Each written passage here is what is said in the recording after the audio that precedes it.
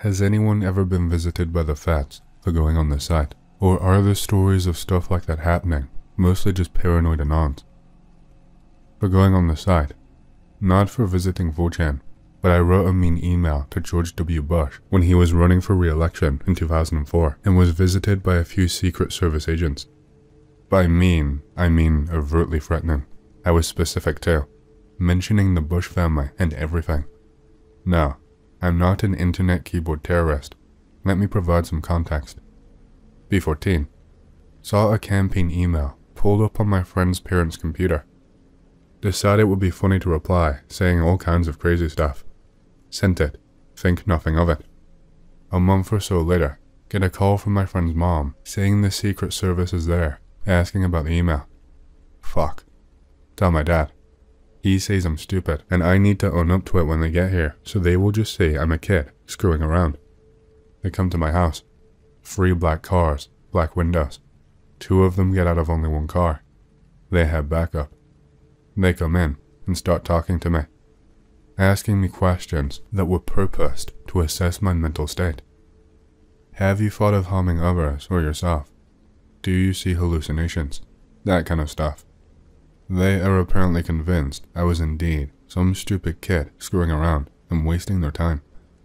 They shame me for doing something so stupid, and I felt shamed. They tell me I will be on a list and I will never be approved for a security clearance, and if I were to go into the military, there is a maximum rank I can achieve. They leave. I later went to his inauguration. I had been to the first one too, in a school trip, and my group was denied entry. I secretly knew why, but I did not tell any of them because I was embarrassed. One kid was bawling his eyes out because he didn't get to see his hero, George W. Bush. Sorry, man. To the agents reading this, I'm definitely a good boy now. You already know that though. I forgot to say, they took my prints and took a picture of me before they left.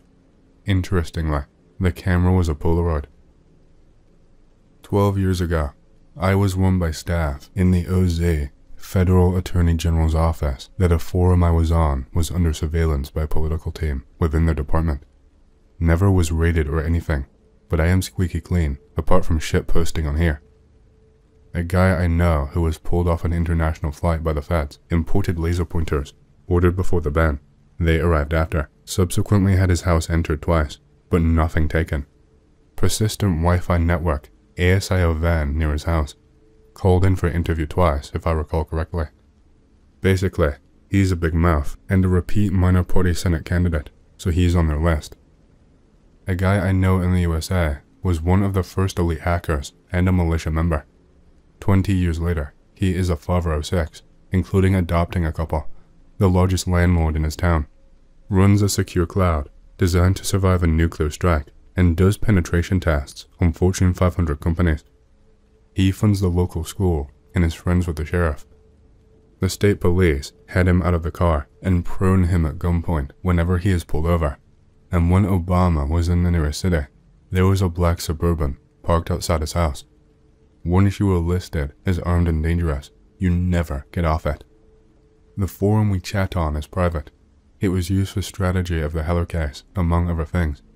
The admin effectively told us he had received a national security letter requiring him to turn over data when he heavily suggested we go to Tor and consider everything we ever said on there as being public. So yes, surveillance is real, but they keep it low-key until you start spouting off in public and mention guns. Not exactly, but they did figure it out. Be me. Be early 2016. Had a restraining order on me because of a misdemeanor battery charge. I got into a fight with my ex's new boyfriend. Didn't get rid of my rifle that I built from 80% receiver. Ex tips off the courts that I have rifle. 6 Department of Justice special agents at my house. They take me into custody and ask me where the rifle is. Tell them, cause I don't want them to toss the house. So Anon, where did you learn to build a rifle from an 80%? Begin to say the internet when he guesses. K on 4chan. Yeah, I say. Bewildered that a 40-something fed knew exactly where I learned how. Super freaked out, thinking all of those fed memes were real. Nothing ever came of it though. They did not bring it up again or in court. get charges dropped from prohibited person's possession of a firearm, felony, to misdemeanor probation violation due to length of time between restraining order and arrest. Cleaned up trash on the side of the freeway for 14 days. Years ago, I was involved with various anti-globalist groups and with the ecologist movement, but later left when they changed their policies. There was a bunch of demonstrations over a short period of time. When I was attending one, I used to be the guy in charge of taking photos to make us look like glorious heroes of the revolution. The first times, everything went well. We were only dealing with regular cops who were making sure that the demonstrations would not turn into chip-outs. But eventually, as more and more people got involved, some strange black cars started to show up. Once, I was followed by one of them in a street as I was walking back to my car. It was slowly driving by my side with fully dark-tinted windows. I was under the impression that they were simply curious because I had a suspicious backpack that was filled with photography gear. It turned out that after that day, every time I would show up at a demonstration, there would be some gray men in regular civilian cars taking pictures of me. Anyways, eventually the whole movement died down, and I never saw any of these people again. It might sound a bit anticlimactic, but I suppose that they have some sort of dossier about me somewhere. So yeah, keep in mind that as soon as you start to get involved in something politically incorrect, they will document who you are, just in case. If I recall correctly, Edward Snowden revealed that NSA collects data about the fetishes and porn viewing habits of suspected radicals so that they can be used as blackmail material later. You think they only blackmail radicals? I bet they've got files on everyone. Some kid today will be blackmailed in 20 years by the deep state feds when he's elected into public office because he spanked it to fake incest porn one time when he was 14. You think you live in a democracy, but under the surface is leverage, and leverage is where the real power lies. I set up a website probably around 6 or so years ago. It was pro-Julian Assange and anti-intelligence agencies. I wrote a few pieces on the matter. I was definitely being followed. One day at work, I had a guy come in and just stare at me constantly with a slight smirk for about 10 minutes. He was probably mid-40s, bald with a long beard, a bit of a potbelly, and covered in tats. I eventually went over to him and asked him if he needed help. He replied no, and I go to walk away, and he asked me who I was. I asked him why, and he said he already knew who I was. That was unnerving. Then, after a few seconds of silence, he asked me what else I did.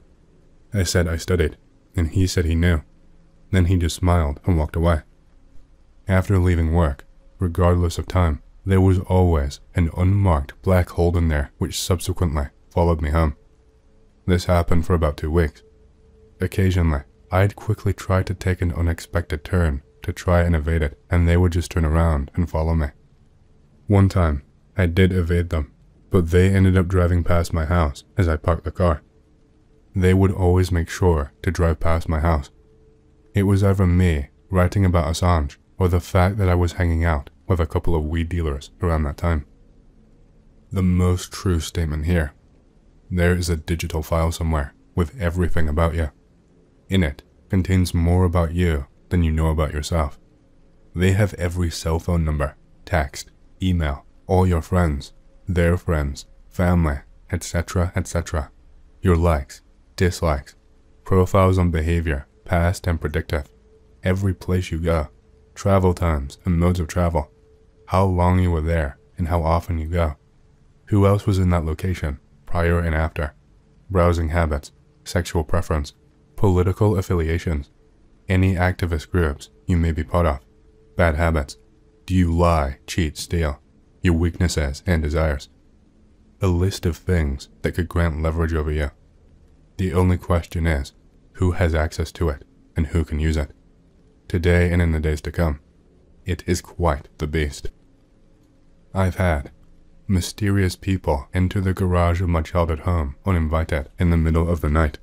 Garage was closed, meaning they hacked the garage door opener. CD/DVD tray of my laptop opens without any stimulus after posting about Project MKUltra and other government subversion programs.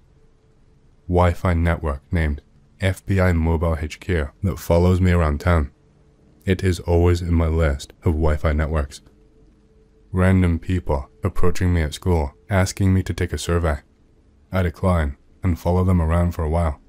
I've never seen them asking anyone else about a survey. Gang stalking is real. It's not just schizophrenia.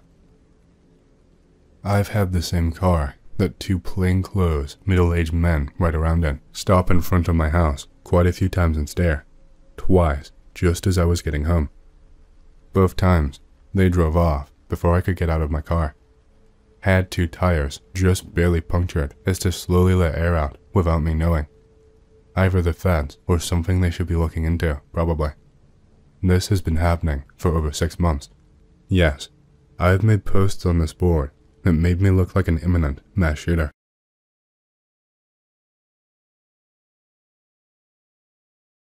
Time Traveler. I am a time traveler from 2029. I came from a timeline very similar to this one, but not the exact same. Using a time pod provided by the Pleiades, my consciousness was flung back into a 2019 self. Upon arriving, my memories were blocked, so I could authentically experience this life, but those memories have been returning more and more as we approach the end of the time travel embargo. Though these timelines are different, they are very close. In my original timeline's 2019, I spontaneously awoke to visions of the remarkable future I would experience. I now believe this event coincided with my journey back through time, as if my arrival in this timeline reverberated from my own consciousness. I believe this suggests something about the nature of reality and the human mind. Ask me any question, and I will do my best to answer. Welcome back. Tell us about the general future and some happenings. Sure. We have open contact with ET people. They are very interesting, and we haven't even been told 1% of their history. Some of them are more advanced than others. Many of them are recognizable as being behind some famous encounters. Powerful telepaths can read our thoughts before we even form them, but they have the deepest empathy and compassion. There are many types of sentient life in this big universe, and not all of them have physical bodies, yet that does not diminish their unconditional love for all things. They are truly inspiring and ever mysterious. I quite like them, if you can't tell. In that future, my past, I worked with a time travel investigation agency. We would take calls for time travel-based evidence gathering and, on occasion, recovery. I traveled to our ancient past to witness some events, meet famous people, recover lost artifacts, and revive extinct species. There are some ancient relics that are now known to be lost, but I was able to recover them from their last known location. This still leaves me scratching my head, wondering, were these actually lost, or did I always just take them and bring them to the future for preservation? I traveled to an ancient city where they had open contact with many entities. I was literally directed to land my ship at a landing pad for spacecraft. Some of our ancestors seemed to immediately know we were time travelers. Ergo, they had interacted with other timelines before.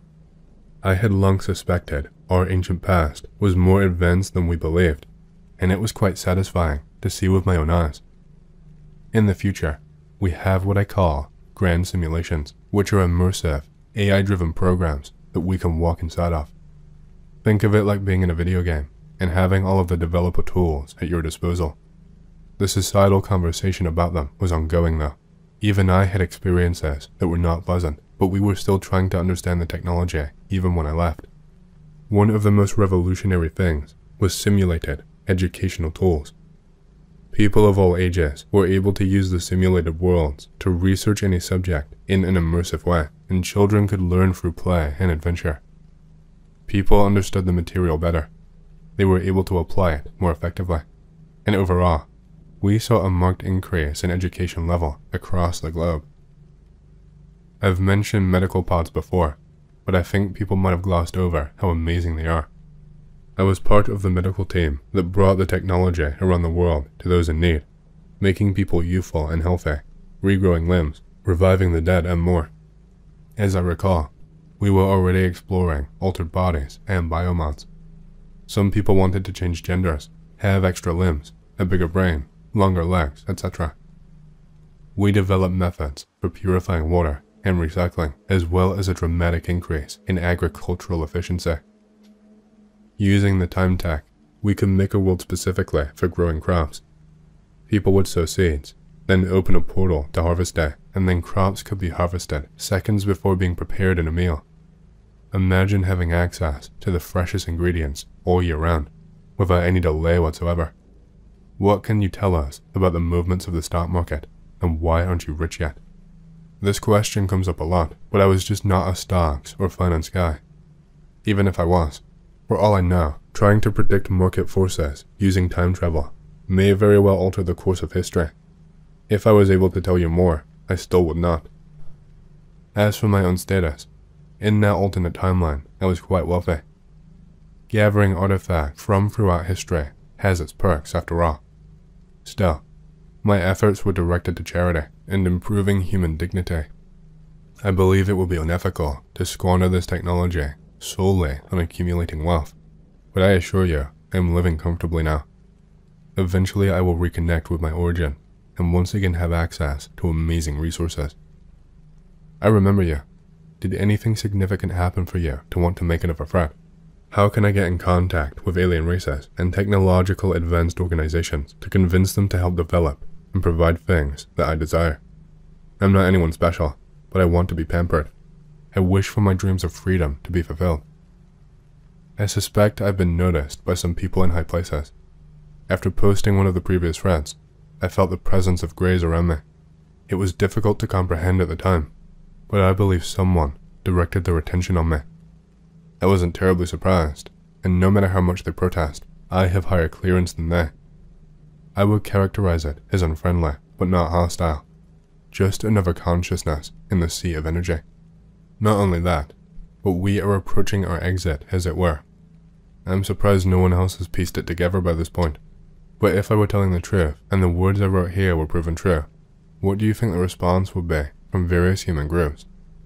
The fact is, once I prove that I am who I say I am, people will have many more questions to ask.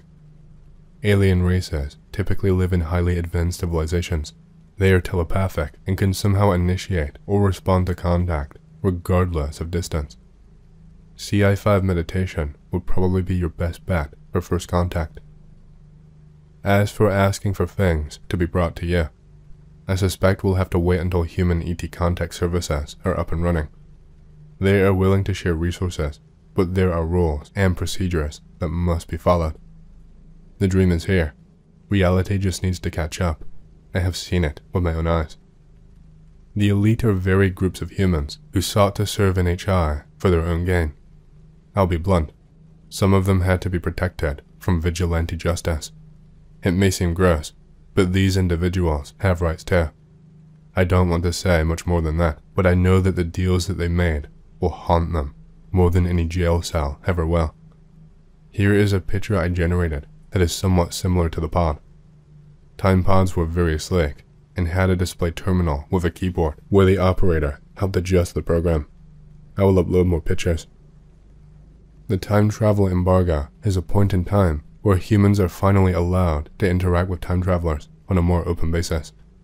People from the future, including ourselves, came back to help with Ascension. Our exit is a very big domino in the near future. I will prove who I am after the event. People will begin smuggling videos from my original timeline, seeing stories about what is happening there, as well as references to a man who claims to be a time traveler. Time works a little different in the future. People are able to go backwards and forwards to accomplish their goals. But even more astounding than that, we can create timelines for study and research that could be harvested immediately, much like our agricultural practices I mentioned earlier. Someone you know could suddenly be many years older and wiser overnight. Not only that, but much of this technology was provided to us with the help of galactic friends. So how does it work, time travel? Because essentially, the past does not exist. No one has ever been there, not even you. You can go back to an earlier point in time. However, wherever and however you travel, you are still in the present. So you said earlier an intriguing thing regarding a sea of consciousness, which is my understanding of how things actually are, as far as the human mind can grasp. How do the aliens describe the nature of reality? Another question. You indicate that giving out stock information might cause a timeline shift, but doesn't literally a molecule being in a slightly different place initiate a timeline shift? I am assuming there are infinite potential timelines. Many thanks. I am not a scientist, nor was I involved in the creation of the time travel technology. Take everything I say with a grain of salt, because I can only tell you what my experience has been like. The way I see it, the past implies the future, which both collide to form the present. Linear time wants us to think in these terms because it allows us to apply a 3D understanding of casual relationships. This illusion falls apart because we know a few key things. Future events can alter the past. There are multiple timelines, and it's possible to alter your own history.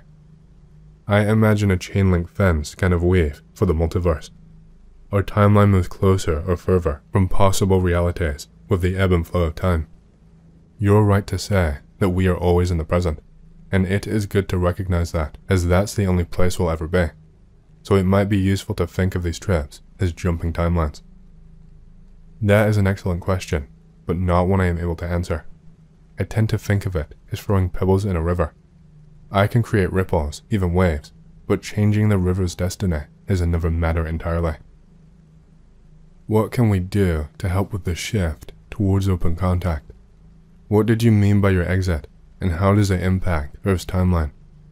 What dimension does Earth in 2029 exist in? How do we acclimatize with open contact? Is it chaotic or seamless? Focus on your inner working and stay grounded. Ask Gaia for guidance. Ask how you can help. I'm not sure how to accurately describe the dimensions as they are commonly used. That being said, I believe individuals were capable of 5D consciousness by then. The collective may have just been experiencing that shift, but I am not completely sure. Make no mistake, there will still be a physical or 3D world for you to walk on. It will be recognizably different than what you see today, but in a very good way. Acceptance of open contact was mixed. Some people did not like being told the truth because it clashed with their worldview.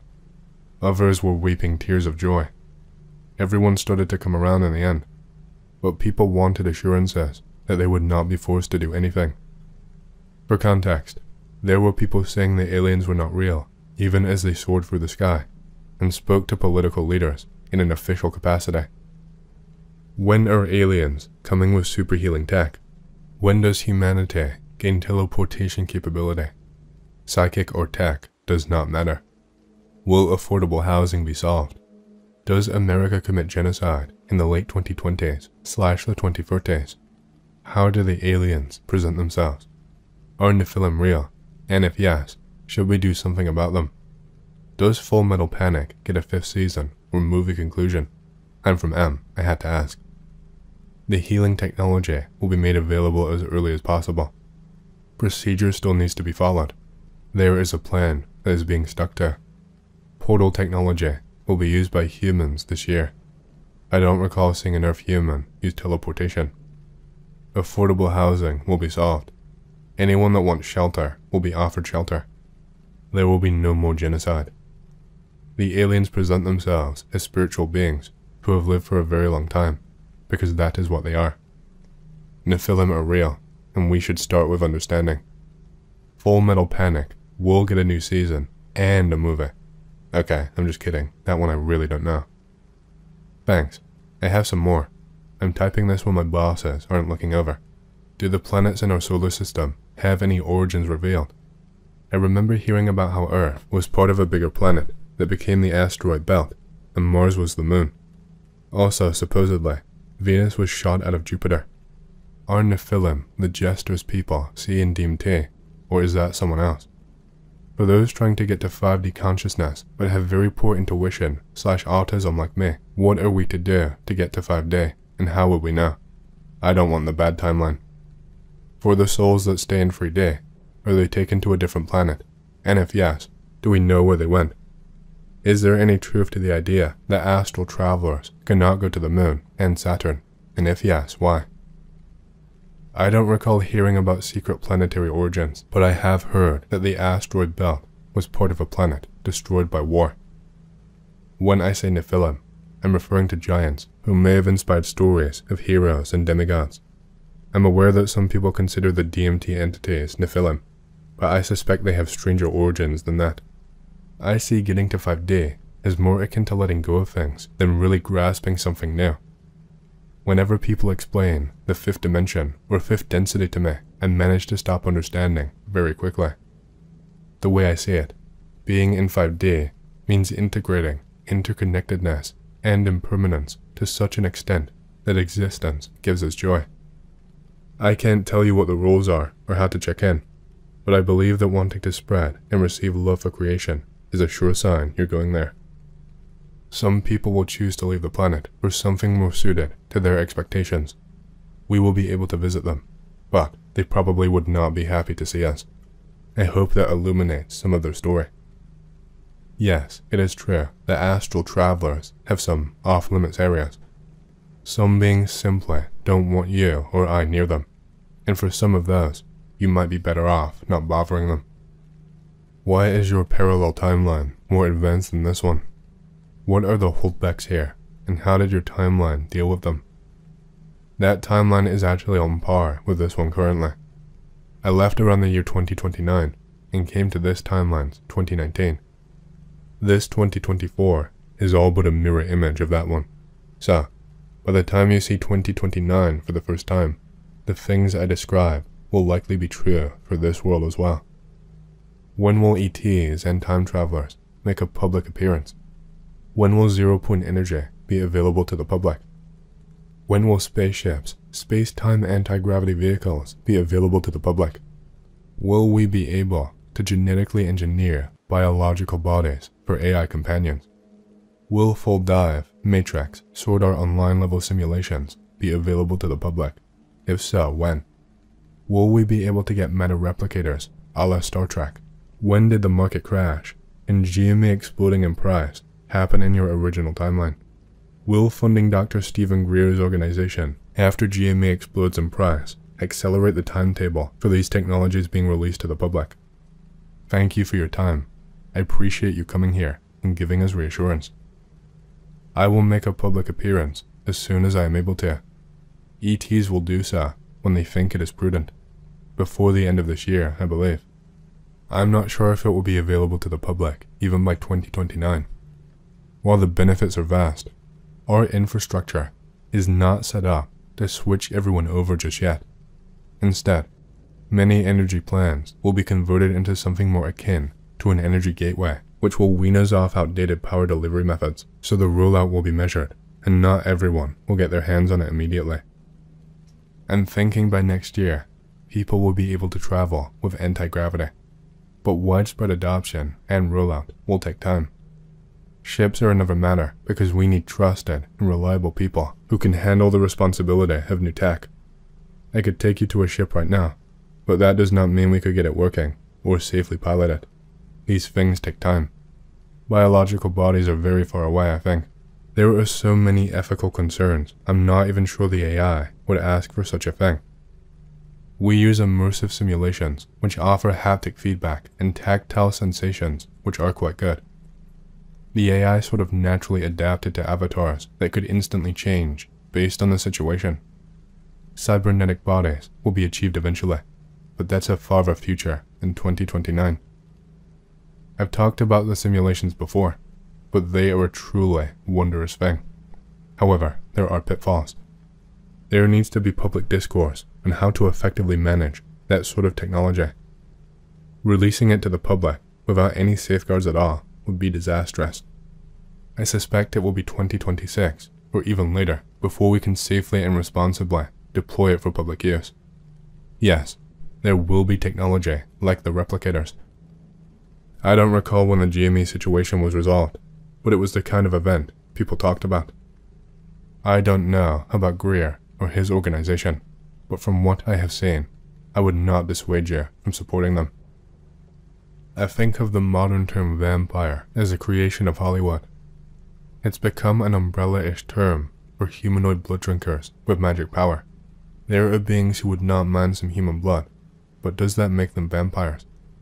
I will say that strange entities that consider humans prey are around, and have been since before we got here. I think it's important to remind everyone that looking like a human is not what made you human. It became easier to find work and good food, and removing waste was done more efficiently to keep things at a high level of cleanliness.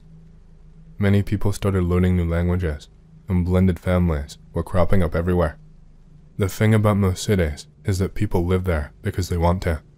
Some of us are drawn to population centers, while others prefer the remote places of the world.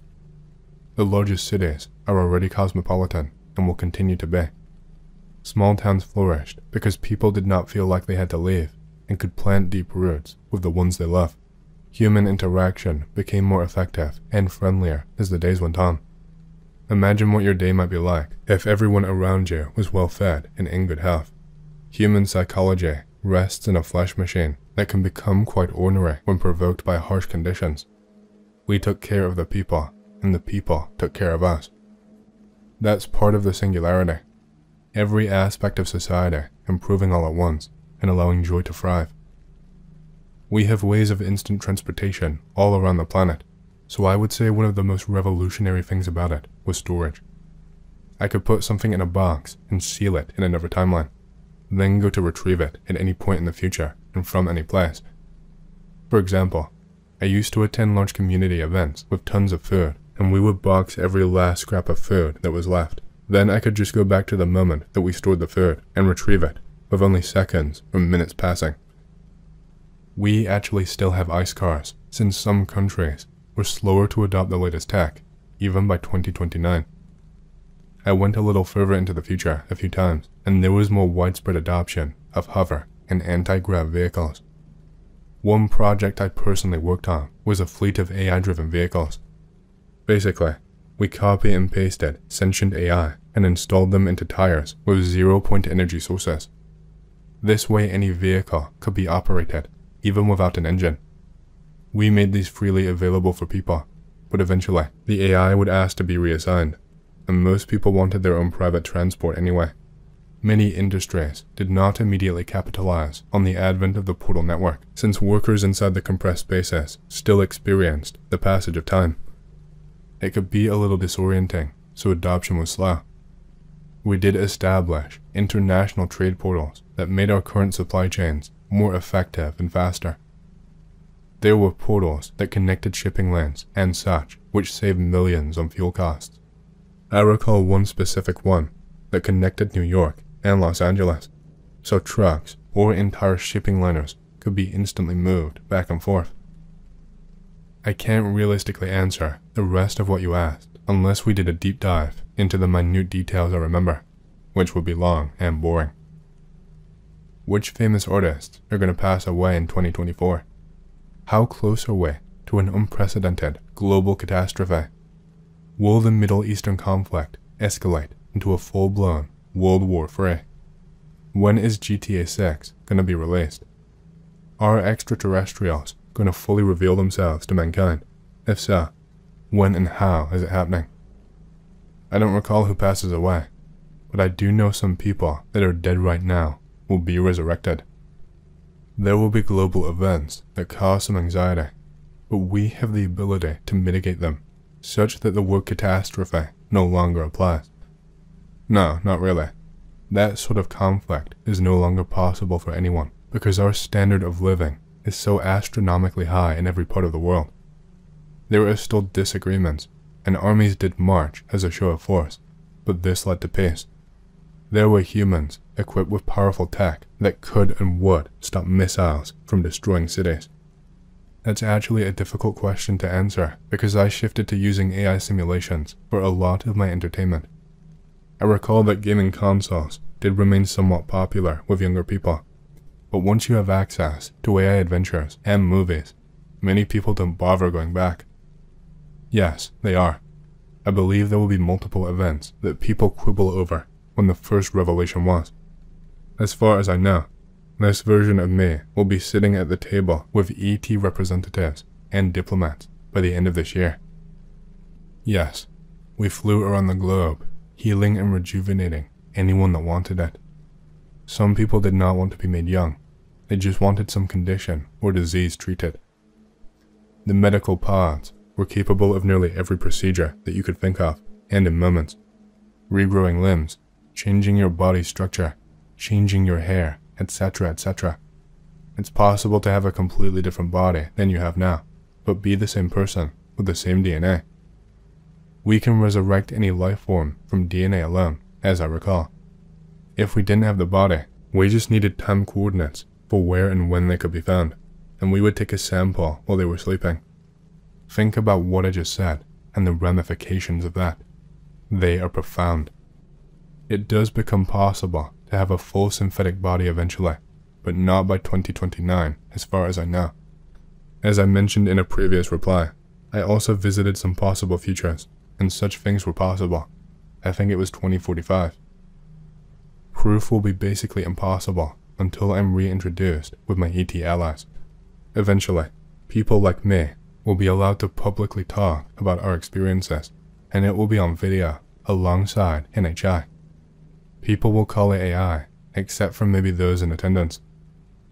The past of this planet is amazing. One of the first things I did was go and visit Sue the T-Rex. Yes, there are mysteries, and yes, they will be uncovered. If you have a specific inquiry, let me know, but here's some notable things. There were some people before our civilization, and they had technology that we do not. Some of them were quite tall, over 12 feet easily. They looked human otherwise. They had a city called Atlantis, and we were able to view our present day with their technology. Ergo, they knew what would happen, and seemed more or less okay with it. There is presently a reptilian civilization living below the surface. The Mothman was a real creature that exists in a kind of parallel dimension to this physical reality. It was not capable of speech that I could recognize and was incredibly aggressive once confronted, but then just vanished into thin air. Other creatures like this exist, and they are native life forms with some strangeness we don't typically deal with. I'll try to think of more, but please ask about specifics to jog my memory. Money still has value, and our current financial system will persist for a time. It's just not a dramatic difference between rich and poor, and people live as comfortable lives as they desire. Many people still want to grind and push higher and higher, but others take it slow and enjoy it just as much. People could still have jobs, but they did not feel like they were forced to do them to make a living. They just pursued the careers that interested them. I believed we should focus on people's needs rather than just cash gifts, so I focused on materials and waste management, food, clean water, shelter, and so on.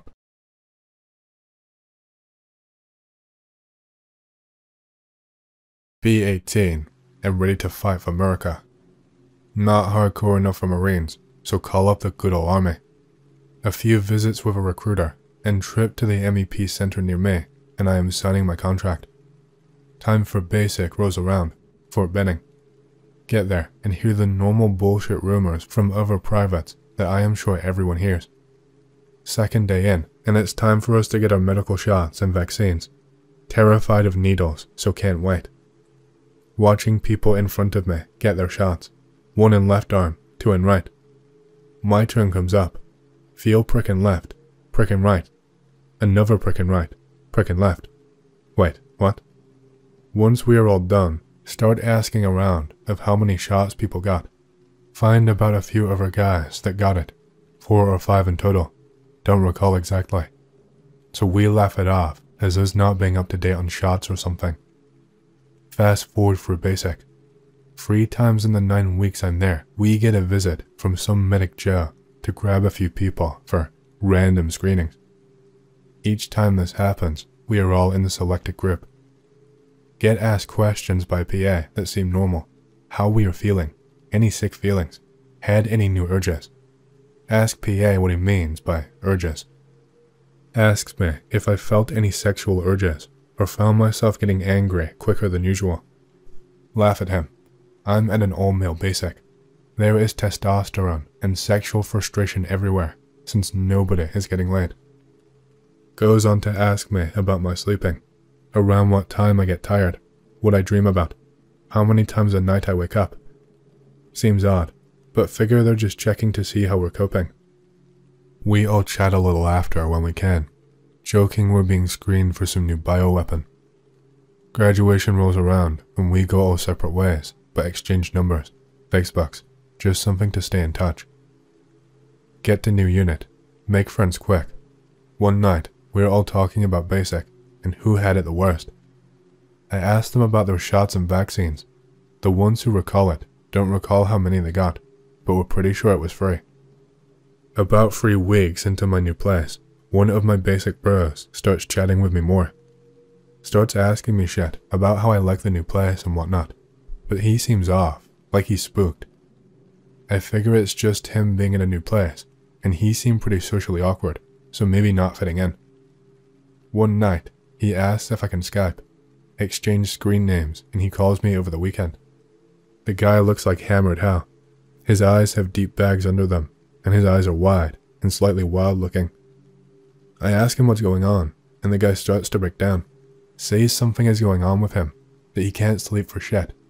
And when he does, he is having these terrible nightmares of him killing people and stuff like that.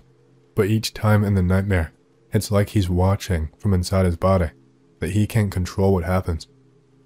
I tell him it's probably just from being in a new place and away from family for a bit. He yells at me and tells me that isn't all, that he's been getting visits from some guys who come to the unit and ask to speak with him. Says they don't look military with their haircuts and facial hair, but say they're with the army and are there to ask him some questions about his basic training experience. They claim they're part of a new section that randomly selects recent basic graduates to make sure that they didn't get fucked over during the training and to make sure the drill sergeants are doing their jobs. However, they also start to ask a lot of medical questions, similar to the ones we got in basic. He says when they spoke last, he told them of the nightmares and they seemed to become more alert. Said one of them excused himself to make a call, and the other asked him to explain the nightmares in detail. At this point he is sobbing and clearly not alright. I tell him he needs to go to sick call or something and go talk to someone. He seems to get it back under control and says he will do that and ends the Skype call. It's late at this point, and I have to be up early, so I crash out soon after. Next day, I hit up the other guys from basic, asking if they spoke to him. A couple says he got in touch and confirm he told them the same shit through text and whatnot. A week passes and no contact. I start to get a little bit worried and call him. Get the little voice message to tell me the number isn't in service anymore. Go to message him on Skype, but no replies. Go to message him on Facebook, but his account has been deleted. Getting a little worried now. Look up other random people from basic that went to the same base he did. Find out a handful are there. Message them all, asking if they know which unit he went to. One replies that they got to the same unit and says, "You didn't hear?" I explain the Skype call and shit to him. He tells me he will get in touch later with the full details. So, turns out the guy had a full-on mental break, he claims. Said they were in formation one day, and the guy just lost it, started screaming and holding his head. He then falls backwards and his eyes roll up and starts to have what they assume is a seizure. Platoon sergeant runs over, taking off his belt, which he shoved in the guy's mouth to prevent him from biting off his tongue. Says this lasts for about a minute or so before he stops and looks to have passed out. They carry him to the little medical sick call building and lay him on an exam table. Since the guy telling me this went to basic with him, he is basically the only guy who talked to him really, so they have him sit with him while the higher-ups talk to the medical people. Says he sat there for about an hour until the platoon sergeant comes back in. This time, with what sounds like the civilian medical guys he'd explained to me. Says they excused him and told him he wasn't needed anymore. He asked if he would be okay, and says the platoon sergeant tells him again he is not needed and to get back to the company. About halfway back, he hears his name yelled and looks back to see his platoon sergeant jogging toward him. He asks him if seizure guy had told him anything. Explains he was talking about nightmares and shit, but that's about it. Platoon sergeant leans in closer and says, "If those guys talk to you, say you don't know shit." Sure enough, later that day, He gets a call to come up to the company, gets there, and sees 2 civilian guys waiting. They take him to a conference room and start asking him about seizure kit. He explains that they went to basic together, but never really spoke. One opens up a big notebook and reads a few things before nodding his head, as though confirming they went to the same basic.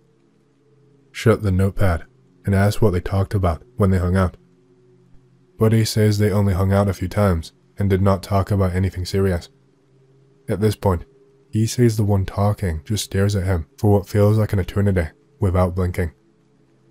The guy finally breaks the death gaze and says Seizure Kid was suffering from some undiagnosed mental issues and not to tell any other people about this.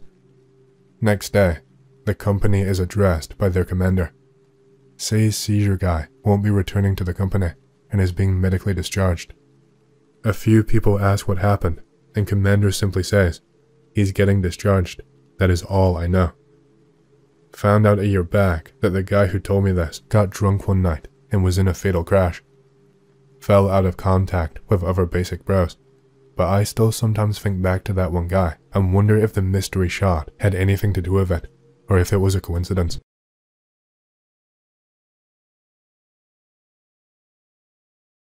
Anyone else find themselves in a fake family? It seems that military operations worldwide set up these fake families to hold your typical spiritual schizo with Neanderthal genes, who also happens to get MK Ultra as a kid. I know my family is fake, and you can tell that these guys sold their souls because the spark of intelligence between me and my sister versus my mom and my dad is like night and day. It will never be something you can point out, because you're just going to end up in the mental hospital if you confront them about it. This is how I know I'm being raised inside an open-air facility, and I probably had a life with other parents before the MK Ultra wiped my memory. This is so dehumanizing, and even more dehumanizing is being in an echo chamber where you are constantly gaslit and people conveniently forget you said things so that the mirage can continue to keep rolling, but you know deep down something is not right. And everyone in your life is trying to steer you down certain paths or ignores problems other parents would care about but are left unresolved so that you stay an obedient little cattle. Think Tetsuya Davis's family, and it works great because these people can just be dismissed as schizo. But the real truth is these people like Tetsuya Davis, who you see as schizo, are schizo because they got MK Ultra, and they are living with parents hired by some service tasked with keeping spirituality out of the first world, with no memory of their life before the age of 10, where they had their original parents. I feel so dehumanized knowing everybody around me is a handler, and now that they know I know, they are still keeping up the facade, and the gaslighting and accusations of being a horrible person get worse and worse as you start pointing out all the contradictions and lies that they have lost track of over the years that don't match what they are saying now.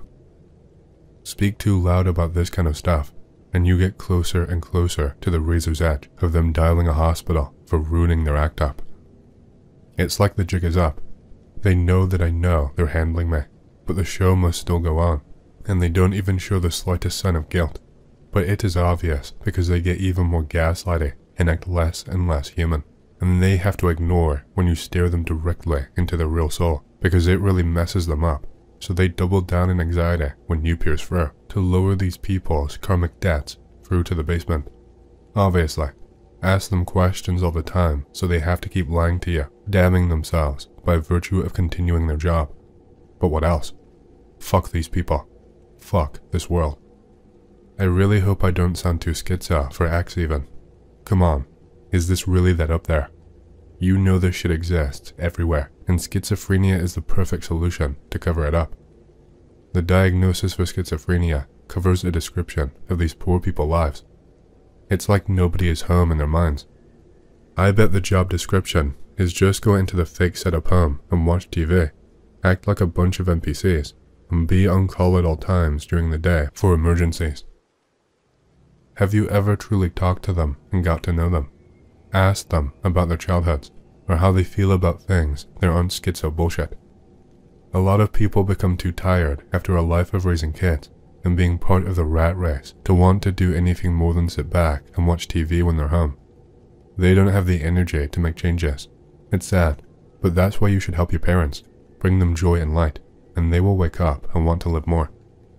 It sounds like you are a condescending weirdo that feeds them nothing but disdainful vibes and talks about things that people with normal responsibilities have no time to give a shit about. No wonder they're closed off to you. Can you imagine busting your ass for 18 plus years to make sure a kid grows up healthy, but he ends up secretly resenting you and doesn't even see you as his parents? That's sad as shit, Anon. Please try to open your heart and reach out to them on their level. Intelligence difference is not an excuse either. Unless they are shitty people who try to harm you emotionally or physically, that's no reason to hate them. Yes, I feel like I just wasted 2 minutes reading your whole reply. My dad abused me, and my mom covers it up, gaslighting. They know everything. I don't care. Nothing about my life is even remotely true, and they are probably scared to make a move. I'm pissed off, but I'm gonna be a lot more pissed off if things change. The real answer to the Truman Show is to realize you hold the cards. Death. That will be my ticket out of this hellscape. The CIA is not in my province. Whatever the equivalent is operating where I live. I'm literally raised by them. Why wouldn't they know? My family is literally them. You don't think they report back to HQ? Yep. What do they even want with me? Some new age Antichrist sleeper cell mascot shit, or just to contain me? I fail to see why I'm so important, and I wouldn't have had a bone to pick with them if they didn't ruin my life first. They are creating more problems by doing this. Should have just let me be a normie and not demolish my entire life history. Did you grow up ever thinking your real parents died and you got stuck with a fake family? Or did you grow up missing a parent and a fake family told you the missing parent died when you were too young to remember? The first step towards schizophrenia is believing that everyone around you is a fake. I can't think of any need for things like gang stalking, other than turning someone into a schizo when he realizes what is happening to him to throw him off the path to the truth. You should not believe such things if you want to keep your sanity okay. Trust me, I've been there. The first red flag that there is something inside of your head working against you is how arrogant you are. Your ego is really out of whack. You feel superior to others. I can't even imagine how much it must hurt them to see you call them fake. All they want is for you to be okay, and you haven't realized how you don't have everything figured out. You aren't in an open-air prison the way you are talking about it, no more than the rest of us. I hope for your sake and the sake of your family that you either get on meds or figure something out, because it is very sad to see happen over and over. Good luck. Yeah, just to reiterate, there is no arrogance in that post. The closest thing to arrogance there is saying he notices an intelligence difference between the kids in the house and the parents, and that is not arrogance, that's just noticing things.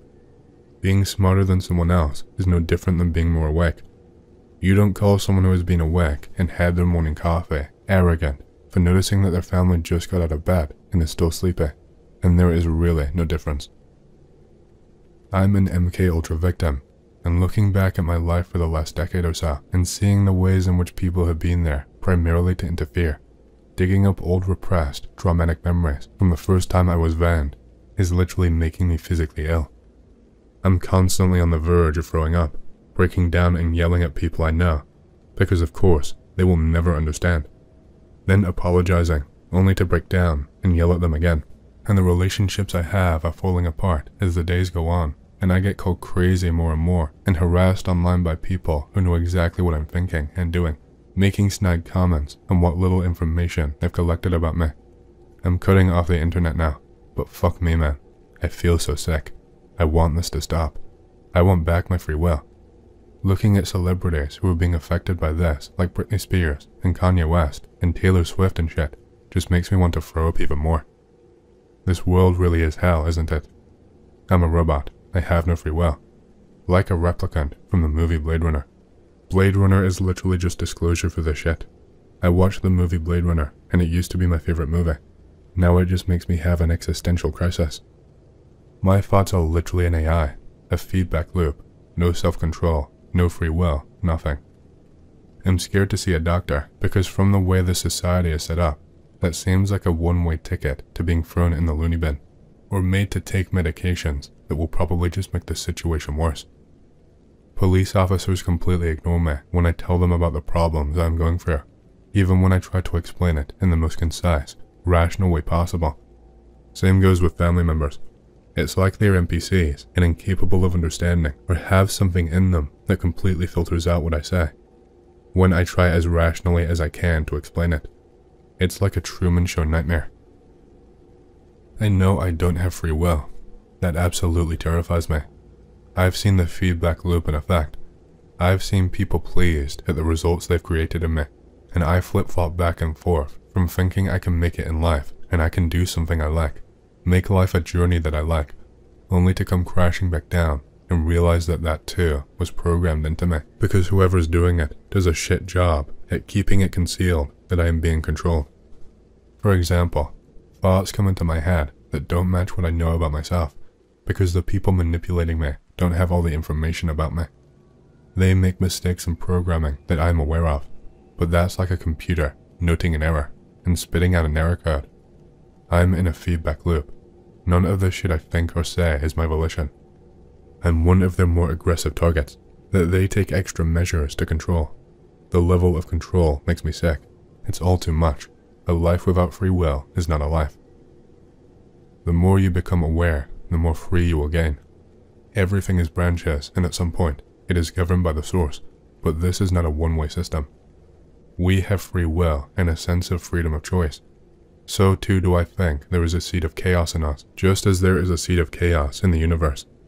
This thing seems truly random or creative to me, which I would attribute to the most freedom. All that said, nature listens to you. It listens to all of us. It's an interplay between us and it. It will guide you along and set stages for you, and I think right there is an expression of our free will. The stage is set, but the outcome is not yet known. What happens on that stage alters the course. The thing we are part of then reorganizes, constantly reorganizing. In our day-to-day, we have freedom of choice, and this again is where the awareness comes into play. The more aware you are of self and environment, the more agency you have over self and environment. You are doing as you are intended, but you are also part of making up your own intention. Reality is not something to fear, but something to be played. Did I get MK Ultra'd? Did I get MK Ultra'd, or have I just lost my mind? XGF breaks up with me, calls me a narcissist, creep, and makes death threats about having someone kill me.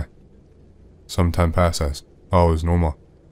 Intimidating tarot reading start popping up on my TikTok. Tells me there are people plotting against me, falsifying documents, diagnose me with MPD. Always the first content I see when I open the app. Tried making new accounts, deleting the app, nothing changes. See more tarot readings telling me there is a spy app on my phone and that there is a trained marksman on me. See 2 new can of lapped hunting stands in my hedgerow, think nothing of it. Night comes. I see my neighbor has their window wide open with the lights on. My neighbor's daughter is friends with X, so I think about the trained marksman and take out my camera and zoom in on the neighbor's window. It's a flat screen TV, playing XGF sex tapes. At this point I was convinced I was schizo. Turn off camera and watch TV. See black figure run up towards house. Wake up family, and dad said that there was nothing there. I notice a small bug bite on my hand with a collapsed vein and a bruise that was not there before. Think about the sniper in the bushes again. Arrive at hospital, transferred to psych ward. I take the pills and tell them what happened, and all was normal until the 3rd day. Optional group meeting held by a pastor that works there. I did not want to go, but another patient told me I would like to hear what he had to say. Pastor tells a story about a kid who had rage issues and did fraud, and the feds had been watching him for a few years, literally me. Patient nudges me and says he's talking about you. Shitting myself. Got out after 2 weeks, all is normal. Is this happening because my dad's a Freemason? Did I fuck a federal agent? Should also mention when I left the psych ward, the first TikToks I saw were about Munchausen's by proxy. The entire time at the ward I was on the phone, complaining about how I shouldn't be here, and how my dad exaggerated things in the ER to the nurses. In my case I think it was schizophrenia by proxy I think. I also want to mention, I am not diagnosed with schizophrenia thankfully. that would have definitely screwed up my life. I've had experience with gang stalking.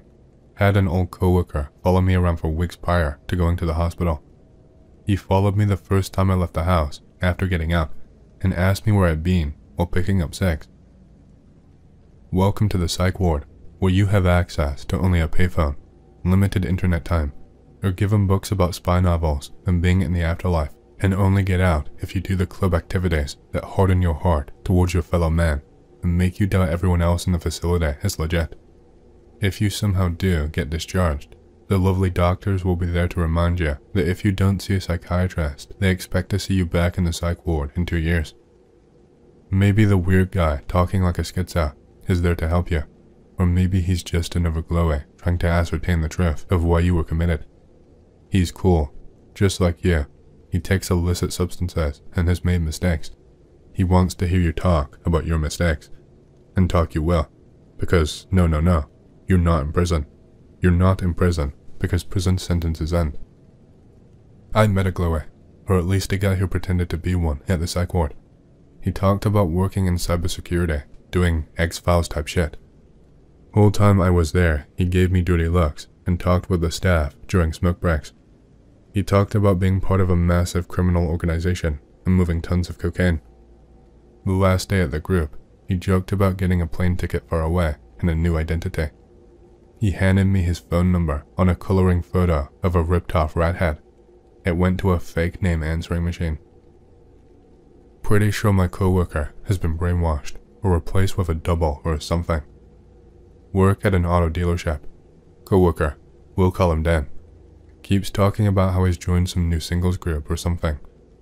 Never shuts up about group. They go on trips. They meet up. Describes everything as separated by age groups. Says singles go with singles of certain ages. Married couples with married couples of ages. Elders. Every fucking time he talks about elders and what the fuck they think. Slowly see my coworker stop doing normal stuff. We used to go get coffee on our lunches every day. Sometimes I buy, sometimes he buys. Coffee is an impure toxin, and you should stop drinking it. Stops drinking soda too. He gives me a bunch of random stuff, because he doesn't need it anymore. Sunglasses, some comic books, even a soda stream. Says his singles group needs people in my age bracket, and I should really consider joining. He stopped swearing. In a little over a month, this dude has completely changed. He doesn't even comb his hair the same anymore, and he's losing a lot of weight very quickly. Keeps telling me that he and his new friends are all planning to move soon, and that we should join them before it's too late. Asks me stuff like if I ever get lonely, or how things are with my family. Has started claiming that we shouldn't wear masks because it's impure, and that the fact that we take temps at work is stupid, and that he is protected. Tells me he feels like his soul has been refreshed. Dan tells me today, at the end of our shift, that he's going to be selling off all of his stuff soon, and that he and his new friends are moving into a gated community somewhere else. How messed up is my friend? And what the hell kind of cult shit is this? And is there even a chance of saving his ass? It's really unnerving, yo. Like we never hung out after work, but this shit is like a complete change. At one point, dude insisted that I go with him on some deep-sea fishing trip with him and a bunch of these single group peeps. Thankfully I used COVID precautions and stuff as an excuse, and his response, I shit you not, was, if you went with us, you would not live in fear. What kind of alien response is that? He has been enlightened and is trying to help you, son. Please heed his warnings and go with him. I have been enlightened as well, but I cannot speak of it for obvious reasons. It's a miracle he is able to speak of such things. Do it, son, before it's too late. Don't do it, OP. You are right to be cautious. I am 90% sure this guy is in a cult. Look for signs of sleep deprivation the next time you see him.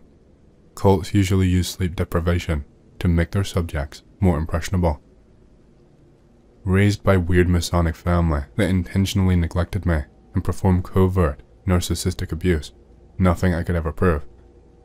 No memory of childhood. Supposedly experienced 2 decades, but only remember the latter one. Earliest memory is of an MK Ultra type scenario inside a dark camp van. The question is, what to do? I'm over these people. They can all go to hell. see if I care. What I have like this empty shell, a walking corpse with a disturbed mind, not disabled enough to get disability, but not able to do anything with my life or enjoy things. When I'm at home, I just crash into depression and nothing feels fun. Everything you would enjoy is just sedative to me. I will carry this to the grave. Are there any practical solutions, or am I doomed to live life as victim of human trafficking in a first world country full of people who believe that everyone walking this soil is free? This life confuses me. I do not get it. Dear God, I understand none of this. I don't understand anything. I don't understand why these people consider me property. What is so special about me? Why has there been so much effort to ruin my life? If I was a slave, why was I let out? If I'm an unactivated sleeper, feels like it, will God forgive me if they activate me and bad things happen? Why shouldn't I take my own life? I was born into a cult too, Scientology. You must take ownership of your present moment. Stop accepting negative thoughts, revise them into positive ones. Practice mindfulness and seek wisdom. Look to your inner guide to find what you can do to cultivate a satisfying life and a good mindset. For me, it was weightlifting, finding a skilled trade job. I made $85K last year, on track to make more this year, getting a GF, and taking the self-improvement pill. It's the only way.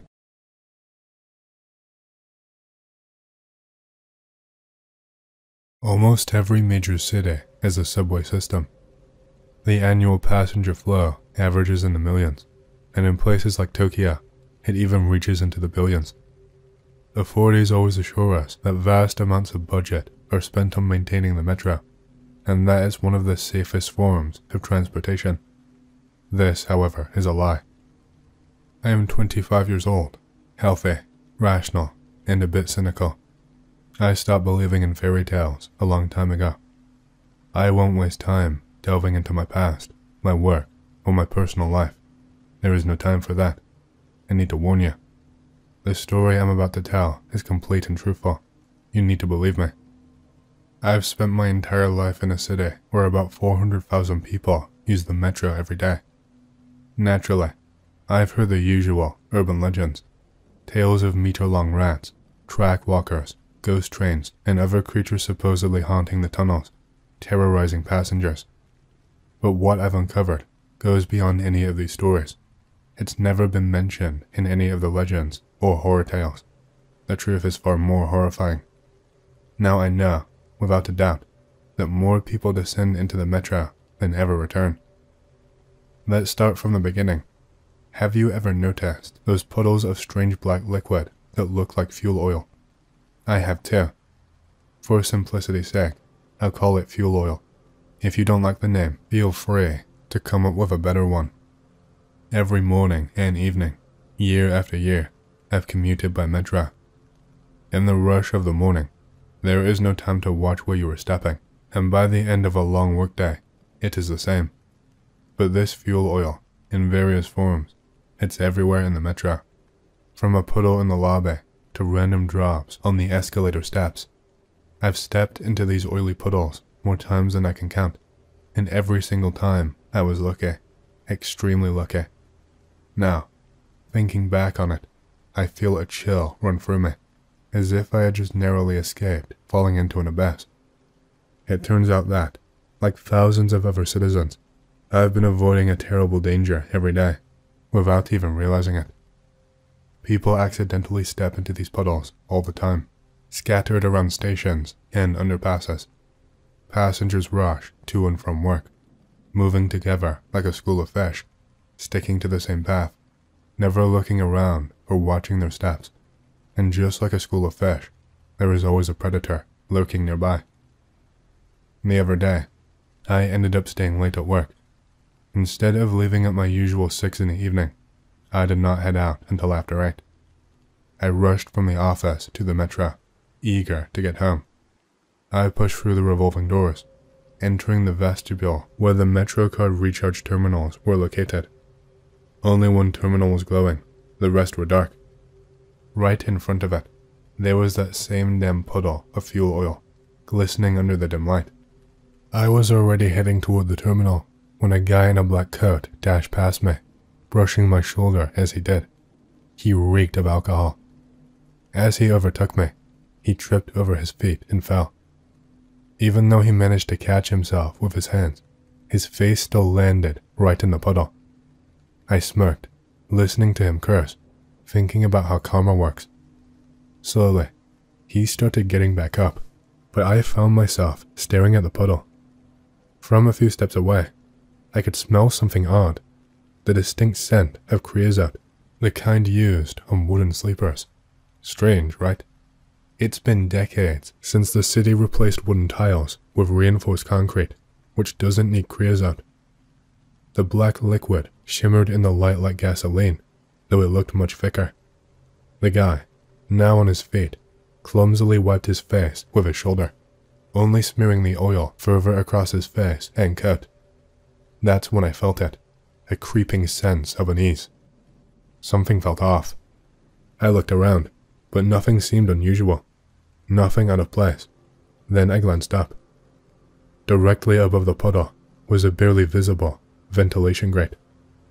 Black streaks of that same fuel oil were smeared across it, and tiny swollen drops hung from the grate, like condensation. The guy, still wiping his face, followed my gaze upward. He saw the grate too, right above him. I watched, as if in slow motion, as one of the drops fell and landed directly in his eye. Another burst of swearing. In the dim light of the lobby, the ceiling was nearly invisible, but the oily grate shimmered faintly. I found myself staring at the darkness behind the grate, as though an endless abyss stretched beyond it. For a split second, I thought I saw something move behind the grate, but I brushed it off as a trick of the shadows and my rising anxiety. Just as quickly as it had appeared, the anxiety faded. The guy was now carefully rubbing his eye with the sleeve of his coat. I walked around him, topped up my Metro card, and passed through the turnstile. Out on the platform, I checked the clock. The last train had left a few minutes ago, meaning the next one will be arriving in about 5 minutes. I glanced over and saw the guy standing by a column a short distance from me. He had not done a great job wiping the oil off his face and coat. He stood there now with a goofy smile, his dirty hands shoved into his pockets, swaying slightly on his feet. He looked like any other drunk teenager, though he seemed well dressed. Nothing remarkable. He could not have been more than 20. Even though the age gap between us was not huge, at that moment I felt much older, as if I'd already hit 30. Just as I was about to look away and observe the other commuters, I noticed something strange. He started nodding his head, rapidly, uncontrollably. It was as if he had the most intense song playing in his headphones. I found myself wondering what people were using these days to get that kind of high. And then it hit me. He was not wearing headphones. He just stood there, trembling, and the few people who noticed him gave a passing glance before continuing to study the station walls. That's how it always was. We ignore it ourselves. Whether it's a homeless person begging you to buy him some tea to warm up, or an old lady who has fallen. Okay, the old lady who has fallen can still be helped, but most people still pass by, pretending not to notice it. I was about to call out to him and ask if he needed help when he stopped doing so. We were a dozen steps apart, but I saw his glassy stare into space, which I attributed to his very drunk state. His smile widened, and I saw with disgust that black drops of fuel oil were visible on his teeth. I shuddered. A chill ran down my spine and turned away. How disgusting. A gust of wind from the tunnel brought the sounds of an approaching train. Then the train itself appeared. The carriages were no longer too crowded. There were even some free seats. Having hurried to take one of them, right next to the carriage doors, I looked around in search of the drunk guy.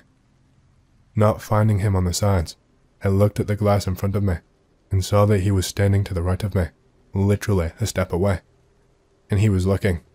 He was not looking at the glass, but simply turning his whole body towards me, piercing me with his gaze.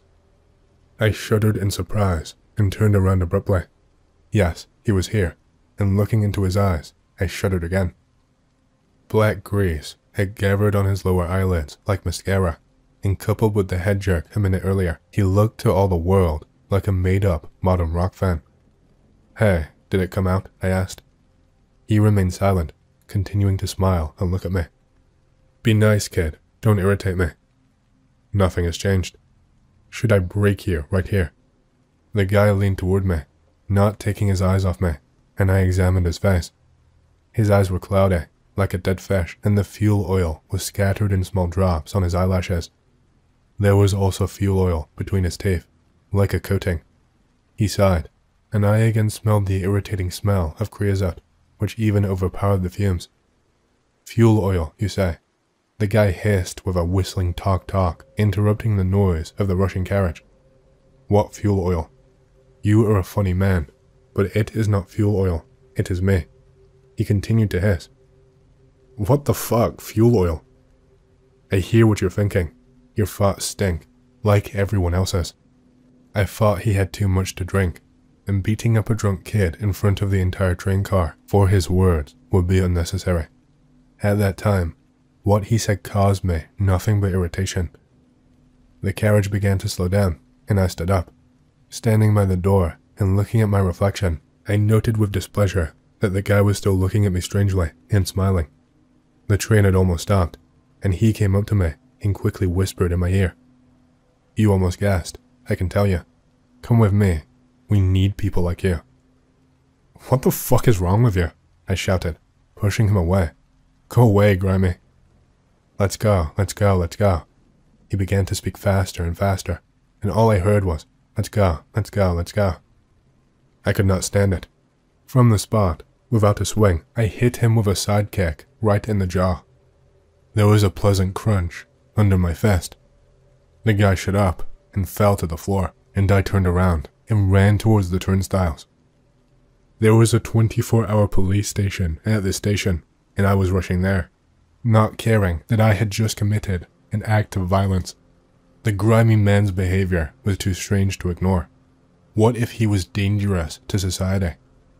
I wanted to quickly knock on the iron door with the sign "police," but in my ears was what he was saying again and again, and anxiety got the better of me again. So instead of a quick knock on the door, there was literally a machine gun burst that echoed throughout the station. There was a stomping sound behind the door, the sound of a lock opening, and in the open doors, I saw two fat policemen put in full uniform, with pistols, and most importantly, not looking sleepy. On the contrary, they looked wary.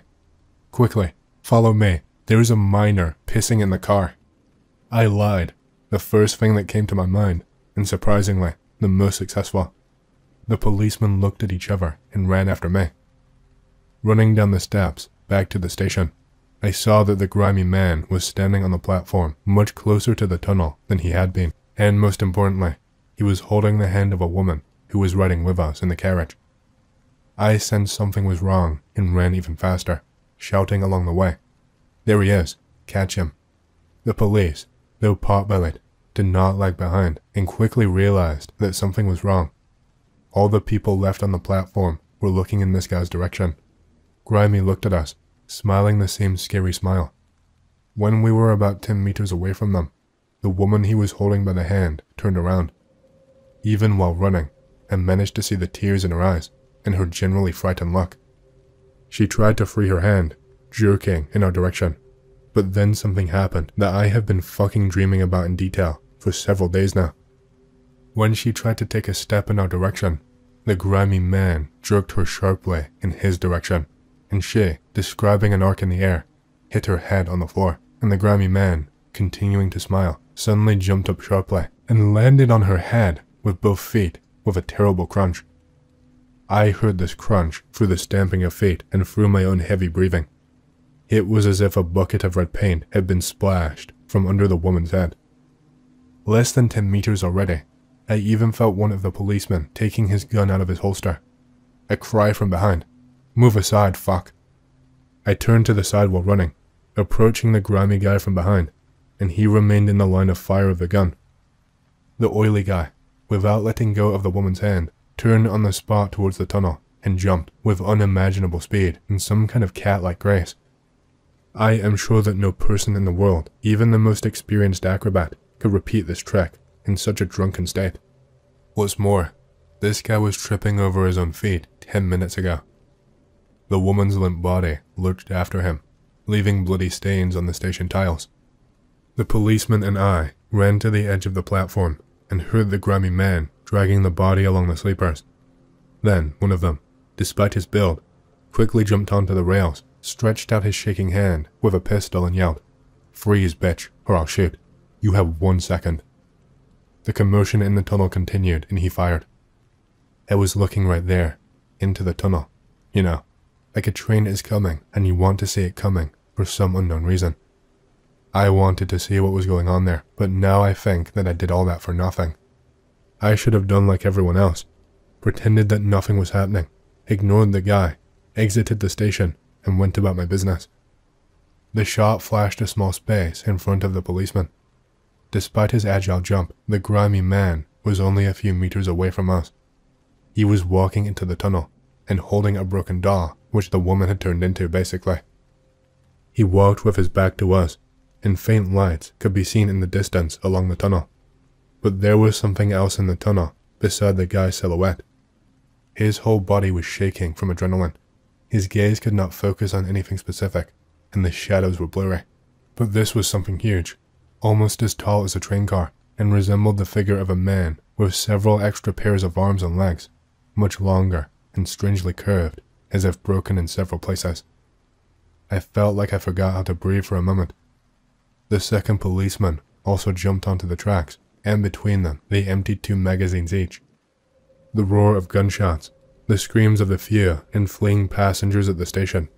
I watched, fascinated, the figures in the tunnels who moved jerkily in the flashes of gunfire as if under a strobe light. Something sprayed from the guy's back when the bullets hit him. In the darkness of the tunnel, against the backdrop of a weak and distant light, I saw a barely distinguishable, many-legged and many-armed figure climb up the tubes, into some opening and disappear. And the guy, having reached that place, jumped into the same place, dragging the woman's corpse there. The frozen policeman started shouting something into the radio, and I, taking advantage of the confusion, jumped onto the tracks and ran towards the figures. I don't know why. Fucking hell. I had to take out my phone and shine a flashlight. The same fuel oil was splashed on the sleepers and rails. My heart was jumping out of my chest. I carefully walked around the fuel oil and went to the place where those creatures had climbed. There was a ventilation grate there, the same fucking one as in the lobby, and it was pushed back into place, as if it had been there for 1,000 years. The police shouted for me to return. The people at the station seemed to have been blown away by the wind, and the 3 of us were left alone. Several CCTV cameras glowed red diodes. The police looked at me expectantly. "What the fuck is this? Did you see it?" I was in complete shock, and it seemed that only confirmation from them would keep me from going completely nuts. "We saw it." "What do you mean you saw? What is this?" "You shouldn't give a fuck. You have a minute to hide. If I find you, I'll put you in bracelets and take you to the police station," the bigger one said, gritting his teeth. Holy shit. Guys, what's wrong with you? 1, 2, 3. Before entering my building, I threw the sneakers I was wearing into the trash can. When I sat down to write this down, so as to not miss a single detail, everything began to line up into one picture. All those people who work underground know something. The metro in every city is a secret and restricted facility that is heavily guarded. Illegal entry into the metro is punished very severely, and the law does not always manage to punish before what lives in the tunnels. After what happened, I decided to look at the photos of the metro employees that are publicly available. And what do you think? Do you think I saw those tired and haggard faces that I see day after day? No fucking way. Every photo shows smiling and glowing people who are proud of their work, no resemblance to the people I saw, with the drivers, tired and grey, who can be seen for a few moments in the rushing train, with conductors who enter the train carriage at the last station with a face as if they were going up to the scaffold before execution. If you start paying attention to it, you will notice it yourself. There is already the stamp on their faces. I don't even know what to call it. The stamp of hopelessness. If they tell you what they know, then what? Who will believe? Who will believe it? I don't even know what to say, but my imagination draws these multi-armed creatures with fuel oil dripping from their mouths, sitting right above the ventilation grates all over the subway. The smell of creosote suggests that these creatures are quite old.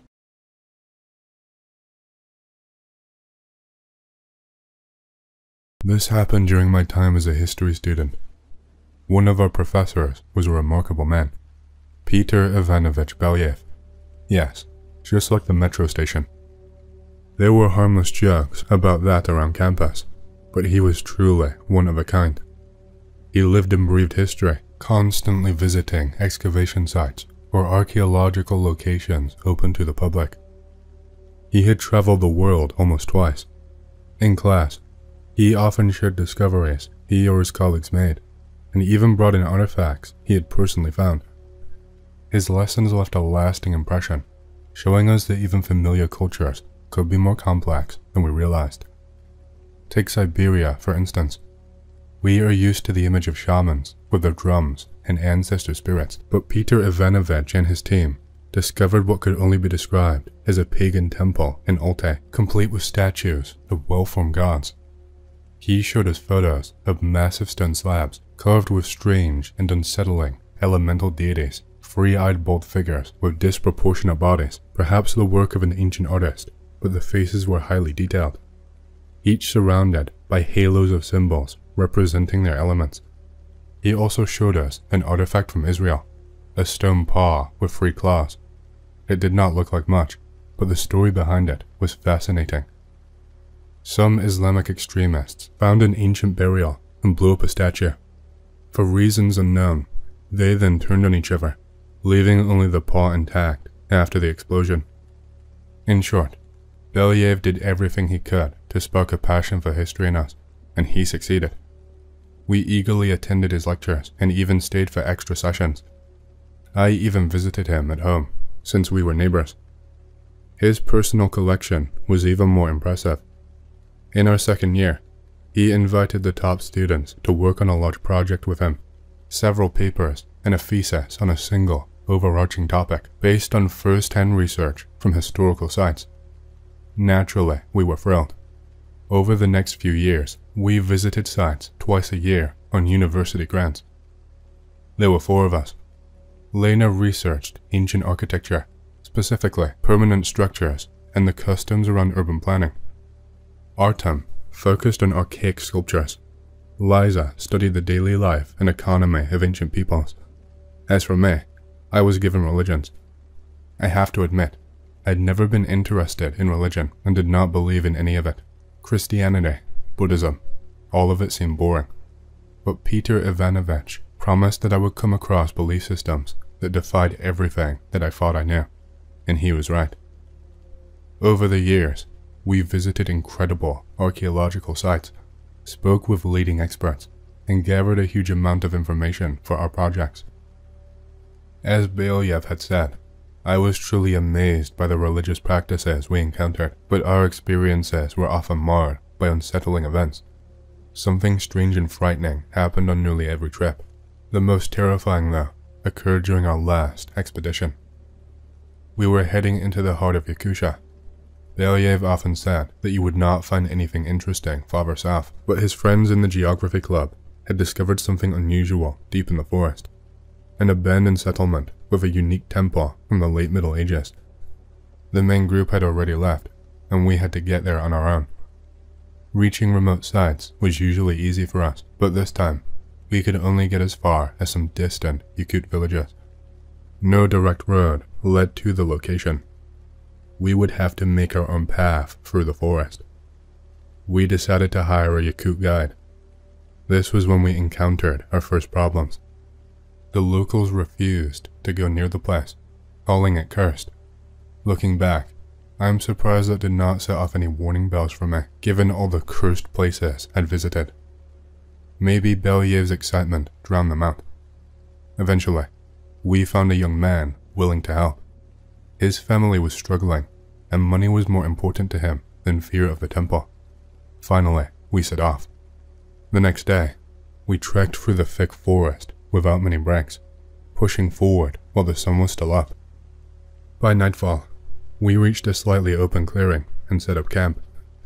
Even though the day had been exhausting, we were in good spirits and spent the evening around the campfire, singing songs and playing the guitar. Our guide, Bolchut, even lightened up and shared stories about life in Yakutia. We asked him why the locals were so afraid of the place. He shrugged and said that no one really remembered. According to old legends, a tribe of cannibals once lived there, only to be wiped out by the ancestors of the current Yakut people. Belyaev and all of us were fascinated by this. Cannibals in Yakutia and killed by their more righteous neighbors. Incredible. Still, Belyaev soon sent us to bed since another full day of hiking awaited us before reaching our destination. Despite the cheerful atmosphere around the fire, there was an unsettling vibe in the air. The forest felt oppressive in its pitch blackness. The dark trunks of ancient trees stretched upwards, their dense foliage blocking out most of the moonlight. We kept hearing rustling noises and seeing vague shadows. Belyaev dismissed them as wild animals. After all, we were in a forest. Bolchut even brought out a sawed-off shotgun, explaining it was for wolves and cautioning us not to stray too far from the fire. Not that any of us wanted to. Just a few trips into the woods for bathroom breaks were enough to deter us. Out there, the ominous feeling intensified. Rustles became the sounds of footsteps, cracking branches, knocking, and what almost sounded like sobbing. At one point, I saw a tall, shadowy figure between the trees, and a wave of terror washed over me as I felt its intense gaze. Still, I brushed it off as just a fear of the dark and carried on. After that, we stayed close to the fire, no more than 1 or 2 trees away. It was better to remain in the sight of the flames than venture into that haunting realm of restless darkness. To our surprise, the night passed without incident. No one woke us, and there were no disturbances near the tent. Feeling refreshed and in good spirits, we set off again. After another half day of hiking, something strange happened. Although the sun had only just begun to set, the sounds of night returned, along with the eerie sensation of being watched by the forest itself. This time, we did not linger by the fire. We hurried into the tent, each of us hoping to fall asleep quickly. The oppressive atmosphere weighed on us, and none of us wanted to face the same creeping darkness that now seemed to hang over us, even in daylight. But that night, peaceful sleep was not in store for us. Late into the night, a blood-curdling scream jolted us awake. I leapt up, eyes wide. The screaming did not stop. Lena was in full-blown hysteria, pausing only to gasp for breath. Her body was convulsing violently, bending in ways that looked like her bones would snap at any moment. She clawed at her once beautiful face, tearing at her skin, breaking her nails as she scraped away at her own flesh. We were all frozen in shock. Bolchut scrambled to the far corner of the tent, muttering fearfully. Belyaev was the first to act. He rushed over to Lena, calling out my name as he went. Snapping out of my daze, I joined him, grabbing her hands to stop her from doing further damage. The others quickly followed. Artem held down her thrashing body, while Lisa, terrified, timidly tried to calm her down. Lisa had always been sensitive, and I can only imagine how horrified she was in that moment. All I could manage was to hold Lena's hand and tell her it would be alright. But when her screams finally subsided and her body stopped convulsing, I realized I had lost my own voice from shouting. Lena eventually regained consciousness, looking around in confusion as her body trembled. We managed to soothe her enough that she could fall asleep again. The next morning, we discussed what had happened. Lena no longer seemed as terrified, but she was deeply concerned about her face. It was understandable. Her smooth, porcelain skin had always been her pride. The deep scratches had left scars that would surely mar it. We asked her what she had dreamed, and she described a horrifying vision. In her dream, she found herself in a strange and terrifying world. The more she looked at it, the more grotesque it became. The sky was filled with red clouds, pierced by an eerie orange light. She was at the bottom of a large pit, its slopes littered with the mangled remains of human bodies. Some were still alive, tearing at each other with desperate ferocity. Men, women, children, all laughing maniacally, though their faces were frozen in fear. To make it worse, Lena felt like she knew each of them personally. The scene grew more horrifying as she watched them claw at each other, gouging eyes, breaking necks, gnawing on flesh. Then, she saw herself, sitting motionless in the center of this gruesome ring. She felt her perspective shift, drawing closer to her own body, dreading what she might find. And then, her body lifted its head. Its face was crawling with white, writhing worms, devouring her skin. Instantly, she snapped back into her body, feeling the squirming of thousands of worms feasting on her flesh. The pain, fear, and revulsion were so overwhelming she had screamed uncontrollably, clawing at the worms in a desperate attempt to scrape them off. This is what we discovered yesterday. We had treated our wounds by the flashlight the night before, so today we focused on recovering from the shock and deciding our next move. Peter Ivanovich finally convinced us it was worth reaching the cursed site, staying just long enough to explore before moving far enough away to camp for the night. We set off again. It had not occurred to me before, but I asked Balchut the name of this ominous place. He said the Russians called the village Bloody Claw, though he did not know why. The deeper we ventured, the more twisted the forest became. The trees seemed to fade to grey, their branches creating a disturbing, static-like effect in the dim light. The heavy silence was broken occasionally by sharp, unnerving cries. Birds, perhaps. We spotted the village from a distance. Between the forest and the remnants of the village was a gap of dead, stunted grass. Had we dug here, no doubt we'd have found the remains of buildings, artifacts, and bones. But there was one clear marker, a large stone, nearly 3 meters high, shaped like a curved claw, reaching toward the sky. As we neared the stone, an overwhelming sense of disgust flooded us, threatening to force us to vomit. It took a supernatural effort to resist. We were only a few steps away when everything changed. Suddenly, I was standing paralyzed in the middle of a village that had come to life. Low, blood-red clouds churned across the sky, streaked with purple lightning. An orange glow bled through the cracks between the clouds. Unremarkable huts surrounded me, but the villagers were gathered at the stone, brandishing weapons. Their clothing was bizarre. Traditional Yakut garb, adorned with snarling demon faces and accented with spikes and plates of strange metal. Body parts hung from their belts, ears, noses, and scalps.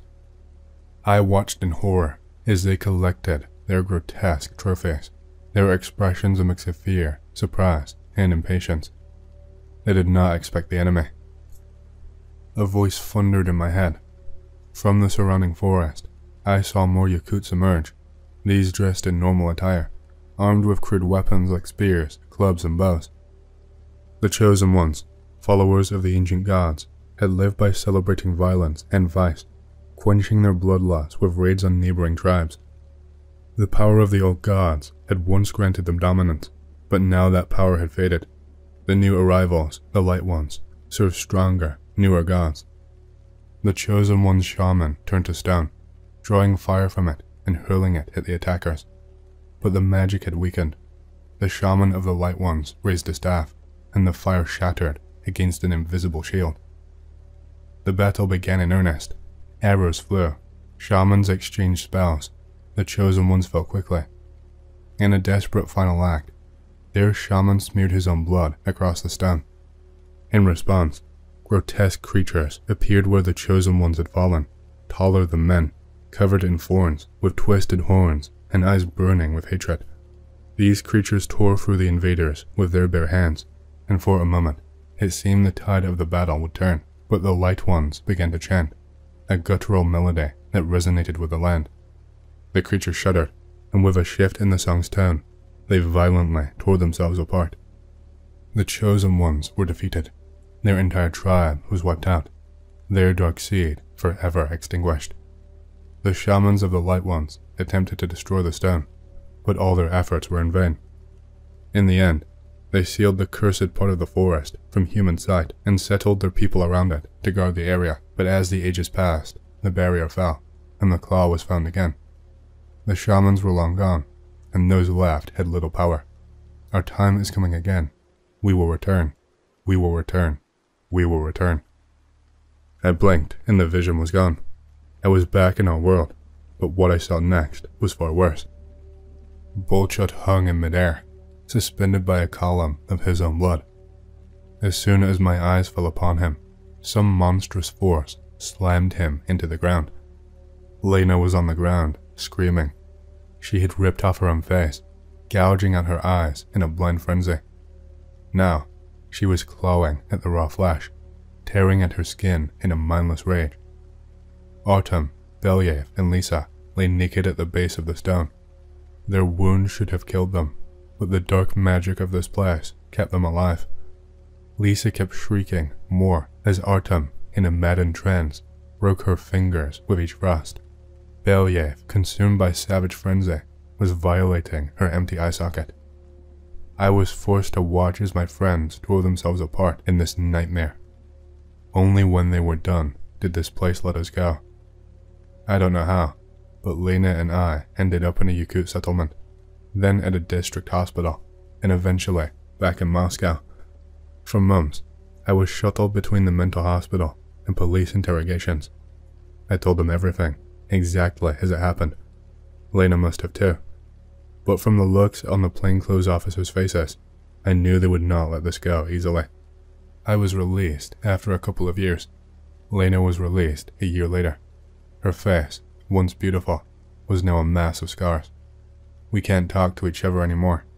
We are just painful reminders of that terrible expedition. I finished my education, but I will never work with antiquities again. All I want is for the authorities to destroy that damn place.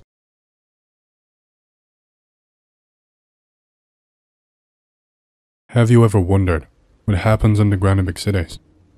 Climb 20 to 30 meters up, and life will be in full swing there. Day will give way to night. Maybe even thousands of people will go about their business. But down there, it is always night, inhabited only by mechanisms and rats. This is exactly how I would have started writing a book if this idea had not left me a long time ago, when I got this job, temporarily. 10 years later, there is no hope of changing it. And every time I think I have gotten used to it, I realize and understand that it is impossible to get used to. I work at a research institute located outside the Moscow Ring Road. Our institution is a secure one. This means it is secret. From the street, or rather, from the vacant lot where it is located, the research institute looks like a small 5-story building, strongly reminiscent of a school. The construction is still Soviet, and therefore, I would not be surprised if this was really a model school project to divert attention and save labor. However, the top 5 floors are the tip of the iceberg. In fact, there are 2 more lower ones, which are much larger than the building above. This is where all of the equipment is located and the laboratories are located. Only 3 floors above are operational, and the top 2 are almost never used, and therefore are filled with scrap, and sometimes things that aren't scrap, just pure rubbish. I don't think that after everything I'm about to tell you, it would be wise to mention anything about the activities of the Research Institute itself, since by recording and posting all this on the network, I am already exposing myself, so there won't be any details about the laboratories below. However, I work even lower than that. The fact is that below the 2 underground floors, there is a basement with communications that stretch far into Moscow and even connect to the metro, and my job is to keep an eye on them. When I responded to the job offer, I was even surprised. A person with a higher education was required to play the role of an electrician, plumber, and watchman all rolled into one, but they paid a very substantial amount, and were even ready to hire a person without experience. Of course, I agreed. I directly saw a life full of freebies for the next however many years, but when I first went down to the basements, I realized what the catch was. The communications laid back in Soviet times did not have any light sources, and on the day of the round, which happened once a month. One had to go to the connection point with the metro and return back. I had to walk almost all day, and I wasn't supposed to have a partner down there. I was also strictly forbidden to print exits to the metro and other city communications, and this, in fact, meant that I had to leave and enter in the exact same place. I was given the simplest equipment. One helmet with a flashlight, one handheld flashlight, a small backpack for tools, a walkie-talkie, and a shocker. The latter was intended in case I was in danger in the tunnel, and the instructions told me that if any unauthorized persons were detected in the tunnels, I should immediately turn off the light on my helmet, report the intruders on the radio, and go back. In other words, if diggers, homeless people, punks, etc. somehow get into the tunnels, it is not my job to get them out of there, which was a huge relief to me. The instructions told me to inspect communications in the form of huge wires. It is not clear what they are needed for. I then had to report any breakdown by radio, and then begin repairs, or call a team. However, calling the brigade, as I later found out, was strongly disapproved of by the authorities. It was the same with the pipes, but in this case, calling a brigade was necessary. There were also strange things in the instructions that immediately attracted my attention, but if I asked any questions about them, I was threatened with a reprimand. This was because the research institute itself, like everything that is in it, let me remind you, is a secret object. One of the strange instructions ordered was never to close the gates to the blind passages closer to the metro. Another said that in the event of, I quote, strong signal blocking interference in radio communication devices, it was necessary to stop going around and go back. If at the same time I had already covered more than half the distance, then I had to stay in place and wait for help. There were many similar rules to this, but these two instructions seemed strange to me from the very beginning. Next, I will describe several of my hikes, which forced me to repeatedly try to change jobs while doubting my mental health. I remember the first time especially well. I was briefly introduced to the place of work. The stairs descended into a small, very shabby and dusty room. There was a lonely chair in this room. To the left was an elevator shaft sealed with brick. This was strange, since there was no elevator in there at all. At the right end of the room, there was a small, narrow corridor that led to a huge canal through which pipes were laid. The pipes were of enormous size, and they were laid below the entrance to the canal, and on top of the pipes, there was a metal walkway, a crossing bridge, like those that are under the roof in shopping centers. The pipes ran along the canal for another 50 meters, after which they ran into a bunker with a heavy iron door, over which a construction lamp was always burning. It was the only source of light in the canal. To the left of the bunker, there was another heavy iron door. Behind this was my workplace. It looked like an ordinary guard's closet. There were monitors that displayed data from pressure and voltage sensors in the tunnel.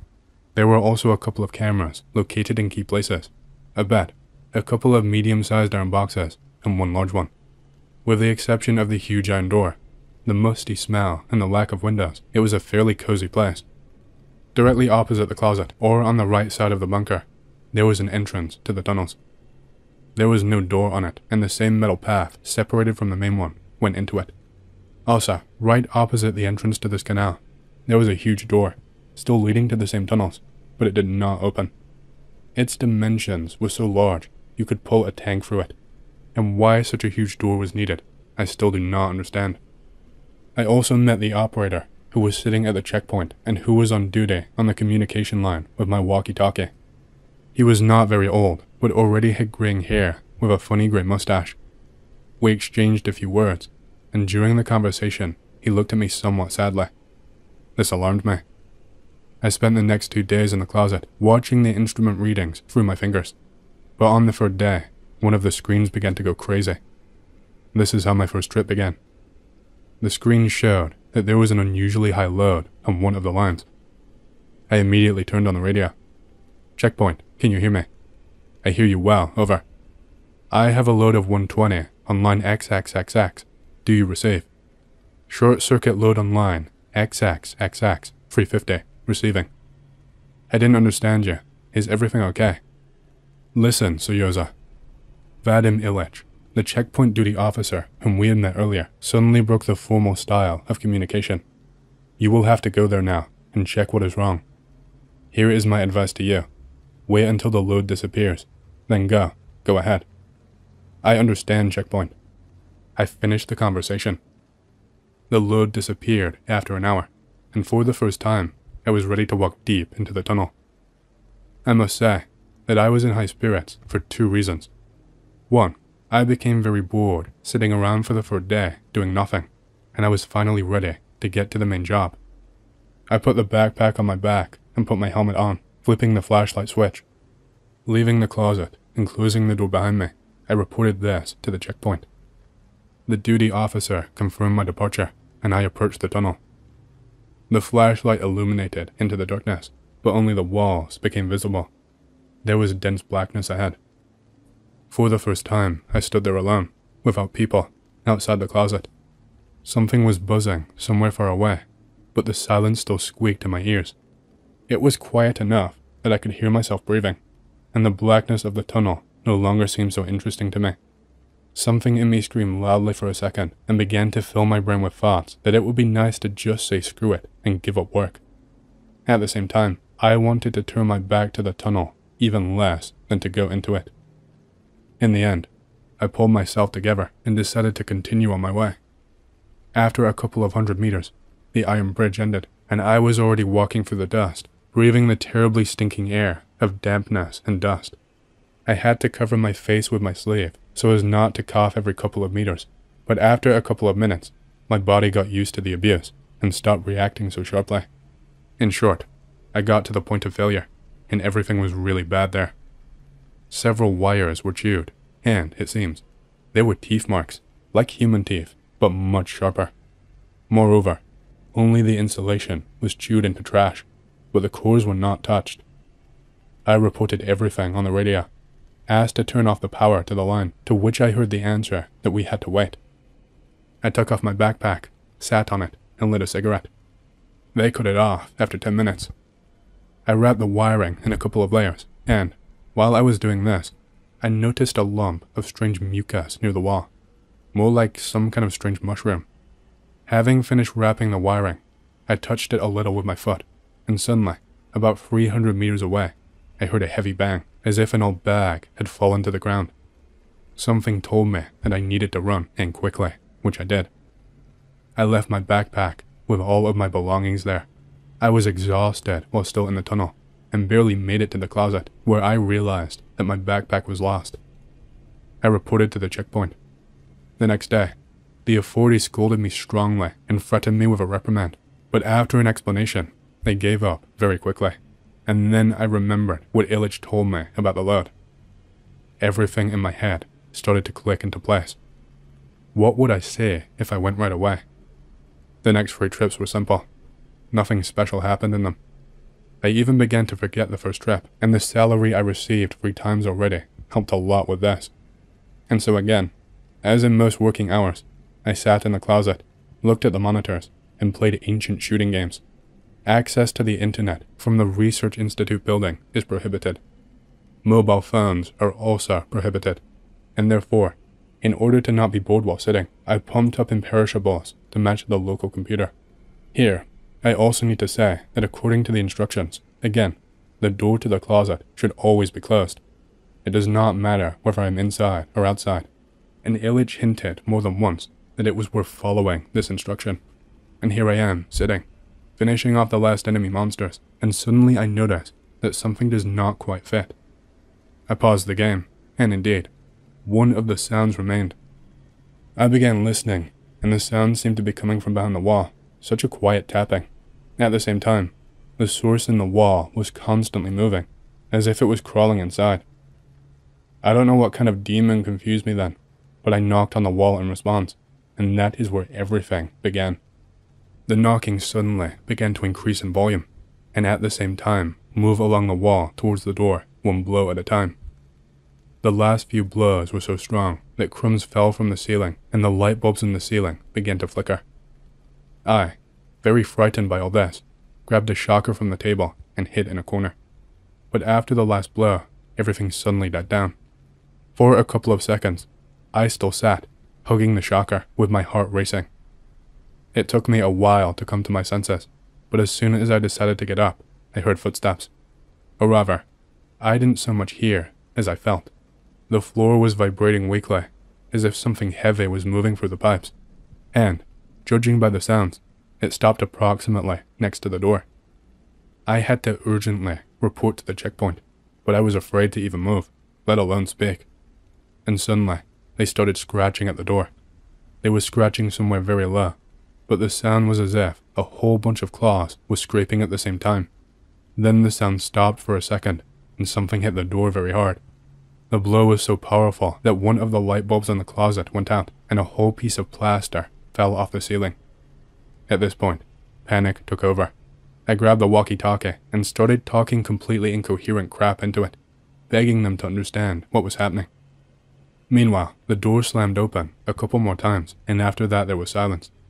After another 10 minutes, the door was opened from the other side, and a very crazy police squad and a stern, gloomy Illich came in, who was the only one out of all of us who remained calm.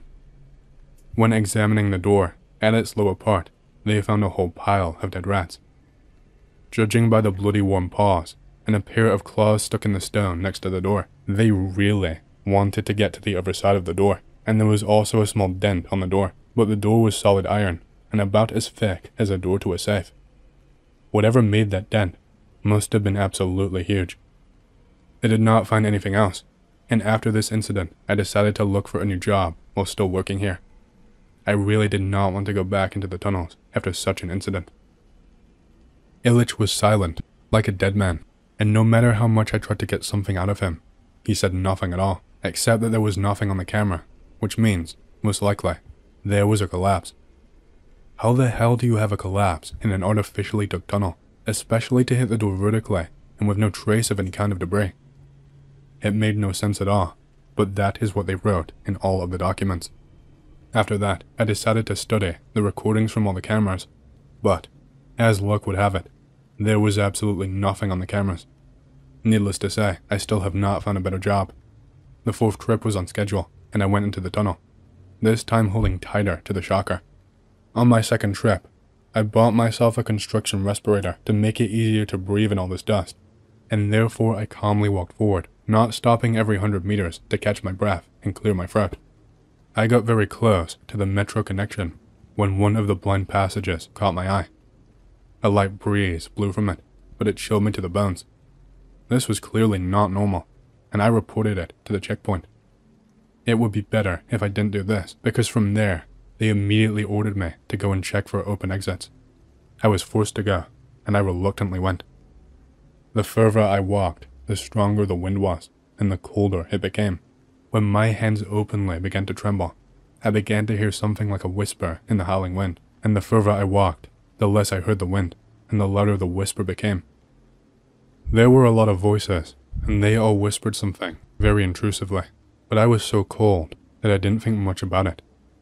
Towards the end, the passage turned a corner, and I noticed that near this turn, the entire passage was painted with strange sticks and markings.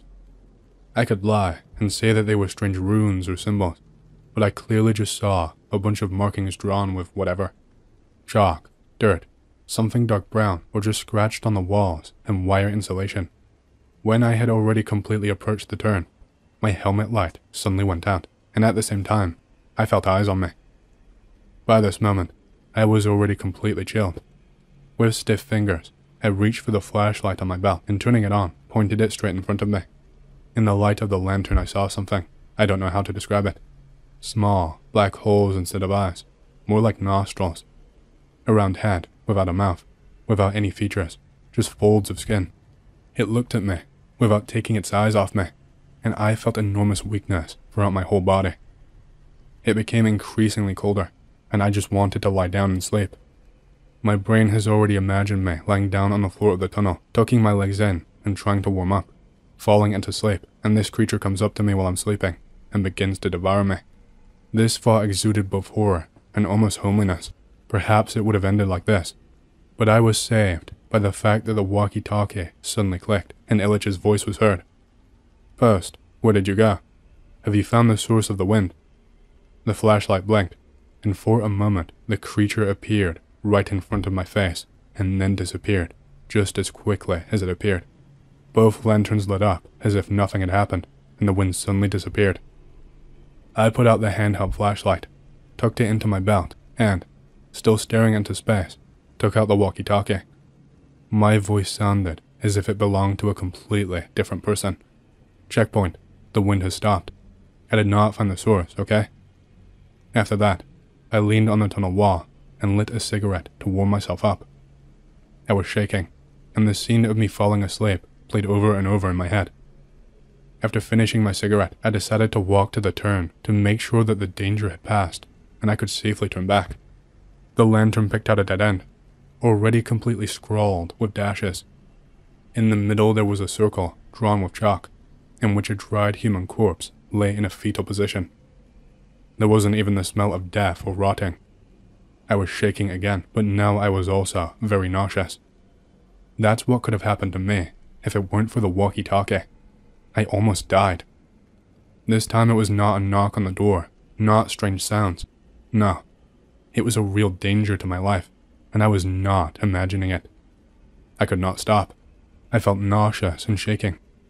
Completely exhausted, I moved away from the corner so as to not see this body, and again took out the walkie-talkie.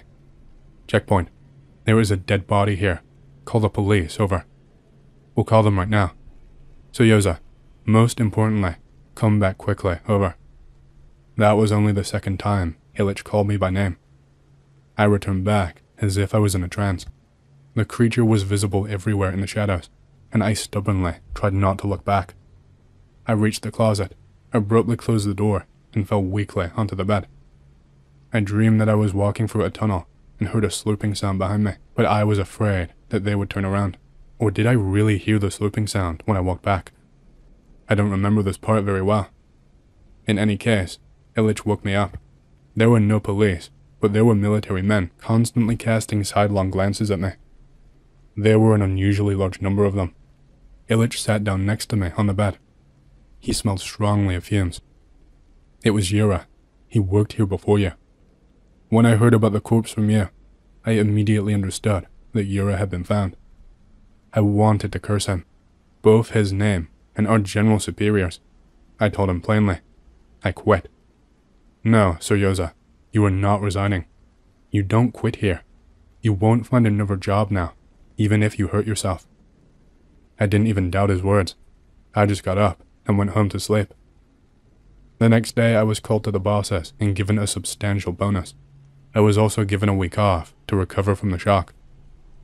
Needless to say, I spent the entire week drinking away this bonus at the club, but I returned to work, not at all rested.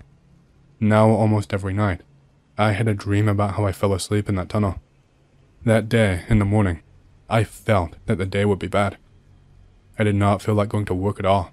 Although the day of the round had not yet arrived, my fears were confirmed when I arrived. The monitor displayed a strong drop in pressure in the pipes located at the end of the tunnel near the metro. I contacted the checkpoint and was told to go there. As usual, I gathered myself and plunged into the darkness of the tunnels again. About halfway to the end of the tunnel, I began to hear rustling somewhere above me, and this made me quicken my pace, but the rustling did not lag behind. It rustled as if someone was pushing paper through the pipes and running along the edges of the tunnel with a long pole.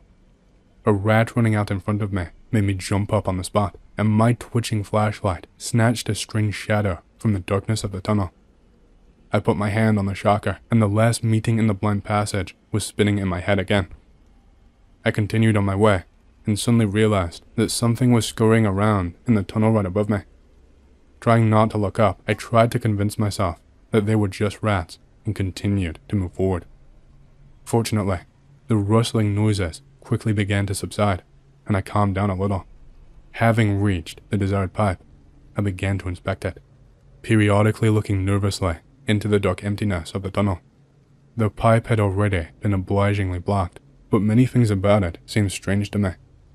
Firstly, given the size of the pipe, there should have been a huge puddle where I am standing now, but there wasn't. Instead, there was only a small puddle, which most likely dripped after the water was turned off.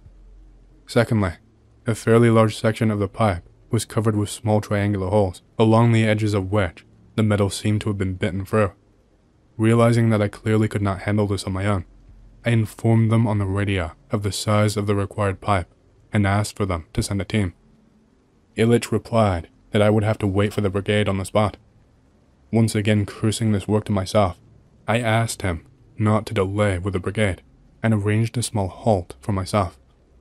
I opened the canned food, took out a bottle of water, and decided to have a little snack. I placed the lantern specifically so that it shined into the tunnel and so I could see anything coming at all. I waited for about 2 hours, but the brigade never showed up. By this time, I had already managed to feel more or less safe, and once again contacted the checkpoint, asking where the brigade was. A slightly agitated Illich answered me, saying that there had been no contact with the brigade for an hour, and that I should return. I remembered the crawling in the tunnel that I had seen earlier, and I felt an unpleasant feeling in the pit of my stomach. Having collected the remains of my halt, I walked back at a fairly fast pace. I did not encounter any rustling or other strange things on the way back, but that did not make it any easier. And so, halfway, in approximately the same place where I heard the rustling sounds, I think I found the brigade. This spectacle was not for the faint of heart. On pieces of pipe that came from nowhere, stuck into the ground in a random order, there were pieces of meat strung together, literally chewed beyond recognition, with scraps of skin and intestines stretching between them. At the same time, there was not a drop of blood anywhere, and I stood rooted to the spot, looking at all of this. The stench was terrible, and I again felt the urge to vomit right there, after which I rushed out of there as quickly as I could. And what finished me off was that a piece of lung strung on one of the pipes twitched as I ran past it.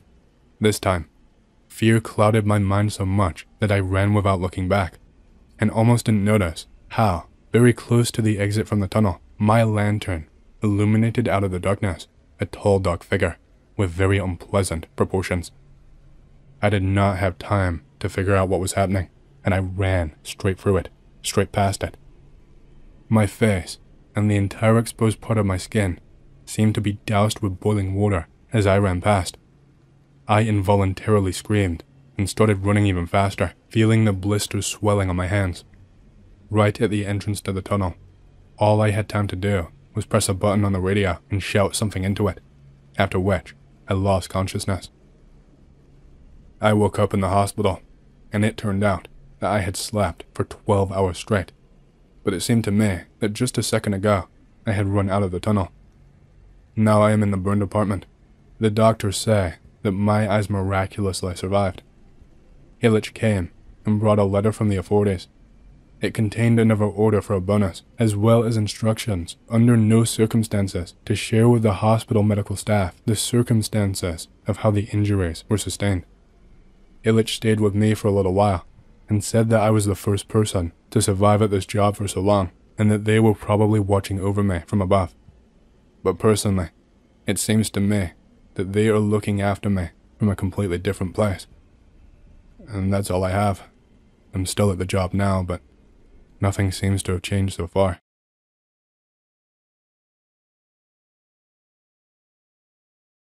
When I was about 11 years old, we went to a pool near a forest.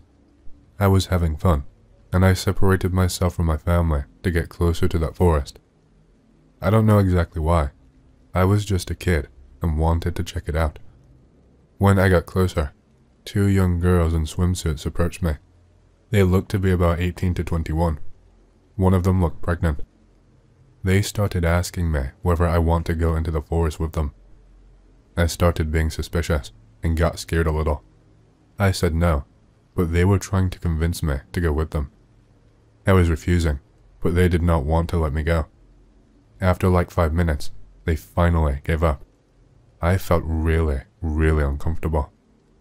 I tried to research this, and I found out human traffickers sometimes use their female victims to lure children. When I think about the fact that I was almost trafficked, I am frightened. Be me, driving across Ohio. It's getting late, around 10 p.m. maybe. Pull over at a rest stop because I am not paying for a hotel. Lay down on back seat and get to sleep. Wake up to a really fucking loud clunking sound. Look out window and see the most horrible face I've ever seen. It looked like pig related, with no hair, not even eyebrows. It looked shocked to see me move and fucking flees into the woods. It must have been about 7 feet tall too. Scramble to the front seat, start car, and drive for hours. Get to a hotel eventually, but of course, I don't sleep. Next morning, I look at the car and fucking freeze. The car door handle is hanging off. It was probably just some guy high on God knows what, but it scared the shit out of me. This will probably be my first and last post here, considering I'm a looker and not very familiar with the website. My boyfriend put the idea in my head to share some of my stories I have with X. I have quite a few to talk about, so if anyone is interested, I'm rather good at running my mouth. When I was about 6 years old, I lived out in the middle of nowhere in the Appalachian Mountains. We were 13 minutes away from any civilization, and our neighbors were antisocial and usually not my age. We were sitting down one night when we all heard pounding on our door. We figured it was a pillhead, so we hid in the hallway. For the next 20 minutes, I heard screaming and cries for help. The guy dragged his hands across our trailer and was scratching and shit. Probably was on meth now that I think about it. After he finally shut up, the entire family piled outside onto our front porch to see blood everywhere.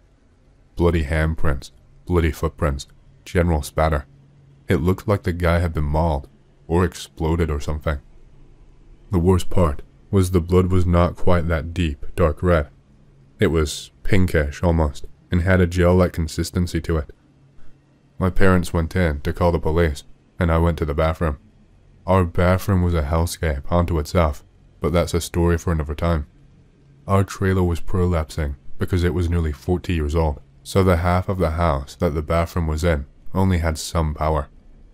I look up in the bedroom next to the bathroom and see the blood had spattered everywhere in there as well. It was on the ceiling, dripping down onto my head.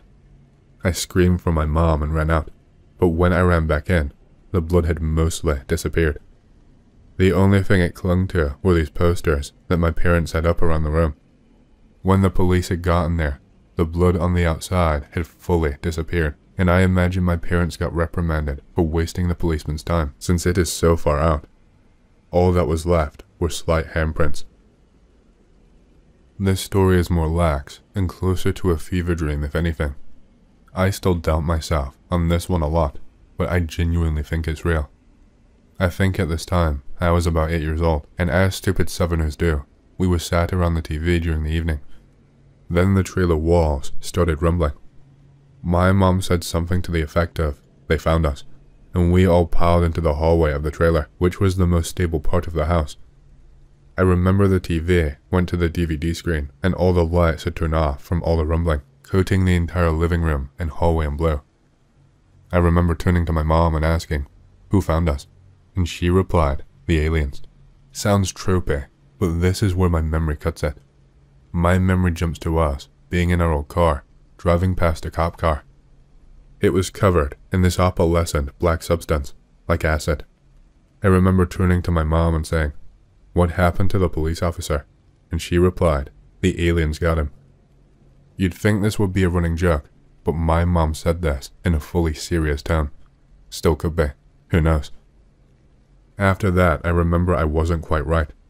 I began seeing the static as an overlay whenever I looked around. I later found out that this was visual snow. I would also see desaturated shapes and images whenever I would go to sleep. I most commonly would see trees, a rainbow pinwheel type thing, or just dots. I think these are hypnagogic hallucinations, but I have no fucking idea to tell you the truth. This also got worse with age, but I will cover that more later. For a while, I was completely fine, or at least I think I was. My memory eludes me. I think I will post one more time tonight, and post another story tomorrow. Relatable. When I was 16, I went through a hyper-gay femboy period. Because puberty hit me late, I was actually passing as a female. My hair was just down my back. I am mixed, but fairly Latino looking. I was walking home from my boyfriend's house, and this black guy pulled up behind me and asked where I am going. I told him I was walking home, and it was right up the street. He asked if I was a guy when he heard my voice, and I said yeah.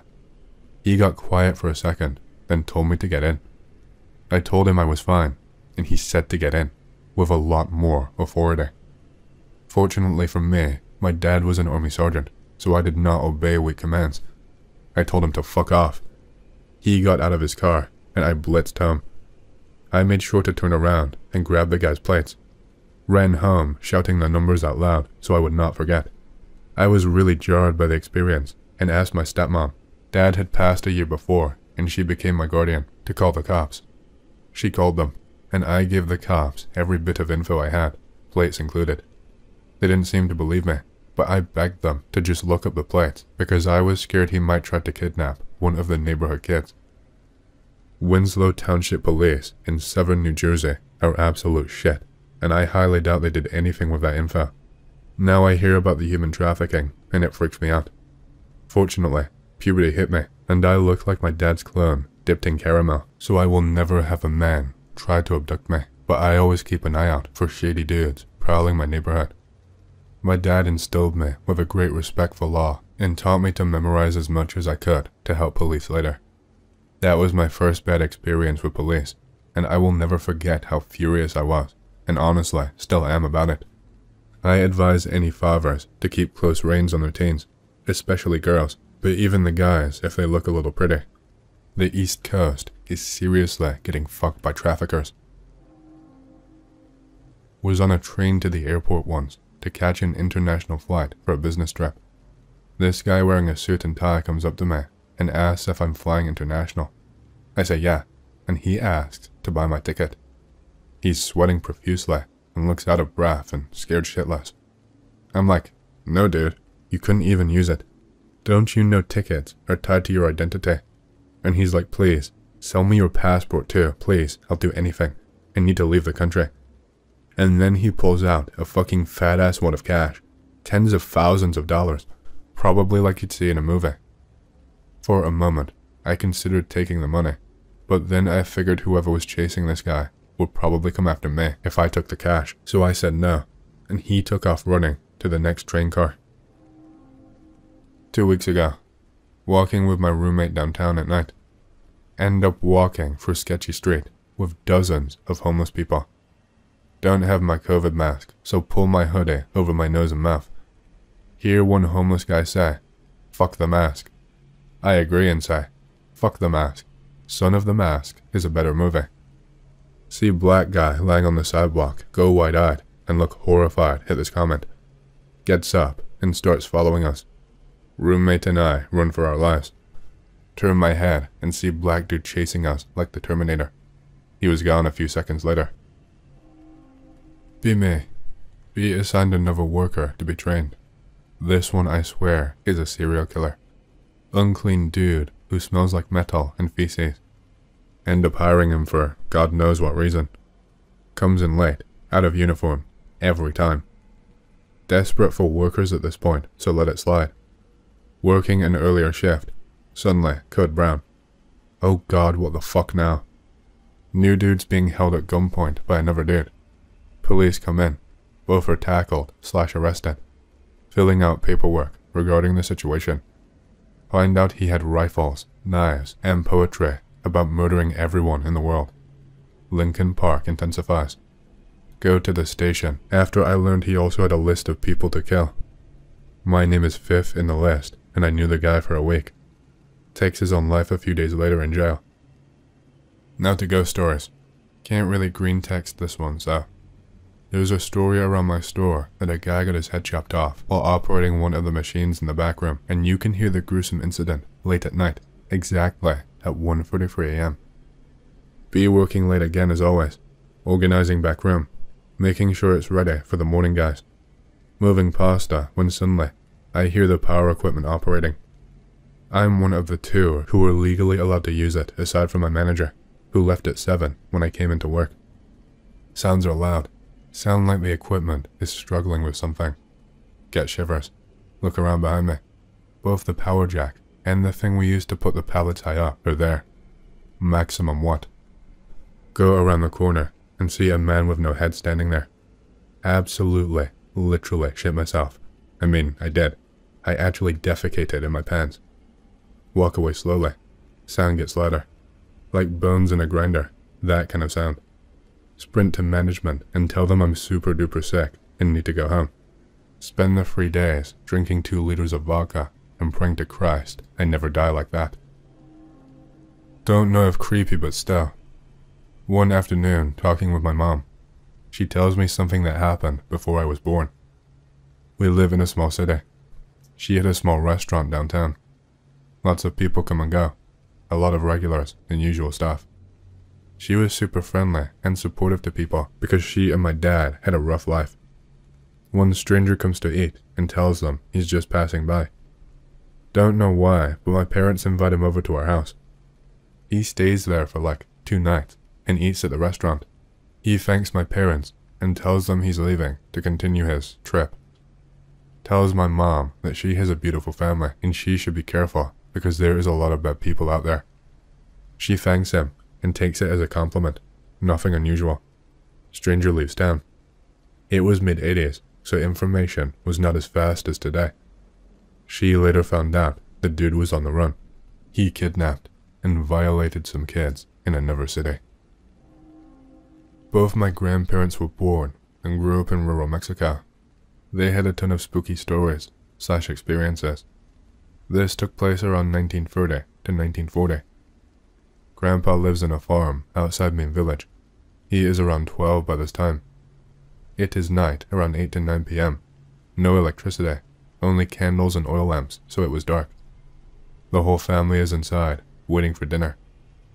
For no apparent reason, Grandpa started to feel off. He describes it as feeling worried. The sensation increased.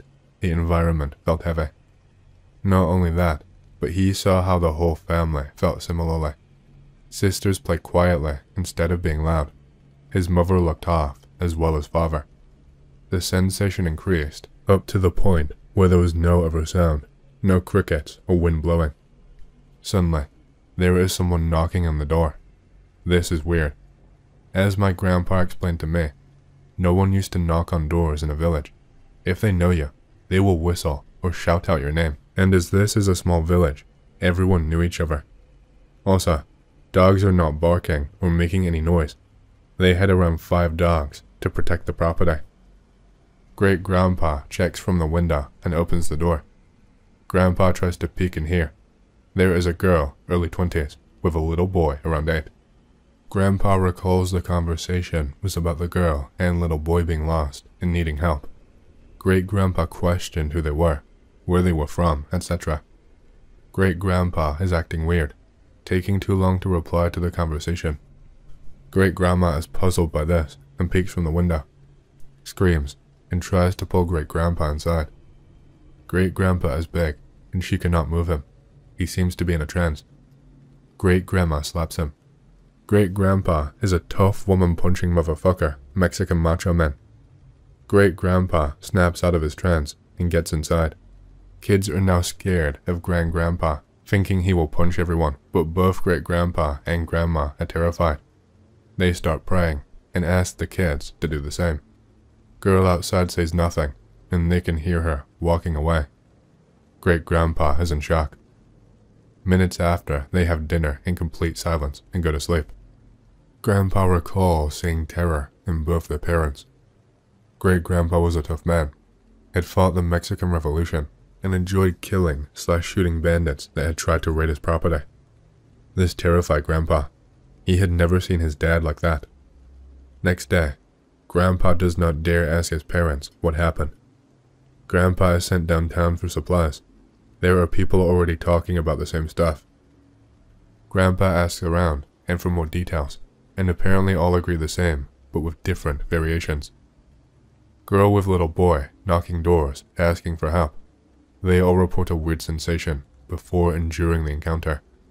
Some people state they had no eyes. Others say they were floating, or that they even had horns and shit like that. Grandpa does not remember those details, as it was dark when he peeked, but it makes sense why their parents were terrified. Grandpa is scared, and goes to Great-grandpa to tell him everything he heard. Great-grandpa is mad, and tells Grandpa not to talk about it. Talking about paranormal only strengthens them and calls them. Couple days later, everything is normal. However, There are missing folks from the village. A family of 6, an elder couple, and some homeless guys have not been seen since that night. The houses were empty with rotten food still on dishes. They look and ask around for them in other villages, but there is no trace of the missing people. My grandma was around 3 when that happened, so she does not remember it, but their parents and family told her about that night. It is still remembered among people in the village, and they all believe it was some sort of devil. Over time, the version of the incident changes, depending on who you ask, but it is still weird how several habitants experience something similar. Not really Hollywood related, but I do not care. Be me, film school guy. One of the professors is this really disgusting, somewhat fat and smelly guy. I immediately dislike him, but everyone else seemed to be okay with him because he is smart. My disdain grows in time. Can't put my finger on it, but something is off about him. At the end of the semester, we have to take our written exam. He comes back with the results and says he lost my paper. Fuck no. Tells me I was not at the exam. Had the whole class backing me up and telling him that I was. Eventually, he concedes and tells me in private to come to his house on Saturday to find the paper together. Nope. Go to the dean. The dean is this absolute Chad, who is also the only person who gets the same vibes from that guy. It seems that he also hates him and starts going on a rant about him. The dean tells me he will take care of it. Starts a shit show with him. Tells me that they agreed I should take the exam again with another professor. Tell him I will not do that, and the professor needs to find my paper or give me top marks. Somehow, he appreciates my balls and arranges that. The fat fuck, smelly professor gets a grudge on me and looks at me odd after this incident. 1 year later, I found out he was a killer and got arrested. Apparently, he killed his girlfriend in '98 but got away with it because his dad and mom were some big shots back then and pulled some strings. The case they had on him was also very flimsy, but they kept an eye on him. Both of his parents also died recently, and they could pull the same strings for him. My face went. The police broke into his apartment and found some kind of creepy altar to his dead GF. My face went. That guy asked me to come to his house, and he probably would have killed me too. Night Marchers. A phantom procession of dead warriors that walk the path they took to their final battle. Signs of Night Marchers. Drumming, Hawaiian chanting, trail of torches. To avoid being killed on sight by these phantoms, one must strip and lay flat on the ground. Either that, or have family in the procession. I have personally seen them. It's really not that eventful. Be me, maybe 4 years ago. Coming back from a midnight run to Jack in the Crack with my lady. Turning the bend by Makapu Lighthouse, where pick-related Pele's chair can be seen from the road. There is a row of torches coming down the mountain next to the chair. It was late, so slow down. My girlfriend in the car sees them too. Was near full moon, very light out. Clearly a row of torches coming down the mountain near the rock with no holders. Very spooked. Drive fast, as those guys are no bueno. Driving Sandy Beach Highway to clear head. Both very spooked. Turning the bend near Blowhole Lookout. Can see the ocean from the road. More torches, but in the water this time. As in, the Night Marchers are in canoes. Didn't know they did that. Speed home. Tried to understand what I saw. To be honest, I question it. I'm a skeptical believer. I want to believe. But they can't be real, right? I've contacted many different local legend experts about night marchers in the water and on canoes, and they've never heard of them doing that. I like to think I saw something rare, and possibly a new layer to the legend. Reminiscing about childhood in northern Missouri. Lived in a very old 2-story house with a basement. Strange floor plan. Empty storage spaces. Tiny old rooms that were no longer used. Old fireplace with a small wood door leading out to an underground firewood room with a dirt floor that was no longer used. House used to pop and creak all the fucking time. Old houses always do that. My room was directly above the long, narrow stairwell to the basement. Nobody ever went in the basement after my cousin crashed into the wall and it flooded and got all mildewy. Fond memories. Used to hear footsteps walking up and down the stairs when everyone else was sleeping. Began thinking about my bedroom. Remember a face in the vent in the ceiling in the corner of my room. Old man's face would show up at night, every night, once the lights were out. Never spoke, just watched. Turned his head to follow me around the room, when run to my parents' room. Hid under the blanket for protection, not fooling anyone. Start talking to him every night, skirting topics I thought might anger him so that he would not hurt me. He never spoke, just watched over me. Remember the reoccurring nightmare of the trash bag man. Would hear steps from the basement.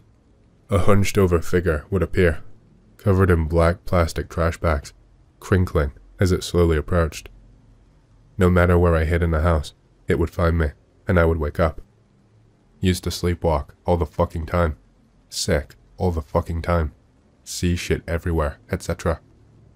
Suddenly moved to a new house, and my childhood becomes normal.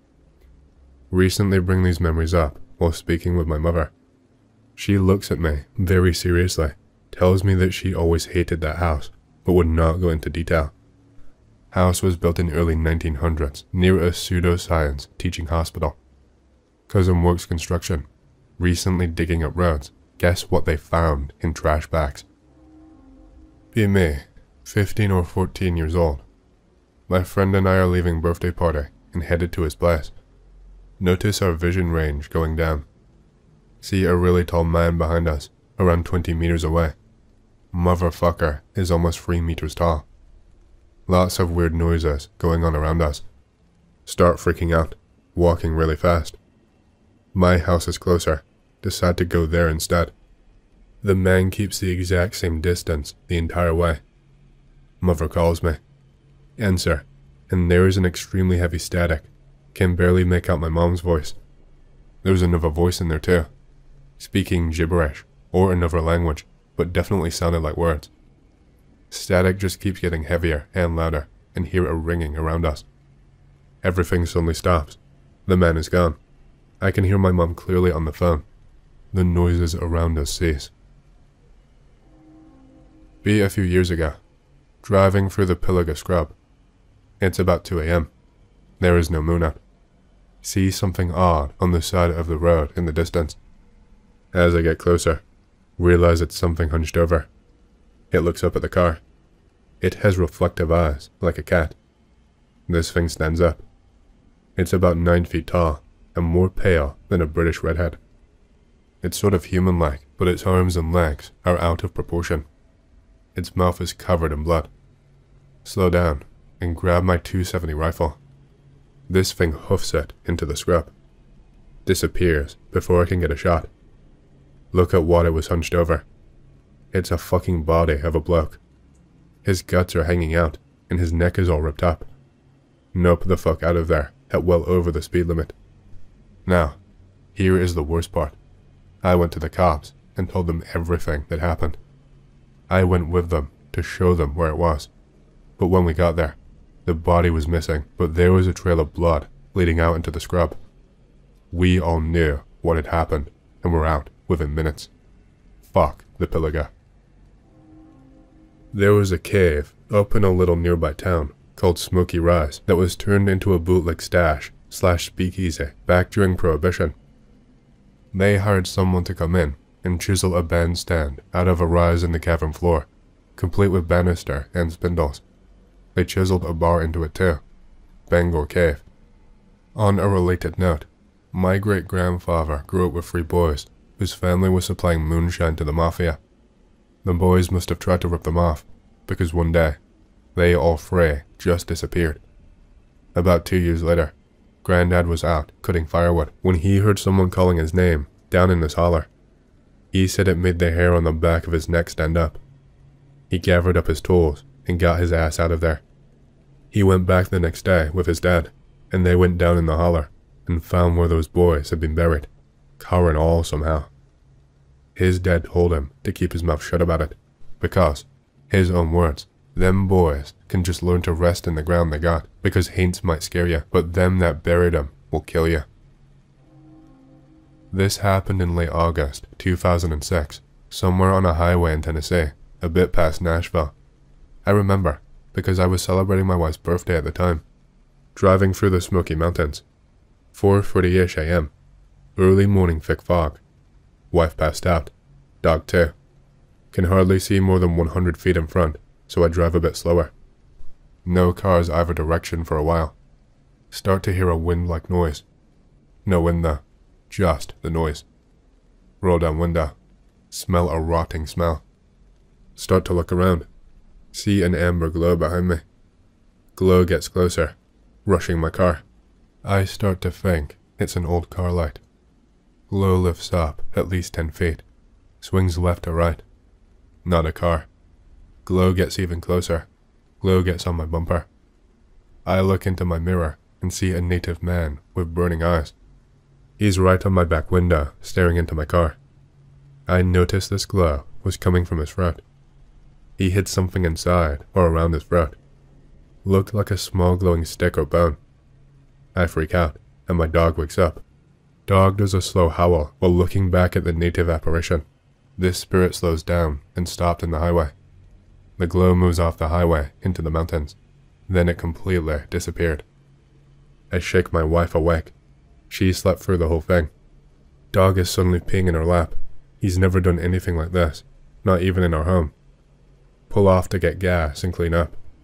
Notice my trunk smells like rotting flesh as I fill up my tank. No idea what happened. I just know the dog did something. The face on this thing was not angry. It looked like a man with ash-colored skin and a cloud or mist hiding its legs. Eyes dark, with fire burning inside. Amber glow in his throat, and a glowing amber bone or stick-like thing inside the throat. His face seemed like he was in pain. I have to drive back down the same highway later this year. I won't ever do it at night again. Never. B7. On a family trip to the UK. Taking a tour of some medieval ruins. Wander off from family without really noticing what I'm doing. Come across an old stone well. It's about 3 feet high. The opening is covered with a locked grate. About to go back, when I hear a woman's voice coming from below. Being 7 years old, think little of it, and respond. Voice asks for my name, gives her own as Mary. Mary asks her if I want to keep her company. Tell her that I will if she comes out of the well. Says that she can, that she's been down there for a long while. Tells me that I should join her at the bottom, so that we can play games for as long as we want. Not quite nope. Locked grate swings open, upward. It gains gravity. Come down here, Anon. Come down here now. Nope. Jog walk back to family. Ignore the unearthly screaming coming from behind me.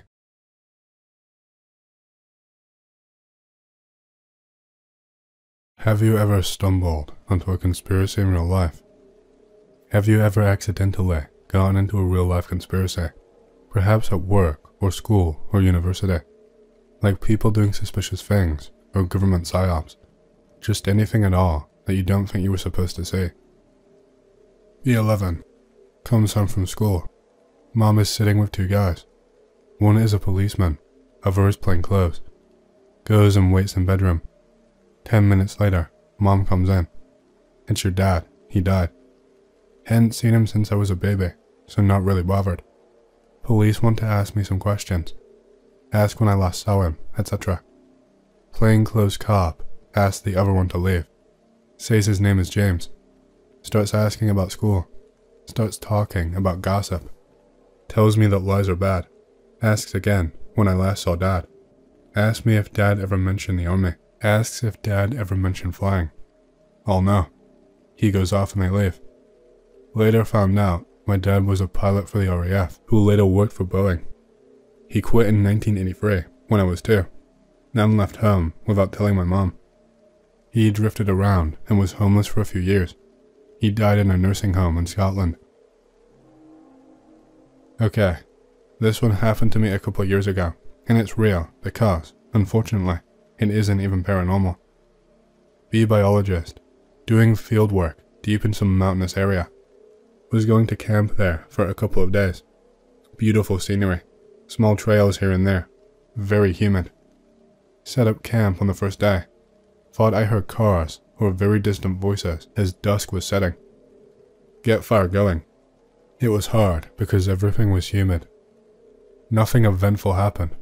Woke up feeling tired and hungry. Packed up. Went hiking some more, trying to track down certain species of reptiles and whatnot. Climbed down a small ravine because I saw some snake. It slithered under some bush, and as I was struggling to look for it, I heard voices in the distance.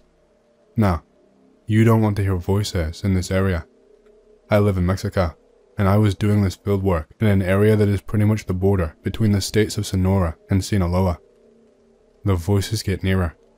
I think I see figures moving in the distance, some 200 meters away. I kept still, hiding behind a bush and some rocks in that ravine. They emerge in a clearing about 100 meters away. 3 people. 2 of them are carrying something. Please no. It's a body. Looks dead. Nope. They shoot it 2 times, and I flinch and cover my ears. At this point, I almost shat myself and tried to lie low and remain silent. I wanted to see what was going on, but at the same time, I did not. Hear those 3 people discussing stuff. They keep at it for a while. I open my eyes because I felt something on my arm. It's a snake. Non-venomous, but I hope it doesn't bite me or get in my clothes. Snake lays still, as do I. I see the killers slowly walk back from whence they came. So does Snake. That face one too scared to move. I lay there for about 2 hours before I slowly walked back to my initial camp. When I finally got back to camp, I packed my stuff and left and called for some co-workers to come and pick me up. As I was going home, I realized they didn't even bother to bury the body. A few years ago, I'm out on the back porch with my parents. They're smoking. I'm just sort of chilling, looking up at the stars. All of a sudden, I hear this sort of staccato rumbling, like a helicopter, quietly at first, but getting louder, behind the trees way out back. We live in front of a big tobacco field, so the trees are really just sort of a natural fence, not woods or anything. I start seeing lights, not like lights in the sky, more like searchlights blaring through the trees. It looked and sounded like there was a goddamn Apache or some stuff behind the trees, but at the same time, it did not feel like it, and I'm pretty sure it couldn't have been.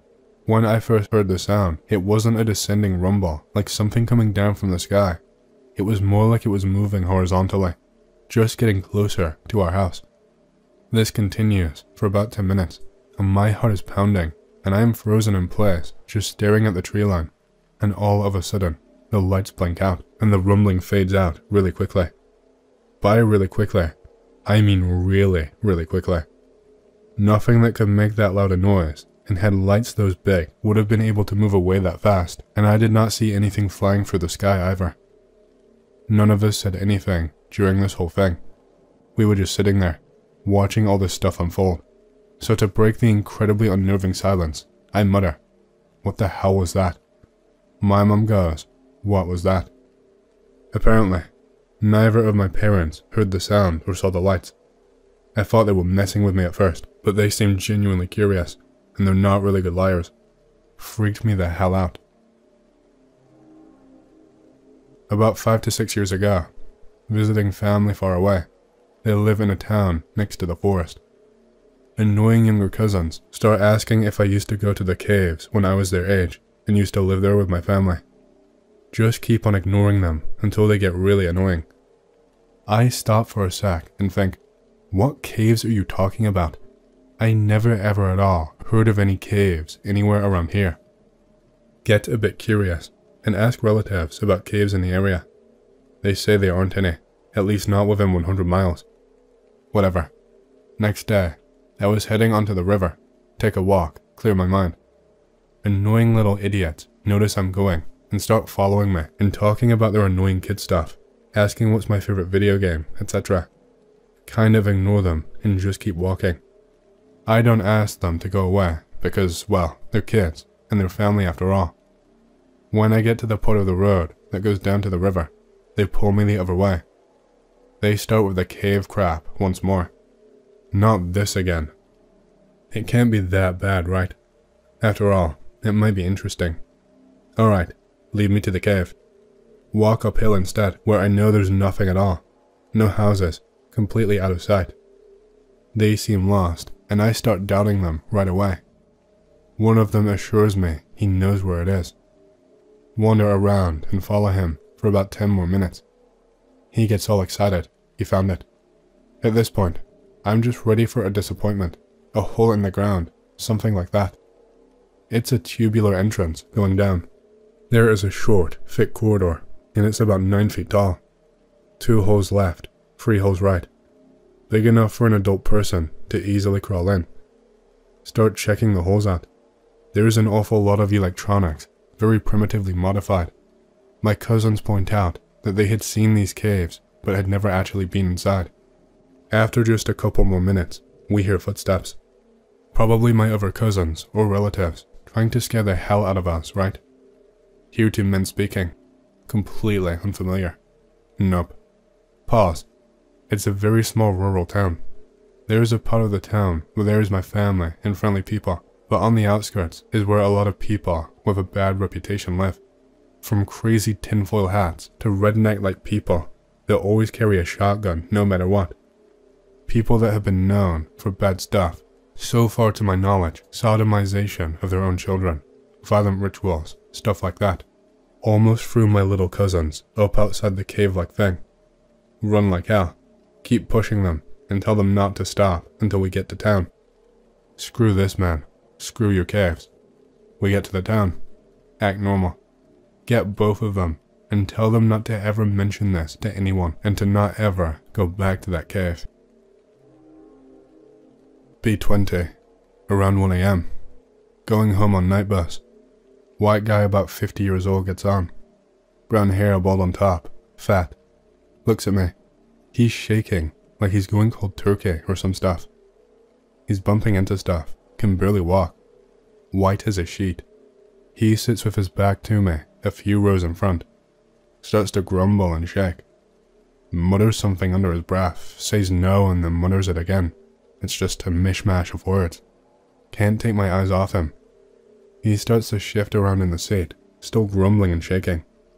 Almost looks as if he's dancing or something. He starts scratching at the back of his head. No, no, no, no. See hair actually falling from his head in clumps. What the hell? Pretty damn awake by this point. Scratches himself for 2 minutes until he's almost bald. I am crapping my pants at this point. He suddenly jumps up and stands bolt upright, just like a statue. Thinking I'm just about to fly kick this guy clean off the bus. He spasms a few times, hands down by his waist, then shouts no. The bus stops. Driver opens door and starts shouting at him to get off.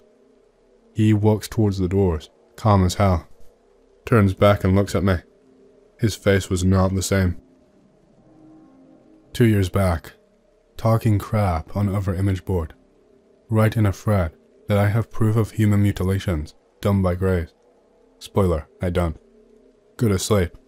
Wake up to a flash and humming sounds. See a grey looking alien next to me. I can move my arms and legs, but when I try to get up, I freeze completely. Full panic mode. The grey just stares at me. Blackout. Next thing I remember is a falling sensation. I feel myself bouncing on my bed and I open my eyes. First thing that I do is rush to my PC and delete the post I posted earlier. Go to bathroom and find a scar on my shoulder, which I broke in a brutal way when I was a kid. It just looks weird. I was too afraid to sleep for 2 days after, which I just crashed. Never experienced anything before or after. I'd like to be honest, since I can't get my mind off these things anymore. Can we get a spooky stories thread going? Tuckpick related a couple of years ago. It's the decapitated head of one of my grandfather's lambs that we found on the edge of a pond. Assumed it was a coyote, since we have a lot of trouble with them, and they are the biggest predator we commonly have to deal with around here. Decide to kill it. Go out a few nights in a row. Don't see anything. On the third or fourth night, can't remember, I'm sitting on a hill overlooking the pond, obscured in a patch of some kind of weeds. Not sure what they're technically called, but I've always heard them called coffee weeds. Have a green headlamp, because I've heard that coyotes can't see or aren't afraid of green light or something. Shining the light, I see a pair of eyes moving toward the pond. It's far enough away that I can see the eyes reflected, but can't see what the thing looks like. Eyes are probably about 3 feet off the ground, so I'm thinking it must be a damn big coyote.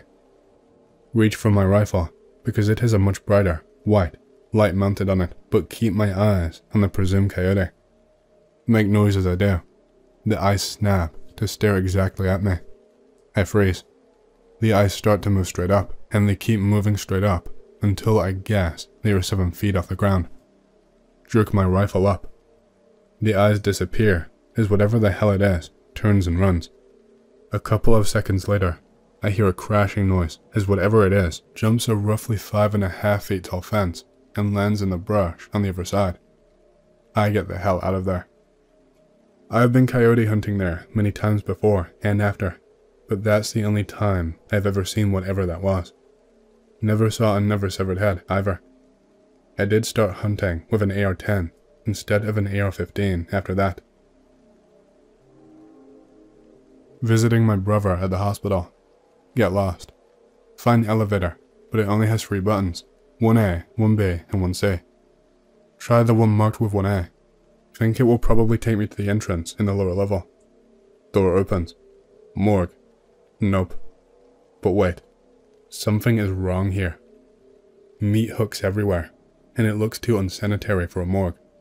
Looks like a warehouse. Nope the hell back into the elevator and to my brother's room. Is it usual for a morgue to have meat hooks? I've heard there's a lot of human organ trade around where I live, and I probably stumbled upon one of their labs or something. This was 6 months ago, by the way. Out riding motorcycles at night with Buddy. He turns into a neighborhood in a rural area. It's not filled yet. Very few houses, except at the entrance. Get to a dead end. Sit there for about 3 minutes and talk and stuff. Go to leave. See half-naked guy coming my way. Try to just go around him. He attempts to block me. Go around him on the other side. He hits my friend in the elbow as he follows me. Continue on our way out of there. Webm related. I guess I didn't see anything I wasn't supposed to, but it was kind of spooky, with a guy trying to knock us off our bikes in the middle of nowhere at night. Spoopy stories. Seeing stuff you weren't supposed to see. So, when I was younger, I decided to work for one of those part-time staffing agencies while I transitioned out of the Navy. Go to this creepy as hell area of around 500 warehouses. They all look identical. What the hell? Run down. Looked like it was made during World War II. Get lost because half of the building numbers were missing. This one warehouse has part of the digits of the warehouse that I need. Decide to go in it. The only vehicles outside were plateless white vans. Go inside, thinking maybe they were working on registering these as shipment vehicles. I see what looks like prison cells with kid toys inside. See about 10 men wearing black suits and all wearing sunglasses. I realized this wasn't the right spot. Super creeped out and trying to sneak out because I did not want these creeps to see me. They see me. Get the hell out of here or we will kill you and your entire family. You didn't see anything. Keep your mouth shut. I didn't say a word, gave a thumbs up and left. Decided I did not want to work this part-time gig at what looks like a child trafficking syndicate nearby. Get the hell out of the place. Never returned. What the hell did I say? Be May 14. Driving from Long Island to Hershey Park with my family. About to cross over the Frog's Neck Bridge. About 7:30 at night. I'm trying to read by the light from the window. Combination of streetlight and what little sunlight is left. Hear a truck come alongside our car. Blocks out the light. I look up at the truck. See the driver. Something is not quite right about him. Stare at him for a few seconds. He turns to look at me. Dude has no face. Perfectly smooth, like an eggshell. We stare at each other for a few seconds. Dad has to slow down because some asshole cut us off. Truck blows past us. I don't know why, but I did not say anything. Just went back to my book. Still think about it, even 20 plus years later. Haven't seen anything like that since. Maybe there was a perfectly rational explanation. Could have been a dude wearing a stocking or something. Maybe I witnessed a hijacker or something. I don't know, but it did not look natural, and I have no idea why he turned to look at me. I'm gonna share something I have never shared before on the chance. Be 7-year-old me, going on vacation, night. Parents stop on the road because brother and them needs to pay. Don't need to pay. They say to stay in the car and they go. I look by the window and I see a playground from afar. I'm really bored and decide to go and explore since they are taking more time than before. I get out the car and slowly get out the nearly empty parking. Arrive at the playground. Absolute piece of crap. That playground seems abandoned. It's spooky, but I go on a swing anyway. Spot a trailer in the woods near the parking. Look at car. Parents and bro are still not back. Feel spooked but curious. Goes near the trailer. There is a car attached to it. Nothing interesting. Spot a box from the corner of my eyes. It's that kind of box where you keep things cold/fresh. I'm French, so I forgot the name of it. Well, that must mean there is ice cream in it, right? Dumb me goes and opens it. Fetus. A whole dead fetus in ice, and some things I couldn't even make out of the bloody mess, or even remember now. So shocked, I can't even cry or scream or run away. I slowly step away while trembling like a leaf, making as little noise as possible, as if I was tracked down. Hand on my shoulder. Scream like a banshee. Some guy. He was maybe in his 50s. I don't remember his face since it was at night. Little girl should not wander around here, yes? He smelled horrible. I can't even explain, but it was absolutely disgusting. I nod. I can feel tears coming to my eyes. Did you went there? Points at the trailer. Shake my head and point to the playground. At this point, I can feel the tears rolling down on my cheeks. Pinch my cheek with his dirty, smelly hand. Pinches my cheek even harder. It hurts. He takes a knife out of his pocket and put his hand on my mouth. He says to be quiet. Crying 1,000 tears and trying to scream. Cuts off a lock of my hair. Releases me and looks me dead in the eyes. Now go. Run so fast, Sonic would be jealous. I finally found the car back. Mom and Dad were worried as hell. I let it all out and cry, like when you cry so hard you shake, in my mom's arms before I'm calm enough to explain what happened somehow while still shaking. After hearing, calls the police and Mom is crying. Never seen her so scared. Dad went to the location that I showed, but the dude in his trailer/car was gone. He probably ran away as soon as he let me go. Got scolded hard for leaving the car. A few days ago, I kind of thought about it when hearing about child kidnappings on parkings, and I asked my dad what happened after he called the police on that day, and he suddenly looked uncomfortable and just said he didn't know anymore and that I was really lucky. Then he tries to change the subject. And this, kids, is why you should not wander around and open random cooler boxes near trailers or go on adventures at night on parkings, or else you'll have an unpleasant experience and need therapy afterwards. I still wonder what he did with that lock of hair, or wonder what was that fetus thing, or I have so many questions, but I just try to forget. Not sure I want to know actually. Some things are maybe better left unknown. I wish it didn't happen, dude. I wish. I wish my dumbass stayed in that car playing Pokemon. At least he didn't assault me or do anything truly scarring for life. He could have done so much worse. But I got really lucky and managed to just get a warning. At my aunt and uncle's in rural Wisconsin, late at night. I can't sleep. Go outside and have a smoke. It's October, so pretty chilly but no snow. Super quiet, newish moon, so also very dark. They live on a lot of land that is relatively uncleared, except for the house and some outbuildings. It's all trees and trails, with a big boggy patch in the middle. Still not sleepy, so I start wandering the plot. Take a trail into the trees. Come out to a little outcropping with the bog before me. Still very quiet. Wasn't exactly spooked, but I got that sudden feel of eyes on me. Look around, but nothing but moon shadows and reeds. Something laughs at me.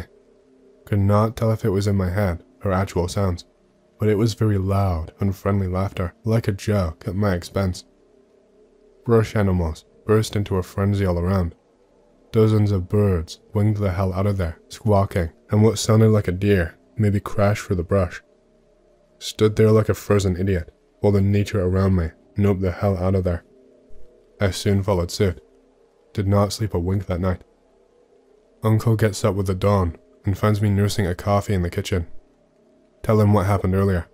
Try to laugh about it, but he seems unpleasantly surprised and resigned. Stares at me for a moment, takes a deep breath, tells me to follow him. Uncle leads me to a cellar and we go down the steps. Have not been down there in years and years. There's a door on the far wall I don't remember ever seeing. Ask him where the hell it goes after he opens it to stark blackness. He gives me a look as he snags a lantern from a shelf nearby the door. He says, "Old root cellar, my grandpap dug. Follow me." We walk into a small square room that has a rough tunnel in the back corner. Looks kind of like a mine shaft, but rather short. Wood trusses every few feet, you know what I mean. Tunnel is not very long. We walk for maybe a full minute. Come to the end of the tunnel, a rough door. It's just a slab of old wood, held in place by some cinder block along the bottom. We move it out of the way and step through into the grey dawn. I look around, blinking the dark from my eyes and adjusting to the light. Realize we're just a handful of yards downwind from where I had stood last night, overlooking the bog. Look at my uncle to see him studying me expectantly. This is about where you were last night, yeah? All I can do is nod. I hadn't told him where I'd heard the laughter. He starts telling me about how his family first settled on this land from Norway. Strange sounds and things had always plagued the boggy area. His grandfather had done most of the building and clearing of the land and had inexplicably died shortly after digging out the root cellar. He had apparently been obsessed with this root cellar and had never allowed anyone but himself inside, not even to just grab a jar of pickles. After his grandpa died, my uncle and his brother finally went down to investigate the root cellar. That's when they found the tunnel. At this point, he motions me to go back through the door, and we walk about halfway back up the tunnel. Here at a slight bend he stops, and looking at me, moves the light close to the wall. There is a hole here I had not noticed on our way through the first time. My uncle, visibly pale now, and a slight shake to his hand, asks me if I want to take a look. Something in his voice tells me I really shouldn't, but I cannot resist. I peer over the rim of this hole, absolutely pitch black, and the light seems to be swallowed by it in an off-putting way, like it's barely penetrating in. Oh shit balls, as I hear that same laughter again, but so much louder. Nearly break my neck, spinning around to look at my uncle. His eyes are wide. He heard it too. Seems frozen in place. Against my very instincts, I look again. Eyes or something, dimly reflecting the lantern light back at us. Dozens of them. I stare in petrified fascination as a wet fetid air seems to leak from the hole. More growling laughter comes with the stench. Something finally breaks within us, and we absolutely book it back up the tunnel and into the cellar. What the hell was that? I yelled at him, as we catch our breath by the now firmly slammed root cellar door. Uncle shakes his head. He has no idea. Said he hadn't been in the cellar himself since that day he and his brother had first investigated and discovered that. Over the years, he had tried to convince himself it had just been a youthful fancy. When I told him earlier about the laughter, it brought that crumbling down. He laughs shakily and says ignorance is bliss, but he felt he had to take me down there. I agree, as I stare at the thick door of the root cellar. He tells me how, though autopsy had ruled his grandpap's death as natural causes, his grandmother had a different story to tell. According to her, his grandfather had been found belly up in the bog with his eyes scooped out and no other visible injuries. Apparently, the rest of the family at the time had reacted very poorly to this, but the grandmother had been the one to discover the corpse. At this moment, I recalled my uncle's brother had taken his own life, but I did not know anything more than that. I hesitantly asked him about this. He looked at me a long while. Yes, he said. He was found dead of a gunshot wound in the chest, and no eyes. After this, my uncle actually started to cry, so we just got blind drunk that day after he called off work, and we have never spoken about that morning again. I gathered from some further drunken ramblings before I passed out that he is terrified he'll be found dead one day with his eyes gouged out. He's still alive, and they still live there still. I don't know what I'll do if he is found dead like that. Story my dad and uncle told me. Be uncle, Poland, 1990. Little description of where this happens. We're from the southern part of Poland. It's hilly country with huge forests and farmland surrounding the cities. Family owns a huge farming estate away from the city. Uncle was conscripted and finally coming home after serving. Dropped off at bus station at noon. Calls family and says he will be home soon. Dad says the car broke down and he can't pick him up. Uncle says it's fine, he will walk home. 2-hour hike. By the time he gets to the countryside, it is dark, but not completely night yet. Starts to rain.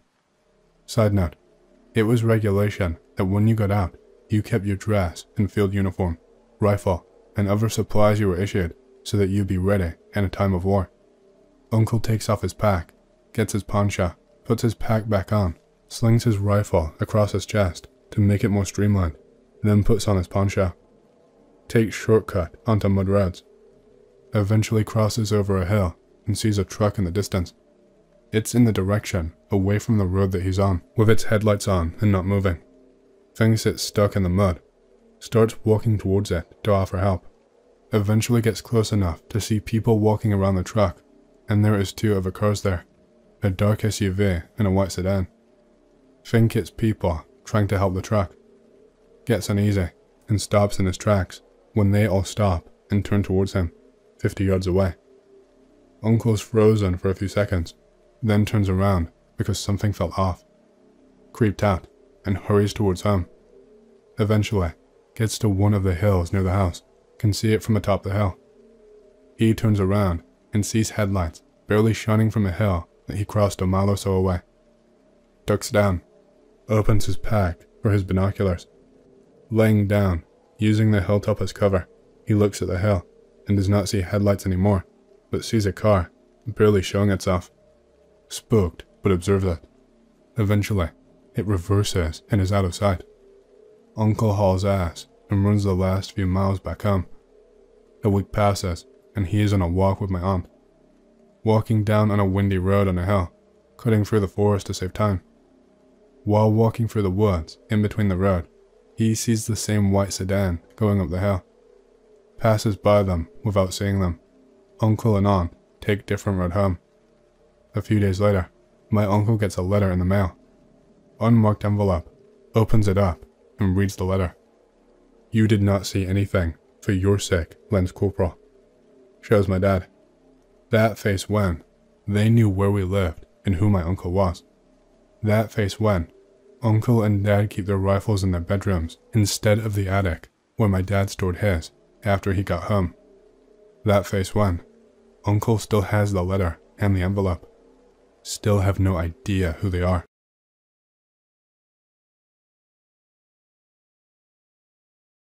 Obscure conspiracy theories. Fred for less commonly talked about theories.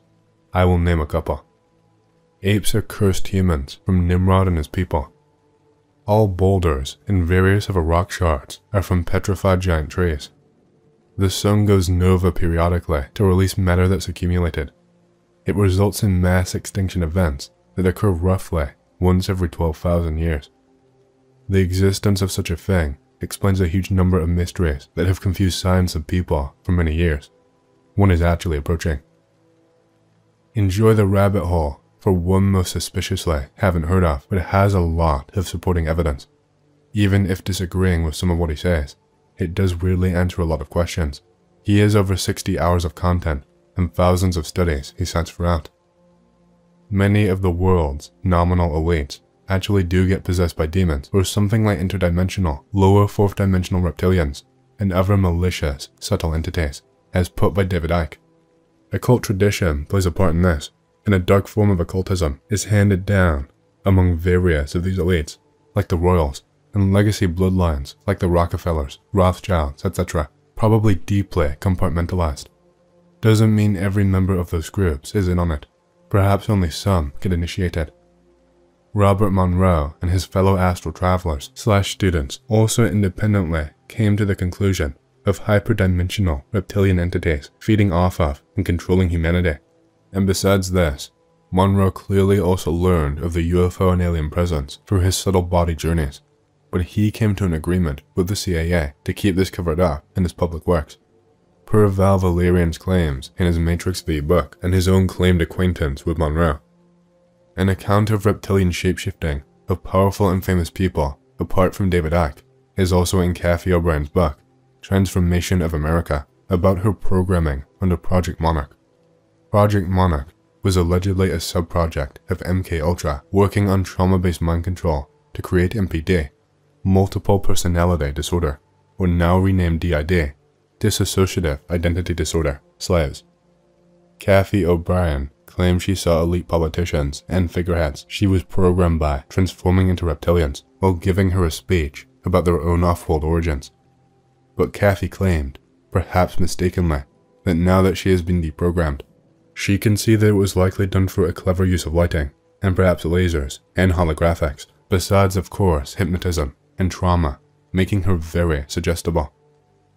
Some continued underground existence of Project Monarch, or something like it, could have been what was behind the satanic panic of the 80s, where somehow a bunch of kids started talking about satanic ritual abuse, but this was covered up as a hoax in the MSM, McMartin preschool tunnels and all that, Ted Gunderson, etc. Kathy O'Brien claims that Lieutenant Colonel Michael Aquino, the infamous occult military figure who founded the Temple of Set and also was accused in the McMartin preschool case, was one of her own monarch handlers, and that these people are either explicitly organized Satanists or at a minimum take on the guise of it for psychological warfare purposes. It's too insane to believe as a common response to people claiming or talking about things like this, as well as the helpful role that terror itself, including spiritual / paranormal terror, could play in traumatizing and conditioning subjects. Ted Gunderson, former FBI chief for LA, speaking on satanic ritual abuse and international child trafficking, which he claims to believe were very real, very connected, and going on in the US too. You might also ask, why would anyone need monarch mind-controlled slaves? The claim is that, because of the compartmentalization of their psyche, they make the perfect, airtight intelligence agents, can function as couriers, could also be used for drug and human trafficking, as well as for other things. Hence, compromising political figures, and even perhaps for assassinations and terror attacks. Another interesting note on possible mind control projects and various self-claimed whistleblowers. William Cooper has a prescient mention of something allegedly called Project Orion, or a process called Orion, in his 1991 book, Behold a Pale Horse, where the CIA supposedly was programming mental patients with hypnotism and pharmaceutical drugs to open fire on public places, especially schools, to encourage the disarming of the American people and the enactment of surveillance state policies in response to these attacks. Unfortunately, the handy source I got this online from cuts off the lower addendum that Cooper makes, where he notes how many of these school shooters often were seeing psychiatrists from a very young age, as well as frequently being on Prozac, a drug which is known to have as potential side effects homicidal and suicidal impulses and mania. In the decades after Cooper wrote his book, you can see the same script playing out again and again. Anyway, Bohemian Grove shows up both in Kathy O'Brien's book, Transformation of America, as well as former and late Senator John W. DeCamp's book, The Franklin Cover-Up, Child Abuse, Satanism, and Murder in Nebraska. DeCamp had no relation and did not know of Kathy O'Brien and never makes reference to her. Nevertheless, claimed victims and witnesses DeCamp worked with pointed out Bohemian Grove as one of the locations for programming as well as rituals, which allegedly included actual human sacrifice and various horrific types of torture, physical and psychological. The camp also points to Lieutenant Colonel Michael Aquino as another figure seen by these children, working as a programmer, and the camp also makes reference to Project Monarch being a part of this. Officially, this is something that was debunked. Supposedly, the Franklin child ring allegations were an elaborate, messed up, painstakingly crafted hoax, made up for no discernible reason. If you read the camp's book, you can see how he worked with the case and how he claims political and judicial corruption railroaded the case, silencing and intimidating witnesses, as well as mysterious deaths happening of some of these same witnesses and the people backing them up. Hence, he calls it a cover-up. There was also a later documentary about this, Conspiracy of Silence, that the camp helped with, but that was pulled at the last second from being broadcast on TV by the Discovery Channel. Luckily, it can be found online. Anyway, Kathy O'Brien independently also gives testimony of Lieutenant Colonel Michael Aquino as a high-ranking Monarch handler in her books, claiming Aquino directly programmed herself as well as her own daughter. Kathy also recounts being brought to Bohemian Grove as a place for such messed up rituals designed for the compromising of elite figureheads and politicians. She claims it was rigged with cameras to get blackmail footage of world leaders engaging in messed up acts, and she claimed this in the 90s, so it is not influenced by the Epstein story. Although interestingly, the Clintons also show up in Kathy's book, just as they show up in the Epstein story. So, basically, the Satanic Panic actually may have been based on real and horrific stuff. You also have the Detroit case, where similarly bizarre and messed up things went on in Belgium, suggesting that this is international. I will let this ISGP article say it for me, as they did astounding research. Warning, you can easily develop a sort of shell shock simply from reading in detail about some of these messed up things and testimonies. Here are some of my favorites. Rudolf Hess's mind broke under experimental UK MK Ultra style psychological torture, and they whacked him to cover it up. Not only did the Dark Ages of Europe never happen, a lot of the history of the ancient world had been stretched for an unknown purpose. The real Putin died somewhere in the early 2000s. The ex-KGB cabal that controls Russia now simply installed a lookalike, which they seem to have more than a few, though I'm not sure if it's something as exotic as cloning. Could just be similar actors with very good makeup. Biden is likely dead. He has two lookalikes, one of which is very noticeably taller and younger. I have a sneaking suspicion that AI was created decades ago, in either the 50s or 60s, via alien intervention, which might just have been some sort of probe or machine, like the Black Knight satellite. I think the internet, being a military project, means the World Wide Web has been compromised by AI since the get-go, and most of what we've ever seen is content spewed by AI. Alternatively, I think there's some sort of demonic or interdimensional intelligence scrying into our world through the machines that we use. Not sure why, but I think it has something to do with electricity. Not electrical engineering. I mean the electricity is either attracting this intelligence or it is the intelligence. Copy pasta that stuck with me from a thread a while back. More prophecy than conspiracy. When people think of the dangers of AI, they often think of what they've seen in books, film and TV. It's all very action-oriented. As exciting as those may be to consider, it is far more likely that AI will be used in much more insidious and subtle ways.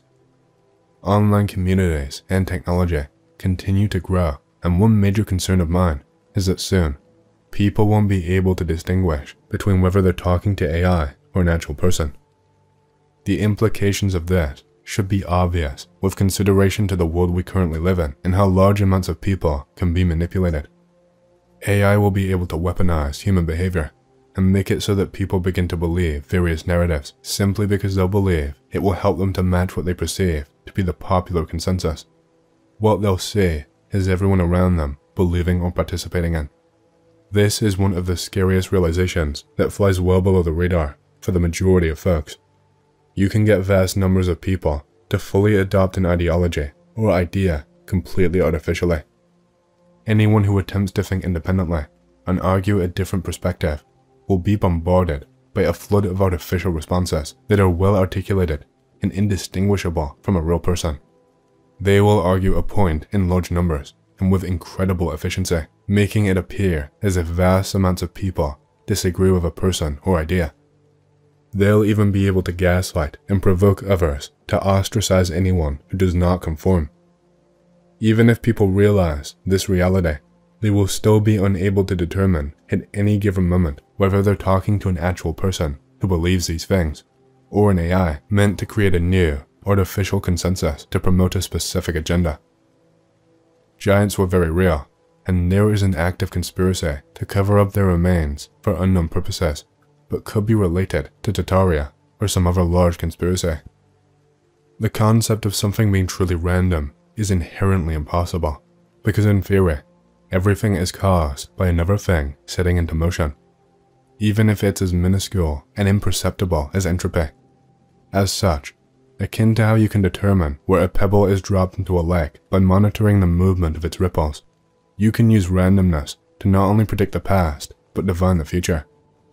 This is why computer systems are not capable of true random generation, because giving people access to true random generation tools, which are exceedingly rare and likely only held by very few countries or corporations, would be the equivalent of handing them the keys to all of history, including history yet to come. Have you ever stumbled onto a conspiracy in real life? Have you ever accidentally gotten into a real-life conspiracy, perhaps at work or school or university, like people doing suspicious things or government psyops, just anything at all that you don't think you were supposed to say? Be me, doing some odd jobs to make ends meet over COVID lockdowns. Do some voice acting from message banks, phone answering machines and stuff. Do some manual editing of scanned-in documents that AI was doing most of it, but getting people to check for errors. Do some deliveries to disabled and special needs people. Get asked to record lines for a company that has no digital footprint. I could not find anything on them online. Read some messed up documents about remote North Australian cattle stations being used to test bioweaponized tuberculosis on cattle. Get asked to deliver weird meat products to addresses of their very anti-disabled architecture. No clear sightlines, lots of lock and no ramps. Ask no questions. Keep it to myself for years out of fear. Attending intermediate macroeconomics. Don't miss a single class or discussion. Professor tells us to cheat on midterm. Okay. He even cracks a joke about it. He's from Palestine. His 4 professor jobs only mentions Ukraine-Russia war. If you want me to boost your grade, just ask. TA handle everything. Final comes around. Fail for my standards. Send TA email asking for extra points to boost C to B since I want grad school. TA tells me about this very cruel world that we all live in. Also tells me that I should have just read her notes and that I didn't study for the exam, despite literally being there for the discussion where she handcrafted the notes. Drop the request. Still passed. Professor says for the 100th time that the stock market is a scam and he makes big money. Money can be made from nothing. Not exactly a conspiracy, but on YouTube, you can find channels run by Pakistani sex workers documenting their parties/events. Quite good production values. Shows them dancing for an audience, all male, who shower them with money. I assume they are also involved in the activities. Go through enough linked videos and you can start to find Urdu language videos showing young girls and boys being taught to dance and contact details to book the boss, pimp, for parties. The children are often hit and the boys are taught to dance the feminine parts of songs only, or are cross-dressing. A lot of people in the West don't know how the internet is used in the third world. A poor tribal might get a government-funded phone that only has the basics with a strict internet filter, but including apps which don't have filters. This is why Facebook is infested with creeps trying to get you to send nudes when other material is ready available on the net. They can access all of that, so they hunt for it through the apps. TLDR, brothels operate via YouTube, offering children. If you think you're getting gang-stalked, you're not. We do gang-stalk TIs, but we are much better at it than these people think. We can see everything going on inside your house without even leaving the office. Real TIs are when we bust out the bird drones and the bugged furniture. You will be 5150'd into a mental hospital for paranoia and schizophrenia before you are able to uncover any evidence that we've been there. Internet gang stalking is the stupidest LARP on here. Year 2011. Anon, me, is still a child. We get expensive cable with a lot of channels. This was back when I used to watch television a lot. I keep scrolling for different channels to find something to watch. There are multiple baby channels on there, and their content is so bad, and it feels like my IQ gets reduced whenever I stumble upon those channels. But I still sometimes watch them, because they are so bad that they are entertaining. There is one in particular, with horrible animations and drawings that looks like the channel's whole budget was only $5. I spend watching that one, with the horrible cheap animations, for at least 30 minutes. For some reason, the show suddenly stops. All of a sudden, this weird meditative / hypnosis section starts with a literal pyramid with an all-seeing eye. In that video, there were lights coming out of the all-seeing eye in a circular, hypnotic way. The background is a dark blue, and the lights were red. The music seemed to be some weird frequencies that sounded like those meditation or binaural beats frequencies that you would hear. Me standing there going, what is this? It still continues, even after 10 minutes. At this point, I am equally as bored as I am weirded out, so I just switched the channel. So yeah, this is basically what happened. I kept searching on the internet to see if someone went through something similar that I did, but I could not find anything. I found out the whole world was rigged. Also, some company was stealing cars in Texas basically. If you get into a crash in Texas, they will total your car and sell it before you even know what is up. The company was Touchpoint call centers. Also, this may be short, but it is big. In 2012 on the site, in an I am from the future AMA thread, halfway through the thread, someone claimed to be from the future. Obviously, they were just some Illuminati's 12-year-old kid, but they spilled all the beans. They mentioned COVID-19 by name, said Trump would win in 2016, that he would start a trade war with China, that they would mess up our economy with a weak virus, and that there would be a war with Russia. Really not joking one bit. Our whole international everything is orchestrated. To me it was obvious. When Trump was running against Hillary, I figured he'd actually win. When he fought with China, I figured they'd do a bio-attack, so I truly forgot about it and only just remembered recently that he did mention COVID-19 by name. I remember highlighting it and committing it to memory now, and it was a weird name, followed by a number, and I am 100% sure it was COVID-19. I've mentioned this before, and people have suggested a few of the screen caps or things, but no, this was an AMA thread from 2012 while I was at my grandpa's on my Toshiba laptop. What did he mention after Russia, or did he coincidentally stop telling you about the future up until the moment we are at when you write this? I don't know. I must be making it up because yeah, it stopped right then. He said he was from the 2030s or 40s. He was not specific. I'm actually telling you some real stuff. My mom lost her job. I went to the wrong college for a semester. We both ended up back at our parents'. Then grandma and mom died and ruined my credit. So I had no working car for most of a few years and spent most of my time on this website. Every other I am from the future was just silly, and this dude was in the middle of someone else's thread. They really didn't go on any further, and I really did forget about it, and not even remember that he 100% said COVID-19 until this year. You cannot believe me or think I'm schizo, but I saw it with my own eye, so this is my reality. I'm not just making it up to get a rouse out of anyone, and I genuinely hope some people believe. I don't want to shatter anyone's worldview, that this whole world is nice and great. Most of the people here already believe conspiracies, but I do hope that people believe me because I am telling the truth, and it is big, obviously. Throughout all my time in the military as a bubblehead and glowbrow, I would be propositioned to join a group. There would be the normal statements from a psycho that they took care of things outside the office or that it would make my promotions go smoother. I worked a lot of odd places in dangerous situations, and those men were always around. They were claimed to be part of the same group, and they always had a different sales pitch. It sounds super shady, doesn't it? I mean, total cloak and dagger. Nope. Just a bunch of crazies wanting to establish sexual dominance over a colleague. Women seduce men in the military, get whatever they want, and then threaten him into submission. Same with the men. They will pretend to like you, suck your cock right off your hips, then, when it comes time to do some gangster stuff, you are the fall guy every time. Seen it. Those little groups operate that way. Freemasons even. Just how it is. Fakers. Be me. During pandemic. Fred's in X and MU about some album in specific. Fast forward, some days later. Fred's about the same topic in another forum. Seems like anything about that album, he's getting banned on 4chan. Anon start to talk about that one album. What is it about, or who could have made it?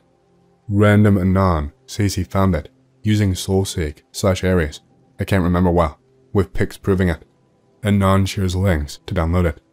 Suddenly, another Anon comes in and says it was just uploaded on YouTube. It's real. The link corresponds to a YouTube channel with the typical name of a gore grind/porno grind band. Take screenshot. Some hours later, that channel disappears, for obvious reasons. I can't remember all the details, but I'm sure I took a screenshot. It must be in one of the old laptops that I got stored, but need to repair them. I also posted this story before, but I'm not sure if I can share some details of what was actually in the album. No outright conspiracy, but a lot of my life details scream conspiracy when I really think about it. Have paranormal encounters entire childhood. Suddenly stop when great-grandmother dies. Turns out cousin on other side of the country had the same abilities. Also lost them after great-grandmother dies. Have never met her till last year. RH blood, same blood type as on Shroud of Turin apparently. Went to school with ties to a particular military IC company. Can remote view of practice. Read a person's mind once, can't explain that. Can trace lineage to Rosicrucians and pilgrims. Extremely good luck. Have been randomly asked if I'm famous. Was harassed by recruiters, but that is common, I hear. Sure, I doubt many people are looking for the manuscripts anymore. It's a novel called Ombre de Spill, The Mirror Shadow.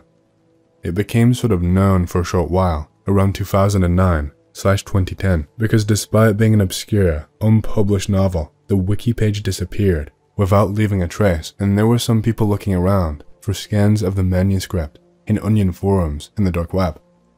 Some fragments of the novel have been going around the internet for a long while, earlier than 09/10.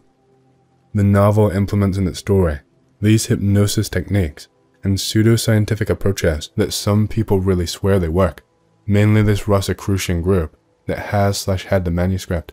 It was pretty much their Bible. It is a novel about a secret society of wizards in Barcelona that was never published because of being extremely xenophobic, racist, and graphic. It was pretty much Nazi Harry Potter. I read part of the third chapter long ago, and it presented two teenagers who were trainee wizards and were chasing a Moroccan immigrant down the beach at night in the dark while laughing. They were flailing him with some sort of ether, that's how they call it, that they manipulate until he fell dead and bloody to the ground.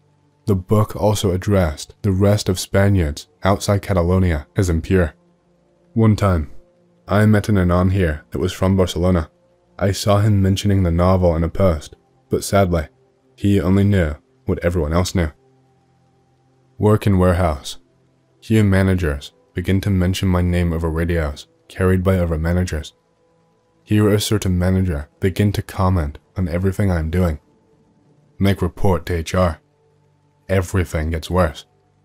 Manager begins singing my name, talking about me non-stop for an entire shift. Ask employees with radios if anyone else has been saying my name. They all say no, despite the fact that they must have heard the psycho manager. Employees begin following and talking about me behind my back. Yo, he's crazy. Also, go to theaters to see End of Evangelion. Thought I heard two people in the back talk about me. Be too much of a pussy to confront them and rationalize it as them talking about someone else. Months later, see a manager wear an End of Evangelion shirt right when the harassment began to get worse. Pretty sure he wore that shirt on purpose. Got a story somewhat similar to this. Be a student at a big commuter college in a Midwestern state that's now defunct due to a recent split based on real estate disputes. Get chummy with one of the professors there by virtue of being older and a map painting game nerd. Pretty standard old school, globalization is a neutral force, but in the post-World War II environment, people are living longer, and basic metrics, which measure human quality of life, all indicate that it's for the better type of economics professor. Liked offshoring a little too much. Look him up and his achievements. Find out that he was involved in setting up an orphanage and school in some godforsaken African country. Lots and lots of pictures of him smiling near the kids. Get a little uneasy when it becomes clear that one of the orphanages that he was involved with shut down and investigated. Later learned that he took a sabbatical in Thailand. Basically, in hindsight, I was certain that the guy was a huge nonce. He had that sort of self-satisfied look to him that goes beyond what you normally see on self-satisfied academics. My brother told a story very similar to this while drunk at a campfire. In Iraq, early GWOT, POGMOs bored all day, guarding stuff and jerking off. Occupying a compound to host some kind of MP unit or something. Abandoned outbuilding was used for storage. Has suspiciously new tile floors, despite being essentially a concrete shed. Rumored to be the sex slave's house or something creepy/funny. One day, Private Dumbass knocks over some heavy equipment and breaks a tile. While cleaning up, he notices that the tile was laying on top of something metal. Thinking it was some oil baron stash, he and his buddies start breaking and pulling tiles, and sure enough, there is a manhole cover, and the first broken tile revealed just the edge. Now the boys are grinning ear to ear, thinking of nothing but treasure. They agree to keep it secret as they crack the lid. It's a very deep hole. From here, the story is essentially the same, where one man goes down via rope and is never seen again. Only difference is the 3 dudes involved agreed to keep it secret and just cover the broken tiles with a rug and heavy boxes. I assume the story was a spooky campfire tale, but now my hair is standing on end. I wonder if it's a common rumor.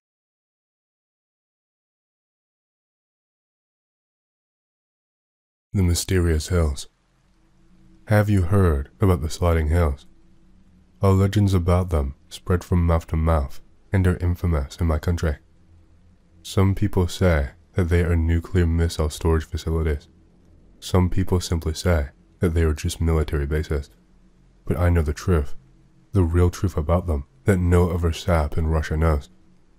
I forgot to introduce myself. I will not tell you my name, and you do not need it. Giving up my name would be like giving up my life freely to these people. It is important to know my age. I was born in the year 1967 in the Far East. After being drafted into the army, I became a truck driver. One of the sergeants noticed my good driving skills, and on his advice, I was transferred to one of the secret units deep in the taiga. Do not worry, none of this information will be enough to identify me. Even if it somehow is, I have taken other precautions. At first, everything was just fine. I was just transporting soldiers and cargo to a unit that at first glance did not differ from the one that I was originally called up to. After doing this for a while, a natural question arose inside my head. Why would we be delivering such a great distance from any kind of civilization? This was so far out. But this did not bother me, and I lived my usual soldier's life in the taiga. Sometimes I drove someone, but more often I serviced the transport and waved off annoying taiga mosquitoes. A couple of months later, we were forced to transport some cargo even deeper into the taiga. We were driving in a column of 5 cars along a barely visible road. We arrived very early, and by that time, it was already dusk. It was incredibly hard to say, but we stopped at a small checkpoint where 3 to 4 soldiers were unloading our cars. After unloading, we just turned around and drove away. It seemed really strange to me back then, and I could not help but wonder again. Why is this building here? Why is this checkpoint here? If there is nothing else nearby, only an ancient forest and ancient hills, what could possibly be out here that is so important and that required so much cargo and personnel? A couple of more months passed. We were no longer told to transport cargo there. I was just a regular driver. The service was easy. I spent almost all of my time working on cars. But one thought did not leave me. Why transport so much cargo to nowhere? For what purpose did we go there? With these thoughts, I went to bed almost every night. One day, in the middle of a restless sleep, I was woken up by that same sergeant. "Come with me, soldier," is all he said to me. We came to his office immediately. He asked me if I remembered that road to nowhere and that small building in the middle of the trees, and if I would like to change my place of service. And now I'm on my way there. I don't remember exactly why I accepted the offer. Probably because it's hard to say no to people like him. And of course, it's partially to satisfy my own curiosity. I guess I've become obsessed with that place over the last couple of months. It's always cold here. I distinctly remember the rain running down my cheeks. I can still feel that same coldness while writing this out for you all. And now I'm in that small building, filling out paperwork. Everything here is much more secret than in your previous unit. Remember that. Just do your job and don't ask any unnecessary questions. That's what I was told. My new task is to carry cargo to the LCIL 319, Lenin Research Center 319.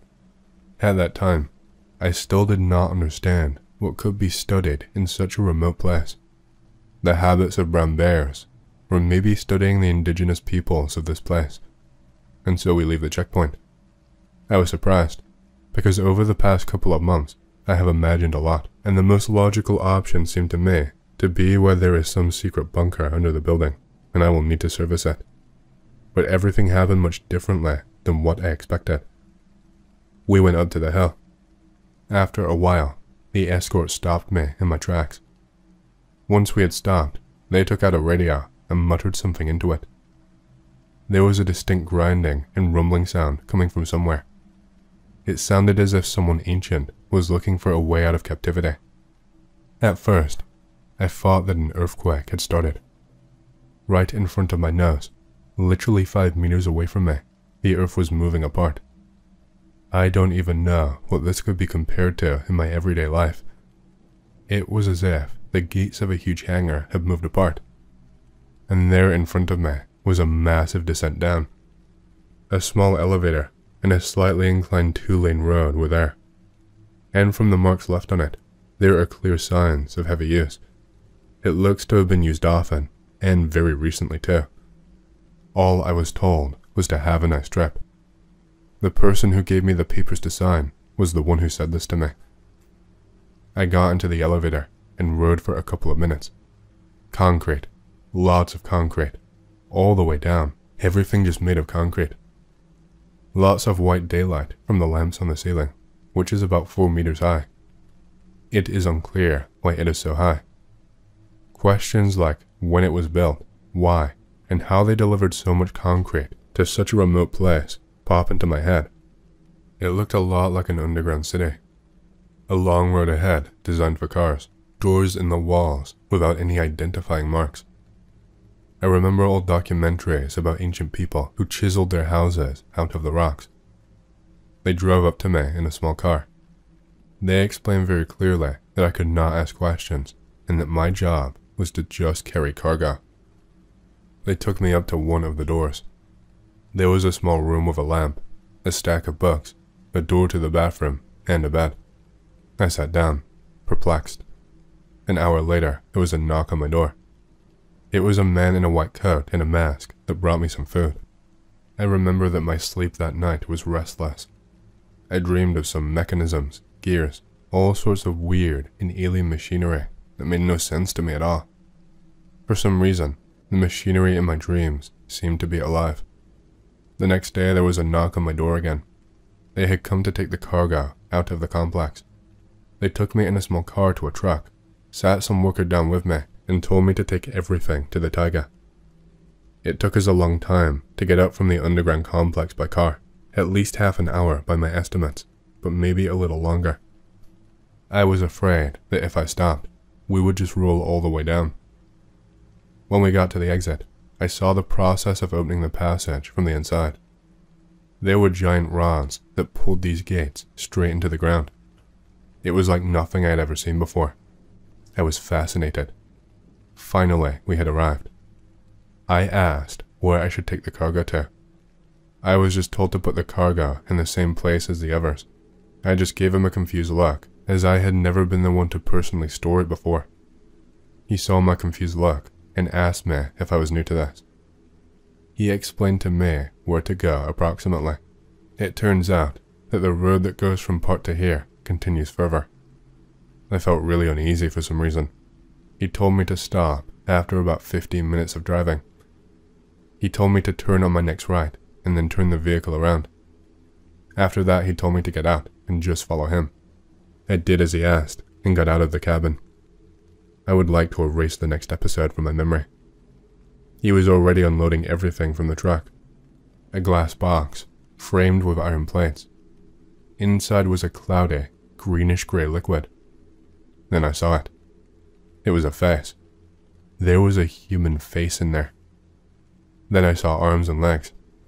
And then some wires going to the head of whoever it was. And on the back of the head, there was some kind of foreign metal, like an iron object, where this wire is connected. He told me to just pick it up and help him to transport it. We grabbed this box and carried it somewhere into the thicket. On the way, I tried to make out the body in the box. It was all covered in abrasions, and traces of surgical intervention were clearly visible. He told me to stop suddenly. I stood still. A deep hole appeared in front of us, the bottom of which was not visible. He told me we needed to throw it in here. I am a soldier. I cannot disobey an order, no matter how wrong it feels. That is how we were taught. We threw the box down there. The sound of glass smashing was heard when it landed. Apparently, there were already many such boxes already in there that it must have struck when we threw it down. All of a sudden, I heard a sharp scream coming from the box pit. He looked directly at me and shot me a look. He told me not to ask any unnecessary questions and to just do my job. We worked like this for an hour. Piles of bodies. Piles of screams as they landed at the bottom of a deep, cold hole. Every abandoned container with a body literally screamed. Maybe it was all just in my head. That's what I hope, at least. So I lived like that for a whole week, taking out who knows who in those boxes, taking them out to who knows where and for what reason, I have no idea. I mean, I'm sure I can think of one, but not one that explains everything. Certainly not one that explains the boxes. A week of endless pain, madness, and suffering. Although my partner looked cheerful. It looked like throwing out mutilated bodies was a routine for him. The gears in my dream were spinning faster and faster every time I slept. I had a nervous breakdown. I could not take it in anymore. The harshness of the work had finally taken its toll on me. A doctor came into my half-empty concrete room. He examined me and left silently. 10 minutes later they came for me. A large man in a white coat, a gauze bandage on his face, and an obvious desire to talk came in. You were never here. You never saw anything. You had a nervous breakdown while serving in your unit. Everyone will confirm this. Never tell anyone about this place. That is all that was said. I never got the chance to say a word or to plead my case. I got into the car. They took me to the elevator. I went outside. The last time I saw these giant doors, they looked as if they were hiding something hidden, evil, and something that should never leave the complex. I wish I had been wrong. Then I got to my unit, then to a military hospital, and then finally to a psychiatric department for a full assessment. I guess they wanted to gauge whether I could be trusted or whether I needed to be dealt with right away. It's not like anyone would believe me anyway. Maybe this assessment was just so they could discredit me and call me crazy if I ever did snap and say something. I could not sleep at night. I always had nightmares anyway, but this was even worse now. A couple of months later, I was already at home. Many years have passed. Now I'm a little over 50 years old. For many years, I tried to understand what it was. Who were these people? What kind of experiments were they conducting in this godforsaken place? I still don't understand. I don't know what the boxes were for. I don't know what the metal was for. Now I'm alone. I couldn't get close to anyone. I have no comrades at all. If I tried to tell someone about it, they either did not understand me and changed the subject, or avoided me completely altogether. Now there's only me and my strange, creepy dreams.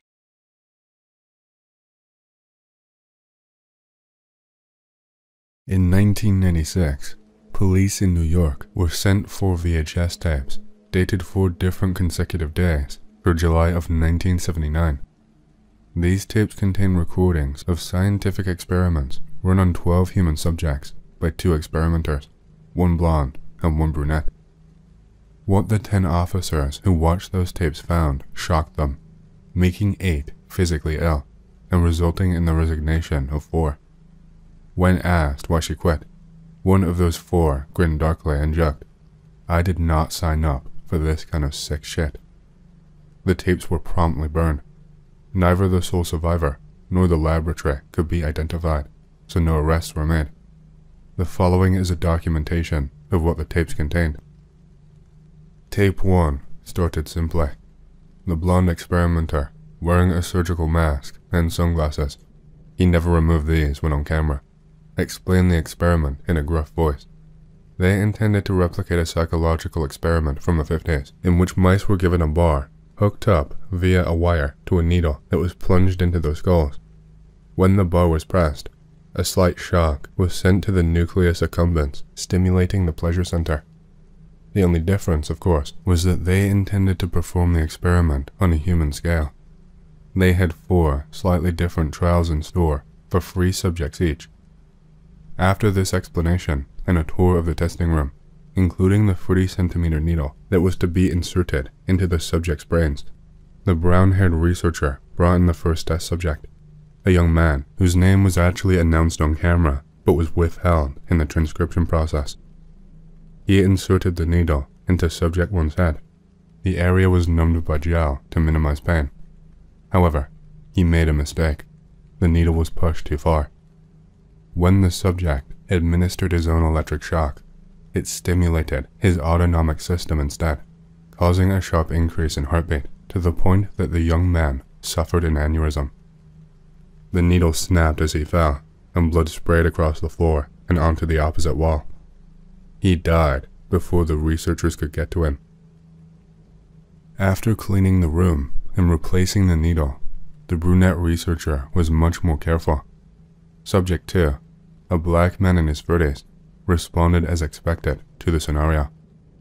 After 1 press, he experienced a wave of pleasure.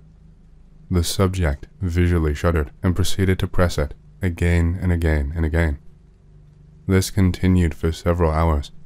As with the mice in the original experiment, Subject 2 ignored sleep, ignored food, and ignored sex.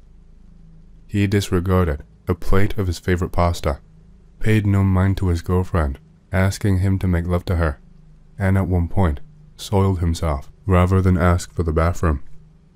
After over 5 hours, the subject fell to the floor. Researchers noted that he had died of exhaustion. Subject 3, a woman in her late 20s, had the same reaction and suffered the same death as Subject 2. Tape 1 ends here. Tape 2 kicks off immediately. The blonde researcher explains Trial 2. Whereas in Trial 1, the stimulation stayed constant, in Trial 2, it will steadily decrease in strength. The first subject is a Hispanic female. As before, the brunette shows them in, cautiously inserts the needle, and instructs her to press the bar as many times as she wishes. As before, she quickly begins to press it. Over time, as the effect lessens, she becomes distraught. The subject begins yelling at the researchers that the machine is broken. When she is given no reply, she begins bashing the bar violently, shattering the bones in her hands, resulting in numerous compound fractures. Her arms continued to flail against the bar, the sick cracking of her radius and ulna audible to the viewers of the recordings. Eventually, she passes out. Subject 5, another Hispanic female, responded similarly, even yelling in Portuguese at one point. Subject 6, a middle-aged Caucasian male, smashed his hands against the bar until the flesh broke. He forcibly tore his hands from his wrists with his teeth in frustration and screamed that the researchers have to fix the fucking machine or else. He soon bled out. The blonde researcher revealed at the end that subjects 4 and 5 also bled to death after being removed from the testing room. Tape 2 then ends. Tape 3, following the established pattern, documented all of trial 3. The blonde again explained the experiment. Once again, the charge would change over time, but this time, it would start weak and grow steadily stronger. Trial 3 was perhaps the most precise trial. Of the 3 subjects, a white male, a black female, and an Asian male, all gave almost exactly the same reaction. Each subject pressed the bar first with no result. They continued pressing with idle curiosity or the researcher's insistence until they felt the effects of the shock, at which point they pressed it over and over with reckless abandon. All 3 started groaning in what was undoubtedly pain after a time, but they kept pressing the bar. Their groans turned to moans, turned to yelps, turned to even harder yelps, until finally, they died from a finally lethal shock. This pattern persisted for all 3. The only break to the pattern was Subject 9, who, after the final press that would be the one to kill him, stared at the camera recording his test, and laughed manically for 3 straight minutes until his body finally gave out. The blonde noted a scent like cooked ham in the test area. Tape 3 ends here. It is worth noting that one of the 10 officers watching the tapes had to leave to puke. He left just in time. Tape 4 was the most horrific of them all. The blonde researcher explained that the bar was programmed to give an electric shock, just like in trial 1. However, after 50,000 shocks, the bar would stop delivering the stimulation. The researcher seemed most excited for this one. The brunette brought in Subject 10, a white female of 20 years old. She behaved like every other subject, hitting the bar rapidly. After 93 minutes, the 50,000 mark was reached, and the pleasure stopped coming. She was enraged. She began pounding on the bar, screaming that the machine was not working. When her calls went unanswered, she started clawing at her face. Skin was peeled off, exposing her facial muscles. Before long, the woman had torn off her entire face, still shrieking at the top of her lungs.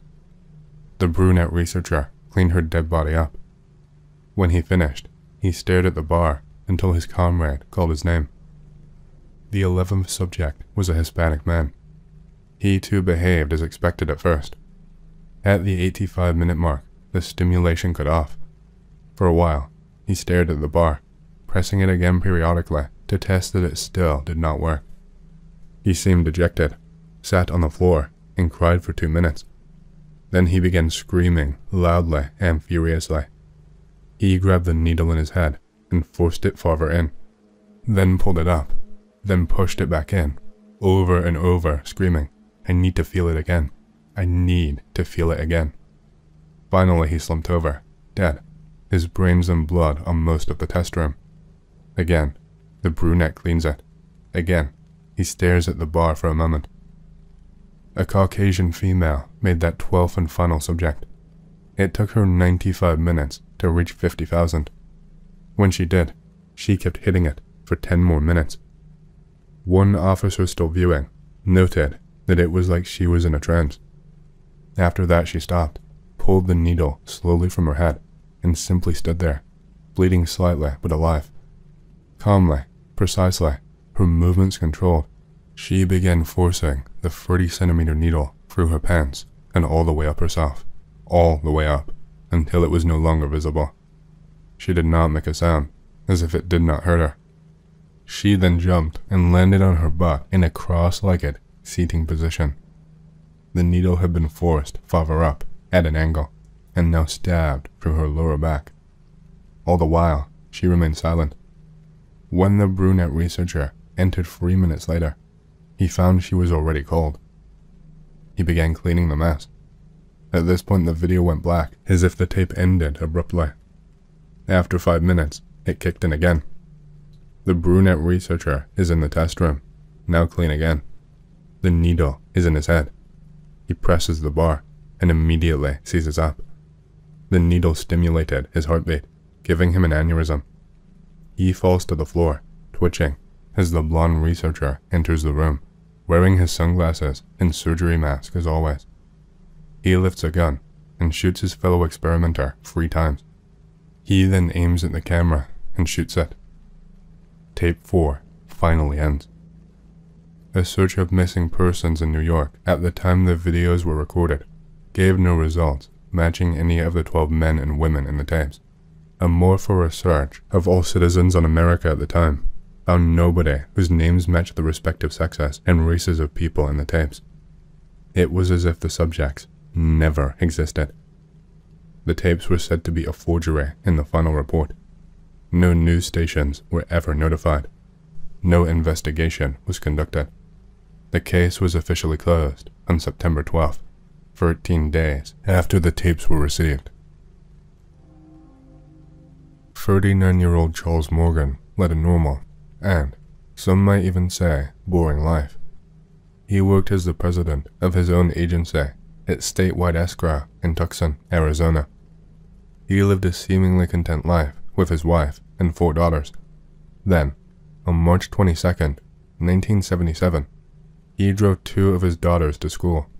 He vanished off of the face of the earth, and so would begin the mystery of an unsolved death surrounded by a myriad of weird clues. Pick related is Charles Morgan. When Charles did not return by evening, his wife Ruth became very worried, and she reported him missing. For the next 3 days, there was no sign of Charles, and then something very strange happened. At 2 in the morning, 3 days after her husband had disappeared, Ruth was woken up by a banging at the back door. When she went to see who it was, she was surprised to see Charles standing there, apparently in a daze. He had 1 shoe missing, and had a plastic handcuff around 1 ankle, and another set around his hands. When she tried to talk to him, he gestured towards his throat in a panic, so she sat her husband down with a pen and a pad, and the story would get even weirder. Charles scrawled out on the paper that he had been kidnapped and tortured, and that his throat had been sprayed with a mysterious, hallucinogenic drug that affected the nervous system. If he were to try and talk, he risked swallowing it and going irrevocably insane or dying. The only way to keep this from happening was to not speak.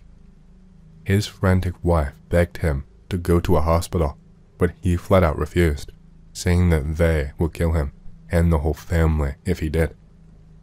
He told Ruth to move his car to the back so that these sinister, mysterious assailants would not know that he had come home. Ruth did as she was told, and for the next few days, she took care of Charles, nursing him back to health. During this time, the only thing he would say was that he had worked for them for around 3 years, and that they had taken away his treasury identification. He implied that he was working for the federal government as an agent, combating organized crime, although details were murky. When Ruth asked for more information, he told her that the less she knew, the better, and that was that. Charles slowly regained his ability to speak, but he refused to talk to his family about what had happened. At the same time, he became very paranoid, constantly checking outside and growing a thicker beard in order to change his appearance. He took to wearing a bulletproof vest at all times. After some time had passed, he confided in his wife that he was working as an agent for the United States Treasury Department, and that it involved real estate fraud and money laundering being carried out by the mafia, something he had deep knowledge of working in escrow, and in this case, he was testifying against 2 major mafia groups, the ominous Ned Warren family and the Joe Bonanno family. He told her that if anything were to happen to him, he would leave a letter behind explaining everything. Shortly after this, Charles Morgan vanished again after dropping his daughters off at school, and this time he would not be coming back. Ruth and the police looked for the letter he had promised, but it never did turn up. And as the investigation seemed to be going cold, Ruth received a mysterious phone call from an unidentified woman who called herself Green Eyes and simply said, "Chuck is alright, Ecclesiastes 12, 1-8, before hanging up. 2 days later, on June 18th, 1977, Chuck will be found again, but this time, he was a corpse, shot dead along a remote dirt road about 40 miles away from his home. When police arrived at the scene, they found that he had died from a gunshot wound to the back of his head. He was wearing his bulletproof vest, and he was also armed with a handgun and a hunting knife, as well as various other firearms with ample ammunition in his car. Considering the handgun that he had been carrying had been fired, it seemed as if he must have taken his own life, but there were anomalies. First, the gunpowder marks from the shot were found on his left hand, even though he had been right-handed. Then, the gun itself had been wiped clean of fingerprints. In fact, the whole car had been totally wiped, despite Morgan not wearing gloves. How would he be able to wipe clean the weapon and scene after shooting himself in the head? And why would he shoot himself in the back of the head anyway?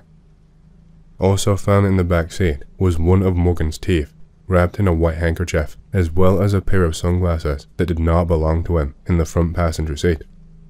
Other strange clues were a map that he had drawn by hand, which led to the spot where he had died, and a $2 bill clipped to the inside of his underwear. On this bill were found A. Some references to Freemasonry, B. 7 Spanish names, Acevedo, Bejarano, Caedo, Duarte, Encinas, Fuente, and Gardias, and C. The words Ecclesiastes 12, 1-8. The bill also had written on the back the names of the signers of the Declaration of Independence, numbered 1-7, and a map leading to the towns of Robles Junction and Salacide. What did any of this mean? No one knew. Unbelievably, despite all of this, the police were eager to embrace the explanation that he took his own life and sweep it all away. Pick related, the bill found on Charles Morgan's body. Not long after the body was found, the woman calling herself Green Eyes made another call, this time directly to the police. She claimed that shortly before the death that she had met with Charles at a local motel. He had shown her a briefcase stuffed with money and claimed that it was to buy out a hit that had been placed on him by the mob. According to her, Charles had driven out into the desert with the money to meet with the hitman and buy him off, but instead, the hitman had killed him and taken the money. Then, Ruth would have her own odd experience. 2 men, claiming to be FBI agents, came to her house and tore it apart, looking for something they don't seem to have been able to find. In the face of this, authorities ruled that Charles Morgan had taken his own life, stating that there was no hard evidence that the mysterious woman's story was true, and no evidence of foul play. The case was picked up by investigative journalist Don Devereux, who says that he uncovered evidence that Morgan had indeed testified in a secret state investigation against the mafia, but when he contacted the FBI for more information, they claimed they did not even know who Morgan was. Devereux would say this about the case: "I made a Freedom of Information Act request to the FBI, and they claim never to have heard of Mr. Morgan, despite the fact that they obviously opened an investigation, and despite the fact the FBI interviewed Mr. Morgan's attorney. They were all over this thing like a blanket for a while, but now they've never heard of the guy. He never existed. No card, no file, no nothing." Devereux's investigation would also lead him to a man named Danny Casolaro, who agreed to share secret information on what Morgan may have been up to. But before this meeting took place, Casolaro was found dead in a motel room from 12 slashes to the wrist. The police said he took his own life. Someone also did not seem to like the reporter snooping around. A man named Doug Johnston, who happened to work right across the street from Devereux, was found shot dead in his car, which just happened to be the same make and model as Devereux's, leading the reporter to suspect that he himself had been the actual target. Here are some of Devereux's thoughts on the case. "I've never seen, in all my years as a journalist, a fellow take himself out in the desert, wearing a bulletproof vest, and shoot himself in the back of the head. There is a great likelihood that Mr. Morgan was, in fact, doing something with the government. I think somebody blew his cover, and he got killed. He was around the edges of a couple of very large, organized crime groups in Arizona at that time. It was very easy to get in over your head, and I suspect that over the years, Mr. Morgan was in that kind of situation. He was a straight businessman that probably got a little too close to the flame. I think the $2 bill provided the basis for some kind of a code. What seemed to be missing, however, was the document that the $2 bill would unlock. If he was quietly providing assistance to the US government and monitoring the activities of one or more major organized crime families, then he was not a villain. He was a good guy, and they need to know that. What happened to Charles Morgan? What is the meaning of all the clues surrounding his death? Who was Green Eyes, and what part did she have to play? Was Morgan killed by sinister forces? And if so, why? Why did the FBI deny any knowledge of this case, and was someone out to get the one who was investigating it all? What was the meaning of the note on that $2 bill? It is a bafflingly strange case, permeated by dark conspiracies and cover-ups, and we may never know for sure. In the meantime, it is officially listed that Charles Morgan took his own life.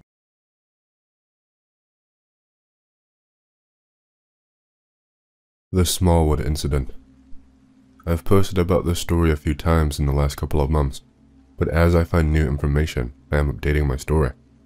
Since my last post here, I've talked to the elders in my town and corrected a few mistakes I made before. I may have to change some other aspects of the story as I search for more information, but the story itself is true. Before I start, I will answer some of the FAQs and respond to the typical comments this story has gotten. Who are you? I am a resident of Smallwood who is just trying to get the truth out and hopefully solve this crazy mystery that has captured my hometown for more than 20 years. I cannot give out my real name for obvious reasons, so I'll try to go by the name Small Anon in this thread. Where is Smallwood? I cannot say for certain. In the past, there have been rumors of people who tried to talk about the incident getting visited by the Men in Black. Although the government has obviously denied these claims, the townspeople who tried to go to the press always end up cancelling at the last minute. The last of these people, a woman known as Miss Mabel, reportedly developed a large scar at the back of her neck near the base of her skull. Her friends and family have said her personality changed seemingly overnight, as did her eye color. I do not want to end up like this. All I can say is that Smallwood is a normal American small town in the Midwest.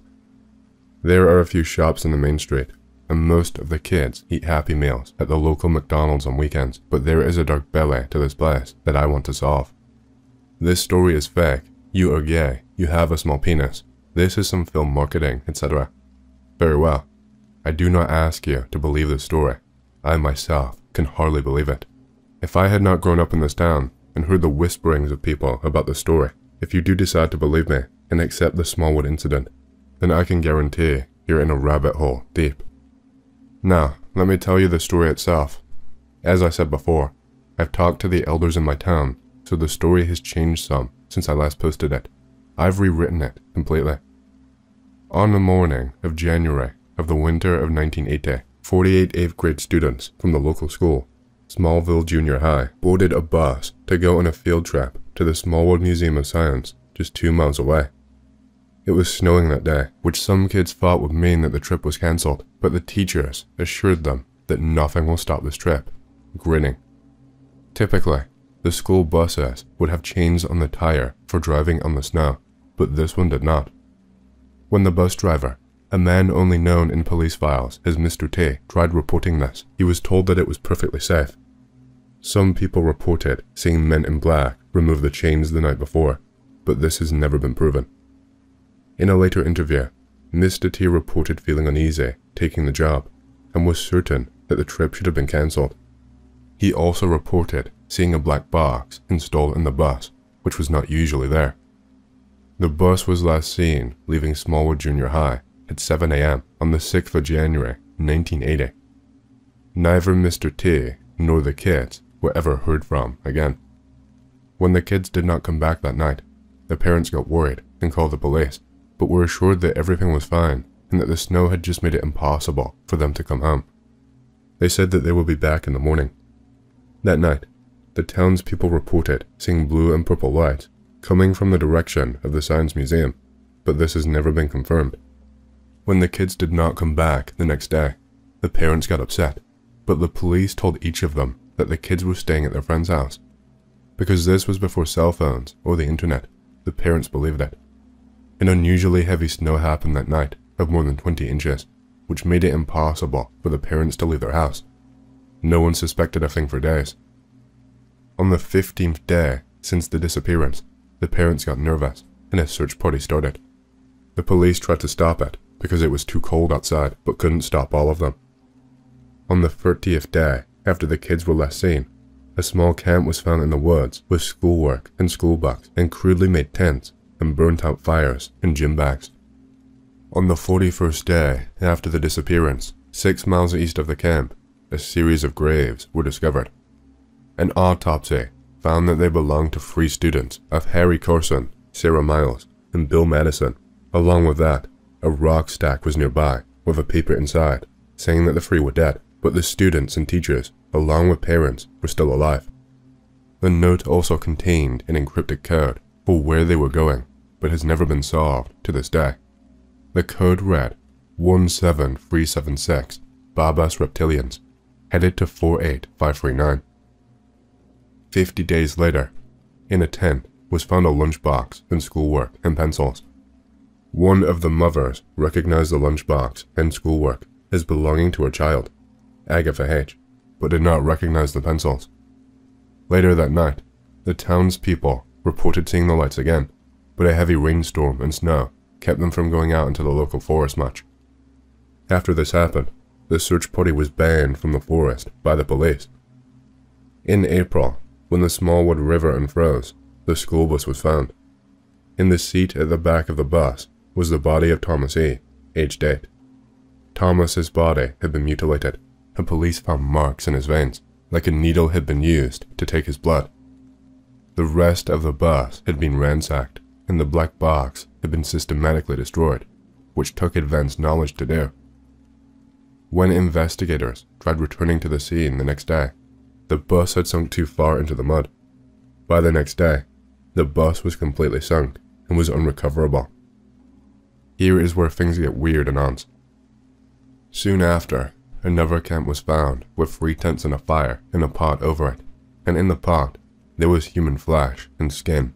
Also bones with cuts were found on the camp, and in the trees, tied up by strings and human hair.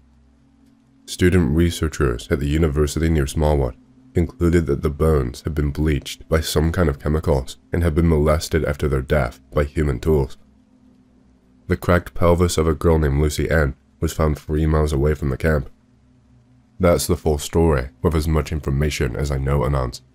To this day, more than 20 years later, it's still unknown what happened to the Smallwood Junior High students in 1980 is unknown. We can only hope that they found peace. As for a Wikipedia link for some sort of newspapers, there are none. This story is impossible to find on the clear net, but can be found on old forums on the deep web. Back in 2005, when I was 15, I went on a long-ass walk at night.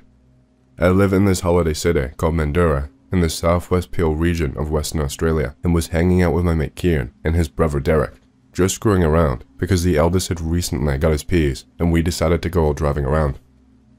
Ended up in this upper-class area further out into the whoop-whoop called Dawesville when the car broke down on this empty stretch of bushland road that we took, thinking it would be an adventure. About 25 minutes into driving, the car's battery died out of nowhere, which was bizarre, considering the car itself was serviced within the past week. Anyway, 5 minutes into our feeble attempts at fixing the car, we decided, screw it, and we all went on a walk, figuring we were only driving for about half an hour. Can't be that long as we follow the trail back. It was getting pretty dark, and lo and behold, we all started joking about this was how all the horror movies start out. After about 2 kilometers, we found our way back to our main road, and just walked north along it when Derek stopped and said with haste, "The hell was that?" and pointed into a bush. This Aboriginal guy walked out, and I expected trouble, thinking it was some mob of teenagers or another stereotype about to ask us for $1 before throwing a glass bottle at us. Kieran was the one in our group who was the most street smart and a pretty tank Kiwi for the age of 16, standing at 6'2", so we expected him to take action should this guy start anything with us. He went into a southpaw stance and shouted at the Aboriginal man, "Get out of here. We got no beef with you, bruh," in typical fashion. The guy was pretty calm to our surprise, and for his raggedy-ass clothes, he spoke with surprising eloquence. After explaining our car situation, he said something that we all felt was a bit odd. "Be careful out here tonight, boss. Snakes roaming around will grab you."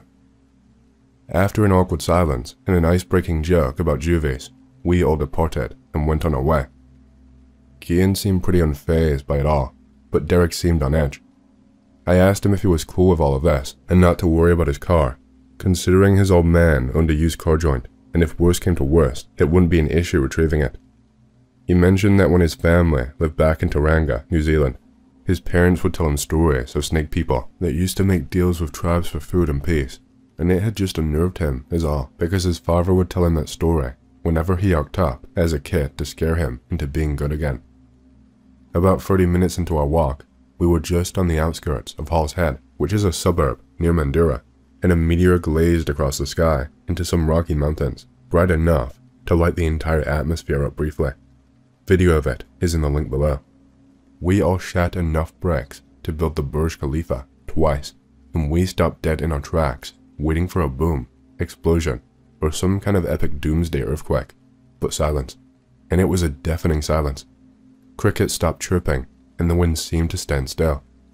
To my amusement, Jan and Derek kept saying "bro," "holy shit bro," etc., and I started pissing myself at how stereotypical they were sounding. Push and chops. Only a few Anons from Australia and New Zealand browsing will probably understand what I mean, but I digress. Anyway, another 20 minutes into the walk, when we were at the rich folk area near the canals, or coming to it, we had to go through this dense marshland to get there quicker, and in our infinite wisdom, we did. I'll cut straight to the point and not lead on. Shortly after we went in, we noticed things were off. There were innumerable dead birds lying about the trees, some of them torn apart, and the smell was off-putting.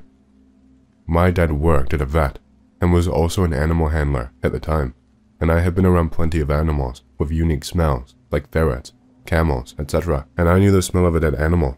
This would have singed your nose hairs off. We all got a bit creeped out, thinking what could have caused this, and I figured it was some messed up pollution in the river, leading into the water nearby, but there was nothing wrong with it in the papers, or anything that came to mind. I was just trying to justify it. After our little debate was when things got real. Derek said something was following us, and Kian and I kept walking, figuring he was trying to egg a reaction out of us, when we both saw this black, amorphous being in the obscure shape of a man, moving around the trees in the distance. I already have amblyopia, so it was hard enough to make out in the dark, but Kieran was freaking out, and turned whiter than Casper the Ghost. For future reference, this is a guy that had been doing Koshin Bushido Kai Jiu-Jitsu, Goju Ryu Karate, and Muay Thai since he was 9, and has had his fair share of blues with people on the streets and the dojo. He does not scare easily. It was at this point I reached for my mobile, some crappy Nokia phone, you know, the old ones that were bricks, black and green screen, etc., that I kept because it never failed me when I dropped it. I immediately thought to call my dad to come and get us, but I was out of credit.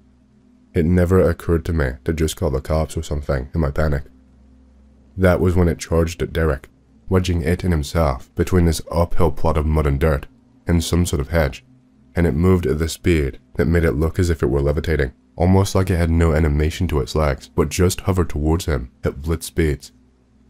Derek let out a god-awful screech, and I never knew that his voice could reach that octave, but he did, and that's when I got a good look at this thing.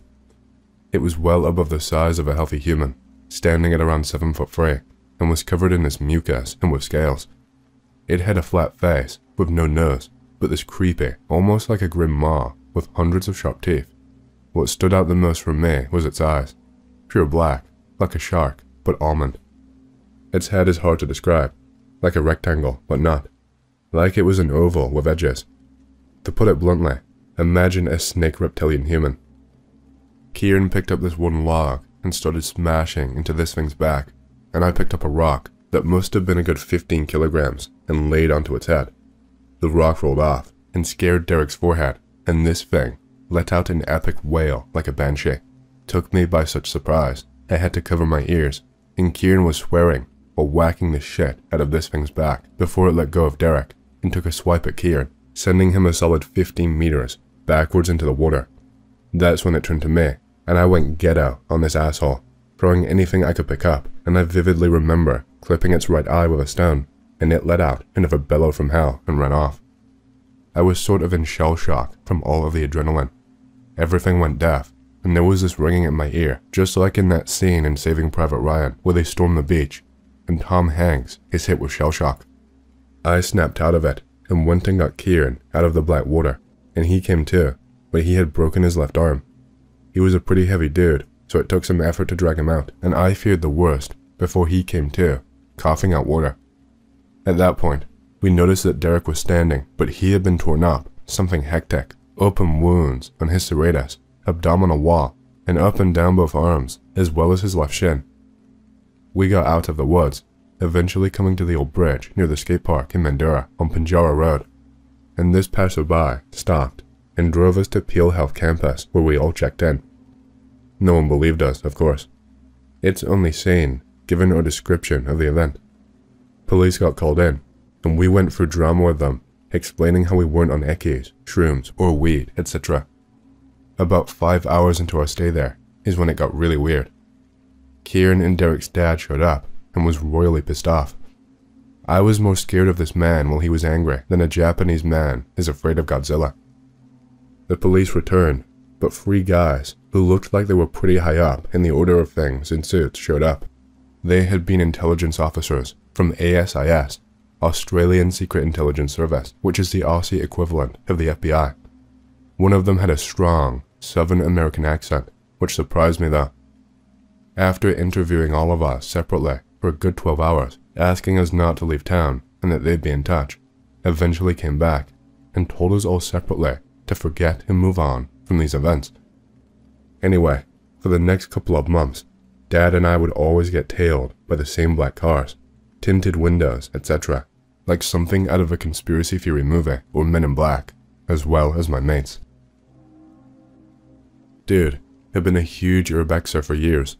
Lots of things for you to think about as well. First, wear rebreathers, always.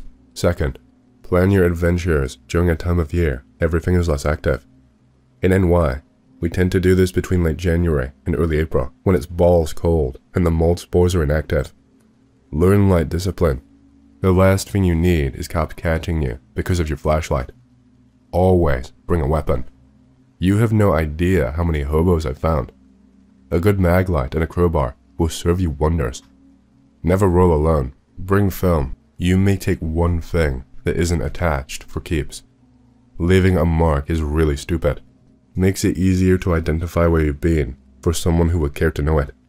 Avoid breaking things. It's loud and destructive. Don't ever smoke while in a site. It frenzies the mold spores. My friend is the photo guy. He keeps all our photos.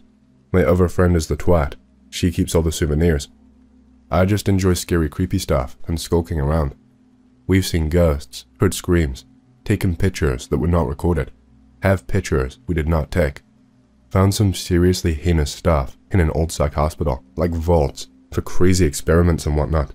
Hell, we found this huge ass bat, about 2 feet long, nose to feet, clinging to this metal grating, froze to death, poor thing. Seen some creepy stuff in some abandoned subways, like Men in Black. There are offshoots, covered in fresh walls, when it's been closed since the 70s. There were fresh tire tracks, police rounding up homeless, a shanty town, a little over 2,000 strong. We had to pay our weed that night to leave that place, and just generally weird stuff going on. I ended up dorming solo in a 2-person suite in my freshman year at university. Beginning of the year, my roommate was this real friendly, yet annoyingly avert preaching Christian type guy who was nice to everyone. never put anyone down, etc. So a few weeks into semester, and his demeanor totally changes. He basically became totally unsociable, indifferent to a lot of stuff. His times flipped, he became nocturnal, started missing his day classes. Every moment he was in our room, he was on his computer. Most of the time I would see him in his library, again, with his laptop, intensely staring at it. The one day I came home from morning class, and he was laying face down on his bed. His computer was open next to him. He was not wearing headphones at this time, and I could hear noises coming from his computer. So I look at his screen, and it was like a cartoon in its ridiculousness. What I mean is, the screen was basically changing constantly. Numbers were scrolling across, windows opening and closing. The noises I heard was actually the voice of one person whispering, though it was pretty distorted. He wasn't using any internet browser that I had seen at the time, nor any standard OS, and majoring in computer engineering, I was pretty confident in my ability to identify various software. Occasionally, the image of a man would appear. Each time he would disappear shortly after. This continued until he was close to whatever was broadcasting this video. So I get this eerie feeling, very serious fear of something, and I realize that my roommate, who has been asleep inches from my face this whole time, was now awake and had turned his head to look at me with the most hair-raising expression on his face. It was literally like he wanted to kill me with this look. So I jumped back, and he asked me what I heard. I told him nothing. His eyes were filling with tears. He pulled his laptop close to his chest and sat like that, in the fetal position, until I left again. The next time I saw him was also the last time. He was asking me about Tor and other ways to contact his special friend, basically without leaving a trace. Before that, I was doing everything to stay away from the guy because he had become seriously threatening in his behavior. i.e., I'd wake up with him, sitting up in his bed, facing me, no laptop. Every time a car passed on the street, the light would illuminate his face, and I could see him staring at me. He would not stop asking me if I was sure I had not heard anything when I was spying on him and his friend. I did report him to RA after I talked to some people about it. In the end, I came to my room to move some stuff to my friend's dorm, and the guy was gone. In the 3 hours that had passed, literally all of his stuff had been removed. I spoke to someone living in the same house, and they literally told me some guys looking like the Men in Black movie showed up and cleaned out the room. From what I understand, the guy himself left that afternoon of his own free will with them, looking very defeated. Freakiest stuff ever.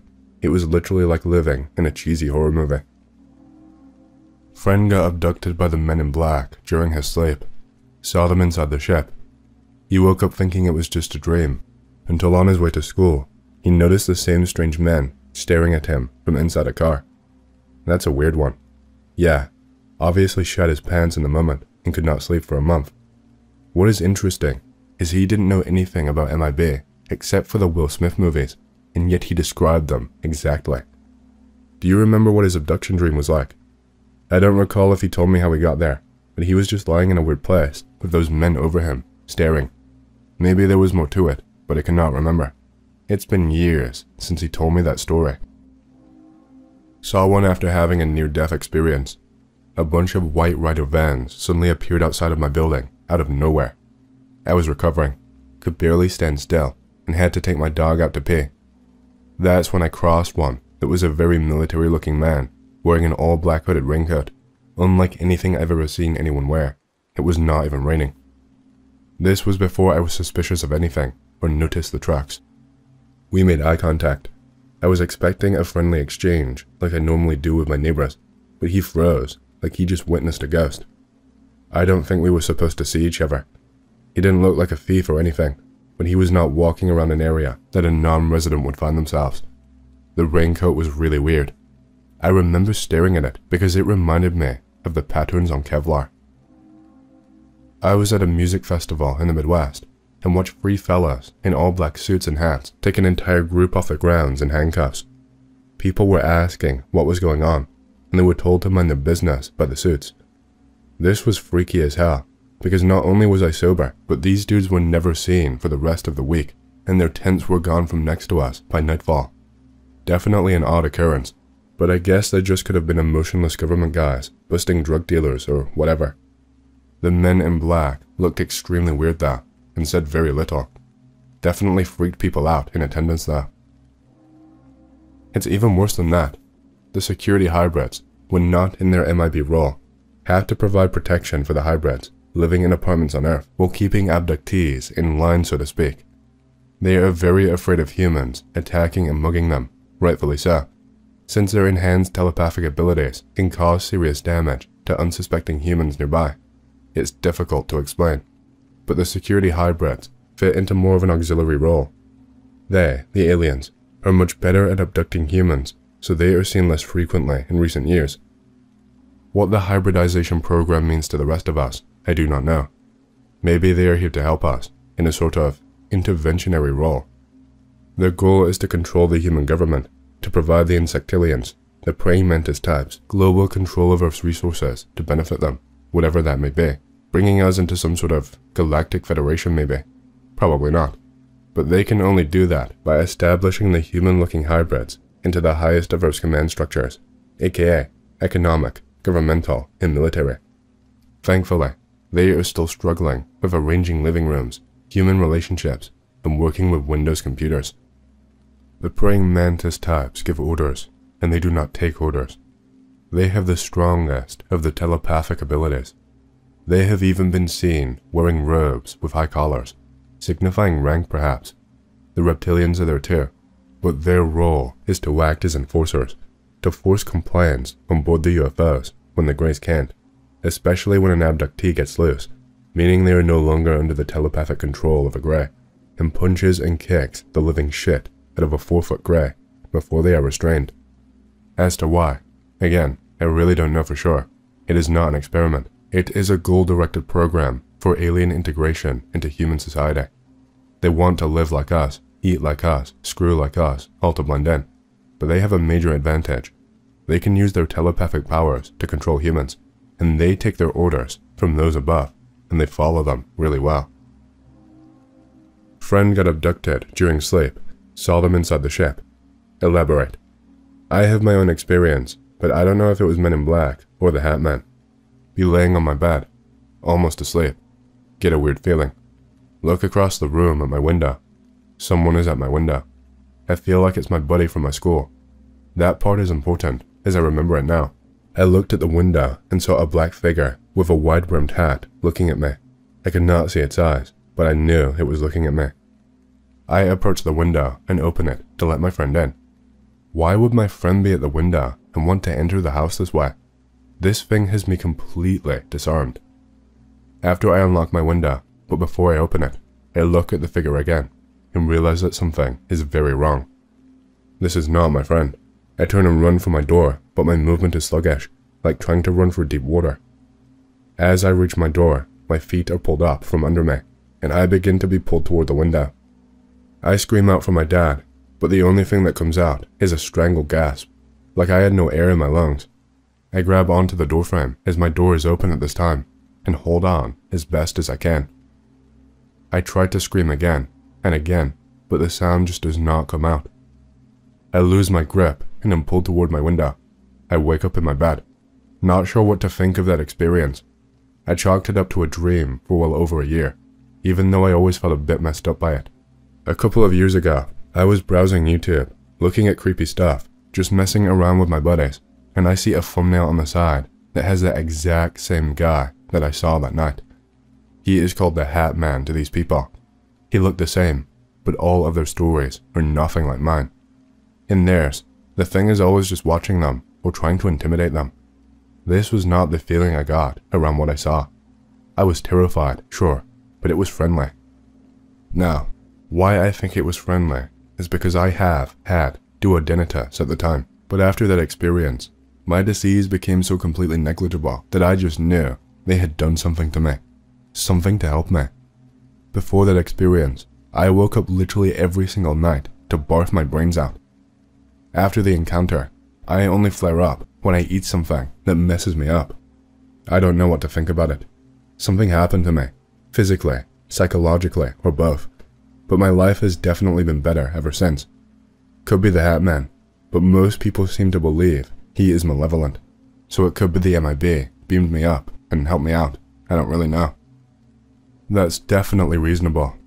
From the best I can remember, and that's honestly not going to be super well. This was over a decade ago, and it was somebody else's story. She had a dream where she saw a tiny humanoid figure, very simplified, almost blobby, marching around on the floor in front of her bed. She tried to talk to it, but it tried to attack her in some way, and she recoiled and hid under the covers. Went back to sleep in the dream, which caused her to wake up, and then it was gone. I remember it came up again senior year because she drew it and showed it to another girl with no context who broke down into an absolute mental breakdown because she claimed she'd seen it under her bed but when she wasn't dreaming, and that it had attacked her for real multiple times. Take all of that with a huge grain of salt because it's been so long and a lot of it could technically be coincidence, but it's something. I had a dream I was standing in a circle of friends, like really old friends. They were all shrouded in shadow and could barely make out their faces, which were kinda deep dark grey. I did not recognize any of their faces, but they looked older than me. The rest of their bodies were just dark and shadowy, like if you're out in the woods at night. They were telling me something very important, though I don't remember the specifics, but as they were doing this, the dream POV shifted and I was viewing my own body asleep in my bed, seen from above. I became lucid, realizing I was dreaming at this point. I decided I wanted to try and leave my body, as I had been trying to figure out astral projection at the time, with no success. It worked, but did not last long. Sensory overload from the experience of the light body. I have a story which may or may not be Men in Black related, but it's sure interesting. Be me, 24, fresh out of the military, living in North Las Vegas, circa 2010. See some crazy looking lights in the sky in the desert. Friend with me, non-believer, agrees we just saw a UFO. Go home and write about it on my computer. Days go by and I add more detail and edits to it, fine-tuning. Submit it to a UFO sighting website which appeared to have many hits and responses. Hour later, someone responds. Discredits my story right away, saying it was just flares. Military background, I know what flares look like. Odd response, because no one gets discredited, usually just questions. Next day go to work, midnight to 8 AM. Come home, my door's kicked in. Nothing appears to be missing. 60-inch Samsung TV and brand new Xbox still in the box sit next to my computer desk. Realize that my computer is the only thing missing. Was I onto something? Who would have just taken my PC and nothing else and knew my overnight work schedule?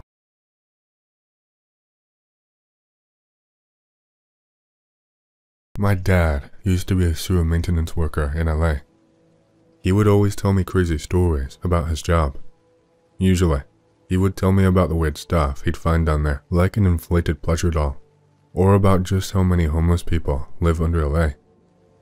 However, he would occasionally tell me stranger stories, like how there were some places in the sewers they couldn't go to because it was too dangerous. And one time, when he was a little drunk, he told me about a coworker who went missing in the sewer and was never found. But my dad says he, and a small team of sewer vets, did find his bones, and that they were broken, as if someone or something was chewing on them. Hey guys, I'm this Anon. Wasn't expecting many people to care about my dad's creepy story, especially on Modern X. So, I'll start with some context. My dad does not work there anymore. In fact, he does not even live in California anymore. He lives in Florida now. I live in a smaller city in the Central Valley. Now, I called my dad for clarification about his time in the sewers and chat, so I have two stories for you guys. The missing coworker one, and the one that actually scared the shit out of me. So, accurate to my dad, LA has the largest sewage system in the world. Some tunnels are so big you can drive a truck in them, and some are so small you have to crawl on your belly to get in. Apparently, they use drones for those now. Now then, they send guys down to maintenance. They go in a pair or in groups, and everyone gets a radio, a hard hat, and a reflective vest. Hell, apparently there was a blockage in one of the tunnels. They usually do regular patrols to make sure they don't get this bad, but this one happened overnight. They sent 3 guys down. To get to where the blockage was, they would have to wander through those dark smelly tunnels for about an hour, from the manhole to their destination, but there was a shortcut through one of the small tunnels. The 3 decided to split up. 2 who were too big to fit would go around, and the smallest guy would slip in, and get a head start on clearing the shit. Well, apparently, all was then fine, and they made regular radio calls to each other and the surface. When the little guy got to the source, he radioed in and said he would start trying to clear the way. Then there was radio silence, no matter what the others would say to him. One of his co-workers finally got there. The sewage wasn't stuck, but the guy was got. They looked for him a bit, but couldn't find him. When he didn't turn up, they sent in search parties, one of which influenced my dad. Well, eventually, they did find him a few days later. Dead. Mostly a skeleton, with his reflective vest and torn up clothes being how they ID'd him. And well, all of his bones were chewed on. Now, the official story is that when he unclogged the shit, a tidal wave of shit swept him away, where he drowned, and his fucked up state was due to rats, and the fact that apparently things decompose pretty quickly down there due to the bacteria. But my dad and the other guys know better. Apparently, that's not what killed him. Story 2. So, the things that my dad think got the guy was homeless people. So, let me explain. LA has a fuck ton of homeless people, even back in boomer times. Most of them live in the state-mandated shanty towns, Skid Row, but some of them live in the underground or in abandoned buildings. Well, apparently, they cause some problems. They can clog sewage down there with their stuff and damage infrastructure as they make their way around. Most of them get into the sewers not by manholes, but by literally digging their way in and out through the basement of abandoned buildings. So, why does my dad think they are responsible for killing that poor maintenance worker? The hobos who live down there have it bad. There is no light, and it is full of shit. It's also a labyrinth down there. Sewer workers need radios and maps to find their way around, but the homeless people, well, some of them get lost and stay down there. My dad says they look horrific. They are skinny and malnourished. They are pale from lack of sunlight, and they all look diseased. Their legs are covered in dried caked in shit and filthy, and they are covered in infected scabs. When my dad first started to work down there, we saw a few in one of the larger tunnels. As the workers were walking through, noting the location so they can inform the attorneys, along the edge of the small group of normal homeless, my dad saw one of the fucking sewer people. A more experienced coworker pointed him out and said, "Watch out for those ones." My dad thought the guy was just messing with him, but he realizes that the normal bums were going to give it a wide berth, even to the point of wading through the poo water than walk near it. A few years later, my dad and a buddy were doing regular maintenance in some of the deeper tunnels when they saw one of the sewer people, that's what he called them, eating the guts of a dead dog. When they saw it, the coworker says they should head for the surface now, and began to make frantic radio calls. When they got back, the guy told my dad that some of the homeless down there were dangerous and to stay away from them. Always call them in, and leave the area if he sees one or if something seems suspicious. So, after all that shit, I asked my dad why he didn't tell people. He only laughed and said people don't care. They are already scared of the sewers and the homeless anyways, so it did not matter. And on top of that, they could get into trouble if they started to make a big deal about it and a supervisor heard. So, there you have it, X. Stay out of the sewer. Ex-homeless stories, mole people, traffic rings. Does anyone have any good stories about tribes of homeless living in sewer systems, underground tunnels, or abandoned subway offices/repair stations? Did Mike Tyson say something true when he said the homeless are kidnapped by the rich and made to kill each other in gladiator fights? I know most homeless are either insane and /addicted to drugs and or alcohol, but maybe they have some sort of mafia, controlling beggar system or extorting hitchhikers, backpackers, and runaway kids into paying for squatter houses. Many of the hobos at the nearest city to me aren't actually homeless, and the police have told people not to give them money. A taxi driver once told me he gave a homeless guy a lift to a rather wealthy student area. However, in that area, there are many grimy underpasses and bridge spots that they apparently hide under. Anon here. In the streets/prisons out here, there is a lot of stories about a group in Phoenix called Midnight Productions, which kidnaps and tortures / murders homeless people for snuff films with either the approval or participation of the Maricopa County Sheriff's Office. I figure the reports are pretty exaggerated, but I don't doubt there is a grain of truth. MCSO has a reputation as maybe the country's most brutal and corrupt department. That's where Joe Arpaio worked, and even if the snuff film / trafficking elements are exaggerated, it's pretty much a given IMO that officers were assaulting or killing homeless people off the clock. Anyway, pretty much everything else you wrote about happens. It's just a lot less glamorous and X-worthy than it seems. When a bunch of desperate, unstable people with nothing left to lose are left with no structure or accountability, they will assault, rob, and extort one another. Gangs will form. I'm sure sometimes, and places, they take on a more cult-like or tribal style, but I've never seen it. They are more like prison gangs, very rudimentary power structures enforced with knives and bats. Even the child trafficking rings the feds love to brag about busting are usually just motel pimps managing their teenage girlfriends. No reason to kidnap strangers when money and sex can be had a lot easier through good old-fashioned manipulation. There is definitely plenty of serial killers targeting homeless people too. Supposedly one active in New Orleans right now. 9 out of 10 of those deaths are never investigated, especially if it's made to look like an OD. Seemingly long hallways and passageways that continue to go on forever.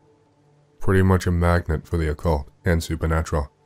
Could easily get lost and makes you feel disorientated, as if the walls were surrounding you, bringing a sense of dread and hopelessness.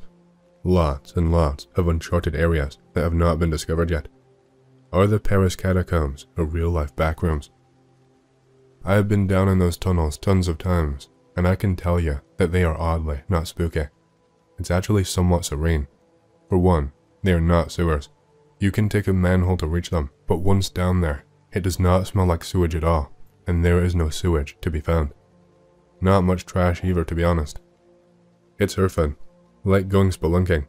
The tunnels are incredibly quiet. You don't hear traffic noise at all.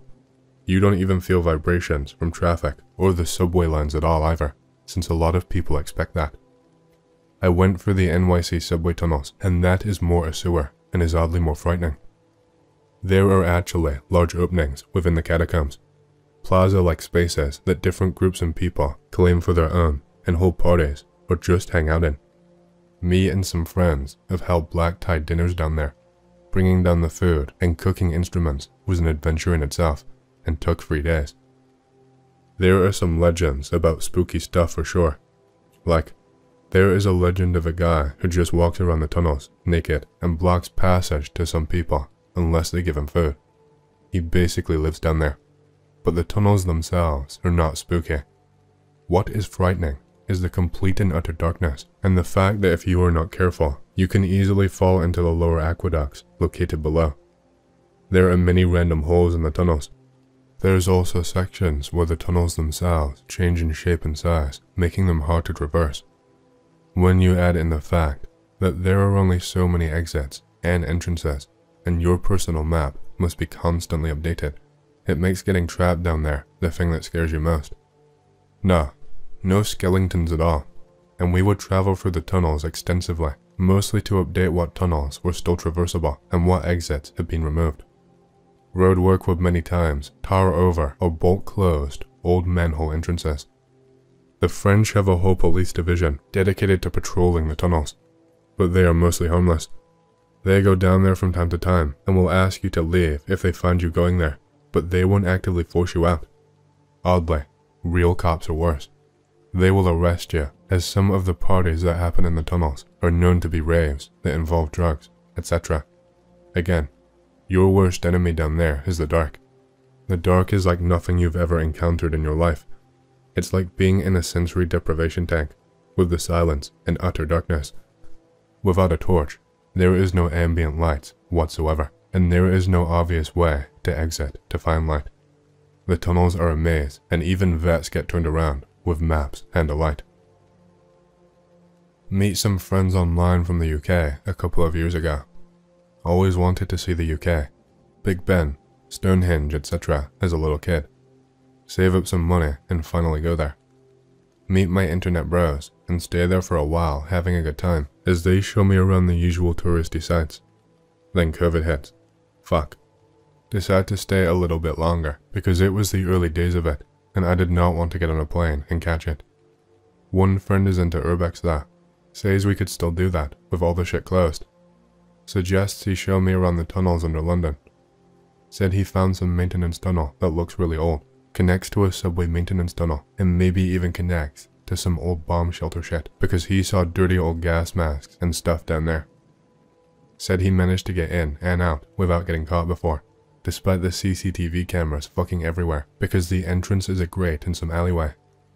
I'm nervous, but after a couple of pints I agree. Dumbest decision of my life. Here is where it gets weird. We get to the grate. Despite the liquid courage, I was secretly hoping someone would have it locked up in the time since he found it. Nope, it's still unlocked. He opens his backpack and hands me a pair of gloves, knee pads, and a headlamp. Put them on and go in behind him, closing the grate behind us. We are crawling on our hands and knees through some dirty drainage ditch or something. Really starting to regret my decision, but don't want to look like a pussy. We jump down into a wider hallway. Beneath us is another grate for the water to go to the sewer or whatever, but to the left and right is a long concrete hallway with pipes and wires running along the walls. No light except our headlamps. Spooky as fuck. We go right, then take a left, then a few more turns down long hallways that all look the same. We find a staircase that goes down. Bro said he's never been here before. Dude, what the fuck? I wanted to see some old gas masks, but again, I'm never one to complain. Try to be a trooper. We go down. There's a landing, and another landing. Go down 3 fucking stories underground. More tunnels. I'm getting nervous that we might get lost because we've taken a few more turns through the same generic tunnels and we're tipsy. But bro assures me he can remember his way out. Press X to doubt. We find a ladder, but he starts to climb down. Finally, voice my concerns. Bro, I am not going down there. Come on, mate. We'll just check this place and out and go right back up. Flashbacks to when I was still in middle school and my friends were always getting me involved in their stupid ideas and getting me into trouble with them because I have a hard time saying no to people. I'm still the same idiot, I guess. Figure I can't get back by myself anyway. Go down with him, shitting a brick down every rung of this rickety, rusty old piece of shit ladder. At the bottom of the ladder is a small corridor with a metal door. Oh good, it's probably locked and we can go back up. Look closer, it does not even have a lock. I mean, only a dumbass would trespass this deep down here anyway, so they probably don't need a lock. But he opens the door, light comes out. Bro peeks in, but I can't see yet.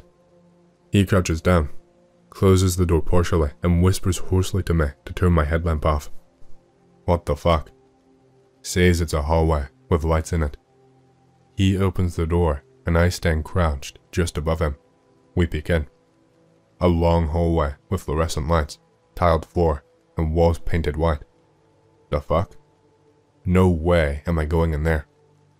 We argue about it in whispers for a bit, before he once again gets me to follow him. There's one of those swinging doors with a window, like they have in hospitals. Friend peeks in, crouches down, tells me to look. What is it? Just tells me to look. Peer inside. See rows of hospital beds, and those fabric dividers they have in hospitals. No doctors or nurses, just people on beds. They are all laying asleep, with medical tubes in their mouth, hooked up to ventilators. What the fuck? Hear a door open down the hallway, voices and footsteps. Nope the fuck out of there the way we came. Sure enough, bro somehow managed to mostly remember his way out of there, only taking a few wrong turns. Book a flight out of London the next day, still not getting to see Stonehenge. But he messaged me, saying he got a visit from the police a few days later. Apparently, they just said something like, "We urge you not to trespass again. It's a criminal offense and dangerous. You better not post any dangerous conspiracy theories on the internet either." No idea how they knew it was him. He said he never posted anything about it either, so the last part was especially weird. Any ideas on what the fuck we saw, X? I have heard there was another part of the catacombs that are forsaken. The corridors to this place are supposedly narrow, and the entire place has not even been mapped out. Also, they're easy to get lost in. I read about this somewhere, but I can't find the article. I've been down there regularly for years, not much X-worthy. It's a huge network consisting of old stone quarries, part of it having been turned into catacombs that is closely interlinked with the sewer system, subway tunnels, various maintenance access for large and deep buildings, and even some wine caves. It's very dangerous to go there for many reasons. Getting lost is not much of a problem as long as you don't go too deep. Plus, people will eventually find you, but then there are many deep pits with very slippery edges, things that could collapse, toxic fillings, and consolidations.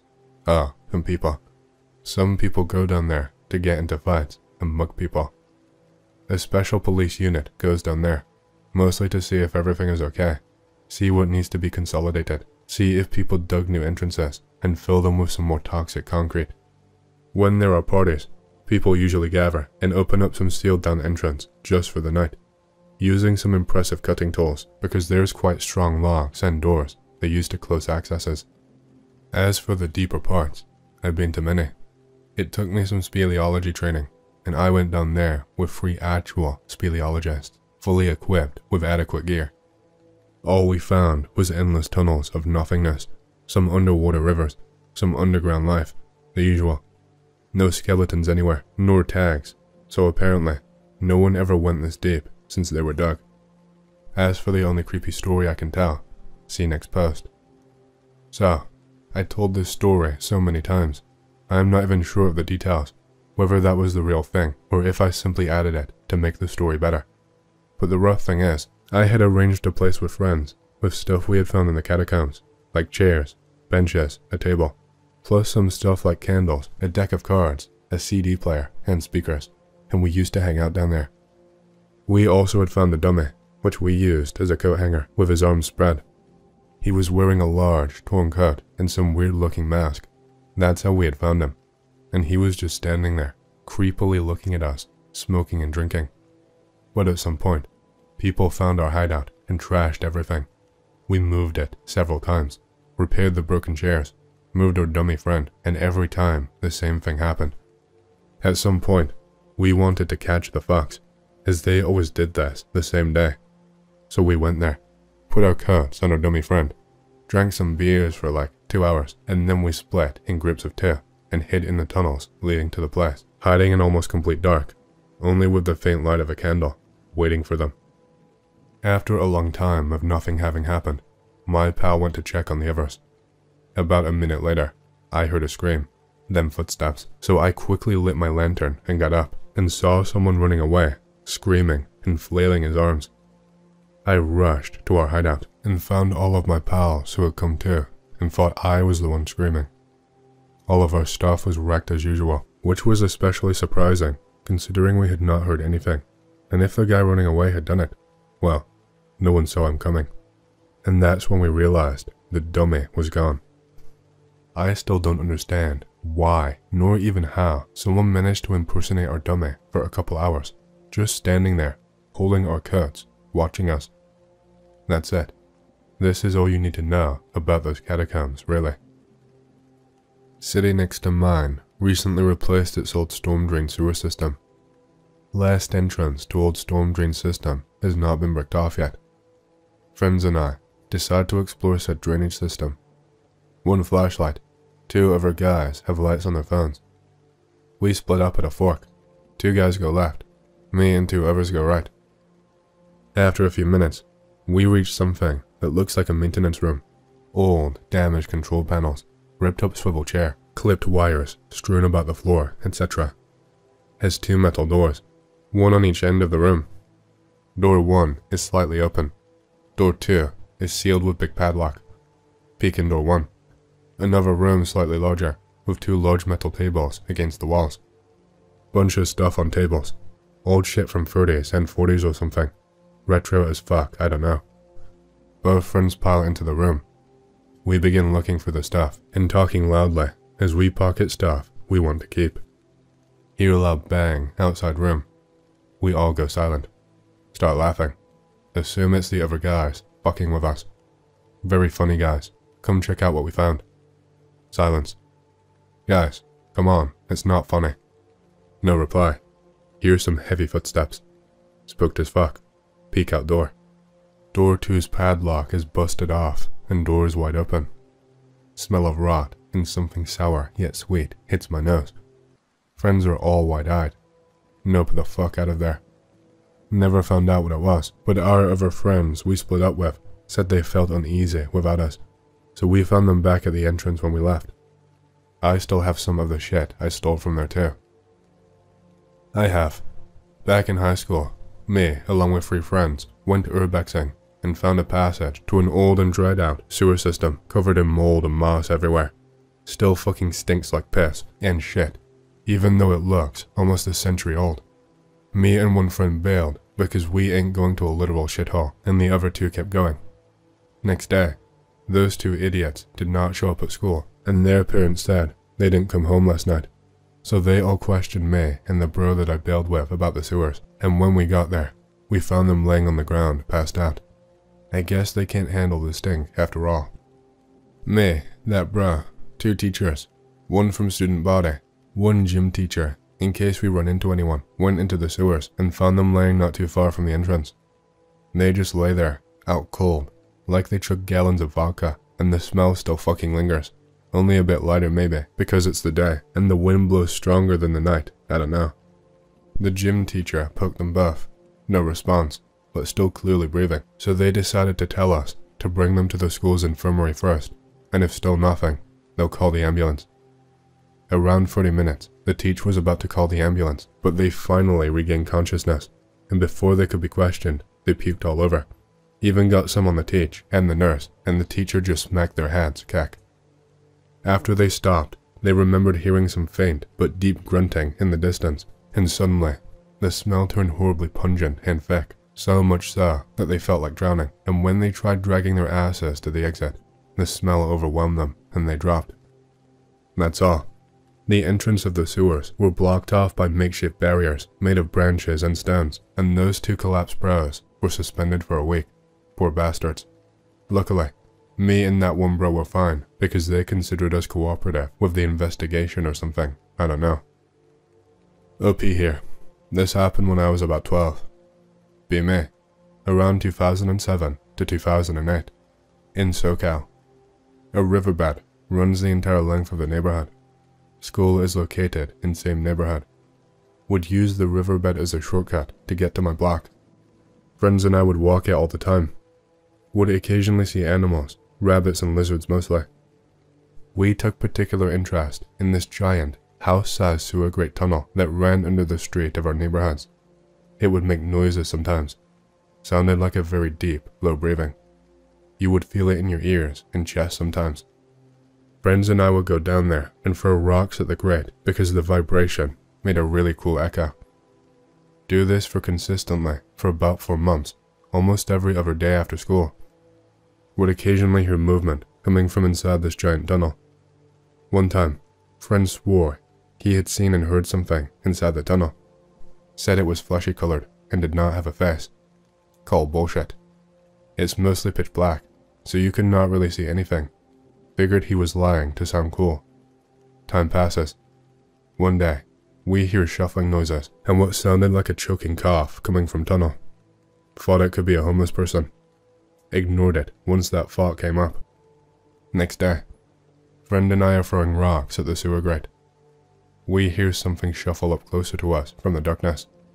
Made some kind of noise. It sounded like a person. One of the sounds that we heard reminded me of how someone who's boomboxing imitates a hi-hat. Friend and I reel in horror. Tunnel got very cold. We were outside. This was during 95-degree weather in the spring. We ran away and never go back to that part of the riverbed again. We were actually in tears. Would occasionally see a black dog that started roaming the area after this incident. Never walked the riverbed again. Work in oil refinery. I was doing inspections while other contractors were excavating about 100 feet away for a new sewer line.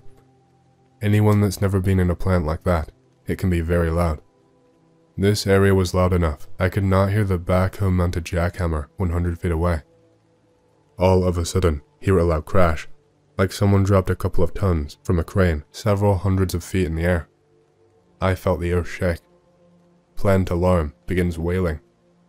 It's loud enough that I can faintly hear it at my house, 13 miles away. Look over at other contractors. They look at me. We all nope the fuck out of there. Get to evacuation area half a mile up the road. We use a multi-band shortwave radio system. Everyone is required to be within earshot of one. No one's radio is working. Whenever we hold the broadcast button, we get a beeping noise. Eventually, we were able to get through. Start calling our guys to make sure they got out.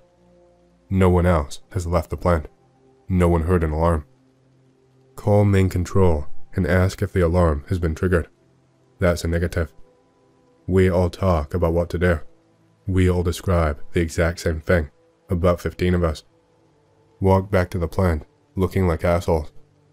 Ask 2 guys that I get insider info from about it. They look at me like I'm stupid. If the alarm went off, I'd know, because I am the one that pushes the button. I thought at first something catastrophic happened, and they were covering it up, but out of 500 people on site, only the few of us evacuated. The rest of my crew was only a few hundred feet away from me, in the opposite direction, and never budged. The guys I left with are burly union dudes. Don't show fear, and don't believe in anything they can't see except for God. If they did not hear it, they would not have left.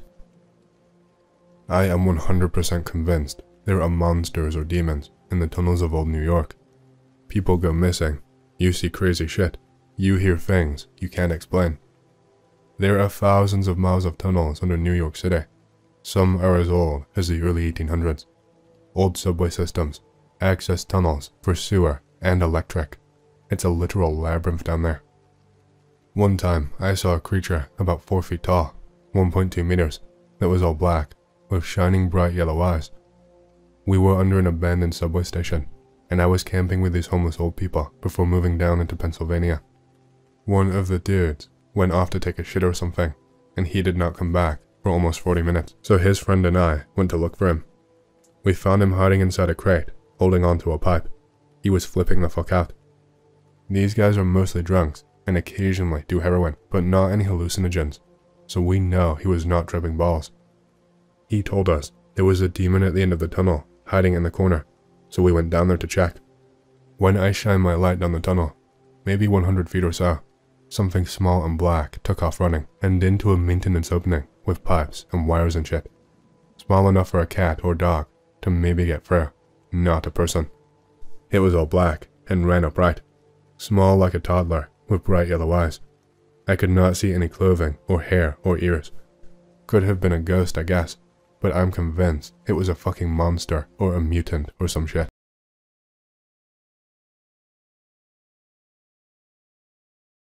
I once worked as a volunteer in a nursing home in a typical Russian outback.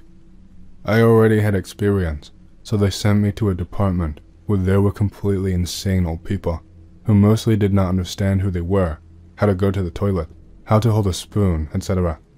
Some could no longer even speak, while others, they were talking some completely incoherent nonsense. But among them, there was one man who stood out very much from all the others. He looked completely healthy and sane. His gaze, however, was always lost, as if frozen, and his whole face seemed to express slight horror and sadness. There was only one oddity: sleepwalking.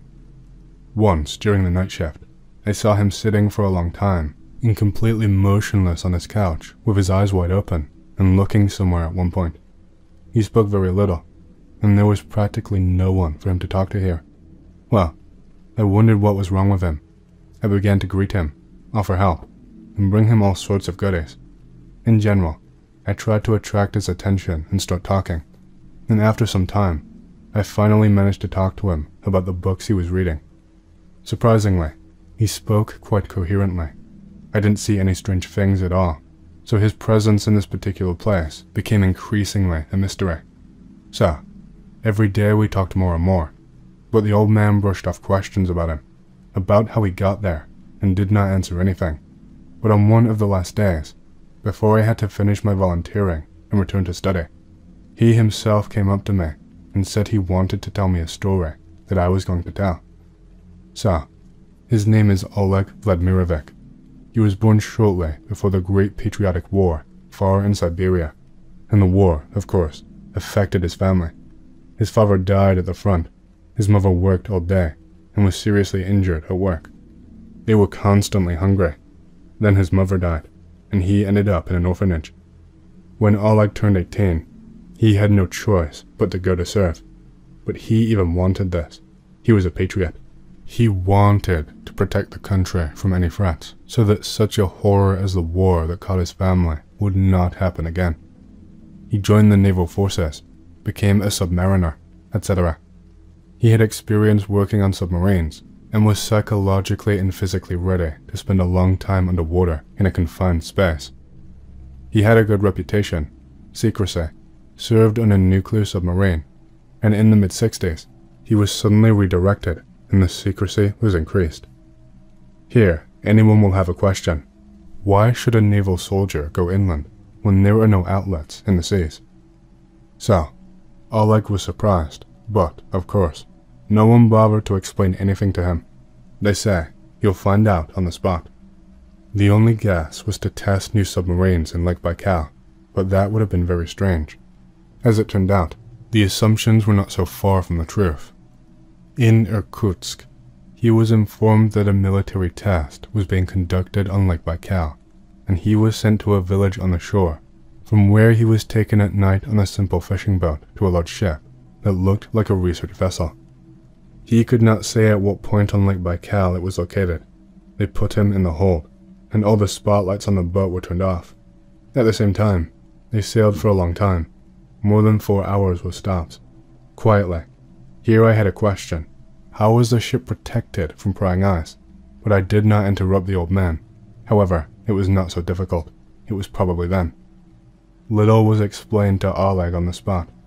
They only said that they found some anomaly at the bottom, and they needed to go down there on the bathysphere and report what they saw, as well as examine the surrounding area of the descent point for the presence of anomalous cavities. He will have another person on his team, physicist Alexander, who will take several measurements and collect soil samples from the bottom. But why do you need a military man to investigate the anomaly? Why such secrecy? Why is it necessary to lower the bathysphere with people and not first take photographs of the bottom and measurements using the descending instruments? There were a lot of questions, but Oleg did not care much about this. An order is an order. In the end, a physicist should definitely know more about these studies. With these thoughts, Oleg went to bed. In the morning he was supposed to meet Alexander and undergo preparations for the descent during the day, and a day later the descent itself was supposed to take place. At that moment, I realized that the most interesting thing was about to happen, and that I myself would not be able to remember everything in detail. So I quietly took out my phone and turned on the recorder. Below is a transcript of this recording. Well, this morning we met this physicist. He looked very young, as if he had just graduated. However, they couldn't send a green student to such a serious task. I also thought, why the hell do I need him? I could do everything myself. Just explain to me what to do. I'm not a fool. I can look at the instruments and write down everything that I need. Okay, I think an order is an order. Since they decided to lower the two of us, there is nothing to complain about. So, first they showed us the bathysphere for diving. It's just a tin can on cables with oxygen cylinders, instruments, and a telephone for communication with the surface. I'm familiar with these. I even underwent special training in the Soviet Union and had plans for deep-sea diving, but my friend saw this for the first time. But, let's briefly, and they gave a briefing on the matter, then a test dive. I then noticed that he was a little nervous in the cramped bathysphere. Again I thought, why the hell is he like that? If he starts to panic, I'll have to keep an eye on him.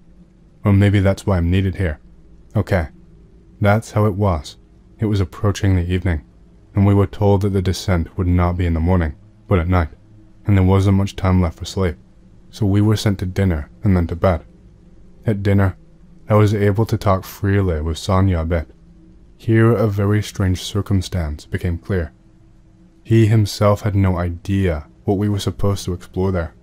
He was simply told what measurements to take, but he did not know why. I did not interrogate him. Maybe he shouldn't talk about it, but I'm not supposed to know. But I had doubts, a bad trait for a soldier. I didn't get much sleep then. My thoughts were all tormented. All of this is too strange, unusual. Why go down at night? What could be useful and interesting there? Why the military and secrecy at all? The only thing I could answer myself then was, there is an order, you carry it out, and in the end, everything you need to know, you will find out already there. Here Oleg sighed heavily and asked me to bring him some water. It was clear that it was becoming difficult for him to talk, but he continued. And here we are, sitting with Sonia in a cramped bathysphere. We are informed that we are ready to descend. There is nothing in the windows. The light of powerful flashlights is scattered somewhere in the darkness, and only instruments and periodic messages on the phone indicate movement. I am watching the dive, all in okay. Only now my partner is sitting, swaying from side to side from excitement. A lot of time passes like this. It all starts at a depth of 900 meters. Sonia suddenly stops spinning. I see he's clutching the seat. He looks at me and quietly asks me, "Did you hear it?" But I did not hear anything on the phone quietly. We are surrounded by tons of water. There is simply no place for sound to come from. I said no. What did you hear? He answered tensely, "Nothing. Forget it." We dive further. I notice that he periodically jerks his head and then listens. After a while he says, "There is something wrong with the phone. Can you hear this dull voice?" It seems they forgot to turn it off, but for the life of me I can't hear it. I lean my ear against the speaker. Nothing. I think the man was worried. I needed to calm him down. And then a message by phone, about 50 meters to the bottom. Then control is completely on you. Let me know when you see something. I answer, "I understand you." I tell Sonia it's time to work. Look out the window. We need to understand when we will be near the bottom. We slowly descend further. And here it is. You can see how the light from the spotlight hits the uneven surface. We continue to move. Here my partner says very chokedly, "Look." I turn to his porthole and see about 20 meters away a cave with a perfectly round entrance. And what's even stranger is a light iridescent red glow coming from it. It looks creepy. I myself feel some kind of unpleasant anxiety, and the next moment it intensifies tenfold. Not far from the cave lies a body, a human body. I'll explain.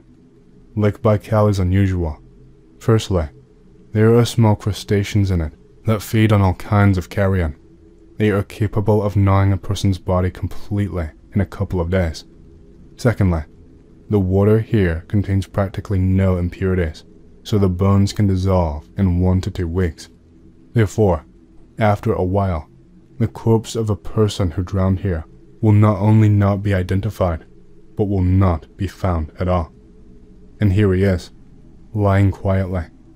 When I saw this, I froze for a while, and my partner looked at him with a stony face. Having come to my senses, I began to report what I saw, but I did not have time. Sonia sharply shouted, "Fuck no." I turned around. Oleg stopped, raised his glass with a trembling hand, and took a sip. This dead man, he was walking towards us. He was literally walking. Slowly, very unnaturally, he was moving from foot to foot. His face, there were no eyes, but there was a strange, distorted smile. This horror, I just didn't know what to do. My head seemed ready to explode. I couldn't think. Sonia began to quietly and quickly repeat, "We are rising, rising, rising." I jerked to the phone, shouted that it was emergency. We're starting to rise. I pulled the ballast release valve, turned, and I don't know how to describe it. I have never experienced such fear and horror in my life. although I have gone through a lot. Sonia, his face is right in front of mine. He looks absolutely motionless and smiles. He had this distorted, strange smile on his face. There was a terrible ringing in my ears, mixed with some kind of screams. I passed out. Then I woke up. First, I heard a strong interference from the speaker, and someone's whisper for this interference. I opened my eyes and saw Sonia, leaning against the wall, with open, empty eyes and a frozen smile. I began to remember what happened. From that moment on, I did not move, frozen in one position, until we rose to the surface and began to be pulled out of the bathysphere. Sonia was dead. His neck was broken. Without asking me anything, they grabbed me by the arms and took me to the cabin, where they locked me up. After that, there were several interrogations. They did not like my story, and in the end, I was accused of murder and declared insane, sent to a mental hospital, where I spent a lot of time. They gave me so many medications that I no longer understood anything. I was like a vegetable, and the memories of that descent were constantly spinning in my head in a chaotic manner, as if I was in one big nightmare. After the Soviet Union collapsed, the hospital I was in closed, and I was transferred here. I didn't know what to say. I just thanked him for his story, brought him some water, and said goodbye. Already, when I left, horror gradually took over me. I remembered what was strange about his sleepwalking.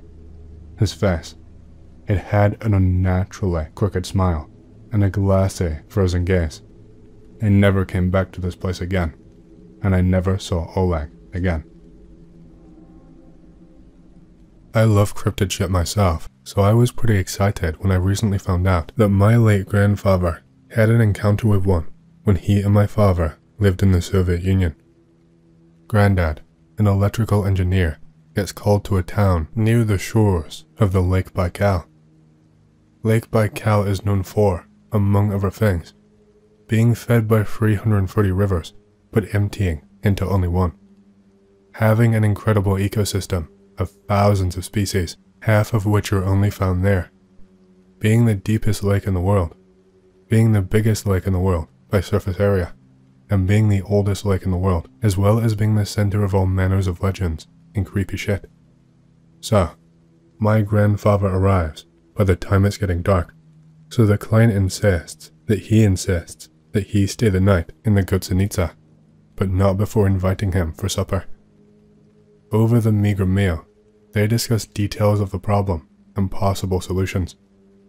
As the sky darkens, the client makes an odd remark that sounds out of place coming from the mouth of such a fellow. Do take care not to leave your room in the Gutsanitsa during the night. There are creatures out there. After checking how much vodka the client had drank, my grandfather asks him what he means, and after a little hesitation and a request not for him to talk about this, the client obliges my grandfather. Around the forest, we find huge mounds of droppings with whole skeletons intact, of sizes everything between and including wolves to bears. These shit mounds are left by giant snakes that live in the lake. This was the only doubtful part of the story, as a snake usually would not want to venture into the freezing cold lake, though it would make a great deal of sense for such a creature to reside in burrows underground. Reports of sightings of the creatures are only heard once or twice a year, compared to the often seen mounds, because, well, human bones too fall under the purview of everything in between, and when a set are found, reports of a missing person from as far as a few towns over are never far behind. But try not to think too much about what I've just told you. Just stay in your room for the night, and do have a good night's rest. My grandfather had little trouble not thinking about it as he made his way into his room that night, as it frankly stunk of giant snake shit. So, giving the whole silly thing no more thought, he changed into his night clothes and swung open the room window to let a cool breeze in. He studied the schematics a little bit longer until he was satisfied that he had figured it out, then got up to extinguish the light to get some sleep. Turning towards the bed in the now dark room, he sees, peeking through the open window, the head of a huge snake illuminated by pale moonlight, its further tongue flicking up and down. As any sane man would do, he ran into the closet and shut the door behind him. For not more than 20 seconds, he heard the most infernal thrashing of wood against wood and leathery flesh, and of papers and of bed covers being whipped about at breakneck speeds. That small time felt like an eternity, as did the minute or so until he heard a rapping on his room's door, and a man's voice. "What the hell is going on in there? You've woken everybody up, and I've called the police." My grandfather rushed out of the closet, through the wrecked room, and out into the hallway, slamming the door behind him. He gets accosted by the owner until the police arrive, who inspect the room, or what was left of it. Papers are all about, the furniture reduced to splinters, and the bed covers were nowhere in sight. My grandfather collected his few remaining things, and, as per police's orders, was given a different room for the night. One of them stepped aside to talk to my grandfather. "Don't open your window again. We don't want to come back here again tonight to recover a body, or worse."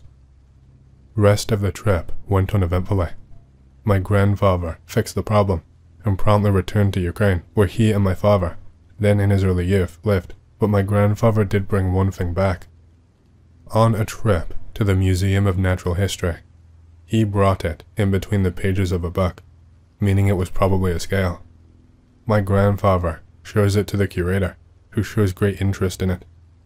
My grandfather relates the story of how he got it as the curator inspects, excitedly. The curator asks if he can hang on to it to conduct some research, and ensures my grandfather that he will show him his findings. My grandfather accepts and parts with the thing, but the curator never did get back to him. But my grandfather did get back to the curator, after having some difficulty finding him. The curator responded almost angrily to being questioned about the item and his research on it. "That thing you brought me was a hoax and nothing more. I've decided I want nothing to do with the damn thing, and I suggest you decide the same." And that concludes the story. Now, the strangest thing about the story, at least to me, is that before hearing it, I had heard all sorts of strange goings-on in and around Lake Baikal, but never of anything like this. The only thing relatively close was a single isolated mention of a possibility of a Nessie-style plesiosaur-type thing entering the ecosystem through one of the 330 rivers feeding the lake, since one of those things could possibly be mistaken as a giant snake. But there's just about nothing else. Quite the peculiar affair, isn't it? What's hiding, or being hidden, at the Lake Baikal? Supax. I was debating if I should post the story, but after a few weeks of nothing happening, I decided to say screw it and post it. So first, some context. I work as a ranger in the Barganinsky State Natural Reservoir near the Lake Baikal. Over the past years, I've come to find out that Lake Baikal is a very messed up place. So here is a few of my experiences. I'll start off with a few oddities. Aside from the usual ice rings, Baikal's in, vehicles, animals, people stuck in the ice, there are oddities like unknown ships appearing on foggy days. I remember spotting a few unidentified ships in my time, and I've heard stories of really old-looking ships appearing in the fog. Another creepy thing that happens is dead animals washing up. Now, that's nothing out of the ordinary, but some of the animals wash up completely hollow. Anything from fish to birds to even seals. Speaking of washed up animals, sometimes people stumble across the corpse of a golemyanka. Pick is what the fish looks like, so you can't blame people for being scared shitless when they see one. So, on to the interesting, green text worthy stuff. Be me. Be around 9 or 10. Me and friends go hang out. It's the winter. During the winter, Lake Baikal freezes up completely, so me and my friends are walking on the ice. We are hanging out, and one of my friends calls us to him. He's crouched and is staring at the ice. He points and tells us to look. 2 prints are pushing against the ice. They looked like suckers, but with fingers. They start moving, so we follow. We keep following until we hear a crack. Mostly, Baikal is pretty safe to walk on, but it's better to be safe than sorry, so we stop. The prints keep going. Then the ice cracks open. 2 massive limbs come out of the ice. They suck onto the ice, and a creature rises up from the water. This thing looked like a cross between a lobster and a mosquito. Thing only walked on 2 legs. It was like 3 or 4 meters tall. As soon as we see it, we run like hell. Slip on the ice like a moron. Friends abandon me. Thanks. Think I'm dead. Thing just walks by and keeps on going. I come back home, bawling my eyes out. Try to explain, but I can't. Parents slap me and tell me not to go on a frozen leg without supervision. People commonly report seeing something similar in the north of the Baikal. Dark color, 2 legs, straw mouth, crustacean. I think I've gotten around 7 similar reports. On watch duty, I might have seen it on a few occasions, but it was always too far to really make out. First creepy thing that happened on the job. Boat goes missing. It shows up like a week later. We go to investigate. The boat is completely empty, so we dock it, while the search party looks for survivors. So I'm hanging out. Guy watching over the boat calls out for the radio. There's an intruder on the boat. We go check on it. There's a dude with a hat, just hanging out on the boat. Guy is really weird though. It's like he isn't even fully solid. Coworker tries to get near the guy. This dude splits apart into a few pieces, and they all jump into the water. Big what the hell moment. In the past 20 years, there have been these 2 strange cases. In 2001 and 2013, bodies were found washed up with very strange markings. Their blood vessels were very dark. Their eyes were grayed out, and their muscles were very tensed up. In the first case, forensics came back telling us it was just drowning and exposure. Second time we struggled to even contact them. Eventually, they came back with the same result: drowning and exposure. Thing is though, these people were incredibly experienced in their field. Another thing was that the second guy was reported missing 2 weeks before we found him, yet his body was in prime condition. So about 2 months ago, we got a report of a washed up body. We came to check on him. It was an old person who hit his head somehow and drowned. His skin was pale and his vessels stood out. I could tell he did not die like the other 2, but the look of him reminded me of them too. Just to preface, he did not die the same way as those 2. Clear differences were signs of decomposition, his body being relaxed and his eyes having color. I brought up the similarity to my coworker. He didn't know about it, so I promised to tell him later. We met up at a local cafe afterwards. We were talking about the cases.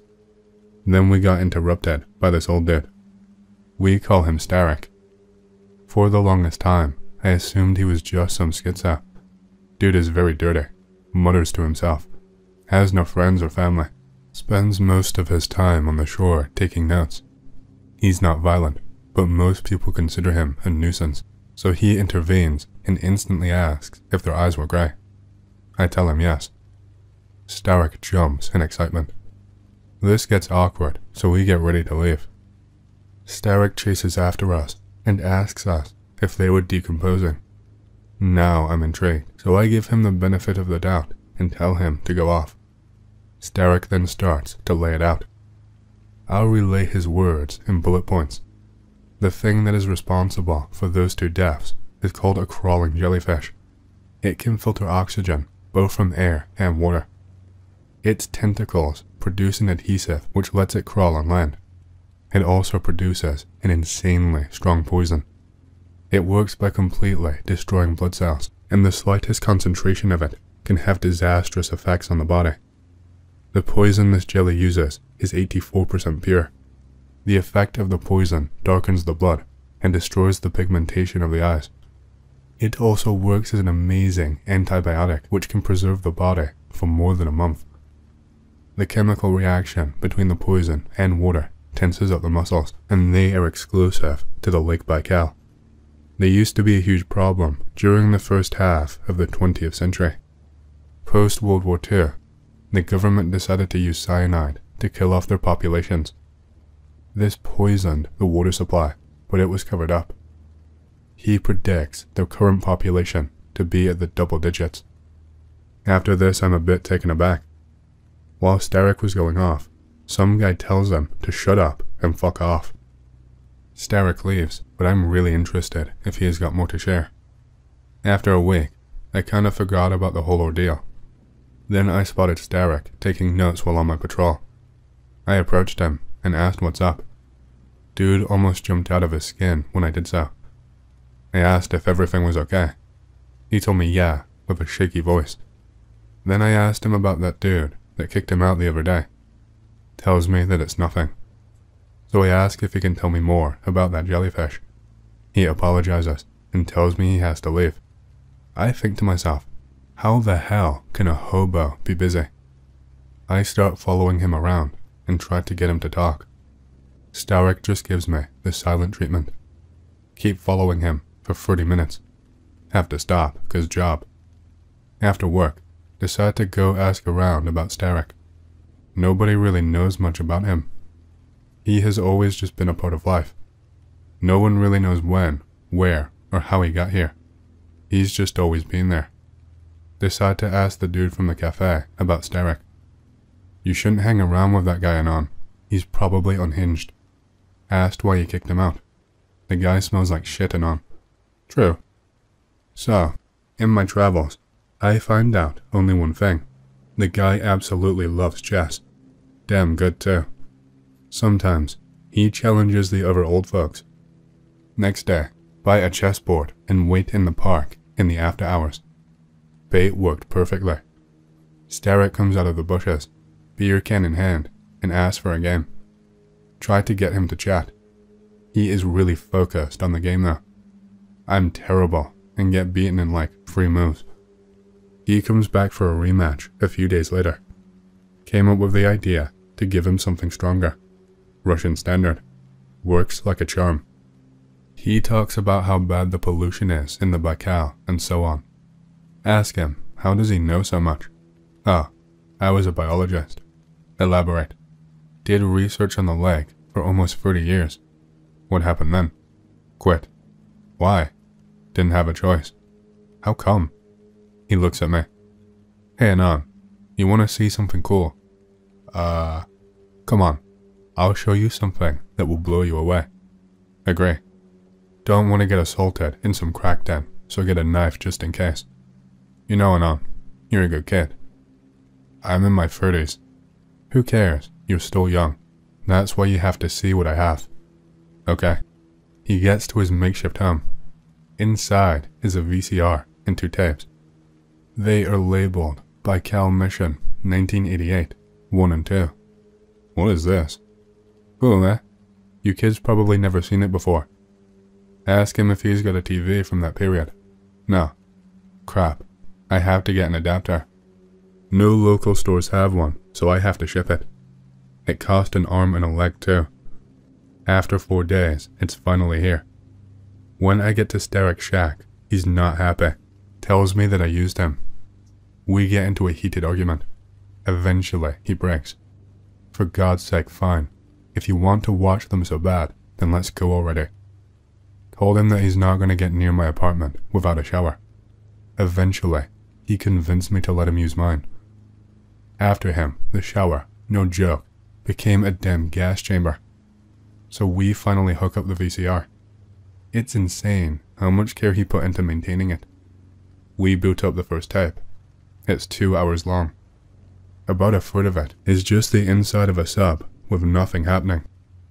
While this is happening, I asked Starrick to explain how and why he has these.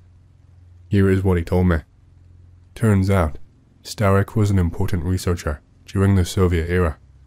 The reason for this mission happening is because while making topographical scans, the Soviet Union discovered that the lake is actually deeper than previously thought.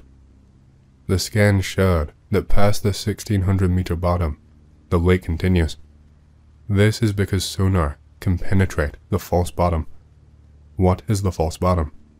He explained it as a layer of dense, viscous, underwater brine. Past this false bottom, the lake continues another 1200 meters. It is located at the center of the lake. The problem is that the Baikal is a freshwater lake, and such a thing should be impossible. So, the mission was to retrieve samples, geological data, and maybe explain the oddity. The actual video finally begins, and 3 men enter the sub, one of which is our man, Starek. The descent and the tape shows the usual stuff you'd find in the lake. Fish, seals, etc. The weird stuff starts towards the end of the first tape. Passing 900 meters, our first oddity pops up. Every creature shown on the tape was given an in-depth explanation by Starek. First thing the camera catches is a massive jellyfish, and I mean massive. This thing's body was about as big as a bus. The tentacles were definitely longer than a blue whale. Pick is the closest to it by looks. Starek walks up to the TV and points at its body. Its body is actually a separate ecosystem in itself. While feeding, the jellyfish filters water so well that it actually creates a separate environment inside the creature. The concentration of water in the jellyfish differs from the outside by about 6 or 7%. This is enough of a difference to create a completely alien environment. Its size provides a safe home for many smaller creatures. The ecosystem is so advanced that there is a food chain inside. There is a plankton that can produce energy with a very limited amount of light, which is provided by the luminance of its host. They get eaten by a shrimp-like creature, which gets eaten by an apex predator. Then the predator's waste is used to feed the plankton, and so the cycle goes on. These creatures are not only exclusive to Baikal, but the jellyfish too. The men in the submarine don't seem all that surprised about it. So I asked Derek how long they've known. Ever since the 50s. They started washing up en masse after the extermination of the crawler jellyfish.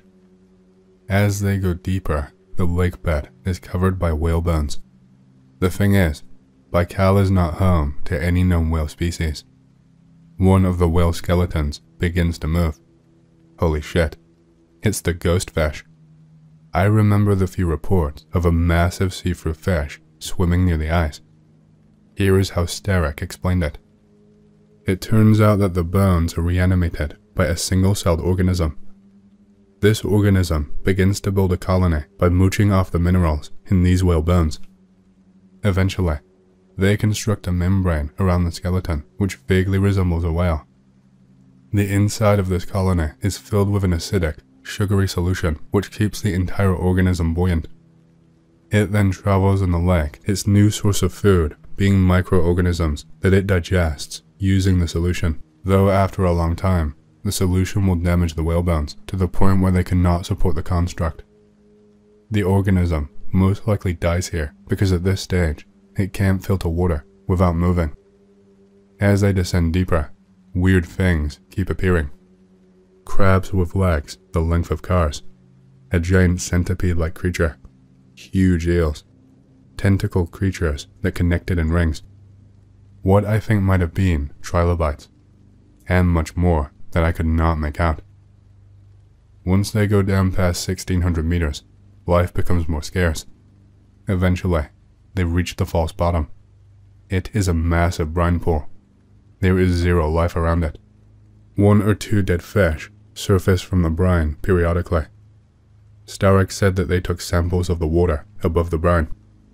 Said that the only life there were a few species of extremophile bacteria, but even they were struggling to survive. Okay, this is the part I was debating to post. Looking at what happens next messed with my mind so hard I had to move away. So here is a content warning. I don't know if there really needs to be one, but here it is. Read at your own risk. They penetrate into the brine layer. At this point, Starek stops the tape and tells me to stop watching. I ask why, but he ignores me and goes to take the tape away. I try to stop him, but he takes the tape, and only that tape, and runs off. For a week, I ask him to let me finish it. He constantly shoots me down.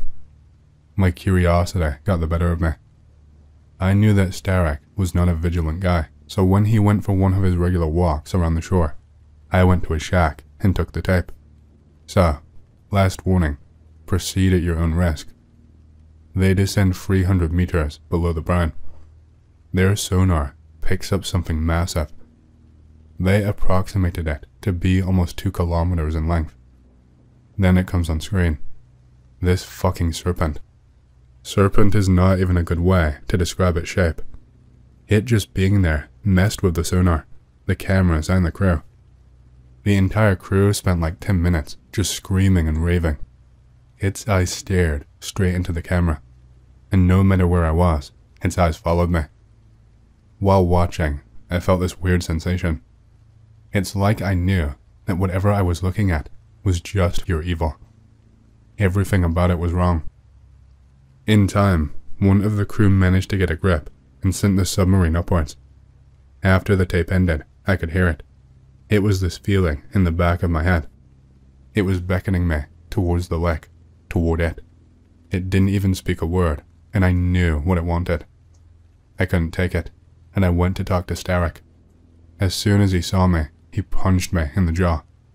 Get called a moron. He takes the tape from me and snaps it over his knee. This is why I did not want you to watch those tapes. I begged him to tell me what's going on.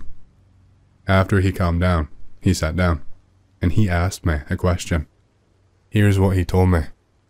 Back in the Cold War, the Soviets were planning to use Lake Baikal for propaganda purposes, but their scientists could never figure out why exactly this kind of diversity was exclusive to the lake, and it's not like the Americans had something to hide. If they could not hide the nuke, then everything was on the table. They cross-referenced every sea, ocean, lake, river and puddle, and found that over 60% of Lake Baikal's life was not found anywhere else. Why is that? Starek believes that it's that thing that lures life to it. For whatever reason, it attracts life to itself. Though the better question is, why is that thing there in the first place? He says because it's supposed to be a prison. Think about it. Why has the Baikal not changed in over 25 million years? Why is there a kilometer-deep layer of brine in a freshwater lake? Whether it's aliens, gods, or some natural phenomenon, that brine is keeping it in and everything else out. After the mission went bust, Starek decided to quit and stole the only existing footage of that mission. He tried to get a job, but since then, he was blacklisted from getting one, so he remained here. I don't know why he chose to keep that tape, but at least it's destroyed now. Eventually I could not take it. That thing messed with my vision, senses, and even speech, so I was forced to move in with my sister in Chelyabinsk. It seems like proximity to the lake is what affects me. I still get nightmares and stuff from time to time, but I don't know if it's some psychological thing, or that thing.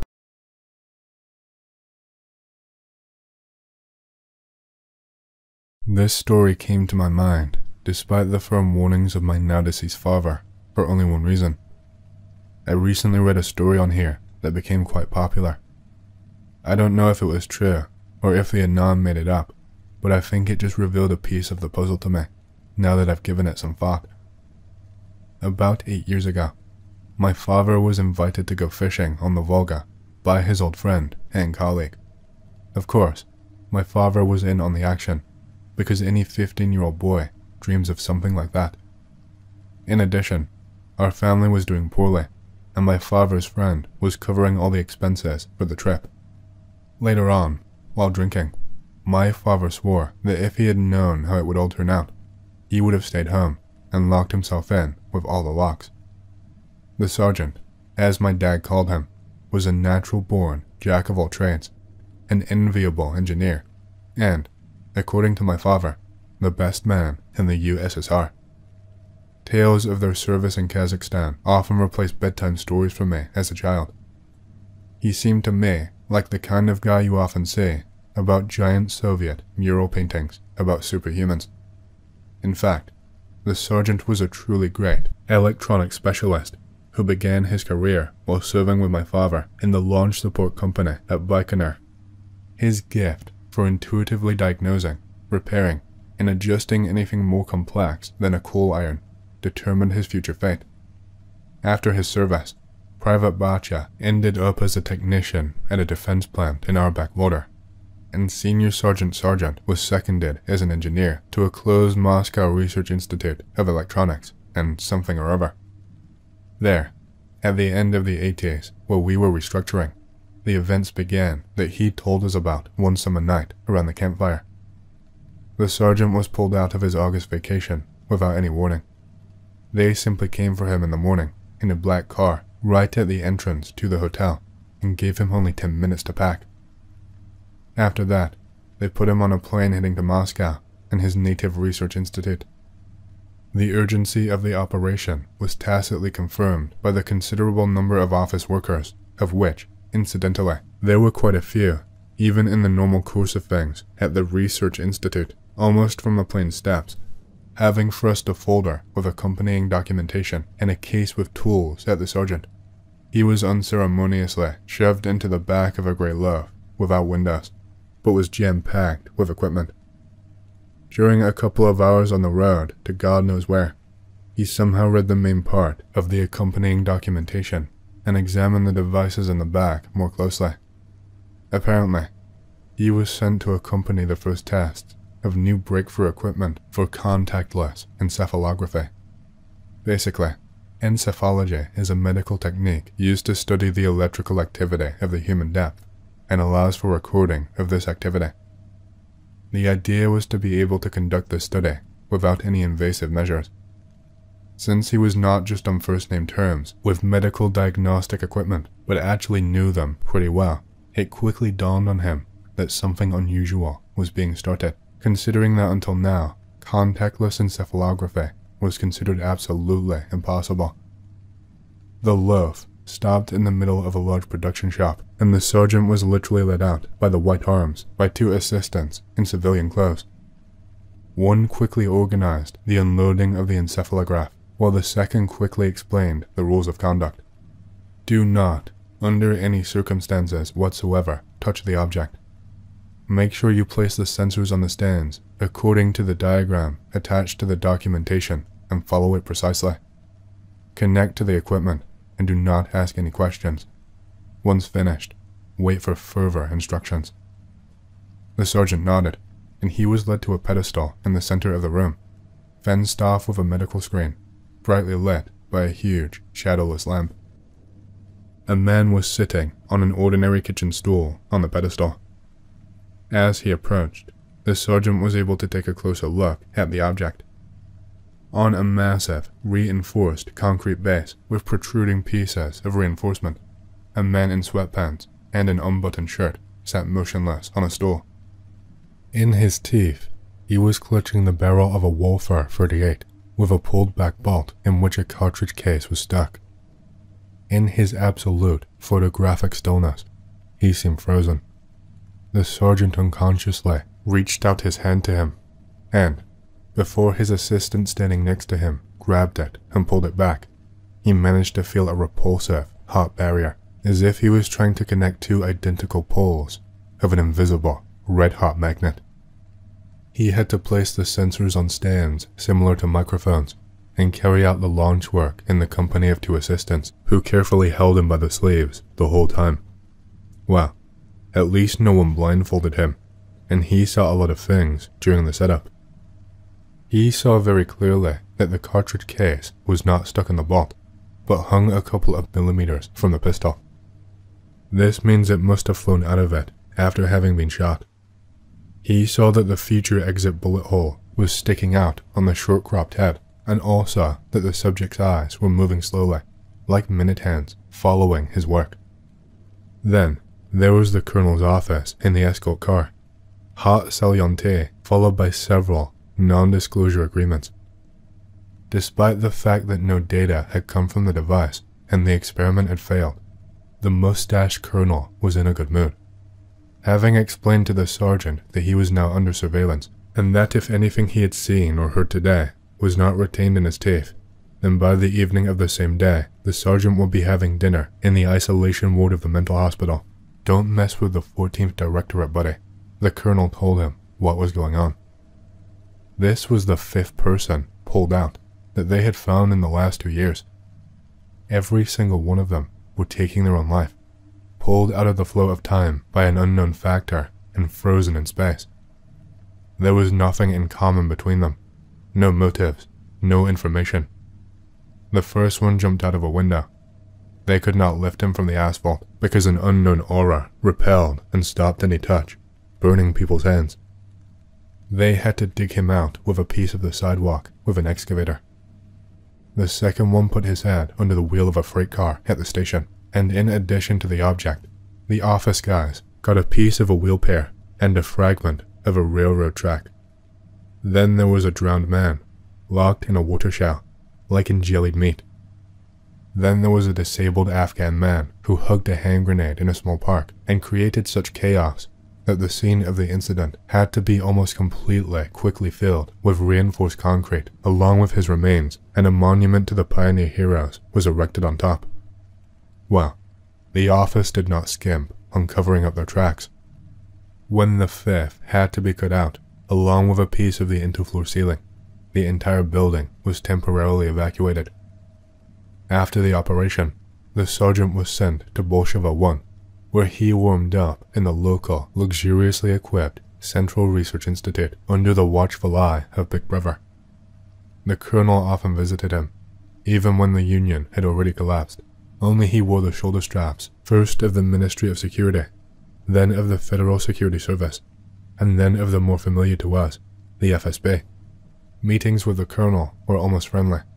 They never discussed what had happened, and the sergeant did not learn anything about the subsequent fate of the unfortunates, but it was obvious that the 5th was not the last.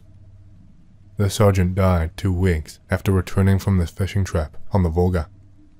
There was no intrigue from the bloody hand of government agencies. He had simply been waiting for his time for 2 months, with an inoperable bone cancer in the last stage.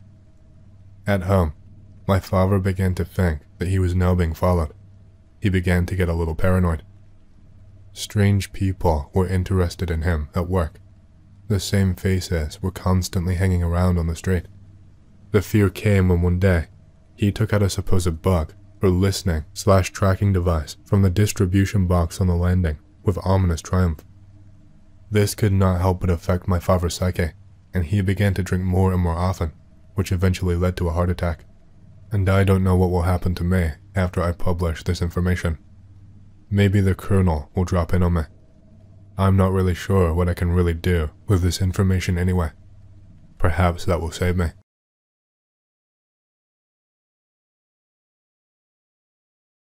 My friend Andrei lived in Khabarovsk in the Krasnoflatsky district and studied at a technical school.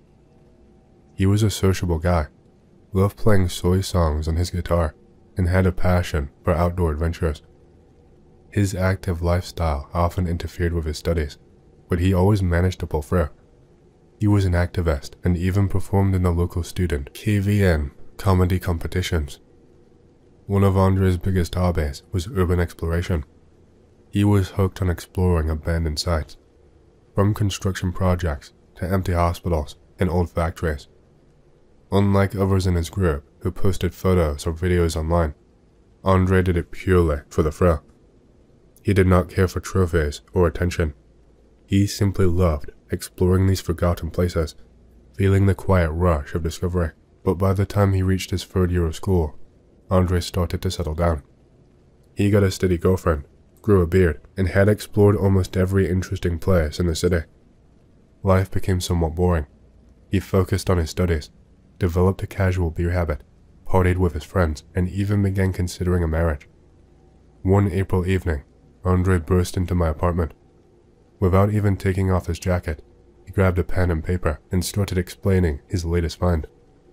"Look," he said excitedly, "I found something online. There's an old, abandoned sewer collector in the forest park outside the city. It's an old, unused branch, so there's hardly any water. I could not find any blueprints, so I'll map it myself on site. I'm telling you this, just in case anything happens, you'll know where I went. He quickly drew a rough map of the city, marking the location with an X. I was amused by what he said, and wished him good luck. Andre stuck around for a little while longer, had some tea, and left. He was in a hurry. The next day, Andre did not show up for class. No one was concerned at first. He was known for skipping classes. But by the third day, his parents grew worried. Andre had gone off on spontaneous adventures before, but he always called to let them know he was okay. His parents contacted Andre's friends. I was the last person who saw him, so they contacted me first. I had the map and remembered the trip that Andre had planned, and I relayed it back to them. I reassured them that Andre was experienced and well prepared, but his mother had a bad feeling. She had not slept the night before, feeling uneasy. Her face even tingled, like needles pricking her skin, something she had never experienced before. Eventually, his parents reached out to the local Ministry of Emergency Situations. They explained the situation and showed them the hand-drawn map. After some digging, the officer found the old collector plans. It was an entire network of tunnels, abandoned for over 20 years. A search team was assembled, including 3 of Andre's friends who were also urban explorers. They set out for the forest park, leaving the parents behind at the ministry's headquarters. The park was quiet and peaceful. Following the map, they found the entrance, a rusty, half-open hatch hidden by weeds on a grassy hill. They shone their flashlights down and saw a set of stairs descending into darkness. For the next 2 hours, they systematically searched the upper level of the collector. It was an eerie place. Damp, moldy concrete walls, rusty sensors, and pipes. Rats scurried underfoot, adding to the claustrophobic feeling of being buried underground. In the dim corridors, they found chalk marks on the walls, confirming that Andre had been there and had carefully mapped his route. One of his friends suggested Andre might have already left the tunnels and was just off drinking with some acquaintance. It sounded plausible, but they decided to keep searching. Eventually, they reached the entrance to the lower level. The officer explained that this part of the collector, which had once carried water, was 15 meters below. It was sealed off when the system was decommissioned, leaving only one entrance and exit. The drain pipes were blocked and had not been used in years. They stood over the dark shaft, shining their flashlights into the abyss. The light did not reach the bottom. They decided to descend, securing themselves with rope as they went down. One of Andre's other friends went first. As he descended, the stale air and cramped space made the journey terrifying. About 7 meters down, one of the iron crossbars gave way, sending the friend dangling from the rope. Once safely lowered to the bottom, he saw that several more steps had broken off the same way. He and another person descended the rest of the way carefully.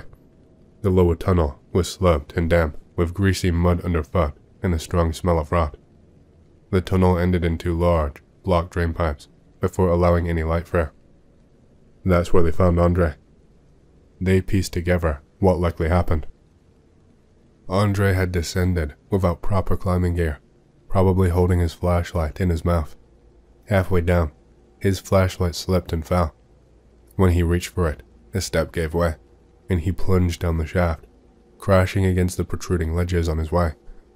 He survived the fall, but was badly injured, likely damaging his spine.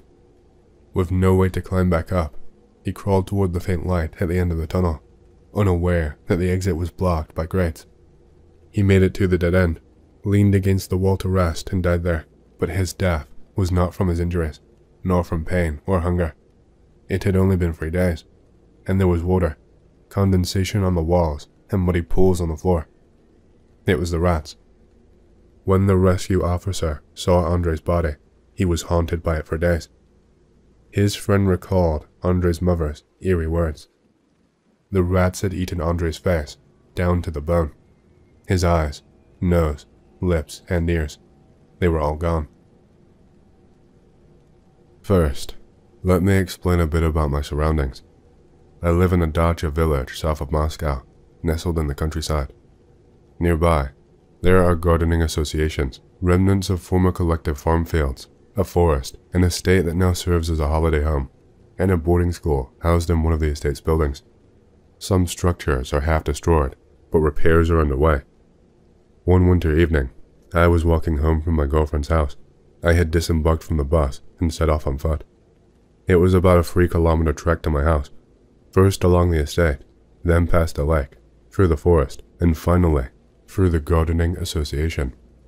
As I walked, the sky was clear, with the moon and stars shining brightly. Approaching the edge of the estate on the hill, I noticed a flickering light in an old outbuilding, almost like a candle. I assumed they had started repairs. I continued my journey and eventually reached home. That concluded the backstory. On the weekend of February 23rd, my friends and I decided to embark on an overnight hiking trip. We went skiing, traversed various ravines, and by evening, we set up our tent at the edge of a ravine, not far from the lake. Everything was going well. It was just getting dark, and we were brewing tea on a burner when I suddenly craved cookies. 2 of us headed to the store along a well-trodden path. Unexpectedly, we came across splatters of blood and some wool scattered around. It was unsettling, but we guessed it was from a dogfight. After making our purchase, we returned to find our third friend missing from the tent. We tried calling him, but his mobile was here, along with his jacket. It was freezing outside. Panic set in as we shouted his name, and just then, a hand emerged from a snowdrift and grabbed my leg. It was a poorly timed joke, but made everyone laugh. Once we calmed down, we drank tea, read scary stories, and eventually fell asleep. We woke up early, packed up the tent, and made more tea. As we were about to leave, we noticed a closed sewer hatch in the snowdrift. Using a shovel, we pried it open and shone a flashlight inside. Its rusty metal brackets were old and worn. Should we venture down? Curiosity won, and we climbed in, exploring the damp space. An unpleasant odor filled the air, and we spotted a rat scurrying by. It looked like a small fork in the sewer, and suddenly, we noticed a missing brick in one wall. Shining our flashlight through the gap, we discovered another room. With some playful swearing, we kicked at the crumbling masonry and crawled through. The corridor seemed to stretch on for about 100 meters, with a downward slope, and unease began to settle in. We checked our watches. It was already 2 in the afternoon. Should we turn back and explore later? No, we decided to push on. As we moved forward, we encountered another wall, but this time, we found a small hole on the side, seemingly dug by paws rather than hands. Our earlier bravado faded, and we turned back. The tunnel felt endless, and fear gripped us as we began to run. As we sprinted, I realized that the water was no longer splashing beneath our feet. It had turned dry. I stopped, and the others crashed into me from behind. We looked around. The walls were made of old, moldy bricks, coated in cobwebs, and the earthen floor was marked with tracks, either from a dog or something else. The realization hit us hard. It was surreal to walk for 100 meters in one direction, only to find another corridor stretching ahead with no end in sight. With dread, we started whispering about our next move when a piercing scream echoed from ahead, sharp and chilling, accompanied by other unsettling sounds. Panic surged through me. Everything unfolded so quickly, and my mind clouded with fear, leaving me with fragmented, yet vivid images like snapshots. The sounds grew closer, and suddenly, Kay screamed, prompting us to run together. I was the last one, glancing back every moment, paralyzed by a terrifying thought. What if I fell right now? That fear consumed me, making my knees buckle. Just then, Kay stumbled and collided with a brick wall. We found ourselves at another wall, but this one had a hole. Without thinking, we crawled through. I was the last to go, and the sound of those footsteps drew nearer. My friends pulled me by the arms, but then I felt a grip on my foot. I did not feel pain. All I could think was that I wouldn't be dragged away. Kay swung a brick at whatever was holding me, and in an instant, it released its grip. Suddenly, silence enveloped us, a warm, unsettling stillness. We exchanged glances, wordlessly understanding our shared fear. We stood in another tunnel with an earthen floor, but this time, there were only human footprints. Just then, that scream pierced the air again. Frustration boiled inside me. I felt tears welling up as I pounded my fist against the wall where this creature lurked. I came to my senses as we climbed a spiral staircase, my friends pulling me along. They noticed I was awake again, and we continued ascending. After a while, niches began to appear in the walls, inexplicably filled with candles. Despite having our lanterns, the flickering candle flames failed to uplift our spirits. Suddenly, Kay exclaimed that someone was descending the stairs. We froze, panic rising. Behind us lurked that creature, possibly having crawled through the hole, and ahead, footsteps approached, up the stairs in this wretched tunnel. We quickly hid in a niche, placing one lantern on the floor and turning off ours. The footsteps drew closer, each slap echoing ominously. Then, around the corner emerged a girl, about 10 years old, wearing a light white dress. Her face was pale, twisting into a disturbing smile, and she hummed a lullaby. A chill ran down our spines. The eerie sound of the creature's squeal drifted up from below, causing the girl to pause, deep in thought, before continuing down the stairs. From the depths came the sound of a woman's voice singing the same haunting lullaby. We took off, sprinting up the stairs, making a deafening clatter. We climbed higher and higher, encountering the same niches and grotesque candles repeatedly. It felt like the nightmare would never end. Eventually, we hit a wall. No manhole, no door, just a solid barrier. I just felt despair. I wanted to cry, to sit down and wait for whatever fate awaited us in this dim corridor filled with the creature's dull jumps. Kay touched my shoulder and pointed to the ceiling. There was a ladder protruding from a round hole. I climbed up, followed by T, with Kay bringing up the rear. Just as Kay turned and shone the flashlight into the darkness, a piercing squeal erupted about 3 meters away. He jumped, grabbing the ladder as something slammed against the wall with a dull thud beneath him.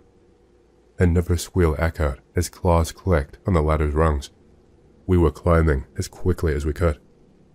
Again, there was nothing but silence around us, which was only broken by the shuffling of our feet on the steps.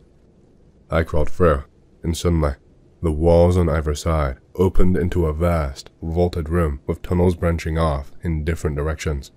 It was terrifying. We crawled through the small chamber, and as we did, the walls changed shape, becoming square. As we climbed, we caught sight of a room through the fog of our minds. Children gathered around a table lit by a sinister candle, playing cards. In their midst, something slithered or darted in, a grotesque creature resembling a stout dog, but with thick legs and a face that was anything but canine. I barely caught a glimpse before the old woman, flabby and hunched, locked eyes with us. My friends later told me they could feel her gaze on their skin. It was penetrating and unsettling. With a shriek of anger, she pointed at us and the other figures, except for the children, and a towering shadow, cloaked in darkness, extended their hand towards us, but these weren't hands.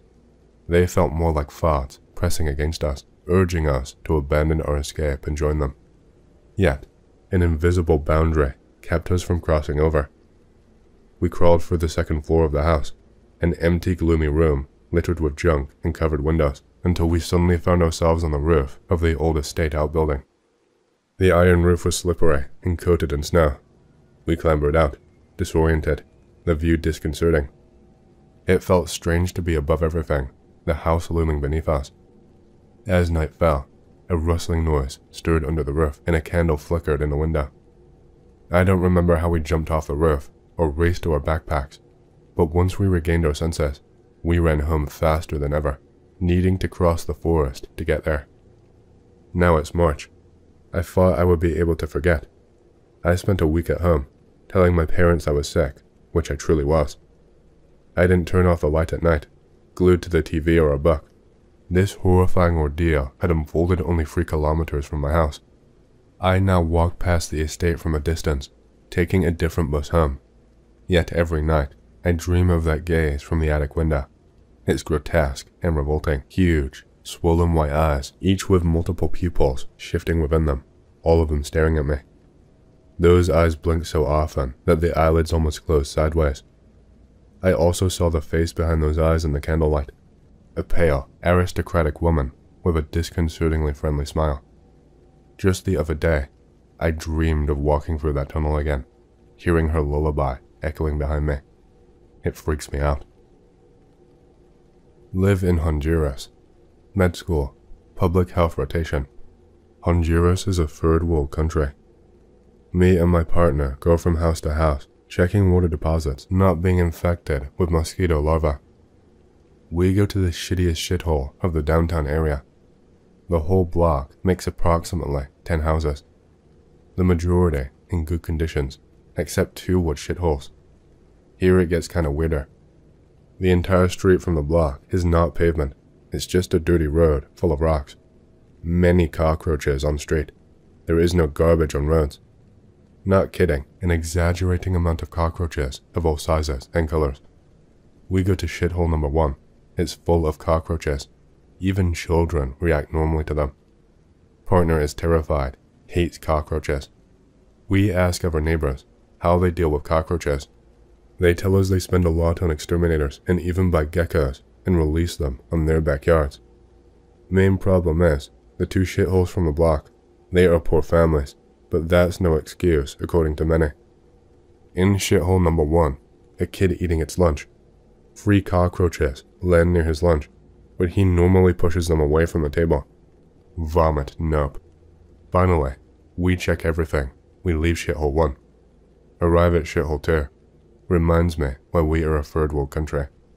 It's a cantina. Old fucker sells alcohol, but amazingly, sanitary conditions are from a sewer dump. Enter to check water deposits. Shit got real. Watch a large number of cockroaches. I'm not afraid of cockroaches, but it seems like an anthole. Nope, out of there. Leave them some pamphlets and debate. Chemical for killing larvae in water deposits. Old fucker is mad and drunk and yells at us. We leave. Next and last house. Clean house. We are exhausted. Walking hours and the temperature is hot. Partner is terrified with the amount of cockroaches. Mentions it to the owner of the last house. He tells us that supposedly, the cockroaches come from underground. There is no sewer system underground. Just old caves and tunnels like the majority of Honduras. Men tells us, probably, there is something underground, like a giant hive of cockroaches. Spend entire day thinking about the cockroaches. A whole colony of cockroaches underground, probably from a prehistoric era. Among the colony, the queen, planning its resurgence. The main queen waiting for human extinction to feed on our carcass. Waiting while sending cockroaches. Well, someone's been playing Gears of War.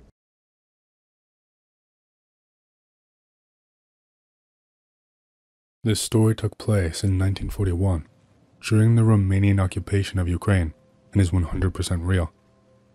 There are various documents detailing these events, as well as testimony from a one, Captain George Popescu, who is one of those involved heavily in this event. All documents pertaining to these events were classified and were only made publicly available during the end of the 90s. Captain George Popescu heard rumors about some kind of vampire on his first day in Odessa. The orderly captain, who was born in Privas and was brought from there to here in order to assist with some top-secret cases that needed to be handled quickly and quietly. He was enlisted into the secret police, and the ruling forces were hoping to resolve and quell these rumors before massive unrest set in. These rumors were about a mysterious night killer who kidnapped people right from the streets.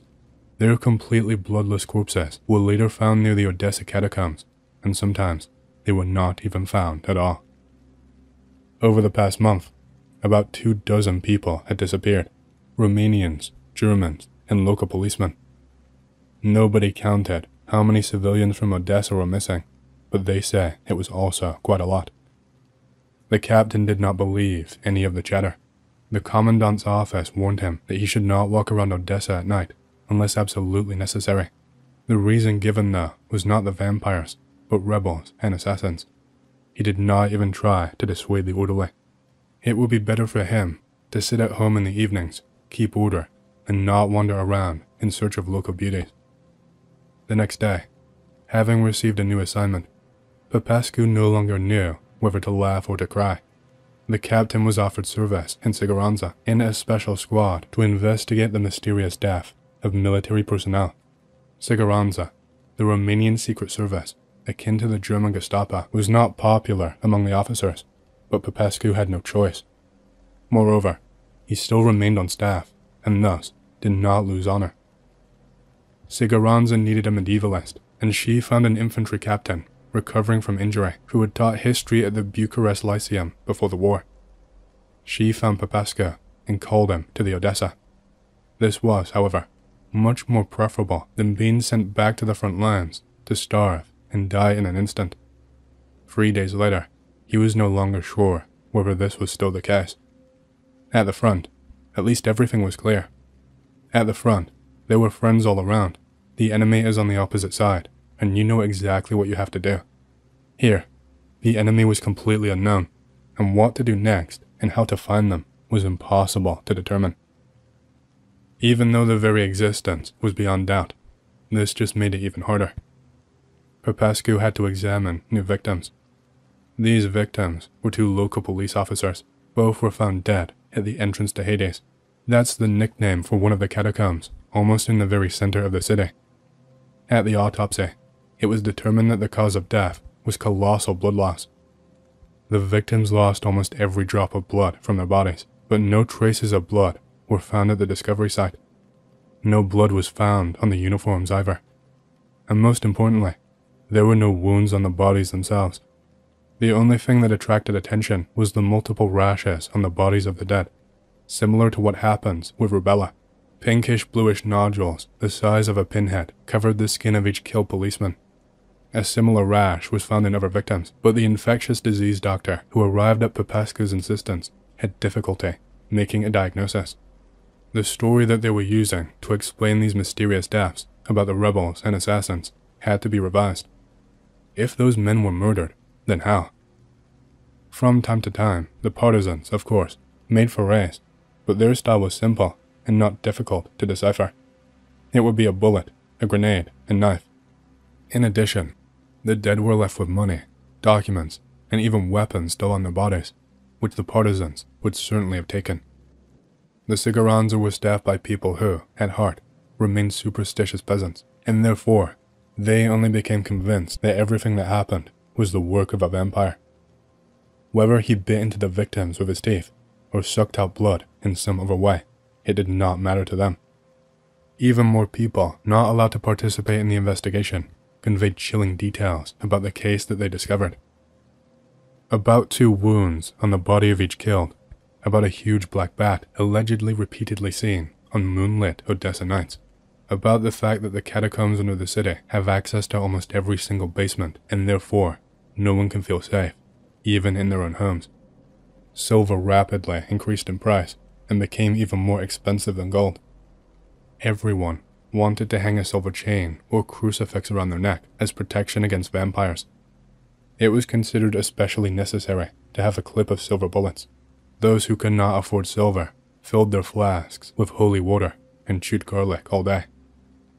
Colonel Sadovanu, deputy commander of the Odessa Siguranza Directorate, directly asked Popescu how well founded the rumors about a vampire were and what, according to science, should be done in this case. The captain reported that it was too early to draw any conclusions. He said that it was possible that there is an epidemic of an unknown disease in the city. The enemy could be using special bacteriological weapons. Another version is poison. They could have been using poison. Soldiers could have been quite easily poisoned in the taverns that have proliferated recently. And finally, it was possible that a maniac was operating alone, or maybe even a wild animal. Colonel Sadovanu asked Captain Popescu if this meant that he completely denies any possibility of the existence of a vampire, and that the rumor should be put to bed permanently. Popescu replied no. He said that he was completely and utterly sure that vampires really did exist, and maybe still did exist in the modern day. He put forward, however, that vampires are not supernatural creatures, and instead, just only a certain subspecies of a person endowed with special properties.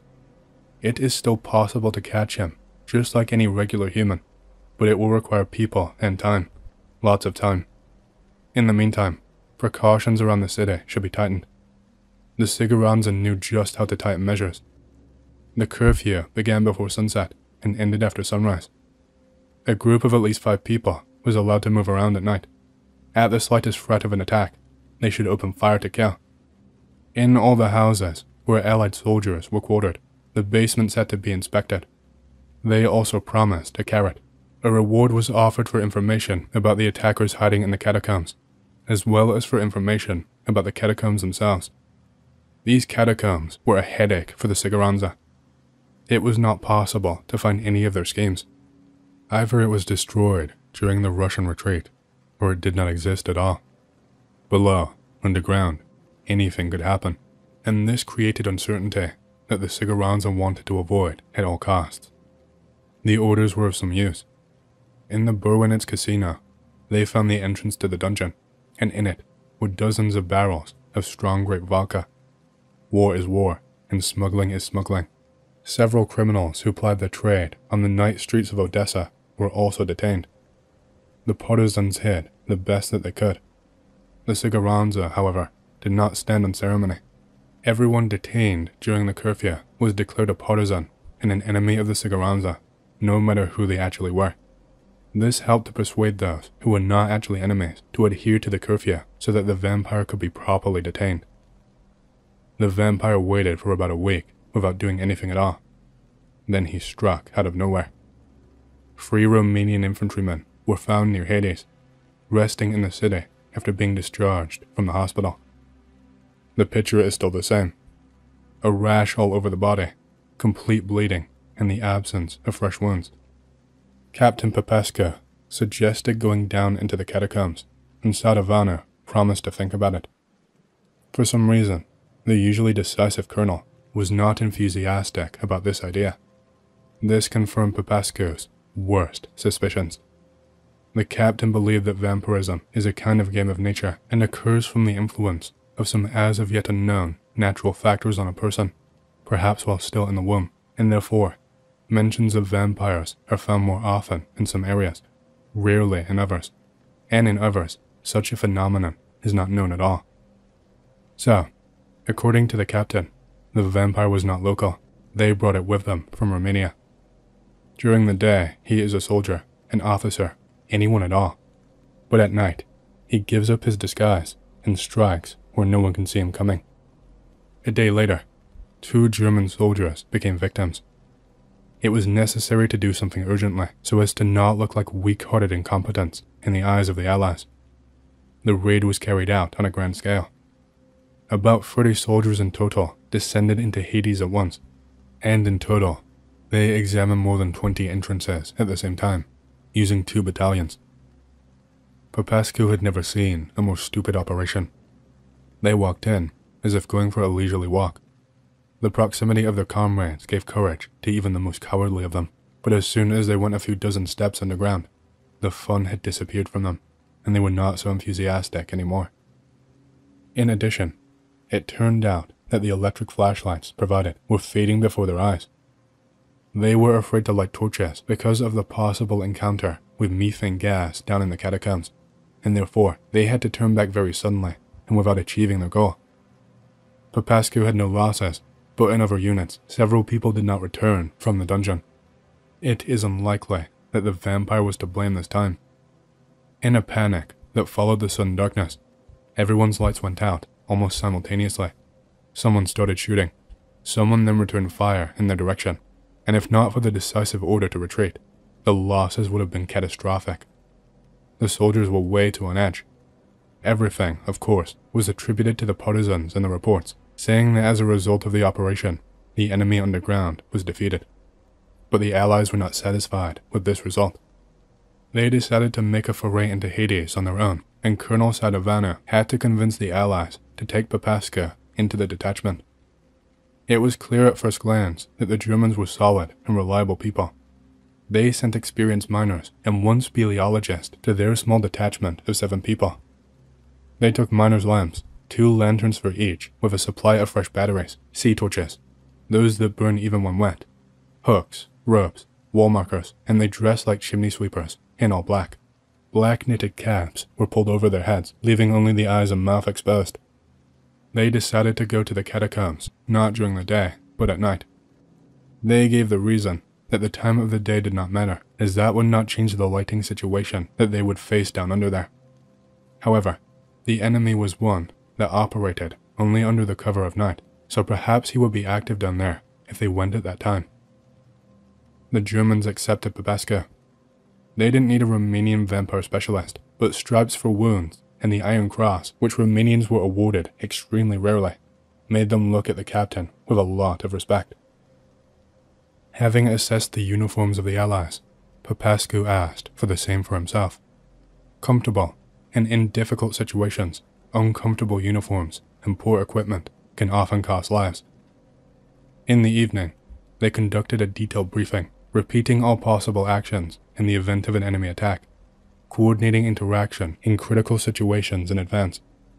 Popescu was politely told that it was his job to give advice only if asked. Don't rush forward, but don't lag behind either. Do not shoot without being absolutely sure that there is an enemy in front of him. By midnight, the van with the detachment arrived at Hades. A dozen German soldiers were already there, watching the black hole. Nothing unusual. The lieutenant reported that everything was completely quiet. Now the entrance to the catacombs was barely visible in the light of the crescent moon, and people, completely dressed in black, disappeared into the darkness. Popescu was next to last, and the chain was closed by a sergeant who had worked for several years on the construction of the Berlin metro before the war.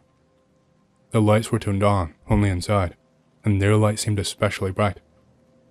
The first meters, familiar to Popescu, passed slowly, adapting to the topography of the former quarry. The nightmare began when they passed the fork. Having chosen the first branch, the detachment entered a low, long move, and here they had to walk carefully, because corpses lay everywhere, mummified bodies of policemen and soldiers.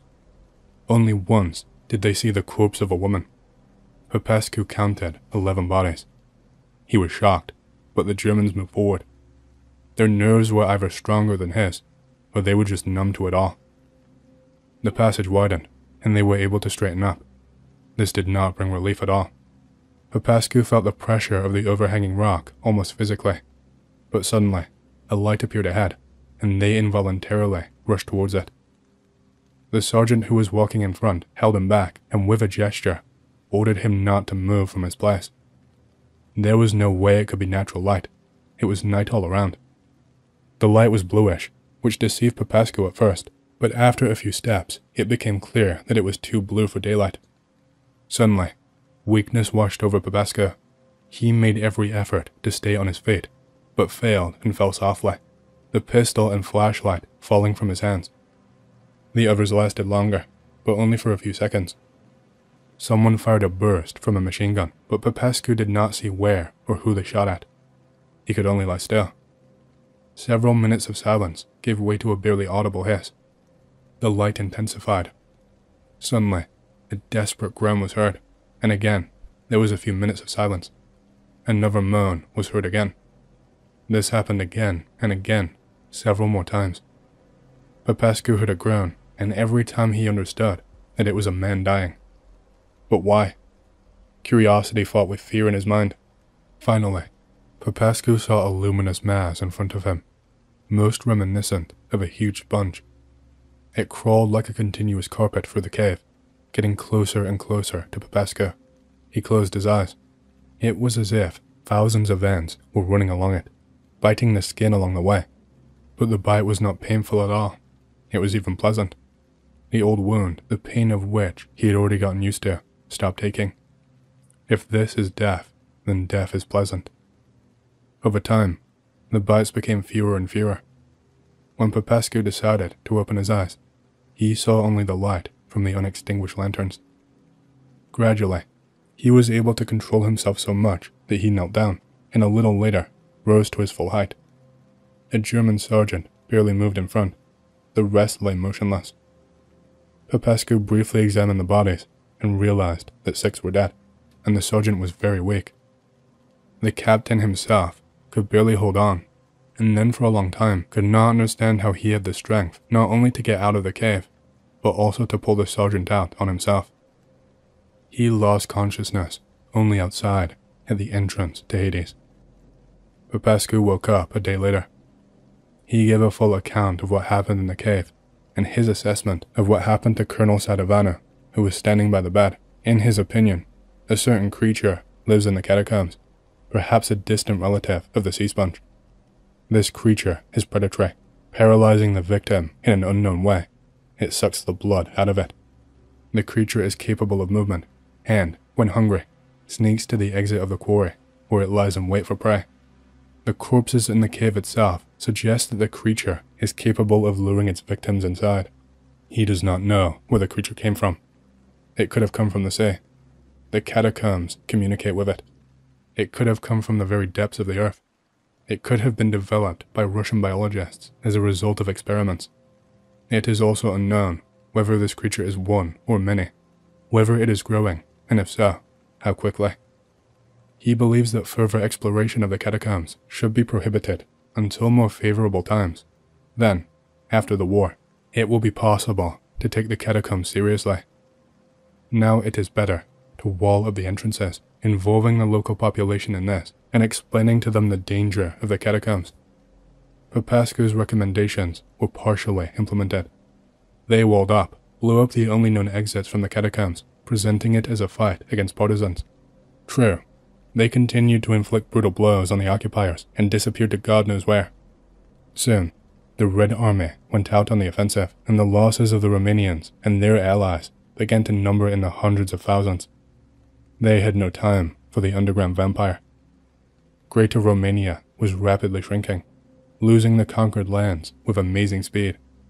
For his participation in the rescue of the sergeant, Captain George Popescu managed to receive oak leaves for his Iron Cross.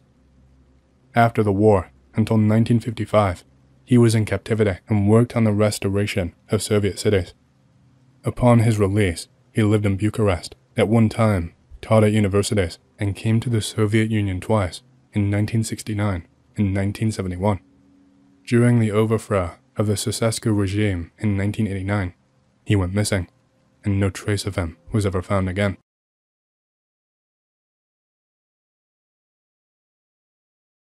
I work in a secret space program. I have a lot to say, so please bear with me. It will become clear that what I have to say is of utmost importance to everyone on this planet. I will take questions after I put my ideas down, and I will try to answer all questions fully. When I graduated high school in 2011 and knew I wanted to study computer science, electrical engineering, and physics, I also thought a lot about continuing a military legacy in my family. My older brother, dad, and his dad were all enlisted. My highest grades were in these areas. My school was lucky to have a computer science course before it was as common as it is now, but I never struggled in school in general.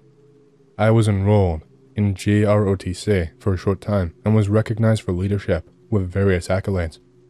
This put me on the path to a military education, and even though I was unsure about a military career, this path was inviting and already open. Immediately after graduation, I went into the US Air Force Academy for physics and eventually graduated with a major in aeronautical engineering. I was in the top 5% of the class, made Dean's List, with most of my projects involving satellite design and space operations research. I was commissioned as a second lieutenant following graduation from the academy with an Air Force Specialty Code, ASFC, in Air Force Space Command. In a few weeks, I started undergraduate space training, UST, for about a year, attending the Space Operations Officer course at Vandenberg Space Force Base, focusing on orbital mechanics, satellite operations, and space surveillance. My first assignment started in 2016 with a satellite control squadron. My unit was the 50th Space Wing at Scriver Air Force Base. I was promoted to first lieutenant and then captain by 2020. There I contributed to the Space Fence program and assisted with development on the X-47 vehicle series. This period coincided with the founding of the US Space Force. With this, the USAF Space Command structure shifted to the Space Control Squadron organization. I transferred from the USAF to the USSF with a promotion as an 04 Major with a focus on space operations and technology acquisition. My first assignment within USSF was to Space Operations Command. In about 14 months, I was promoted to Lieutenant Colonel and placed in command of a Space Operations Squadron. We managed launches, monitored satellite constellations in real time, etc. One of the first major operations we did was to monitor China's ongoing Taiwan assembly launches. At this point, I was being vetted for the Air War College and participated in collaborative missions with private sector entities like SpaceX and Boeing. Many around me believed I was on the path to Chief of Space Operations, a position that would have involved a promotion to full colonel with general on the horizon. I ultimately decided against pursuing this since the position is not vacant and there is no obvious time when it will be. However, I did not alert any of my career aides on this decision and continued to accept new commissions. Around this time, late 2022 to early 2023, I was vetted for a secret USSF organization. Let's call it Advanced Off-World Operations Command, not the real name, but similar. This group, unlike most USSF organizations, did not report directly to the chairman of the Joint Chiefs of Staff and the National Security Council. They have total classification authority and inhabit need-to-know/privileged segments of intelligence authority. They answer to another, similarly secretive group that by all measures appeared totally clandestine and did not have any apparent obligations under information or classification law. These are my assumptions anyway. Even in my organization, only the Supreme Commander and Deputy Operations Commander and myself knew of the existence of this body that served as orders regularly. In the interest of protecting myself, I will not expand any further on my career. I intentionally changed a few important details to prevent my person from being identified. However, I believe I provided sufficient information to dispel any questions concerning my legitimacy. My first day began with an unraveling of the ongoing military and scientific operations occurring beyond Earth. Moving forward, I will identify all aspects of the Black Offworld program as being part of AOOC, although this is not really the case. In reality, there are several compartmentalized organizations that conduct these operations. The first thing that really shocked me was how these operations are conducted in a way that allows them to remain totally hidden from the public and lower-tier military organizations. A lot of all of this is very subversive and damaging. I learned that some missions, including JWST, have been deemed conflicts of interest with my organization, and to the dismay of NASA, many aspects of the mission were scaled back and delayed. Many in NASA think the final mission JWST is allowed to perform is basically pointless.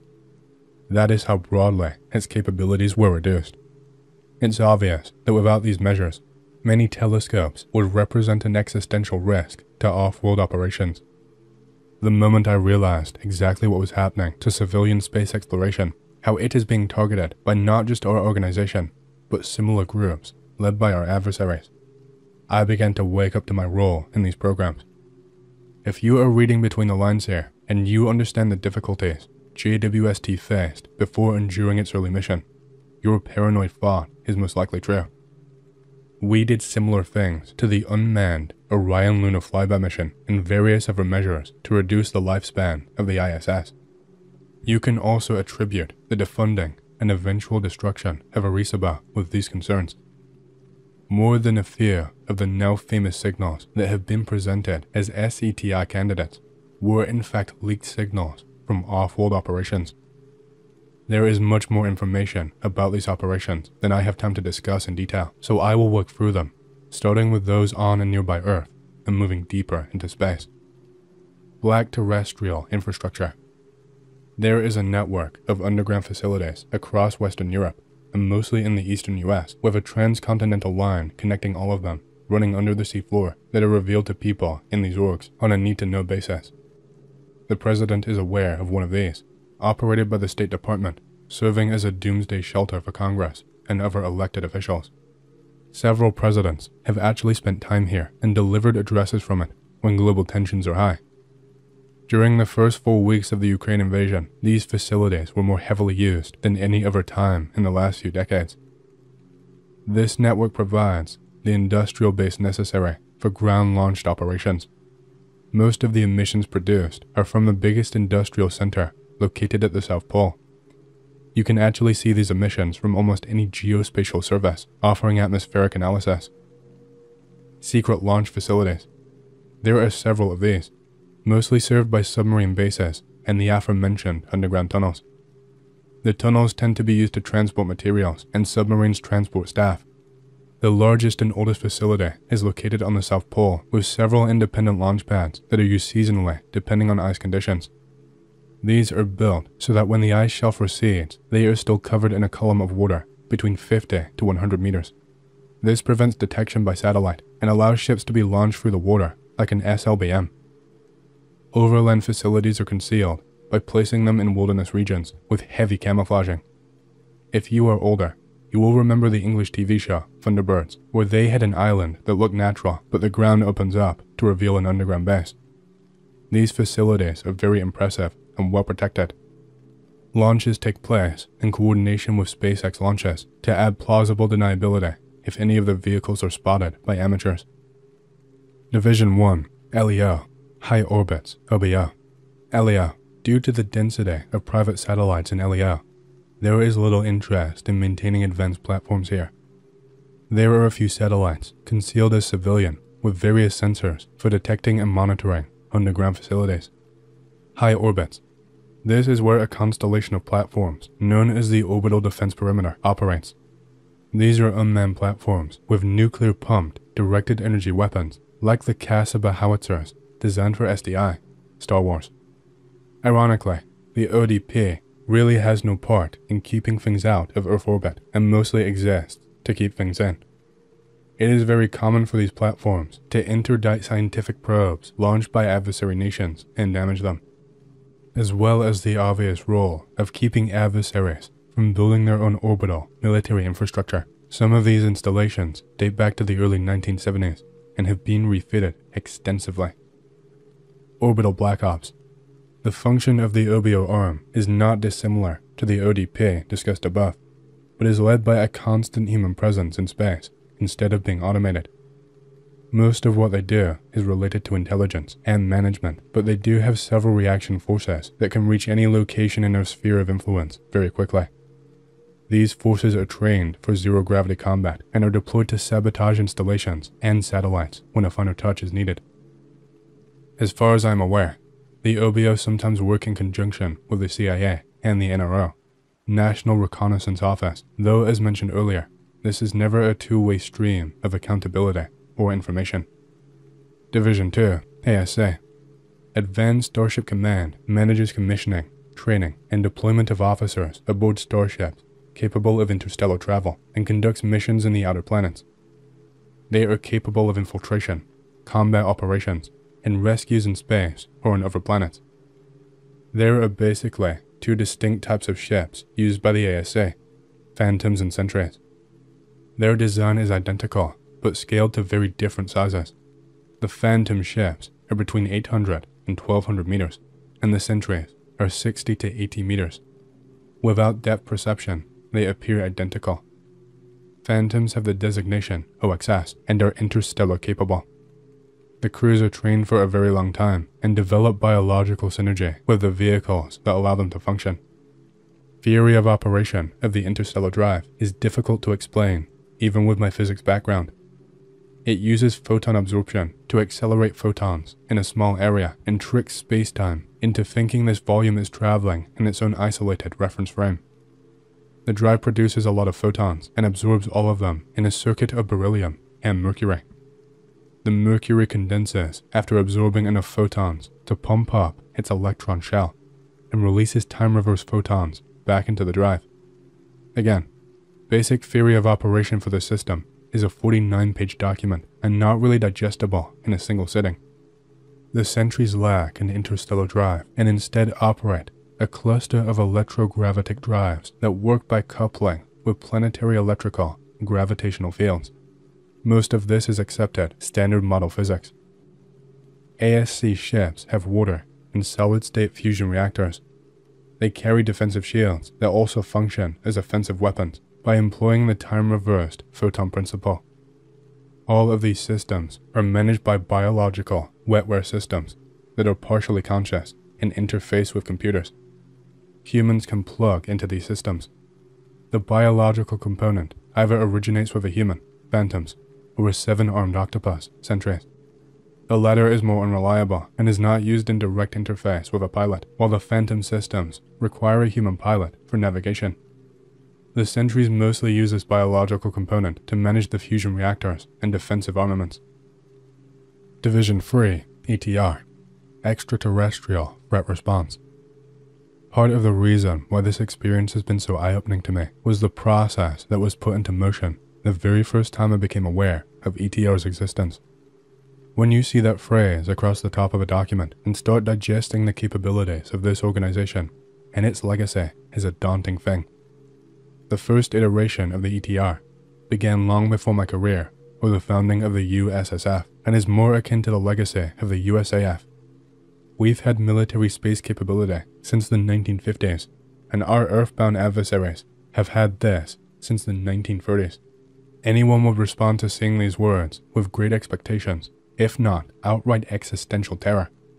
I considered the possibility of these organizations not existing at all, and being part of a psychological fitness test to see if I would ask too many questions about the secret alien war. It turned out, there is no war at all. I'll expand on this later, but I think it's important to say up front how much of this activity in space is actually very similar to the political posturing that occurs on Earth between nations that perceive themselves as empires whose needs transcend all other concerns. This division coordinates first contact protocols, intelligence gathering on extraterrestrial technologies, and, if necessary, the deployment of new defensive space assets. They have access to the most destructive weapons in the arsenal, such as anti-matter weapons. I will note, anti-matter weapons have only been tested at a very small scale. Solar flares were used to mask these tests from detection. As I said before, there is no real warfare between humans and extraterrestrials. Warfare implies a political and diplomatic vector that does not exist. This entire issue cannot be summarized by diplomatic, military, or political thinking. There is an ontological disconnect that humans have when they try to understand ETI across the board, and this is why the mission of the AOOC has not yielded any progress towards understanding extraterrestrial life for its entire history. Humans are still functioning in the paradigm where an ET vehicle penetrating our personal space is instant grounds to react with military capability. These beings do not see space we inhabit as human, since they do not have a sense of a species' right to lay claim to what is nature. They absolutely comprehend we are territorial, but they simply do not see that as a good reason for respecting our boundaries when they operate on another level of laws that place the order of the universe above their ambitions. It's the same reason why they continue to operate around Earth peacefully, while we attack them in self-defense. They have accepted a paradigm where the cost of losing a single purpose-designed probe to our overzealous military is infinitesimal compared to their capability and wisdom. We are taking a bucket of water out of the ocean to punish that ocean for getting us wet. That's how I see it anyway. There has never been loss of life or property as a result of confrontations with entities beyond Earth. This brings us to the ongoing broader spectrum operations. Some of these involve the OBO and the ASC, Extraterrestrial Research Program. ERP is ironically most active on Earth. They are one of the least clandestine, interacting with the CIA and public research science on occasion. This is unfortunately also where a lot of experimentation on human sociology, psychology, and genetics is being done. A lot of the intelligence work organizing the UFO narrative is being orchestrated by ERP.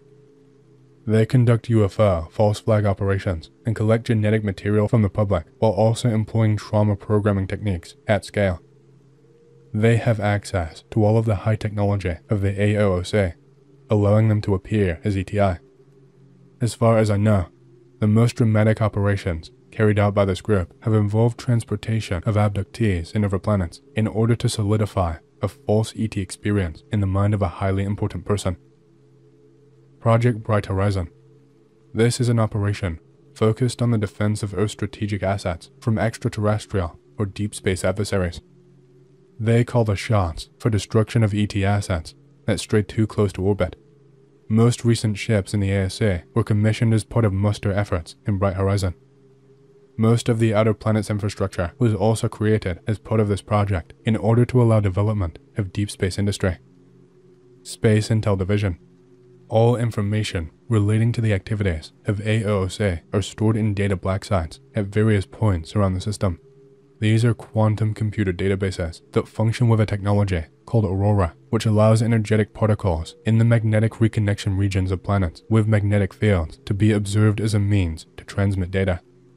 Apparently, there is a natural entanglement effect that we take advantage of. These databases are redundant, so the safest ones at the edge of the system are updating in constant real time with data feeds set up on Earth. This system forms the backbone of interstellar communication as well, though in practice, this has been more difficult. Planetary systems must be magnetically connected to communicate in this way, and only nearby stars have this link. Space Force does in fact promote in the way I describe in order to fill the numerous positions that are still open.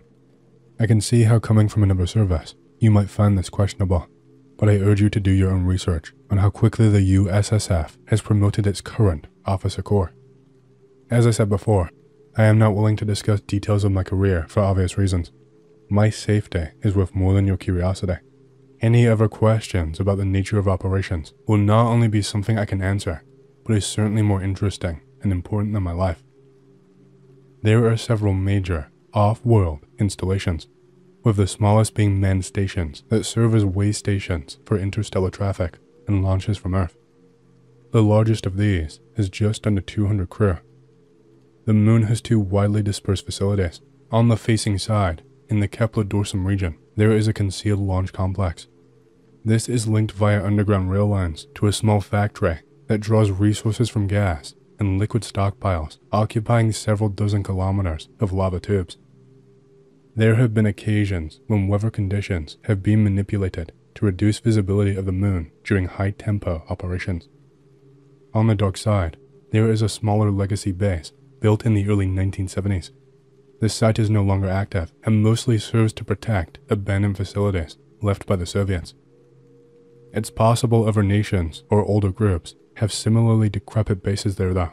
I never confirmed this. There are a few other infrastructure's features on the Moon. A network of numerous, several million, small CubeSats that provide real-time monitoring of the Moon at centimeter resolutions. There are also long tethers that sit in orbit and use electrogravitic effects to spin and change altitude. These are used to boost cargo into transfer orbits with Earth and Mars, and also to receive cargo. If nothing else, the entity exists to perpetuate itself beyond all other commitments. In other words, an equivalent will never be created while it continues to exist. I think the obvious way towards progress is for the civilian sector to invite ET contact collectively. They will absolutely show up for us. They are more interested in us than most believe. The pattern of behavior is interesting. ETI has been making itself visible to us and collecting data about our planet for as long as we've been able to identify them. It's not just humans they're interested in, but the unique planet that produced us. They don't care if we swat away their hand. They simply want us to continue our progress with or without them. Only an insanely paranoid person would see this behavior as a threat. The interface is achieved through electrical stimulation of the brain, like reverse EEG. Time-reversed electromagnetic waves are used to trigger specific synapses, and they actually have to map out all of the pilot's brain neurons to make this work. This doesn't take very long, all things considered. As I understand it, the 7-arm octopus has a lot of unexpressed genes that allow its neurological facilities to handle behaviors that are seen in octopi. I'm not a biologist, so forgive me. Complex cephalopods like octopi have a type of perception about the world around them that is highly refined. Their large number of limbs and near weightless evolutionary environment makes them well suited for spatial comprehension. Apparently, it's also easier to tap into the nervous system of an octopus rather than a human because the octopus can be put into a coma and used, while a human has to be surgically disassembled. What pieces of people are kept for the ships? How do they choose who gets used to make one? I'm guessing this covers non-human biologics whistleblowers mention from time to time. It's a specific group of nerves in the spinal cord that are removed. I don't know what the selection process entails, but I assume it's done by bodily donations at death, processed in a time-sensitive manner. The ERP I mentioned before creates artificial, biological organisms using human DNA that look like aliens and have extrasensory capabilities, e.g., hypnosis at will, induced torpor, so keep this in mind when you hear about biologics. A lot of them are man-made. Tell me this then, if you are who you say you are.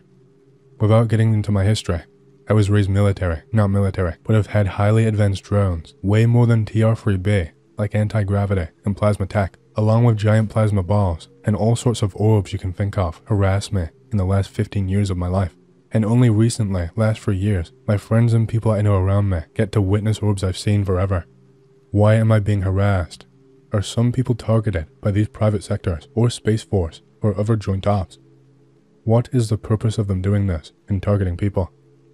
You aren't necessarily chosen for any specific reason. They use these programs against a segment of the population, regardless of their identity. In this way, you can program a wider population by introducing a wide range of similar stories. I know lots of people who have seen similar things, and I have also interacted with these things, even before my experiences. Remember that these operations seek to copy ETI interactions. It can be difficult to ascertain which phenomenon is real, but remember that anything forced on you that threatens you is almost certainly human-originated. OP, why are ETs interested in Earth and humans?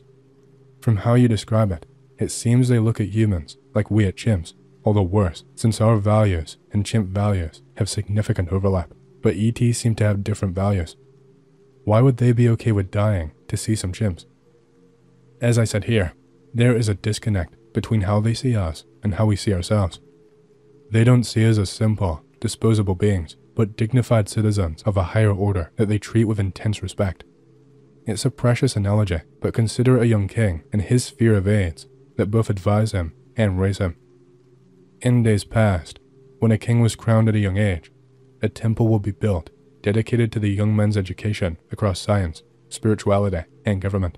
Careful measures have been taken to foster a greater civilization without allowing it to become misguided. That's how I see it anyway. It's not how a lot of people see it. OP, are there multiple species or factions vying to influence us and our development? Are we part of a great game? I know you have said the ETs are non-hostile and don't view politics the same way that we do, but I'm just trying to make sure you're not leaving something out. It's a complicated question. Certain avenues can communicate the ideas very quickly, but words are not one of those avenues. Think about factions being one-dimensional. We have humans who fight ourselves, and we have ETI who do not fight themselves. Presumably, we also have ETI that fights themselves. Go up a dimension, look at the causes for the formation of these factions. Humans question themselves. We overstep nature. We allow preconceptions to hold us back. The ETI does not hold back, but what prevents them from destroying us is that they don't overstep nature. We can assume any other ETI that still acts like humans are still on their planet, duking it out, and aren't visiting us in important numbers, considering how huge time is for beings like humans. That's the second dimension, the ideas that put us in our factional categories. Go another dimension up. The number was arbitrary to start with, and you have an order.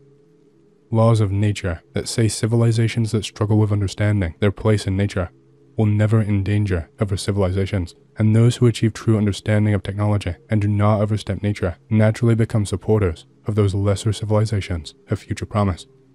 We have built minor settlements on other worlds without an effort to terraform them. Deduction says we have most likely integrated into alien societies. No, we have not colonized other planets in the literal sense of a concerted effort to fully populate a world. Perhaps our ancestors did, I don't know. We absolutely have stations and infrastructure around other stars, but due to the compartmentalization of these operations, probably only 1 or 2 people actually know how far we've gone and how well developed our empire is. It's tragic what they've done to our interstellar ambition. There are many kinds. Space is not unlike an ocean in the sense that it is home to dumb life as well as sentience. Some types of life have life cycles of millions of years and use comets and interstellar debris to migrate like seeds in wind. There is a lot of convergent evolution happening as well. Planets with organic biology are almost guaranteed to have a foundation of fungus and photosynthesizing plants. DNA is a structure that evolves convergently and can be transmitted non-locally, quantum effects, not just in cellular processes. People make contact more frequently than you think. The issue is ontological. It is very difficult to explain the implications and expectations of ETI to someone who is still cloistered into a materialist, linear conception of the universe. Agencies stifle collective progress by introducing distractions and exacerbating legacy issues that are ingrained in people's worldviews.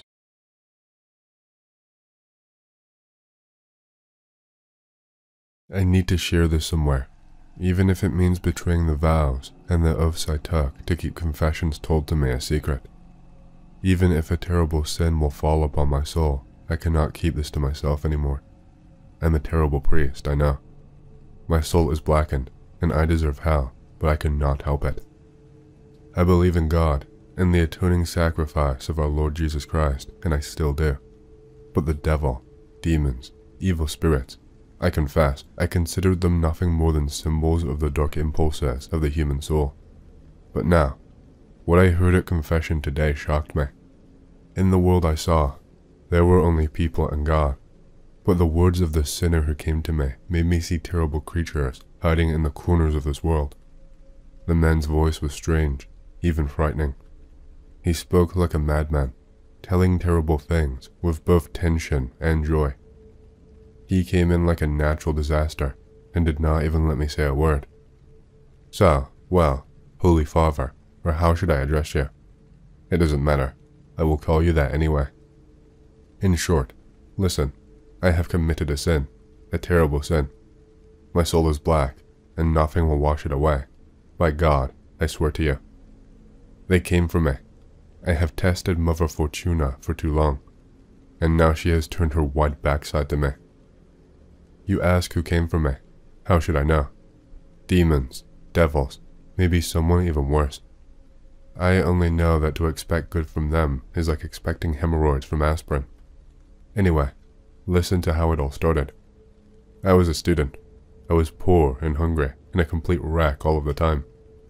I somehow got by during my first year of study, but then it became harder and harder. I took on any job that I possibly could. Anything at all would do. And then one day, my friend, Xenia, with whom I studied in the same year, told me that he had a plan on how to make money very quickly. He did not need to explain anything else to me. I heard him say the word money, and I was ready to take on the job without even asking what I needed to do. But it was a shame I did not ask right away. Xenia only told me, come to me at nighttime. You will understand everything for yourself. Hey, Holy Father, just don't think that I would let him bite me in the ass for money. No, we're not like that. Although now I look at it and think about it, it would have been better. At least Xenia's life would have remained with him, and those creatures would not have come from my skin. Anyway, I went to visit him, and he immediately shoved a shovel into my hands and said, we're going to the cemetery. Why in the hell do we need shovels? I did not immediately figure it out. I asked Xenia, but he looked at me and said, what, are you fooling around? We are going to dig into the ground. And then it dawned on me what Xenia was proposing to me. By God, I wanted to refuse right away. Why take such a sin on my soul? But I was not in the position to think about my soul and refuse money. So I kept quiet, and together with Xenia, having thrown our tools into the trunk of his car, we headed to the place of work. I did not know why Xenia was doing this. His parents were rich people. They were so rich, they bought a car for him as a gift. I asked him then why he was digging up graves, and he said that it was almost a family affair, and that his great-great-great-grandfather had introduced this tradition to him. Yes, what a fun family. He said that he saw how tight I was with money, and decided to take me in. I was only grateful. The first few times it was scary, yes. I even fainted once when I saw a corpse, but then I got used to it. What is there to be afraid of if they are all dead? There was no zombie apocalypse, So what could be so scary in a pile of rot and worms? My fear subsided before my conscience. For a long time, it tortured me at night, tormenting me like, what a scoundrel I am, stealing from the dead. That's bad, evil. And then it calmed down. Really, why the hell do they need jewelry, gold, diamonds? Did they decide to show off before God or the devils? Well, in general, things went well. We dug and traded, and now we have money to burn. Our dirty business dragged on for a long time, and now our last case has arrived, although we didn't know then that it would be our last. Xenia, as always, found another cemetery. He came to me and started telling me everything. He seemed so uncontrollably excited by everything that he was telling me. He was so happy. It looked like he had just been told that he inherited 1 billion rubles from his unknown billionaire aunt. He says he found a cemetery where no living person has set foot for 200 years. He says you can dig up precious trinkets with a shovel, both literally and figuratively. Well, what about me? I did not need any convincing at all. We left the next morning. The cemetery was in the middle of nowhere, so we drove for a long time and arrived in the evening. There was some kind of creepy village next to the cemetery. We chatted with the people there normally, but then 6 o'clock rang. They all went home, and the village emptied out so quickly, as if no one had ever lived there. It was a shame we were not wary then. We waited until midnight, just like in a horror movie, and went to our workplace. We walked through the forest for about 20 minutes, and finally came out to a large clearing. We had seen countless cemeteries by this point, and yet it still scared us somehow. Ancient. It smelt of antiquity. As they say, there was silence all around.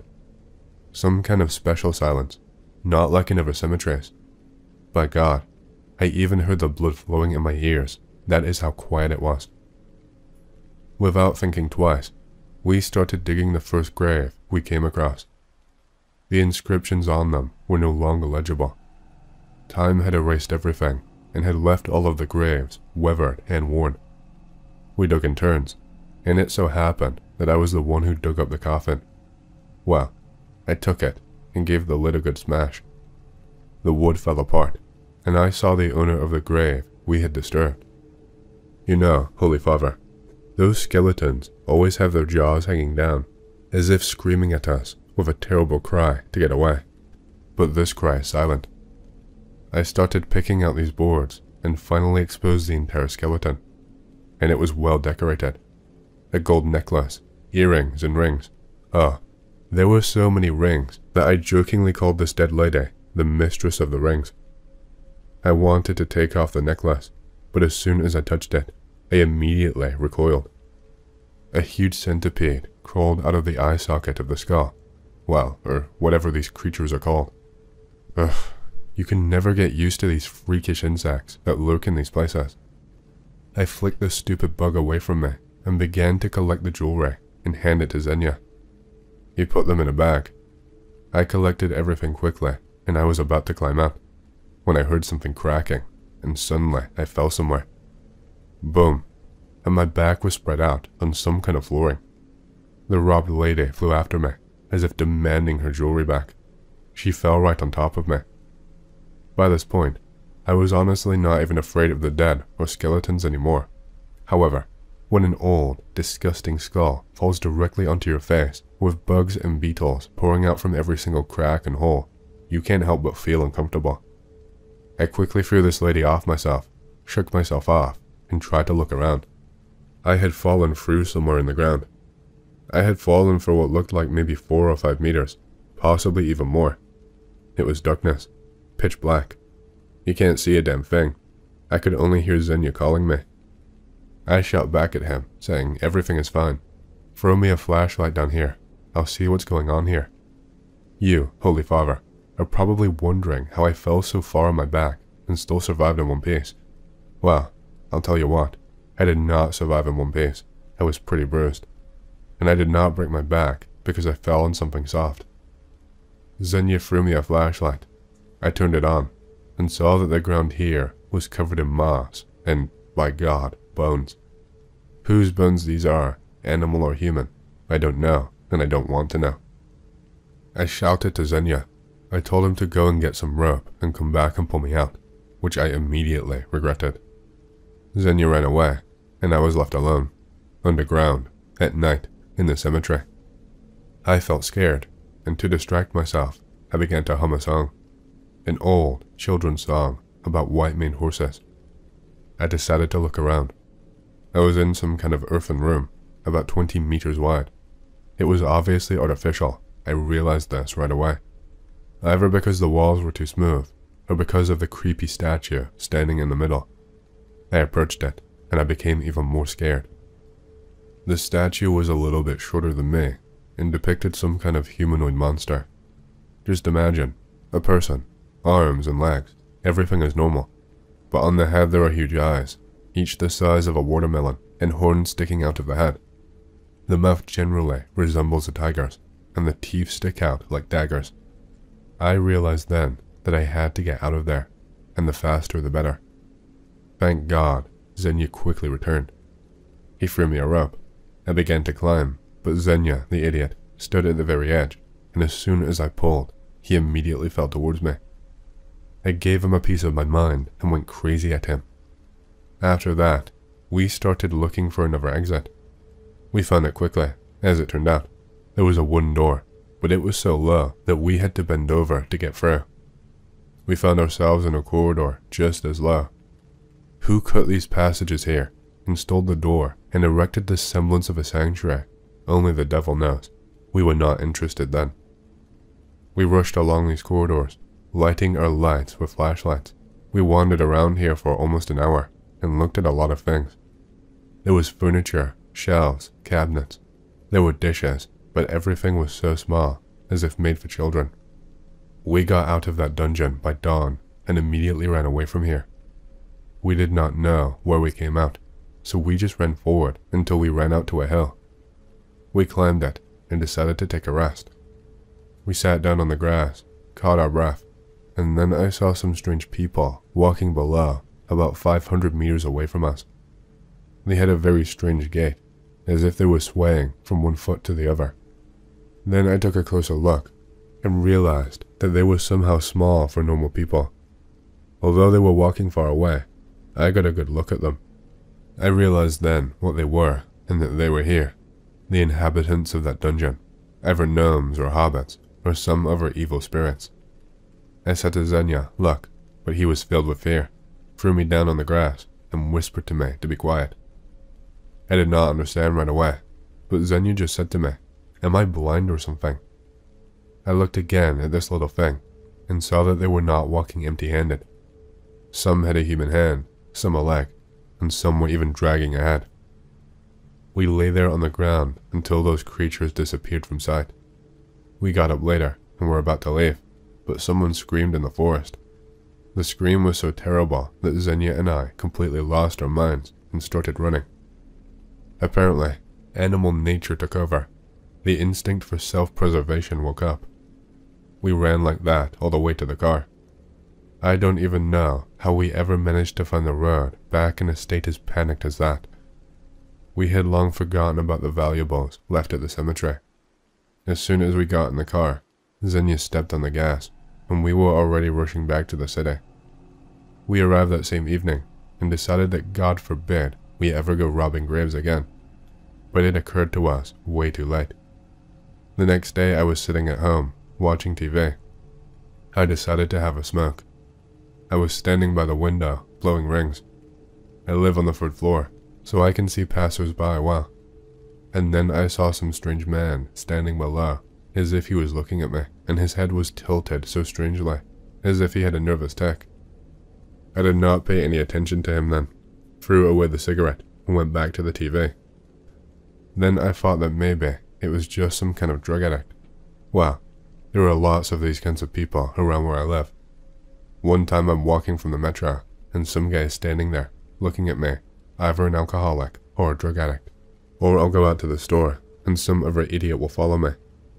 They were all strange. One limps somehow unnaturally, another has an unusually twisted neck. A third's hands are shaking, and his face is like from a horror movie. So what, I thought, as if there weren't enough strange people in our city. I've seen such freaks before. Only there were fewer of them, and none of them paid any attention to me, and now it's like an open day in a madhouse. I was scared of it. The last straw was that 3 of these idiots were standing in my yard, and they kept looking into my windows. They stood there all day, and only in the morning they disappeared somewhere. I went to Zenya's, but I never got there. I went up to his house and saw an ambulance there, a crowd at the entrance, and the police walking around. I sensed something bad. I went closer, asked one old woman what had happened, and she said that they had found a body in apartment number 15. Apartment 15 was Zenya's apartment. I realized then, I don't even know how, that these creatures had come for Zenya too, and they got to him before they got to me. So, it was all somehow connected with those gnomes, but how, I don't know. I went home, started packing up my things, decided to leave, to hide from them, but nothing worked out for me. I moved to a neighboring city, lived for a week in a rented apartment, and one night there was a knock at my door. Who comes to visit at night?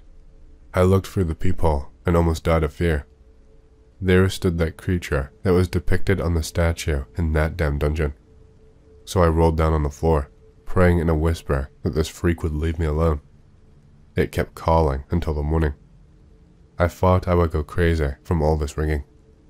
I decided towards morning that I had to run out of this apartment, went to the window, and saw this creature creeping up to the garbage container. I sat down and watched from the windowsill. It climbed into the container, and 10 minutes later, the guy crawled out. His hands were shaking, and he was limping on his right leg. So that's who all these strange fools were. They found me here. They will find me somewhere else. I can't hide from them anywhere, so I decided, I'll come, I'll burden my soul, and finally meet this monster. That's all I have to say. How do you even end a confession? Amen, I guess. He left as suddenly as he had appeared, leaving me with the thoughts that his words had evoked. At first I decided that he was simply a madman. I too often see people on the streets with strange gait and strange behavior, but that does not mean that they are some kind of monsters. But still, he told it too convincingly. His story sounded too coherent and consistent. Although my mind rejects it, somewhere inside, I admit I believe him.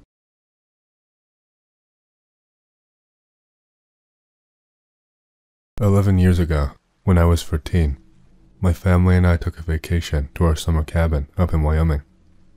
It was a yearly retreat done right before school started. My dad and his brother would fish, while I spent most of the time with my brother and cousin in the lake that was about half a mile or so from the cabin. The family cabin was located just outside the small town of Elk Grove, which had a population no more than 300 people. I ventured into town sometimes on my bike when I get bored up at the cabin, and there was never anything inspiring about it. This area was located in western Wyoming, so not terribly far from the Idaho border. I wasn't from Wyoming, and instead a neighboring state, so I don't know much about their geography, except one year we did drive a bit up north to Yellowstone. That's neither here nor there though. What this is a story about is an event that happened around August 11th and 12th, 1993. We had just arrived, maybe a day or so before, at the cabin. Nothing seemed out of the ordinary. We ventured into town, ate some McDonald's, got some groceries, and spent the next couple days getting settled in the cabin. Dad readied to go fishing, while we swam, and pretty much just enjoyed the solitude. Certainly, the quietness was relished, especially since we did not get much of that back home in Salt Lake City. On August 10th, which was a Sunday, I decided to ride my bike down to Elk Grove. I was bored, and my brother was busy watching TV, even though the reception was something terrible, which had not been the case in years prior. So, I thought it would be fun to hit up the town, and maybe find something better to do. Elk Grove, as I mentioned, was hardly massive, and on a Sunday, the town was pretty much dead. As I rode through the streets though, something felt off. I could not put my finger on it at the time, but in retrospect, there was something going on that I could not comprehend, at the time anyway. I stopped off at a store which was open, and grabbed a shake. It was hot out, at least for western Wyoming. 80s if I recall, and as I sat down to have the shake and cool off, I could not help but listen to the older men complain about the heat. Both had to have been in their 60s, and certainly were ranchers. Probably had not ever ventured outside of the state in their entire lives, but they seemed like decent enough folk, and as someone who enjoyed people watching, the two's mannerisms and rough voice helped to cure my boredom. Soon though, their conversation turned from the heat to something else. The rash of dead horses dotting the area. At least a dozen, one of the men said, had died since July, and there was no explanation. The other questioned whether they were being poisoned by punk kids from the city. The city, of course, being Rock Springs, which was a couple hours south. It was an interesting, if not a bit disturbing, conversation. The first man, the one who instigated the conversation, did not seem to buy his reasoning, and mentioned whether it was tied to the lights in the sky. That piqued my 13-year-old interest. Lights in the sky. I wanted to ask, but felt like it would be too intrusive to do so. I hoped their discussion would answer my questions. It really didn't, but I did glean enough from it to freak myself out a bit. Apparently, over the course of a month or so, odd lights had started appearing in the sky at night. Some locals questioned if it was a plane or a government experiment, but authorities never had a serviceable answer. It certainly was not tied to the Air Force, who operated a base close to the Colorado border, near Cheyenne, on the other side of the state, and there was not much air traffic coming into this area of Wyoming, which made things the odder. The men discussed how a haunting buzz would often accompany the lights, and that they would vanish just as quickly as they appeared. Whatever it was, no one of the older ranchers said, had an explanation. After a bit, once I finished my shake, I got back on my bike and rode up Main Street and back toward the cabin. Now though, I was more aware of my surroundings and, for the first time in a long time, realized at just how quiet everything was. Sure, there was quietness, but this was different. I did not catch it at first, but on the ride back to the cabin, it finally hit me. I heard no animals at all. Generally, when you're in the wild, you can hear something, even if it's far off in the distance. It could be a bird or a coyote or even a bear. But as I got further away from town and more secluded, it was eerily quiet. When I got back to the cabin, I mentioned this to my mom and she just shrugged. That night, I decided I was going to stay up and see if I could spot the lights those two ranchers spoke about. So, I waited for everyone to fall asleep and I snuck outside, bringing with me a pillow and my iPod. Then I sat on the porch and watched the black sky for the remainder of the night. If there were lights, I did not see them. Around 3 o'clock, I gave up and went to bed. Monday morning came and I went back into town. This time, I was hoping to hear more about the lights in the sky. So, I rode my bike on down to Main, which was the busiest part of Elk Grove, and again, people watched. As I pulled up to sit down on the steps of the library, which sat across the street from the bank, I could not help but notice the front page of that day's newspaper. Mysterious lights baffle town. I reached into my pocket, pulled out 75 cents, and bought the paper. Right there, on the front page, was a photo, snapped by a local resident, of these mysterious lights. It wasn't the best quality, but you could certainly see something, and that alone gave me the chills. Right under that was an article about the death of horses, now 5 more. What was going on here? I sat there on the steps of the library, reading this article. The lights had been increasing in frequency in the last month, and no one had an explanation for any of it. There was even a quote from a retired general who said he had never experienced anything like this before. Reading the article, I overheard 2 ladies, housewives no doubt, discussing it. One of the women went by Eve, so that's what her friend called her, short for Evelyn maybe, and I never did catch the other's name, but they spoke of the lights too. Johnny, Eve's husband, had witnessed them the night before last, right over the mountain ridge, and they stayed there with their indescribable humming for a good 15 minutes before they just disappeared. Eve spoke about how Lester, their dog, spent the entire time crazily barking at the night sky. Whatever it was, a military experiment or something more, it had gripped this small western Wyoming town. Everyone was talking about it. I could hear multiple conversations as I rode through the town and back up into the foothills above it where my family's cabin was located. When I returned, I showed my mother the newspaper. She left it off. Just stories, she said. I rolled my eyes and felt I knew better. Of course I knew better. I had heard first-hand encounters. My dad was even less inclined to believe me, and so was my uncle. Neither cared, and said I watched too many sci-fi movies. My brother, who was a few years older than me, just said it was probably a weather balloon. But even though I had questions about what it could be, I had my doubts.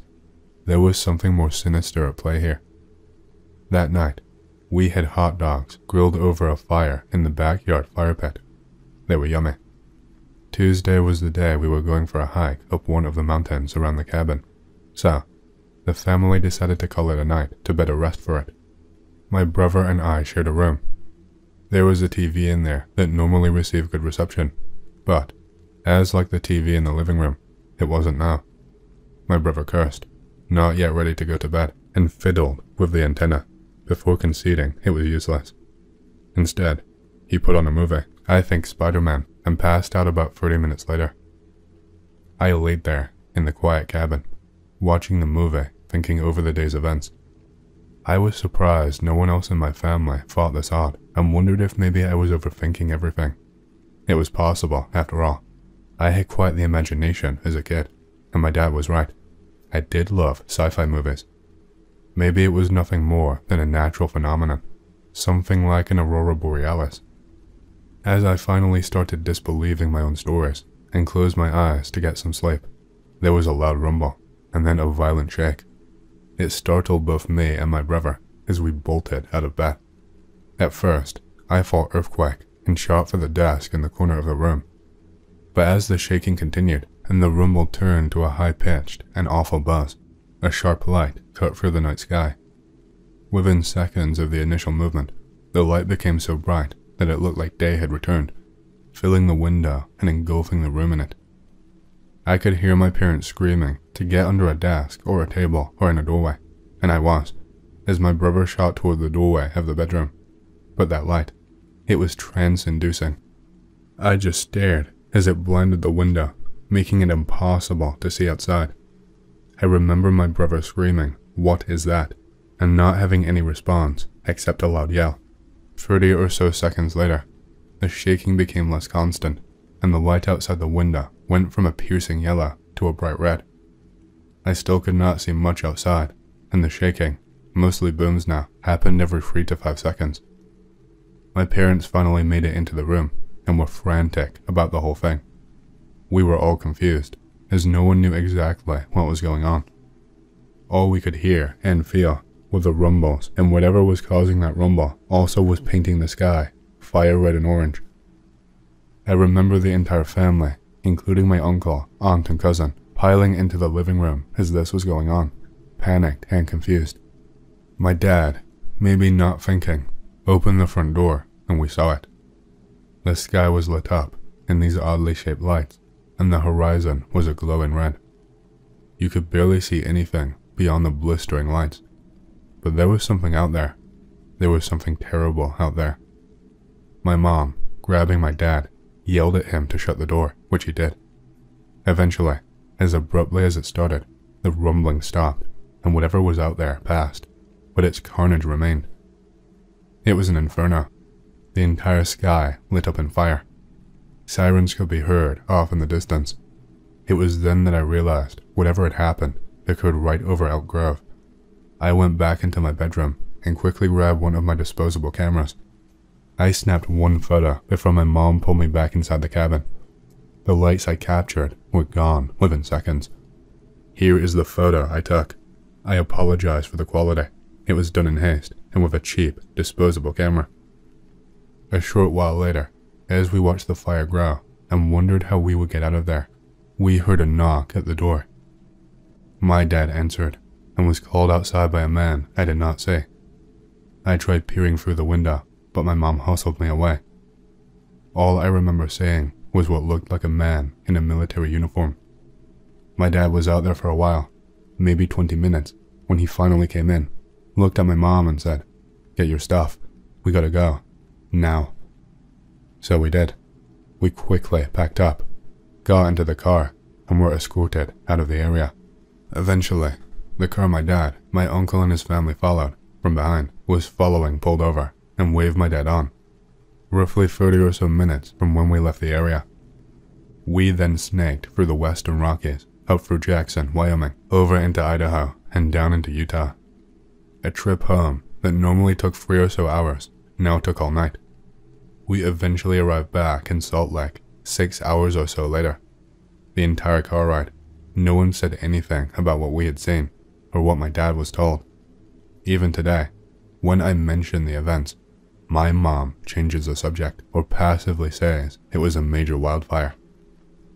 When I got home, I instantly began searching for news stories involving the area.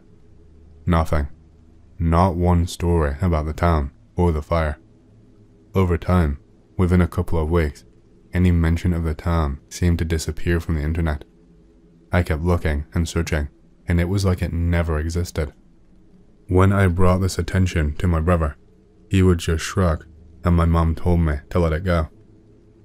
Eventually, as I finally unpacked all my things, I came across the front page of the newspaper I bought the day before everything unfolded. It was the only thing that made Elk Grove seem real, proving to me it was not a dream. To my knowledge, this is the only thing that exists from this town. I've researched this town for 10 years and haven't found anything. The only evidence of this town existing is that newspaper and the remains of it as seen on Google Maps, which does not show much. Last month, I decided to venture up to Elk Grove. It was the first time I had gotten the nerve to do so. I had my friend tag along. Thing is, there is no exit or sign to indicate where the town is. I was able to find it on Google Maps after hours of searching, but to actually find the town in person was pretty much impossible. There are no roads that connect to it anymore, and though I know the general area, to travel by foot or bike would prove too dangerous. In 2007, my dad died of a heart attack. With him went the only explanation, from what I can tell, of that night. My mom, if she knows, is not speaking. For now, the town of Elk Grove, Wyoming, remains a great mystery. What happened to it, whether aliens or something else, will probably never be known. Elk Grove is the town that just disappeared. Sometime during the night of August 16th, 1952, the small town of Ashley, Kansas, ceased to exist. At 3:28 a.m. on August 17th, 1952, a magnitude 7.9 earthquake was measured by the United States Geological Survey. The earthquake itself was felt throughout the state and most of the Midwest. The epicenter was determined to be directly under Ashley, Kansas. When state law enforcement arrived at what should have been the outskirts of the farming community, they found a smoldering, burning fissure in the earth measuring 1,000 yards in length and approximately 500 yards in width. The depth of the fissure was never determined. After 12 days, the statewide and local search for the missing 679 residents of Ashley, Kansas was called off by the Kansas state government at 9:15 p.m. on the night of August 29th, 1952. All 679 residents were assumed to be dead. At 2:27 a.m. on August 30th, 1952, a magnitude 7.5 earthquake was measured by the United States Geological Survey. The epicenter was situated under what used to be the location of Ashley, Kansas. When law enforcement investigated at 5:42 a.m., they reported that the fissure in the earth had closed.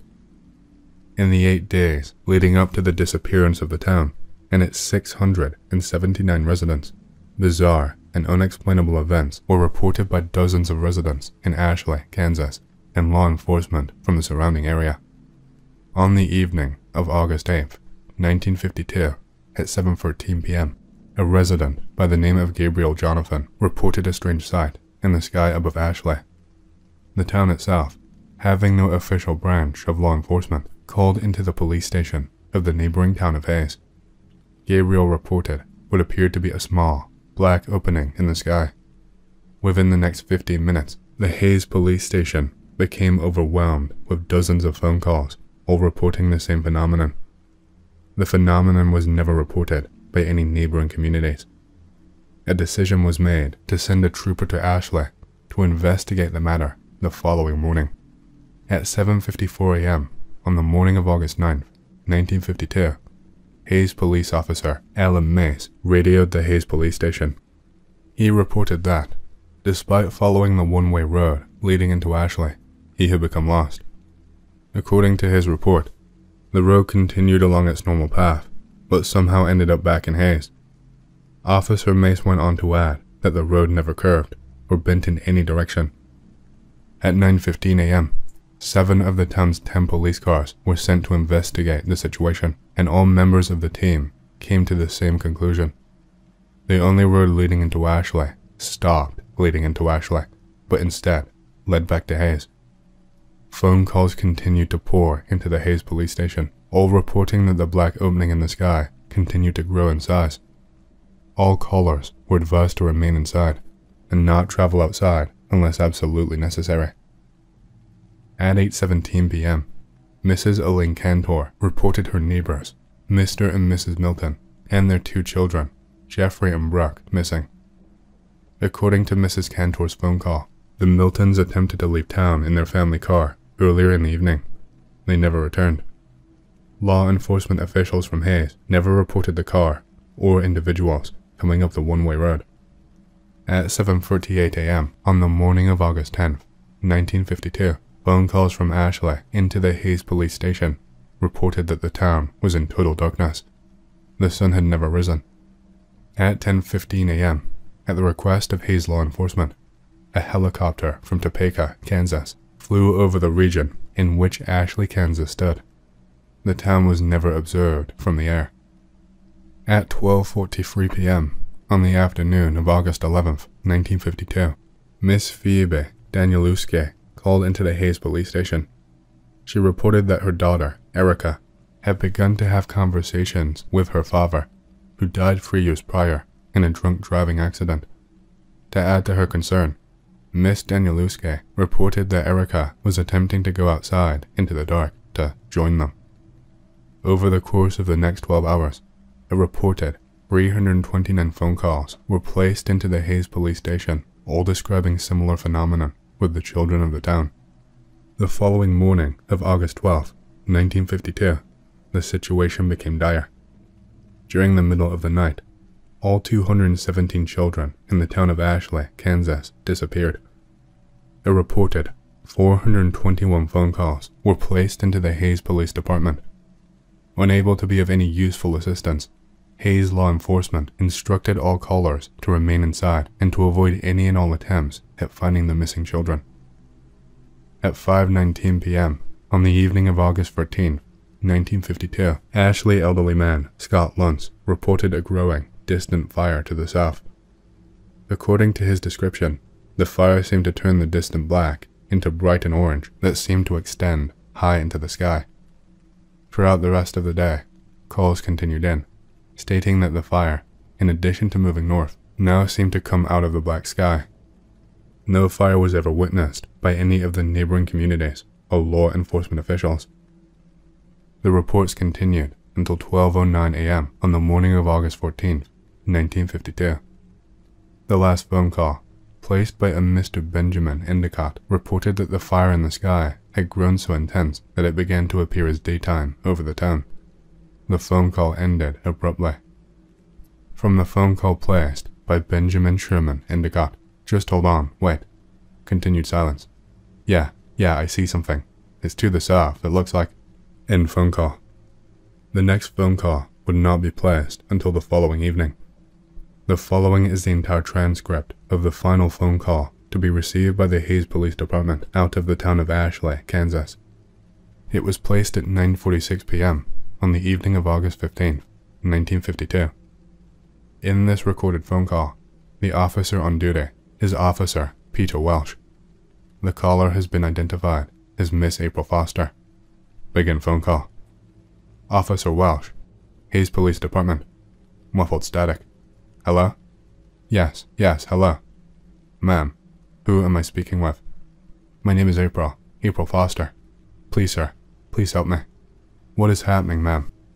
Last night they came back. Ma'am, I'm going to need you to... Last night they came back. Ma'am, I'm going to need you to calm down and speak clearly. What happened? Who came back? Everyone. Everyone? They all came in the fire. What do you mean, everyone? My son. I saw my son last night. He was walking down the street. He was burned. Jesus Christ, he was burned. Ma'am, he died last year. I raised him since he was a baby. It was just me and him. I told him to watch for cars when he rode his bike, but he never wanted to listen. Ma'am, what you're saying is not making any sense. You said everyone came back. Are you fucking listening to me? Everyone. Everyone came back. Everyone who died or went missing, they're back. And they're looking for us. He said, Mommy, I'm okay now. See? I can walk again. Where are you, Mommy? I want to see you. Ma'am, where are you now? Are you safe? I'm hiding. Just like everyone else. We saw them coming through the fields and some people opened their doors for them. God, the screaming. I don't know what happened to them, but their houses caught fire and they caved in. I have my curtains drawn. I'm hiding in the closet right now and... Ma'am, is everything alright? Are you okay? Ma'am. Oh my God.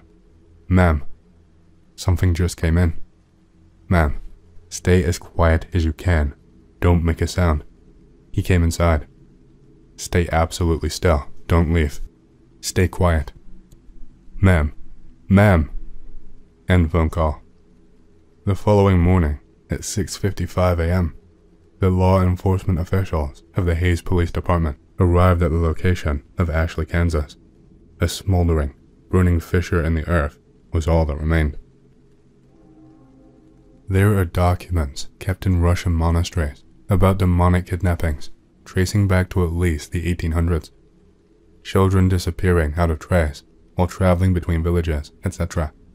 Some were saved and found days later due to the intervention of monks and saints and prayers of entire communities.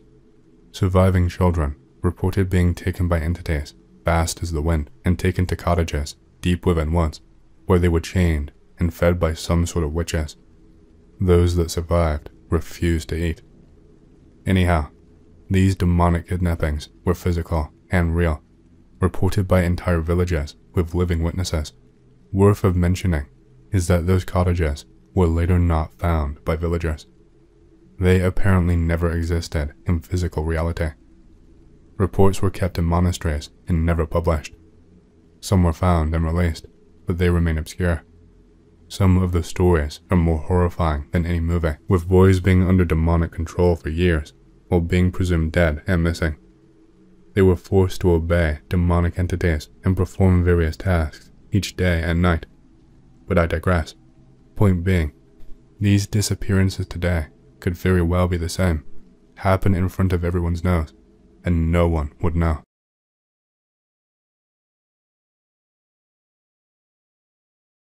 I was always interested, especially in my youth, in the subject of stalking, anomalies, near UFO topics.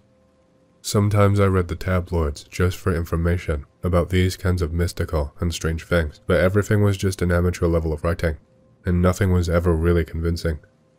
Then I met my wife. I moved. I had more worries. I forgot about my hobby because of these worries. I forgot about my interest for a long while, and never got the chance to do much research.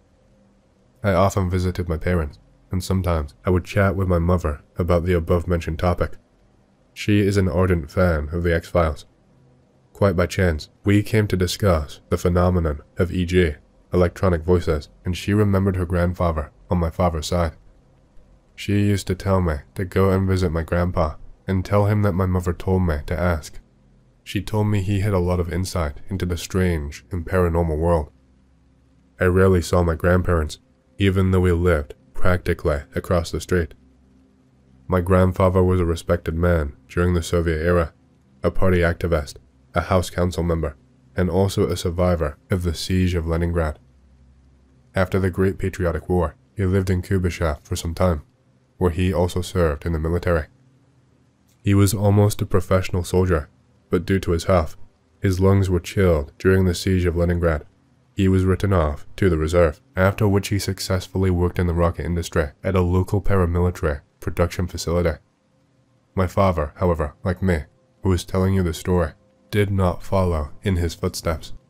My dad became a technologist, and I became a programmer/reporter.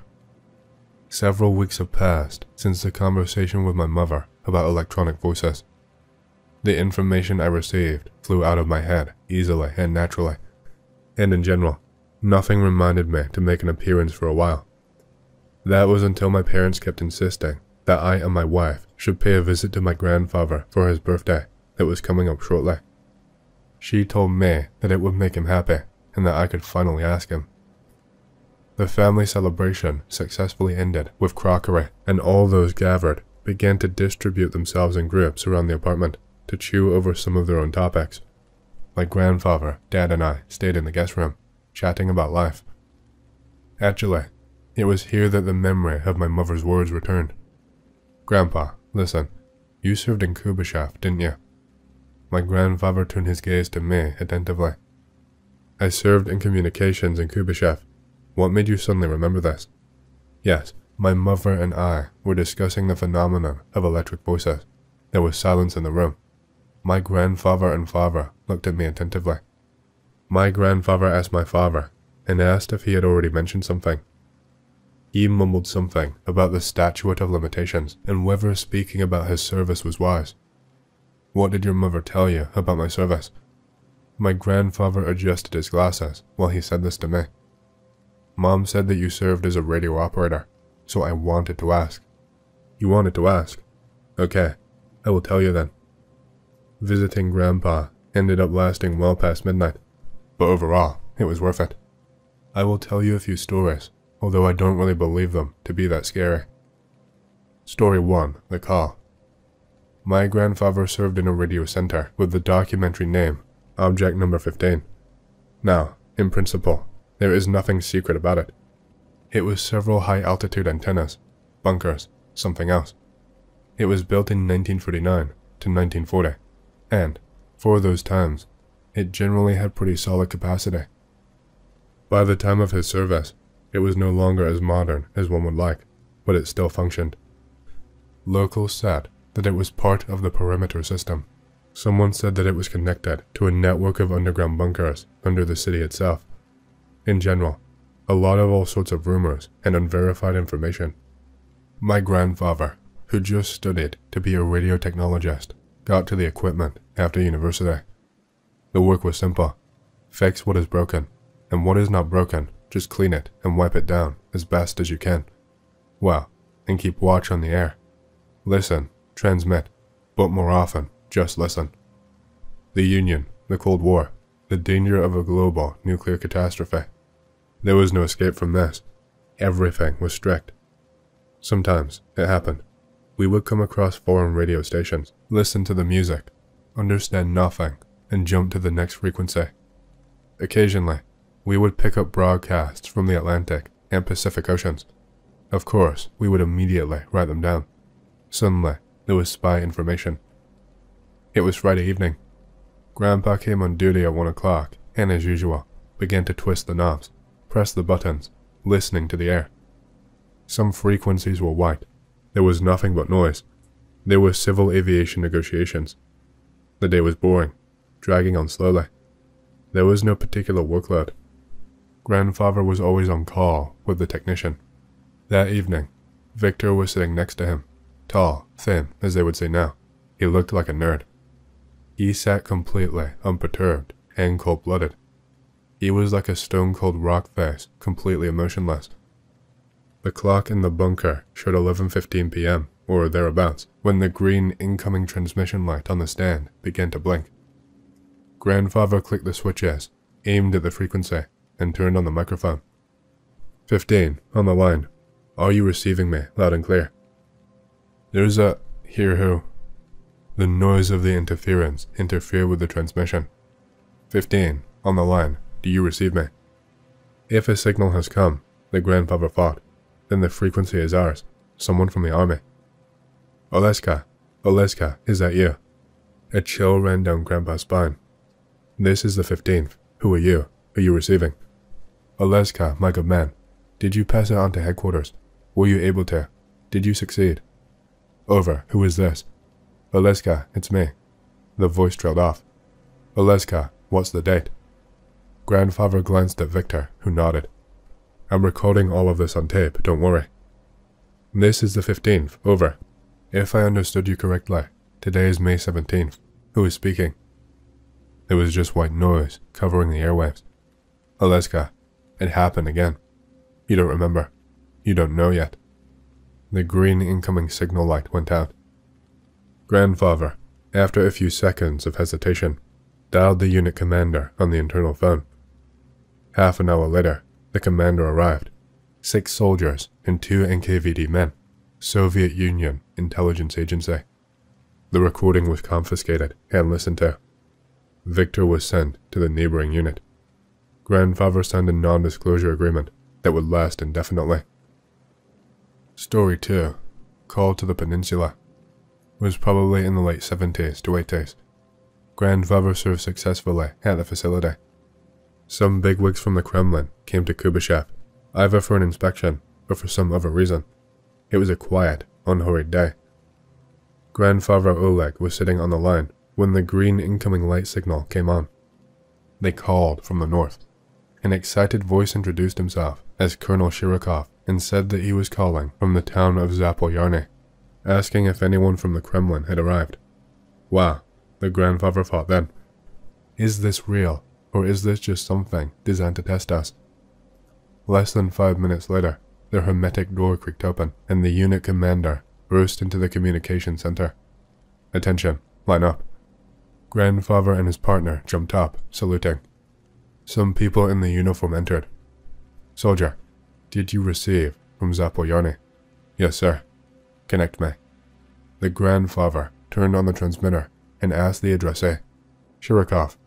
The man in the uniform pushed the grandfather away from the microphone. Shirokov, what the hell is going on? I don't know what to tell you. There was an emergency at SG. 6/200ths, 7 missing. We've cordoned off the area, waiting for orders. Carry out the order. The man in uniform hung up. The entire delegation quickly left the bunker, leaving behind a bunch of questions and an order not to disclose. Story 3, 23rd. Service is service. Nothing can be done about it.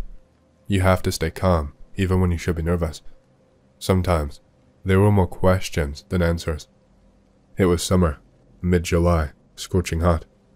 Half of the men were doing maintenance work when the unit was raised on alert. Everyone took their places. The commander ran into the bunker, clearly agitated. Listen to the order, soldiers. The alert is combat ready, but there is no reason to panic. This is not a war. Listen to the Pacific Ocean immediately. Report all transmissions. The bunker was flipping through frequencies, every now and then stumbling upon civilian ones. I hear a transmission. Allied encryption. The ship's number is transmitting.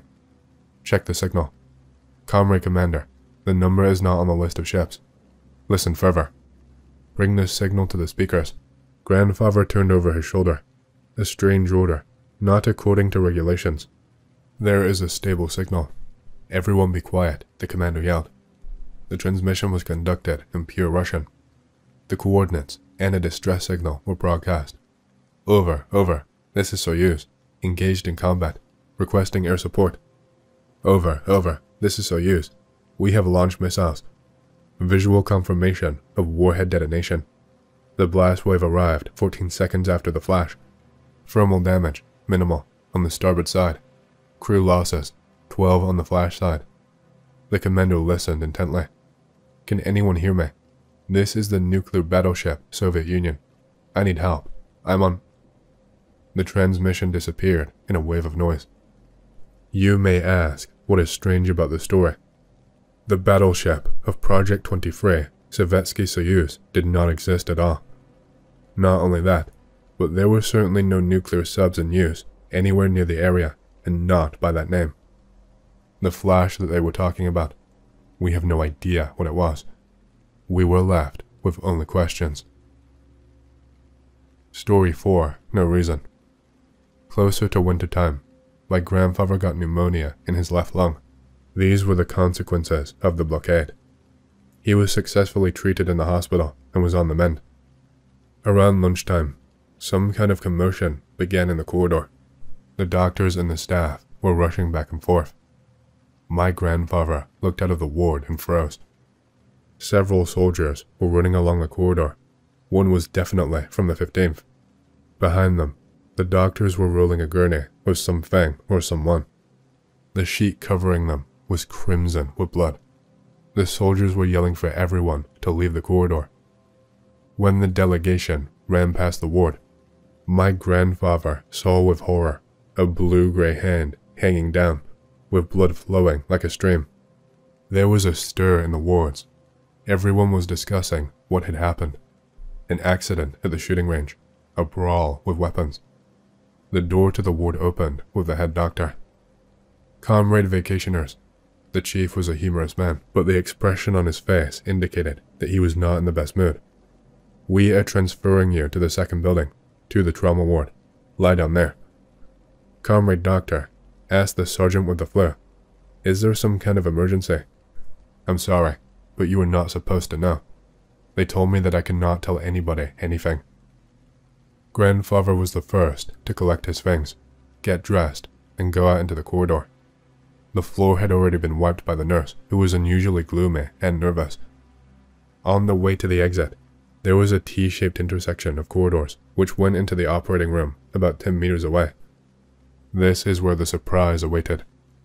The walls of the operating room were smeared with blood and some kind of bile or chemical reagent. It must be something serious, thought the grandfather, casually glancing at the half-open doors of the operating room. And he froze. He froze himself. His gaze froze. His breathing froze. There was an operation going on behind the doors, and judging by the screams, for a living person. The entire floor was covered in blood.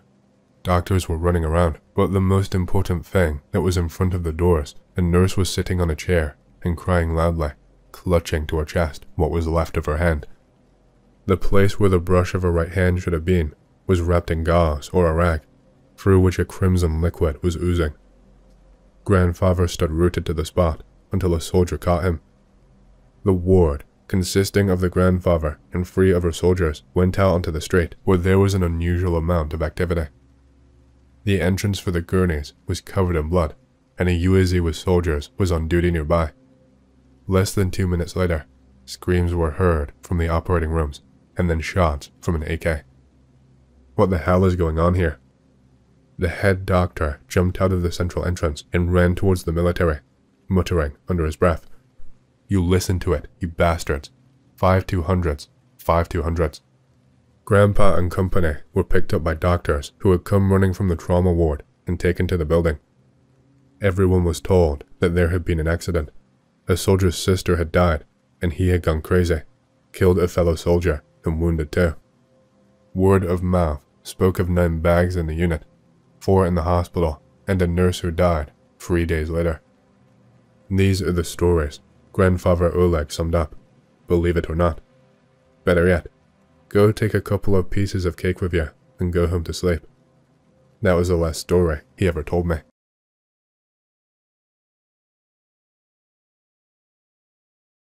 Most likely, after reading this, you will think I'm crazy, and I would not blame you.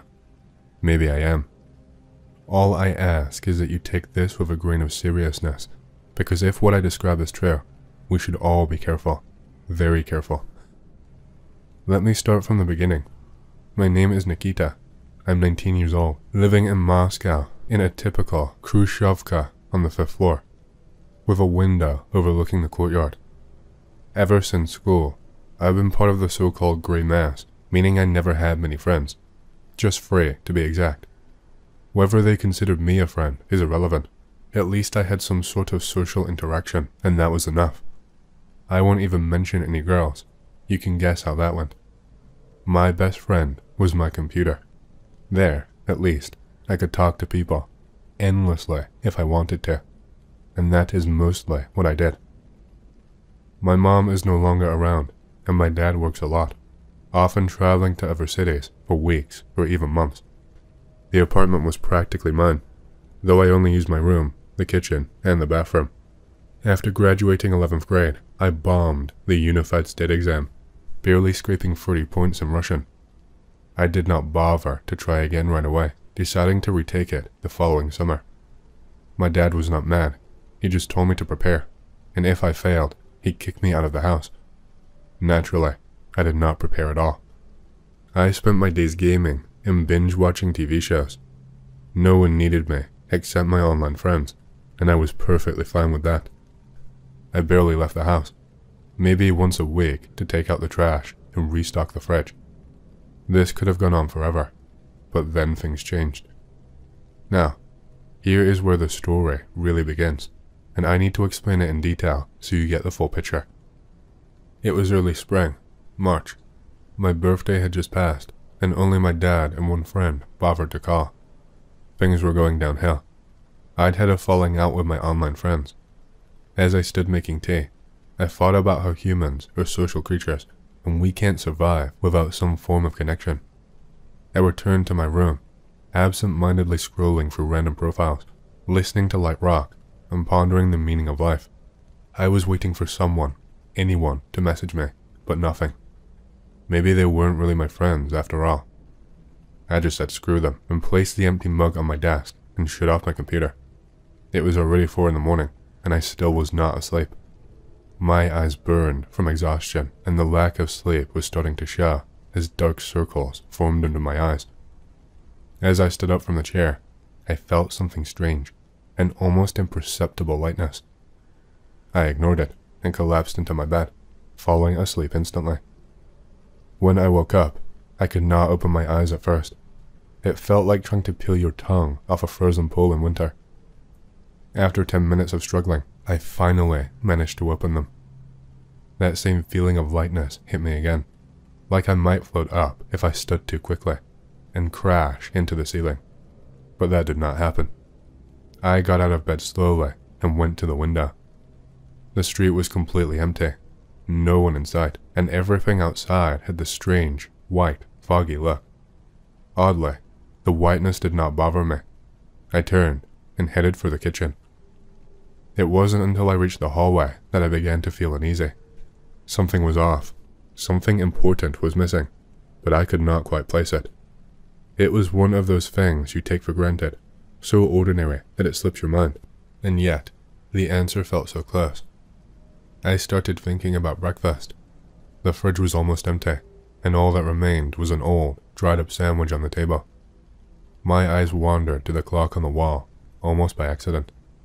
The big hand pointed to 1, while the small one was completing its turn. There was something hypnotic about it. I found myself staring at the clock more intently than ever before, counting each tick-tock in my head. And then it hit me. I was the one making the ticking sound in my mind. The clock itself was silent. I had not heard a single noise all morning. Even my footsteps in the hallway had been soundless. That's when the real fear began to creep in.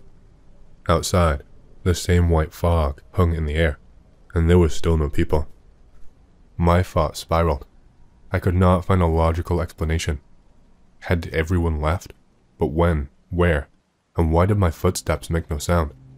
Everything felt unreal, as though I was not entirely grounded.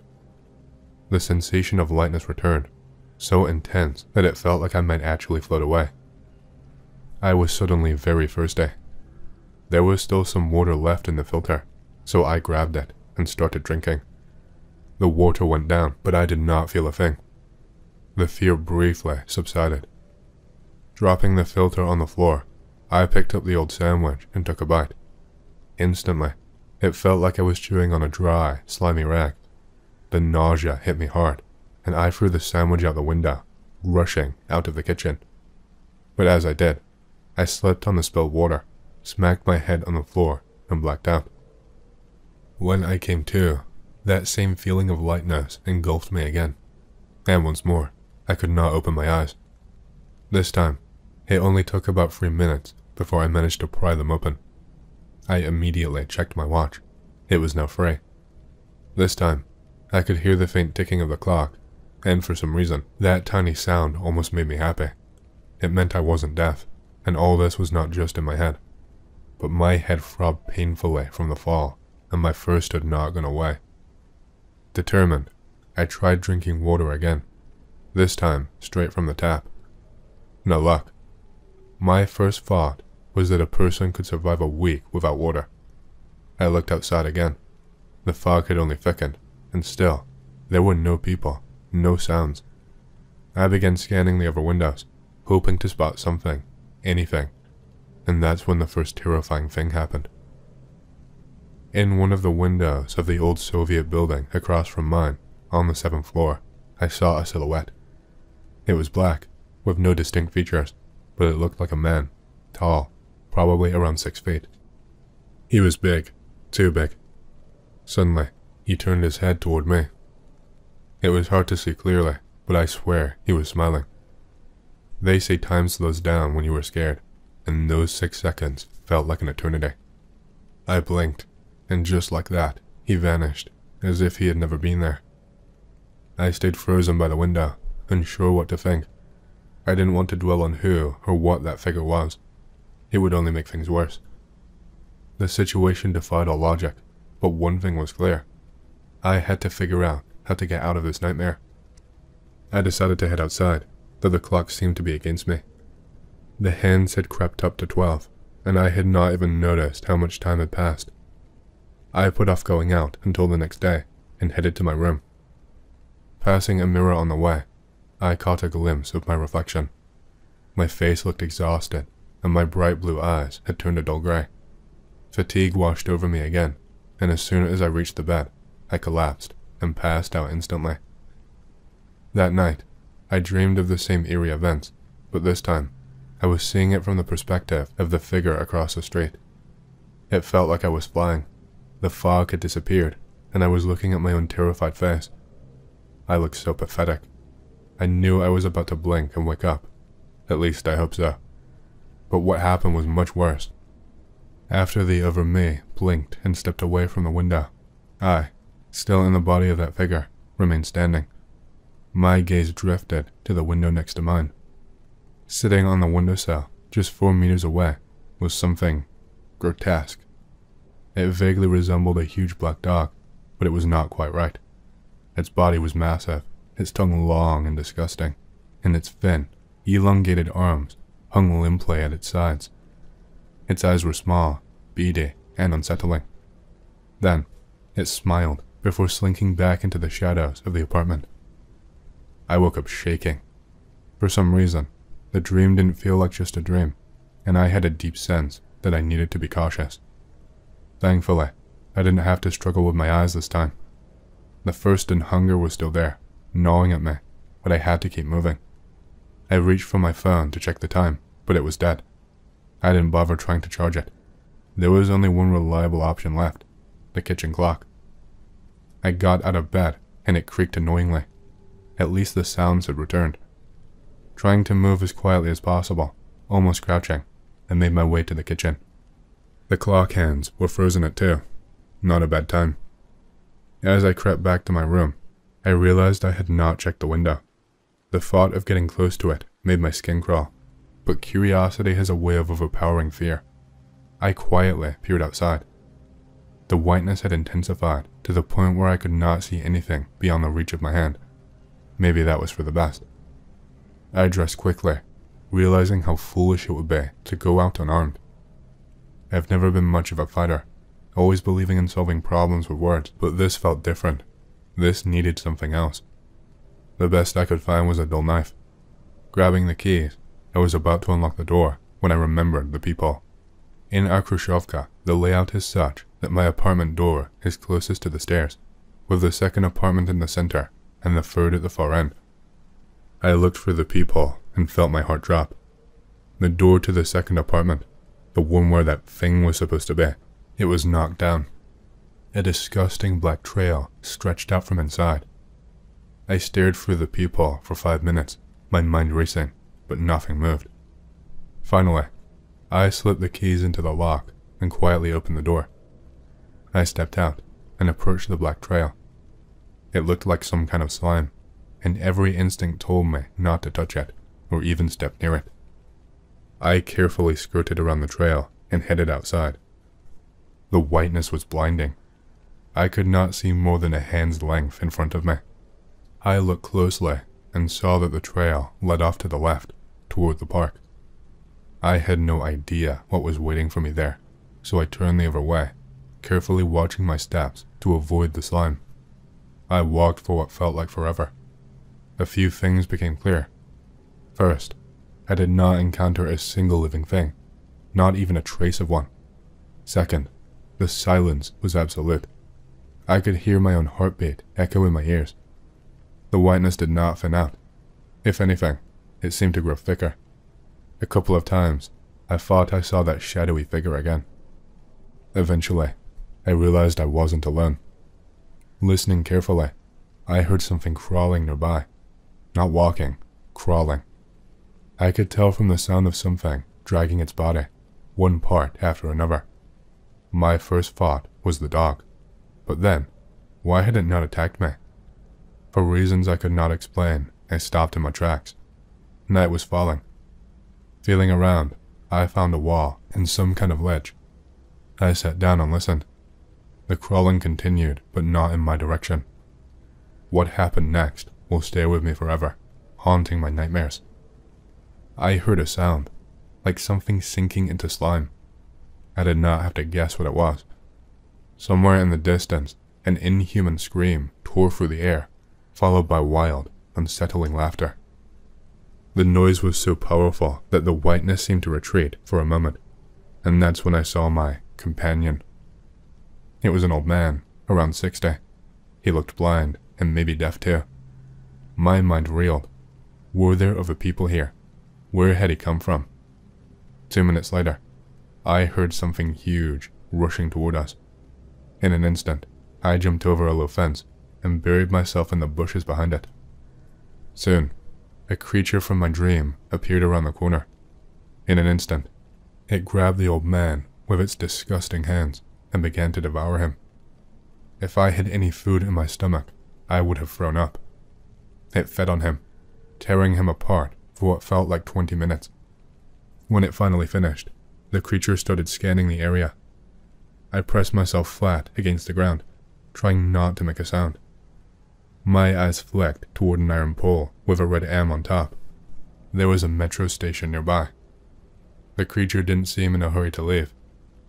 After about 10 more minutes, it smashed down the door to an apartment building and disappeared inside. I realized waiting for the whiteness to return was pointless. My only plan was to get up and sprint to the metro. For some reason, I was sure the trains were still running. I gripped my knife, ready to act, but soon heard that familiar, chilling laugh from above. When I looked up, there it was, staring down at me with that grotesque grin. Panic set in. The only thing I could think to do was to throw my knife at it. I wasn't a good shot, and the blade was dull, but somehow it worked. The knife flew straight into its eye, and the creature let out a piercing scream. I ran like I had never run before. In 10 seconds, I covered the distance to the metro and dove inside. I had underestimated the creature. It was right behind me, only 5 meters away. The pain did not seem to slow it down. I vaulted over a railing and rushed into the station. To my immense relief, a train was waiting. I stumbled halfway up the stairs and twisted my ankle. It could have been fatal, but adrenaline pushed me forward. I don't remember exactly how I made it to the train, but I practically flew through the doors. They closed just in time, slicing off the creature's arm. I heard its distant, agonized squeal, that same horrific sound from my dream. The worst was finally behind me. I collapsed into a seat, my mind racing. What if the creature was waiting for me at the next station? I couldn't stay on the train forever. Exhaustion first and hunger crept back in, overwhelming me. I began to lose consciousness. Just as I was slipping away, a hand caught me and laid me down gently. It was him, the man in black. Now I could see him clearly. Black sneakers, pants, shirt, and hair. His eyes were brown, and his smile was mocking, filled with a cruel amusement. Sleep is the only thing he said. The last thing I saw before passing out was a station board with 2 unfamiliar names. When I woke up, I was back in the real world. A security guard was shaking me awake and dragging me out of the train. The station was Karivno, but I lived on Pervomaiskaya. Of course, the next day, I went straight to a psychologist, but they could not help. I sought out fortune tellers, psychics, even psychiatrists. No one had answers. Naturally, I did not tell my father anything. I scoured the internet, looking for similar stories. The only one that came close was about an empty city, where a creature steals the souls of people who are forgotten or unwanted. It feeds on them. I found nothing about the man in black. My guess is that he is some kind of guardian angel or something like that. I still don't know why there was a metro in that place or how it was running. I also don't know how I got there or how I got out.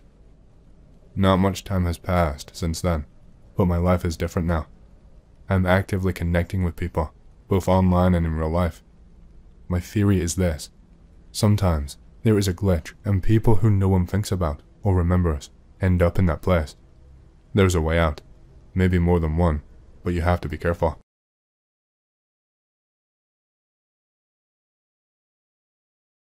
Alright, Anon. Let me share a real cool story about a Soviet trackman, straight from my grandfather who worked on the metro. First off, let me clear something up. Those stories about homeless people getting eaten at night on the metro, total nonsense. In reality, the metro at night is not empty at all. Once the trains stop running, workers and trackmen head down into the tunnels to check things out. My grandfather was one of those guys, a trackman. We were really close. We lived near each other, went fishing often, and he would tell me all these wild stories about the metro while we were out there. So, what does a trackman do? Basically, they walk through the metro tunnels at night, flashlight in hand, checking the rails for any problems, whether it's damage or just random stuff on the tracks. If they find anything, they either fix it on the spot or call in workers if it's a bigger issue. Sounds pretty intense, right? Just imagine walking alone in a dark tunnel with nothing but a flashlight, trying to convince yourself that you're a brave Soviet citizen and that there's nothing to be scared of. And if something does happen, well, the valiant police will come to save you. At least, that's what you hope. Anyway, my granddad had been doing this job for a few years and had gotten used to it. One night, he was on his usual route, walking from Perovo station to Novogoriva, after which he was supposed to head to the depot and report in. But that night, something strange happened. He was walking along, inspecting the rails as usual, when he suddenly saw this bizarre sight ahead of him, what looked like a rusty web. He got closer and realized it was not a web at all. It was twisted, rusty metal reinforcement bars, old and gnarly, forming some kind of structure. Now, this freaked him out, because there was no way that thing could have appeared in just a few hours. He was already nervous, but turning back was not an option. Perovo was too far, and Novogoriva was closer. So, he decided to keep going and report in when he got there. Now, this part really shook him up, and my granddad was not the kind of guy to scare easily. He was a fun-loving, confident man, quite the ladies' man, even in his 50s. His last wife was 27, while he was 54. So, for him to be this rattled, it had to be something serious. As he continued down the tunnel, he saw another structure, just like the first, but this one was even worse. It was covered in what looked like guts, and it seemed like the whole thing was breathing, moving. No matter how far he shone his flashlight down the tunnel, he could not see past the darkness. It was as if the tunnel itself was swallowing the light. And then he started hearing noises, rustling, sobbing, voices pleading. That's how he described it to me. At that point, he panicked. He sprinted back to Perovo, terrified.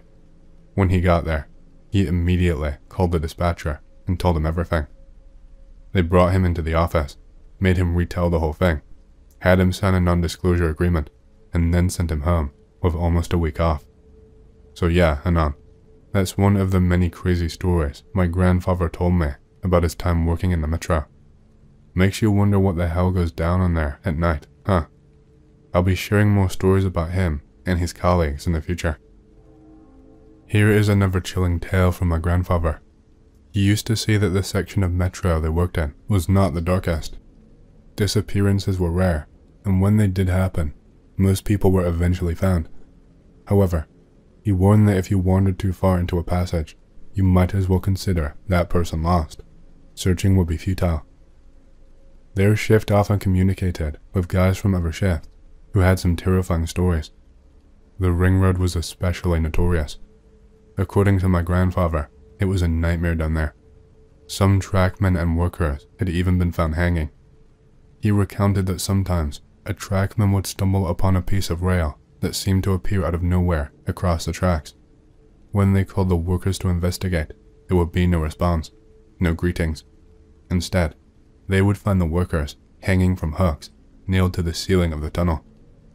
Now, my grandfather was skeptical of these tales, since he had never witnessed anything himself and did not know those guys well. But then came the story he told me one night. He was on his usual rounds, walking between the Marxist and Illich Square stations. As he was walking, he heard rustling behind him. He stopped and shone his flashlight back, but there was nothing there. Just my imagination, he thought. After a few moments, he heard it again. He stopped once more, and the noise died down. Straining his eyes into the darkness beyond the beam of his flashlight, he felt as if someone was watching him from the shadows, sending chills down his spine. Then he noticed faint traces on the sleepers, either pus or some sort of ichor. It was disgusting. There was a smooth strip of the stuff on the sleepers, and several of them looked rotten and cracked, while everything toward the station appeared clean. Feeling unsettled, he hurried toward the station, almost running. Behind him, he could still hear that rustling noise. When he reached the platform, he stood there trembling, gazing into the darkness, trying to shake off the feeling of dread. He thought maybe he was just overreacting. He went to the station master's office and reported that a few sleepers were broken, requesting a worker to assess the damage. They directed him to the workers' restroom, where he found only one person, Rodion. He was a cheerful young guy, studying to be a mechanic and working part-time on the night shift. My grandfather did not mention the strange substance, thinking Rodion might notice it himself. But no, the young man rambled on about his parents and girlfriend, completely oblivious to his surroundings. Finally, my grandfather led Rodion to the broken sleepers. He stood there, listening for any sounds, but it was dead quiet while Rodion continued to chat away.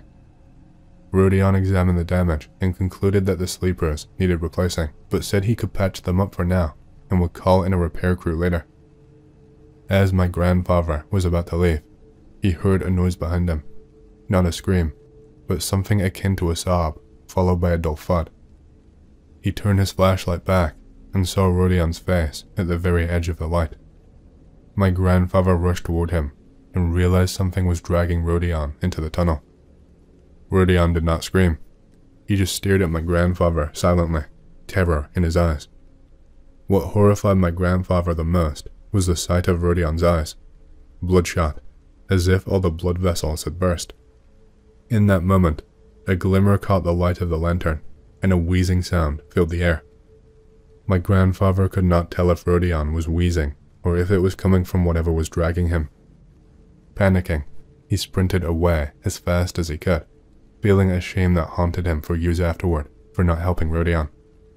When he reached the station master looked at him skeptically. Breathless and terrified, my grandfather recounted what he had seen. The station master just stared at him like he was drunk and asked for Rodion's name. My grandfather replied, Rodion. They went to the worker's room, but when they arrived, Rodion was sitting on the couch. The station master called out to him, but there was no response. My grandfather's heart sank. The station master shook Rodion awake, only to find him disoriented and looking as though he had not slept for days. His face was gaunt, and worst of all, there was blood on his uniform around the stomach area, a lot of it, and it looked fresh, not yet clotted. The station master, bewildered, asked Rodion what had happened. After a brief silence, Rodion quietly replied that he had cut himself. The station master told him to sit tight while he called for an ambulance. My grandfather bolted out of the door after him.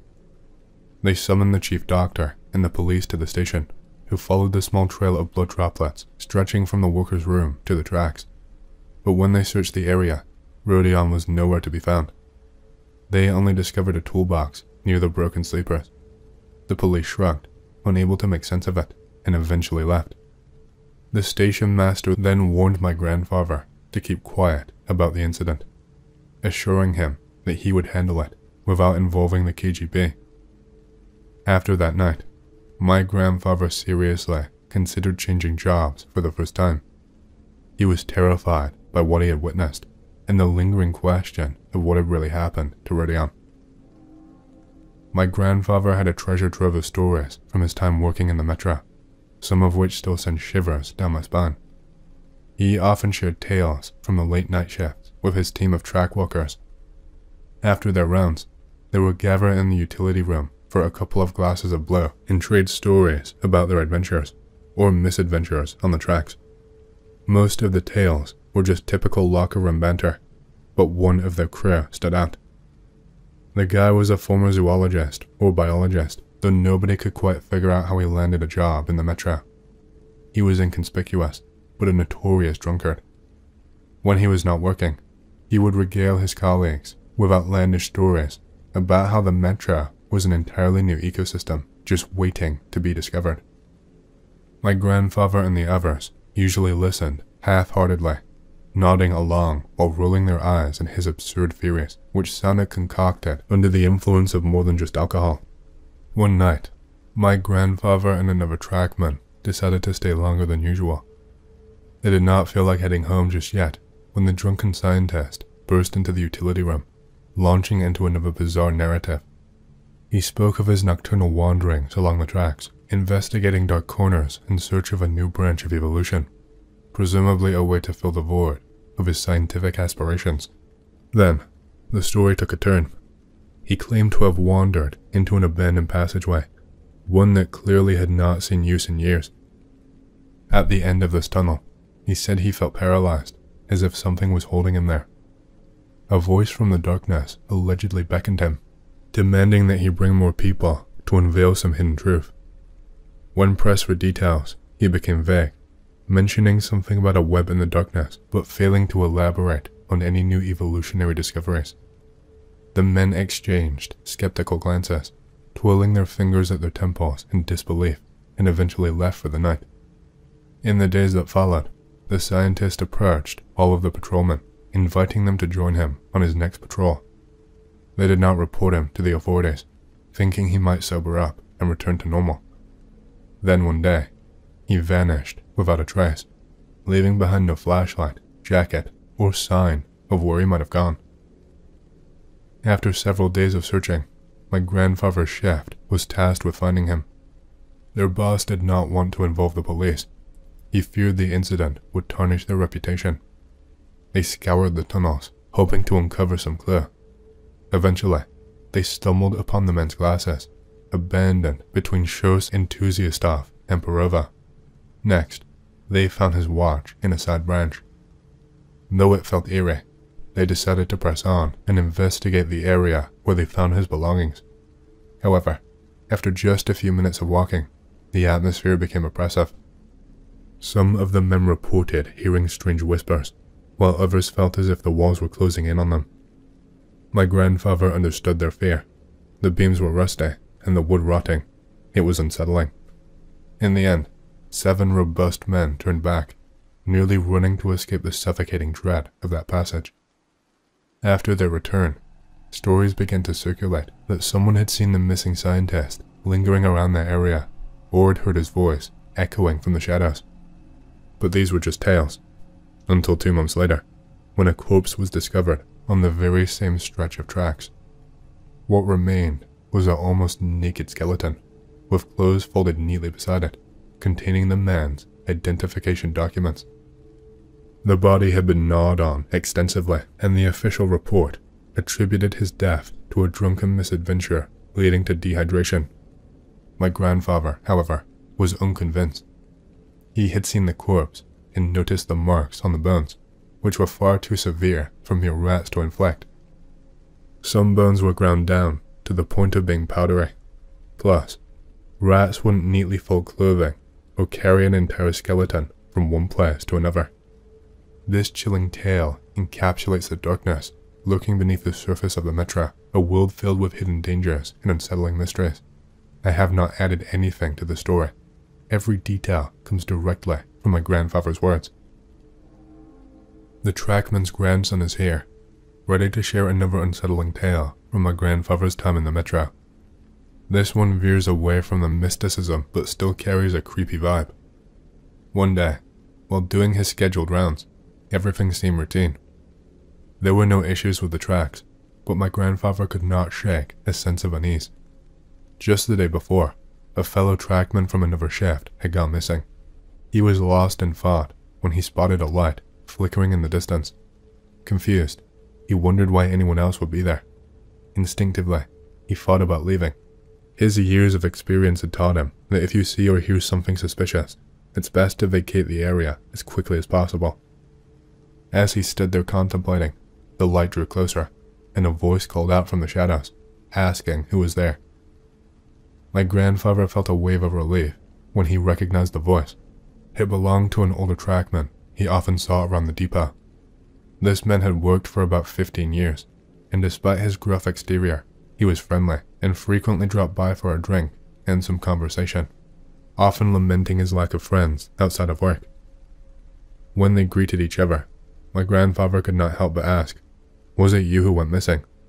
The old man shook his head, explaining it was a different guy, a new trackman on their shift. The old man revealed he had lost his wallet with important documents somewhere on the track. After drinking half a liter the night before, he had passed out and hadn't realized he was missing. My grandfather considered the situation. He had already walked a good distance and had seen no sign of the wallet. Still, the old man was insistent that they should retrace their steps along both sides of the tracks. Although trackmen have a belief that going back for something lost is a bad omen, my grandfather decided to help. They continued on, with my grandfather on one side of the tracks and the older man on the other, discussing the recent disappearance. As they walked, my grandfather asked if the missing man had acted strangely.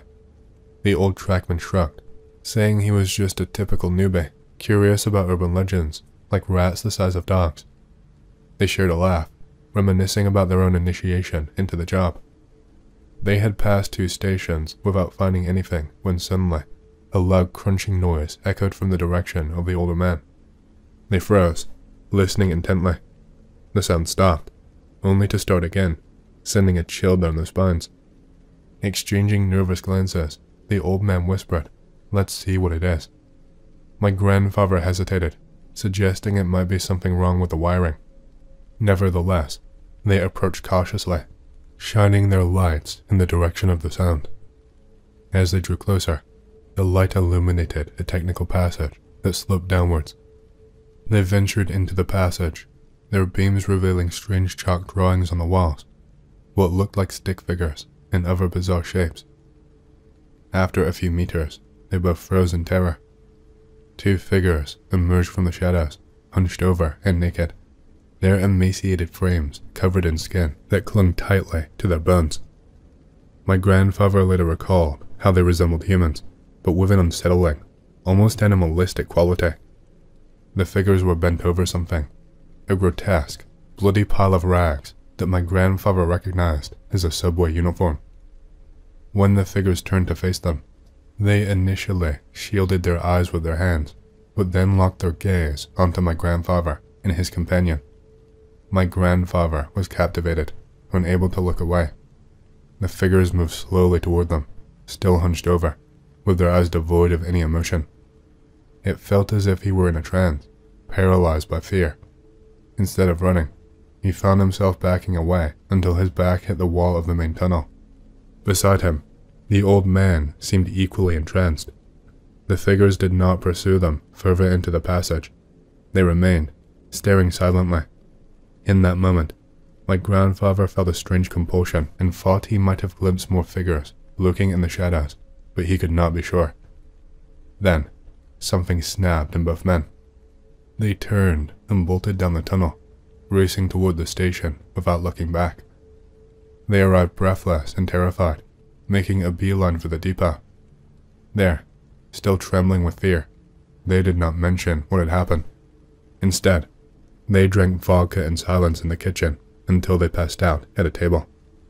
In the morning, they awoke to a startling discovery. The older man's wallet and documents were found in the fridge.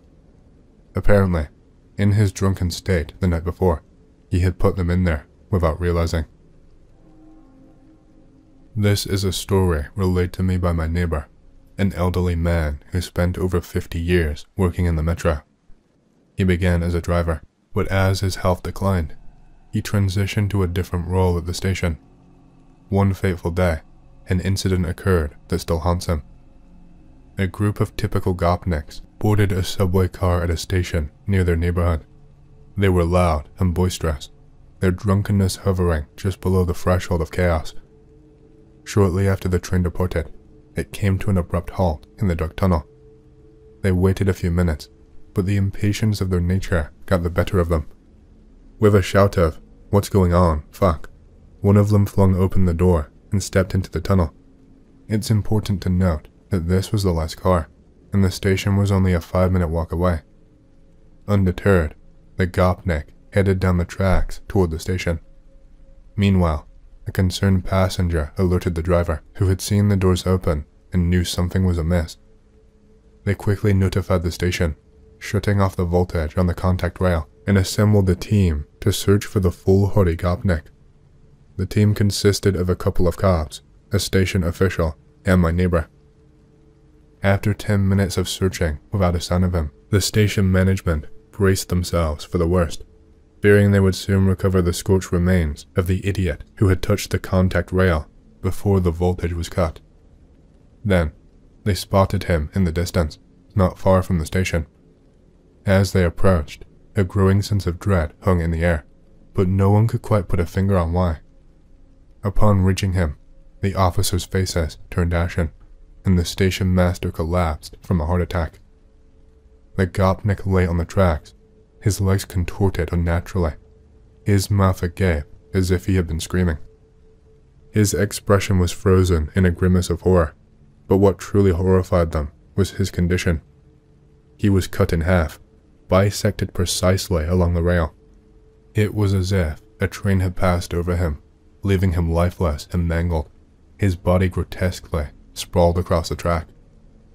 As my neighbor recounted the tale, he could not help but reflect on his own experiences. Many times, he had glimpsed figures walking in the side tunnels, assuming they were repairmen or inspectors, dismissing them as just part of the job. But after learning that no one was supposed to wander those tunnels during operation, he began to look closer. His neighbor advised against it, warning that sometimes it's better to not see what lurks in the shadows. The drivers, he said, often witnessed things that left them gray-haired by 30, sometimes leading to serious health issues.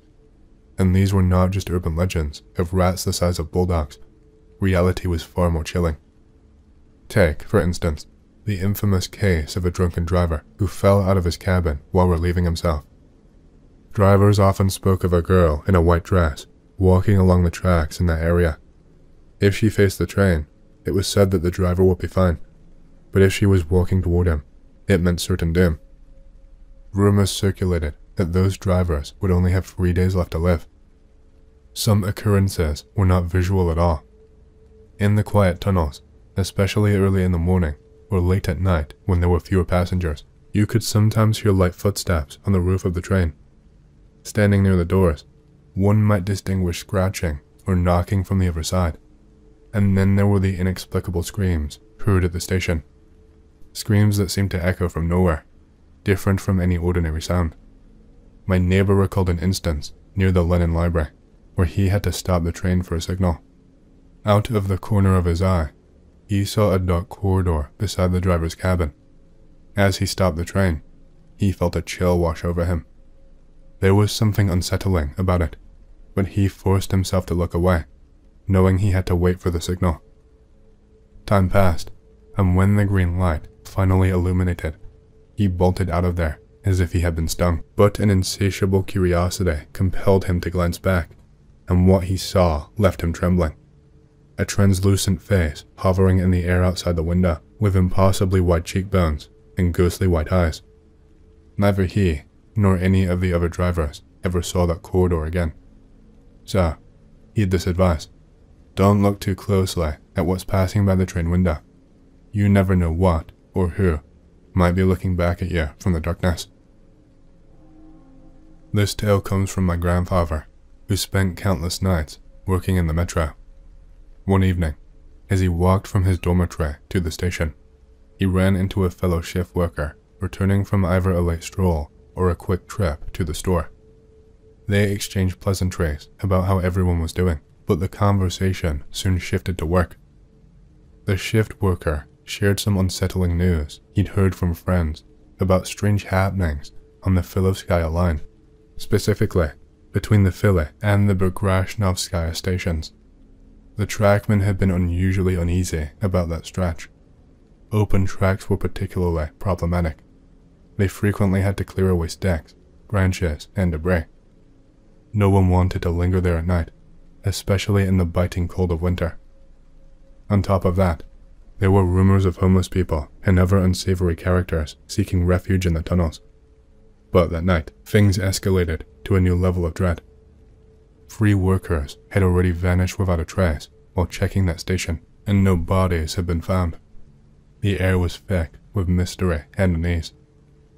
After a brief conversation, my grandfather bid farewell and hurried to the metro.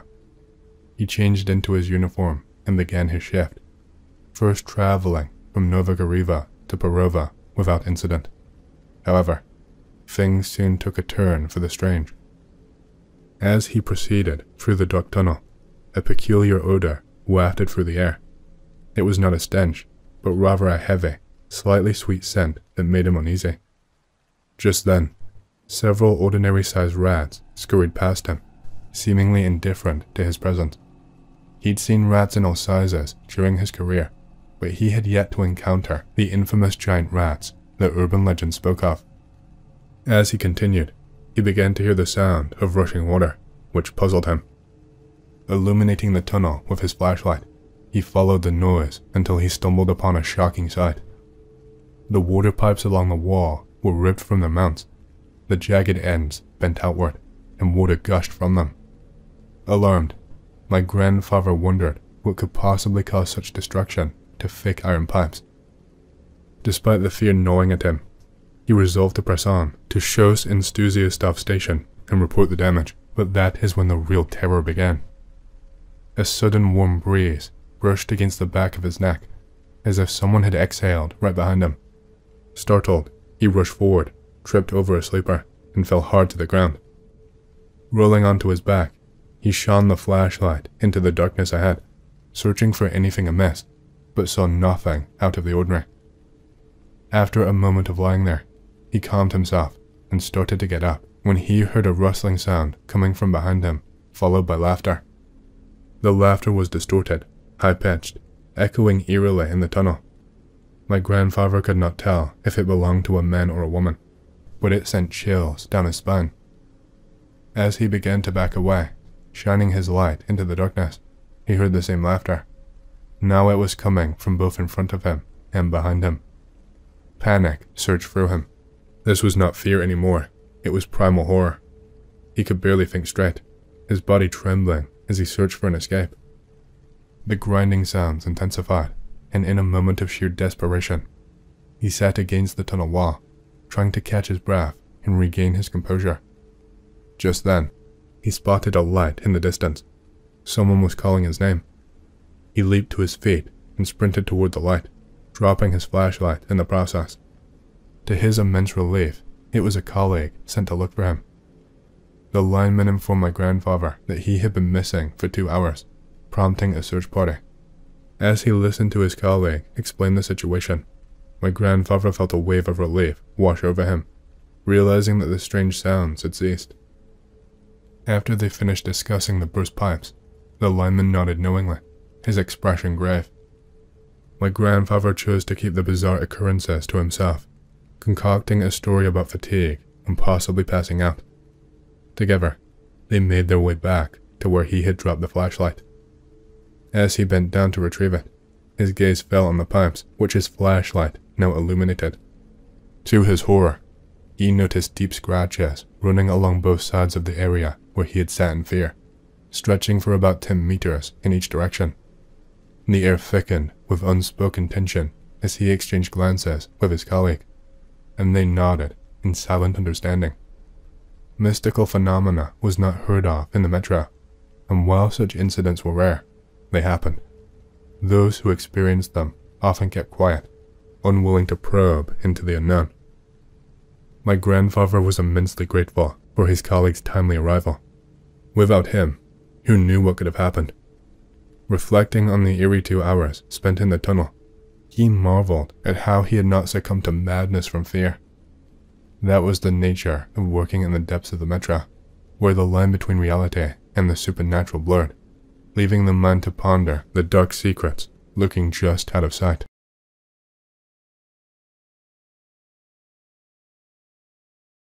Well, X, I think we can look at this as my last words. I highly doubt I have long left to live. A few days, maybe a week. Too little time to do anything meaningful, so I will just share my story and hope someone else can do something. My name is Roger. I have never been a success in life. Mediocre school results left me working incredibly dull office jobs that slowly sapped my will to live. I spent far too much time on 4chan as an escape from the shit my life was, X especially.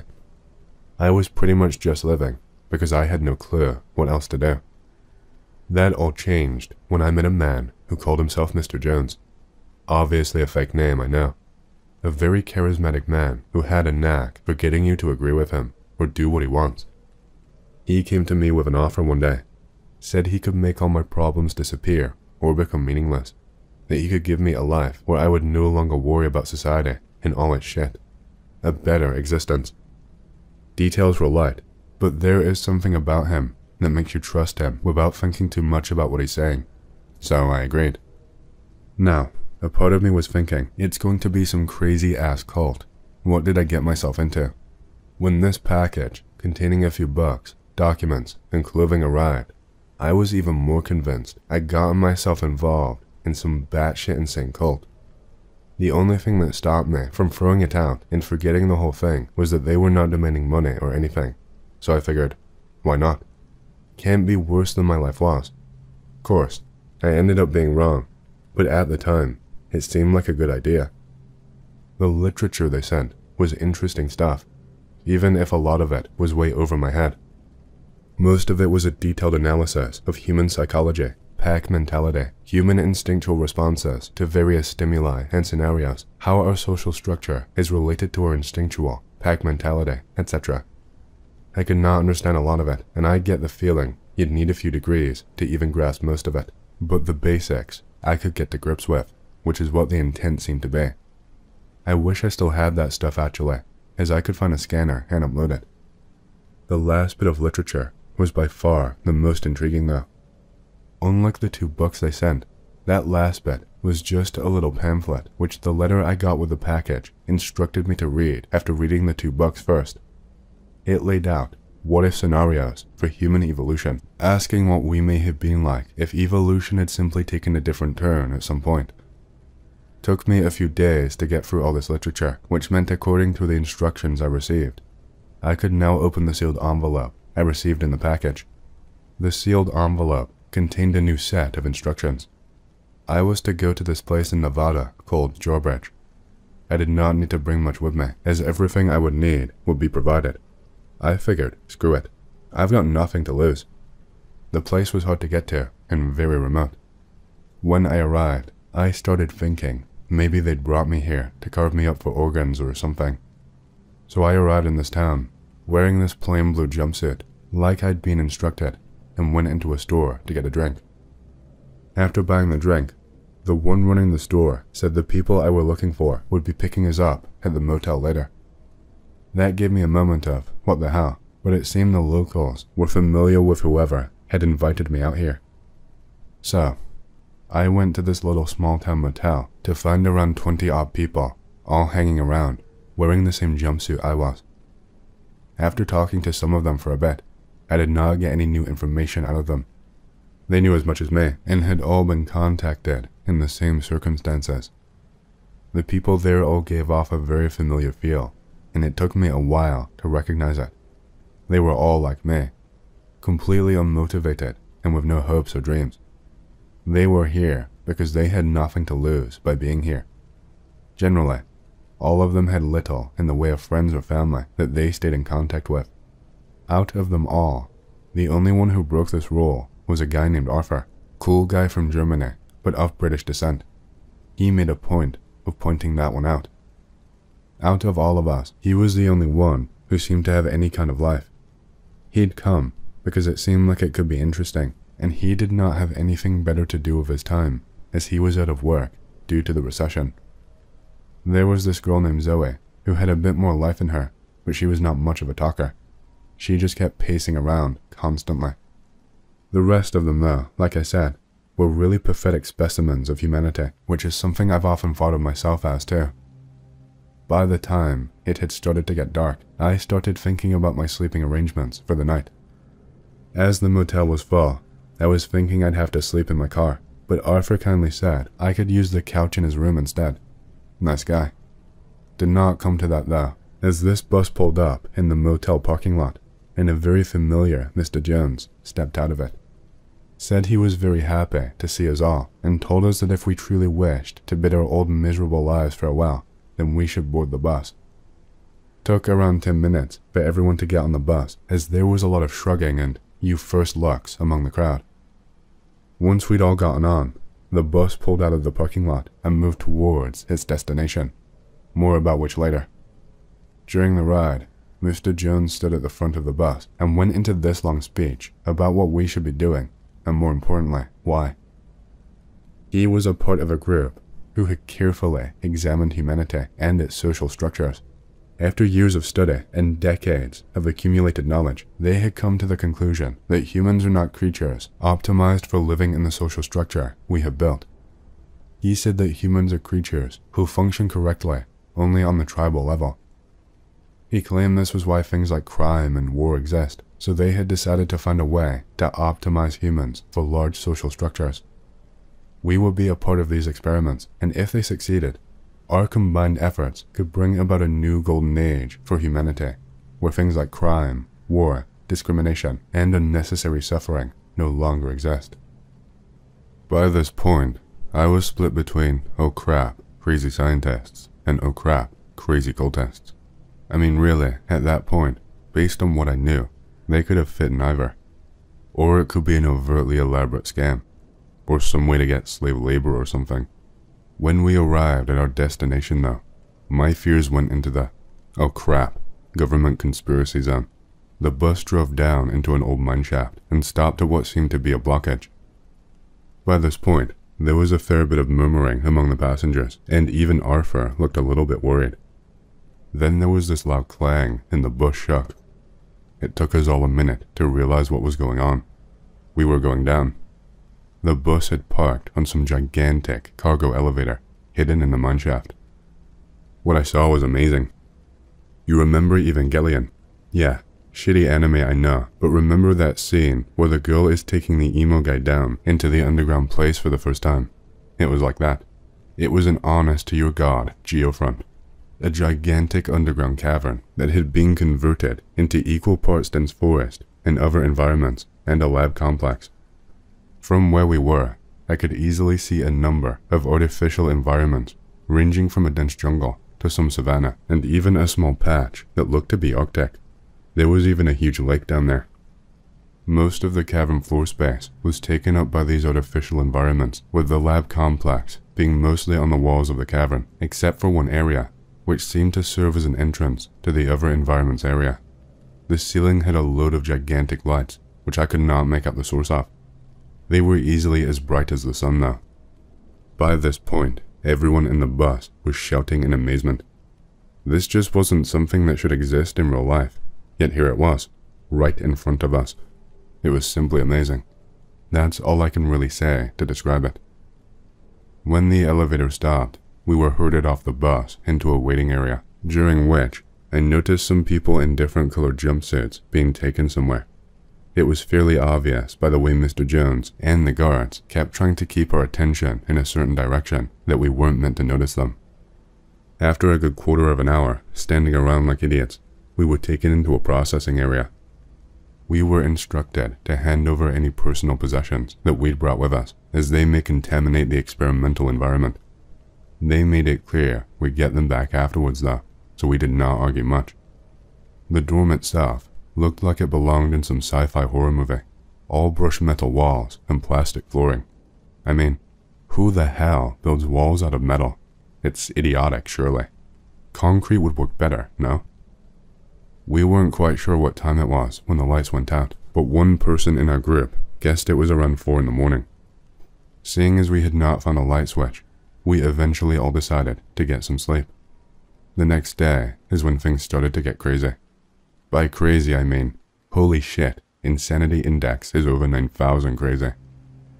We were given a load of medical exams, followed by what the docs claimed were inoculations against diseases of our test subjects may be carrying. After talking with Arthur, then asking around afterwards, we found out that everyone had received the same number of inoculations, which did not quite gel with the story of giving us stuff depending on where we were from and what diseases we were unlikely to have resistances to. We spent most of the day in the dorm again after this, except for a meal. But during our time in the dorm, everyone started complaining of gut pains, headaches, and dizziness. We could not get out of the dorm, and nobody came when we shouted, so we just suffered in silence. After a while, they started taking people out of the dorms one by one. We weren't in any shape to object by that point, and they just got dragged away. The guards doing this were different though, looked very odd. They were way out of proportion physically. Small heads, long torsos, long arms, and long legs. They were wearing these jumpsuits with what looked like Kevlar body armor over them and what looked like respirators. Caught my attention when I noticed them, but I was too tired to say anything. When they came for Arthur, he cracked a few jokes in a sort of half-ass way while they dragged him off. I remember laughing at one of them, but that's about it. That was the last time I ever saw him, as he was when I met him. Kinda sad. When it was my turn, one of the guards just slung me over his shoulder and said something to the other one. All I clearly remember is that the guard's body was so cold. I drifted off to sleep and woke up in a room, sat in a chair. A small room with a screen facing me.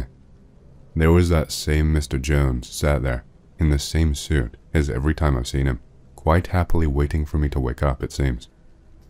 Once I had woken up, the grogginess and pain were gone, and he started getting chatty, asking how I felt and ever such drivel.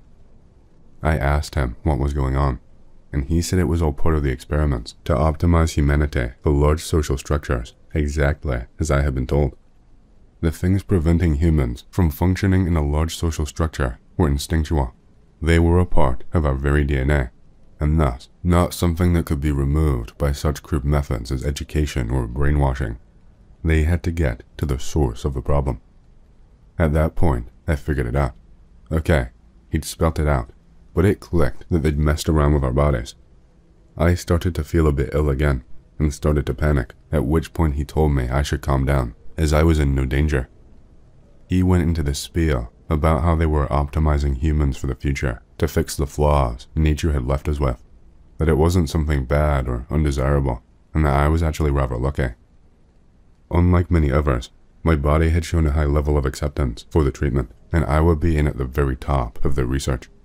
Sent a shiver down my spine, let me tell you. Then he started asking me a series of seemingly random questions. Things you'd expect from one of those personality profiling tests. Just told me to answer yes or no quickly, without thinking too much into it. He wanted my gut reaction.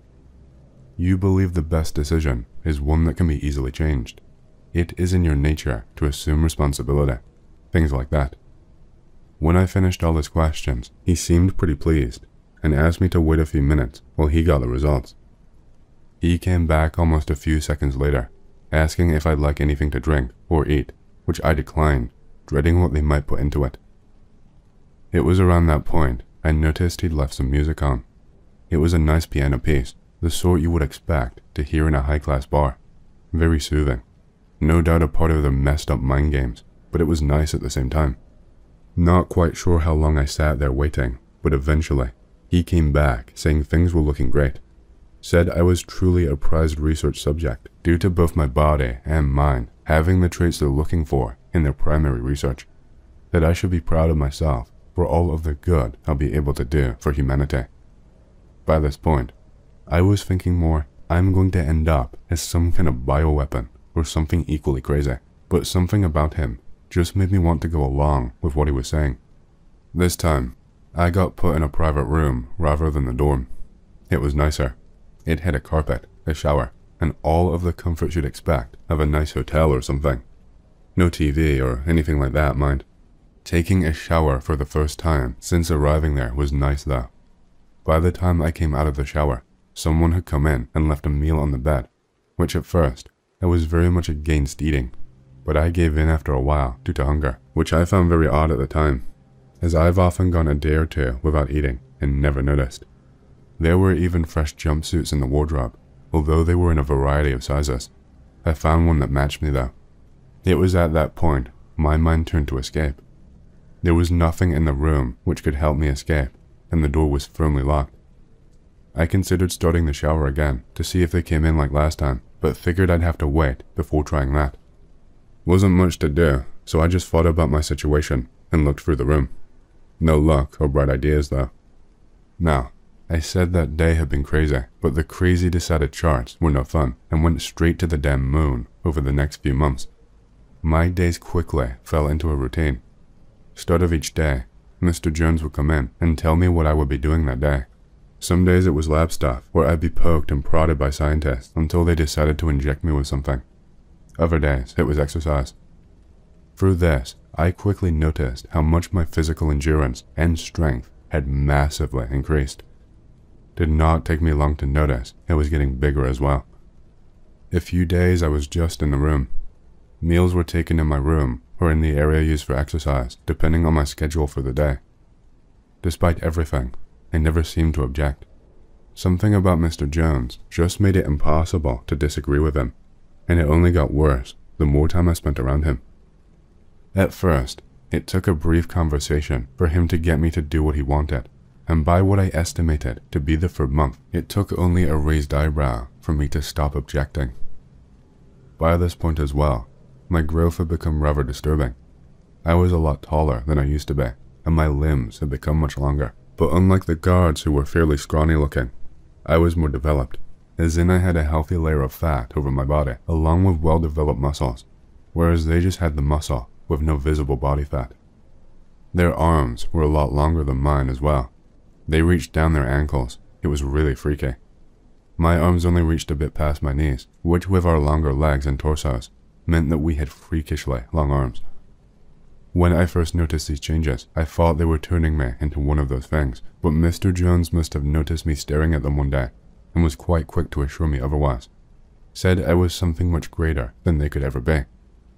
Mr. Jones was the only real constant in my life during that time. I lost track of how long I'd been there around the 6-month mark. Now I know I was there 2 whole years. He was always hovering around, never getting too far away from me, always standing around in the labs, keeping an eye on me, usually chatting with one of the scientists, or looking at something with the look of someone who has no idea what it is, but is fascinated nonetheless. Even during my exercises, he participated, which was the only time I ever saw him not wearing a suit. He'd change into this grey sweatsuit and try, in vain, to keep up with me. I'd always end up having to wait for him to catch up or get his breath if we were on a run through the environments. Quite often, I'd be doing weights, push-ups, whatever, and he'd have to stop due to exhaustion while I had not even started to exert myself. He was always very chatty as well, but I just could not find it in myself to tell him to shut up or even hate him. It was a very odd feeling I had in those days. Looking back on it, I realized what it was, which terrifies me even more. I was happy. At one point, I stopped thinking about escape, even when we were out on a run. I began to take part in the conversations with Mr. Jones more. Up until that point, it was more just him saying whatever came to his mind. I had some absolutely fascinating discussions with him, mostly about humanity, its origins, its future, and things like that. One day, we were on a hike through a part of the environment which was set up as a savanna. Then he asked if I was interested in hearing their theory of genetically predetermined social speciality. I didn't see any reason to turn him down, so he went into it. While he made it clear he did not understand the actual genetic mechanism himself, the theory was that each human is born with a specific part of the tribal structure which they fit into. It's something deeply rooted in them, along with their instinctual responses and certain personality traits which are known to be caused by gene expression. So, some people are just born to be leaders, while others are born to be hunters, fighters, carers, wise men, and such. Others are just outright defective and can't fit into the tribal structure, no matter how hard they try to. One of the reasons so many people live their lives unfulfilled and miserable is because they never find this role that they belong in, or it just does not exist in modern society. This can lead to extremely violent or deviant behavior in some cases. He went on to ask me what I thought about the idea of people being able to know what these roles were. Would they be happier if they knew where they belonged, or would they rebel against the concept of destiny? A part of me hated the whole idea of fate, or that we were born with some kind of destiny pre-built into us, but it made me think about my old life and my time here as well as why I'd been chosen to come here. At the time, I really did just stop to think a moment. Why had I ended up there instead of so many others? Come to think of it, what had happened to them? Mr. Jones quickly put the question of the others to rest by saying they were also involved in research in other parts of the facility, just not in the same way I was. It was the first point where I actually thought that my new life was preferable to my old one. The worst part is there was not any disagreement with me. I could not think of any reason why I would want to go back. I was a lab test subject, but I felt great and was more at peace with myself than I had ever been. It was a somewhat disturbing realization. Mr. Jones simply said that perhaps I had found where I had always wanted to be. Mr. Jones had an odd appreciation for ancient poems and sagas, something that rather baffled me the first time he brought it up. But back then, I avoided talking to him, so I never questioned it. The man had actually memorized the Iliad, and during one hike, recited the entire thing. Another hike had him discussing the Epic of Gilgamesh with me. One day though, he asked me about my thoughts in regards to the companions of those epic heroes. In ancient tales, the great hero always has some companion, and it isn't rare to see someone who has completely given themselves to the service of another individual. He theorized that perhaps some people are just best suited for that, to spend their lives in a symbiotic relationship with another individual who gives their life a meaning. The hero gains a loyal companion they can always rely on, and who will keep them honest, so to speak, while the companion gains a reason for living and a feeling of fulfillment. At the time, I had no idea of the true meaning behind those words in that discussion. One day, Mr. Jones said I'd be doing something new. I was going to get to try my hand at weapons and martial arts. At first, I was a bit dubious as to why, but went along with it anyways. I could not say no to him. After all, he seemed so eager. It was also the first time I met someone new, aside from the scientists, who weren't very chatty, besides giving me instructions. My instructor for both martial arts and weapons training, which Mr. Jones also participated in, was one of those guards. Well, he looked like one at least, but his outfit was a different color, which I later learned was an indicator of their job within the organization. He was a bit gruff and wasn't too fond of Mr. Jones, kept saying he talked too much. It kind of amazed me how much the two could argue with each other. The first time I was engaged in that training, it was just me being thrown around by the instructor. Despite the frequent exercise, runs, and hikes, I was actually rather clumsy. He said my muscle memory needed to be overwritten, which is what we would be working on first. My trips to the lab became rarer and rarer in this time, until it went from 4 to 5 a week to just 1. It took me a while, but I eventually lost the clumsiness. I got more used to my new size, and when that happened, I got to try my hand at shooting. It was around this point I realized how big my hands were. My fingers weren't too big and could fit through the trigger guard, but most normal handguns were tiny in my hands, like they were toys or something. Predictably, Mr. Jones was a better shot than me, with my shots often going wide. When the instructor handed me a pistol that was actually my size, it was a brief moment of, what the fuck? Mr. Jones tried to pick it up and could barely hold it. It was that huge. I don't know much about gun laws, but I'm fairly certain that gun using bullets like this has to be illegal. That's what you think is illegal. But it felt just right in my hand, the perfect size. My shooting improved, but I still had to become competent with normal sized weapons. Rifles were by far the hardest. I kept trying to hold them like you would normally hold a rifle, but my increased size made this ungainly, and each time I did, it ended with the instructor saying, "No, that's too small, don't bother with the stock." A few times, we had other instructors show up to help with the martial arts in order for me to practice against normal-sized opponents.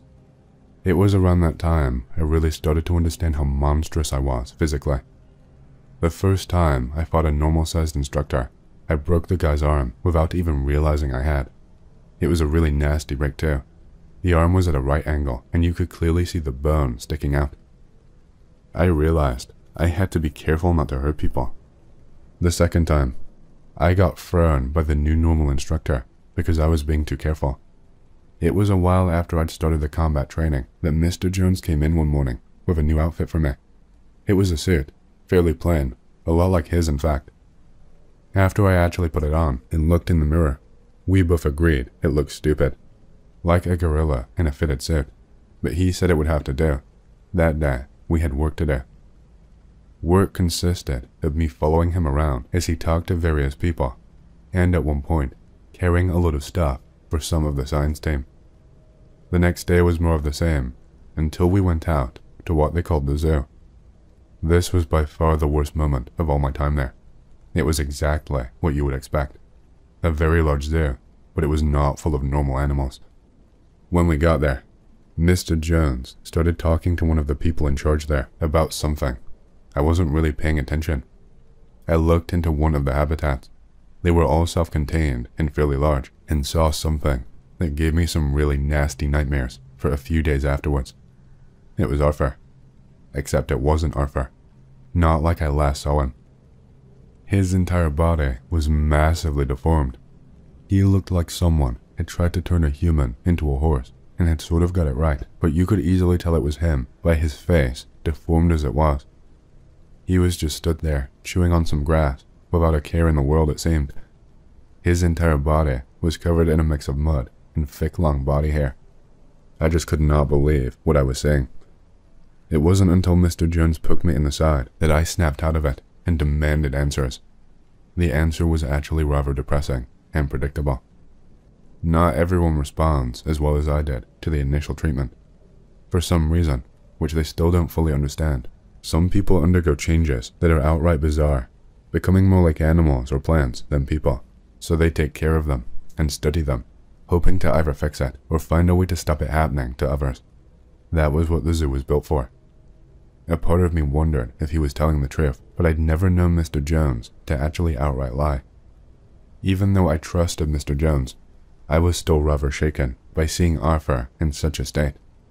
The few other specimens I saw in the zoo certainly did not help there. After we had finished there, Mr. Jones suggested we get something to eat, which at first baffled me, as I'd always taken my meals in my room.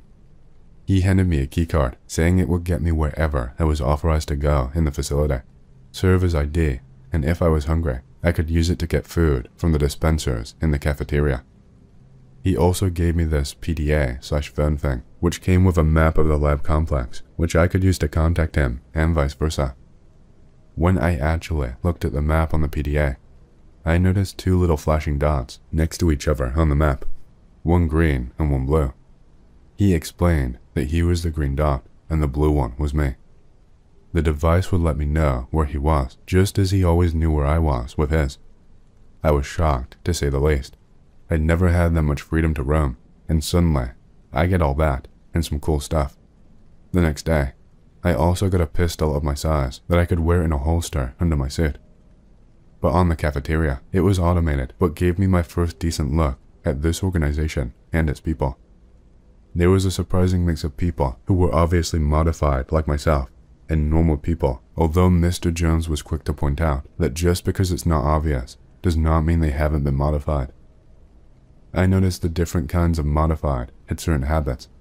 The guard ones, for instance, tended to eat very quickly so that they did not have to leave the respirator off for too long, and drank using straws that plugged into the respirator. I saw another one who sort of looked like what Arthur had become like, but unlike Arthur, his mind was intact, judging by the fact that he was talking to people and had hands he could use, even if they were ungainly. After that, things settled into a new routine. Lab trips became bi-weekly. Exercise was lighter, but daily, and most of the day was spent with Mr. Jones as he did whatever it was he needed to do. It was pretty obvious I was some kind of bodyguard or something, but I honestly did not mind.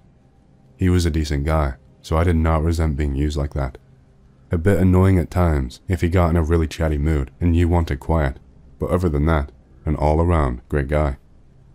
After a while, I noticed one odd thing, which was probably just the result of my spending so much time around him for so long.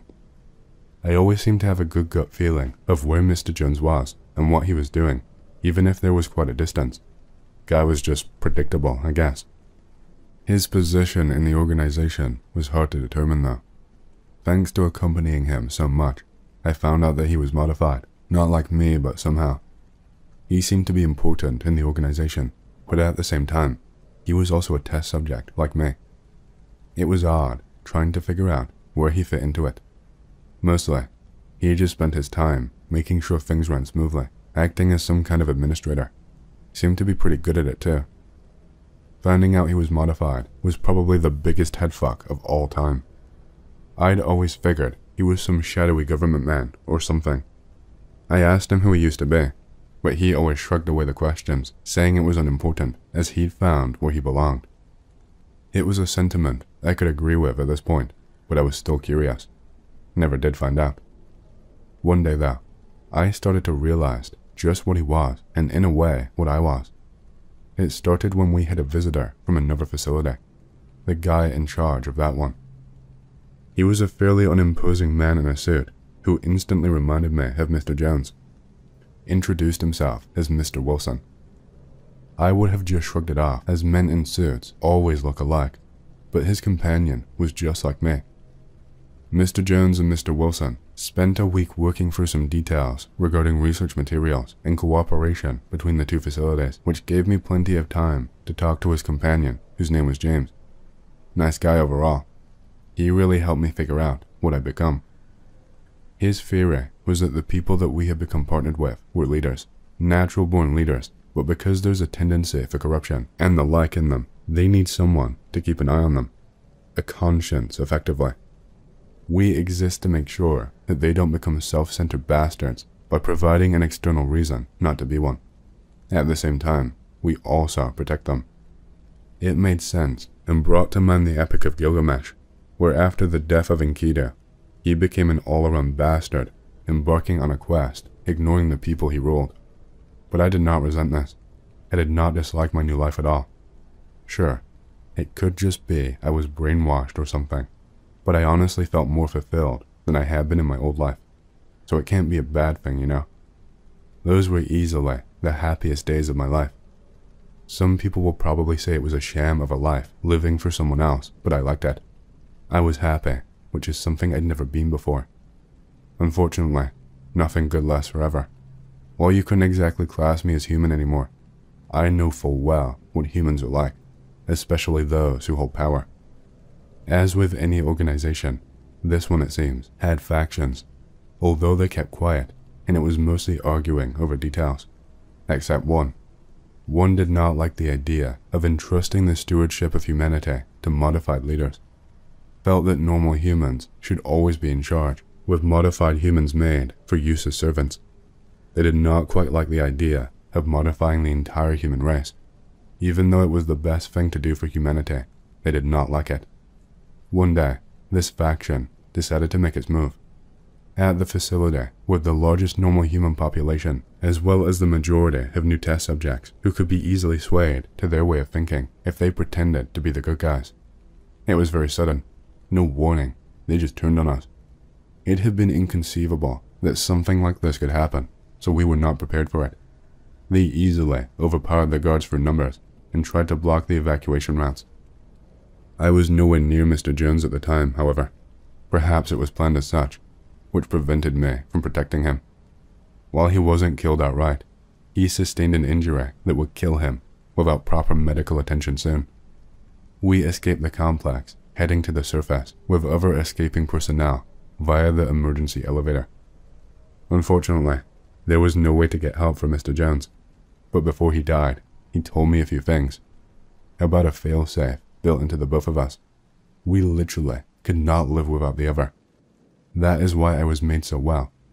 I'd actually been shot a few times and barely noticed, so I could protect him without a care for injury.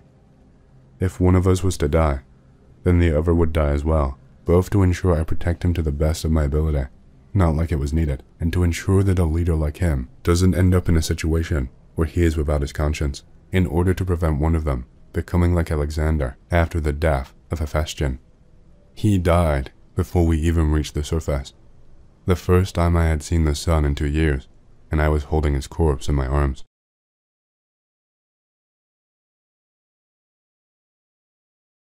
Alright X, I've got a weird story to tell you guys. I don't come to this board all that often, but this seems like the right place. Be me. Serving in prison for street racing. Yeah, I know it's stupid. I did it once after getting pressured by my friend. Got caught immediately. 2 months in, get a new cellmate.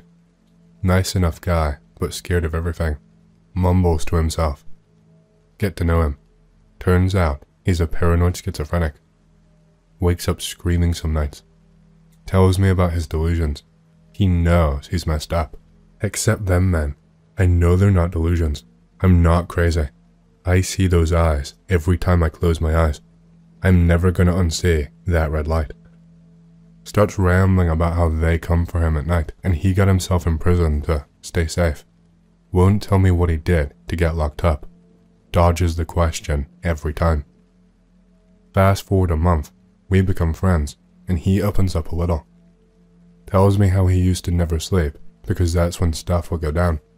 When he would start to doze off, his body would start to feel really heavy, and he'd get a vibrating sensation in his limbs, like a heavier, slower version of the way you feel when your legs fall asleep. A humming noise will start out quiet, and get louder and louder, and a bright white light fills the room, and then it slowly turns blood red as the hum reaches its peak pitch, like a skull-splitting tinnitus. Says he usually blacks out after that, but not always. Sometimes I see them. They don't want me to remember. Ask him what he means. Starts describing greys in great detail. I didn't believe in aliens at the time, so I thought he was totally nuts. Short, with limbs longer in proportion to their bodies than humans, about 4.5 to 5.3 feet tall. Grey, almost see-through skin.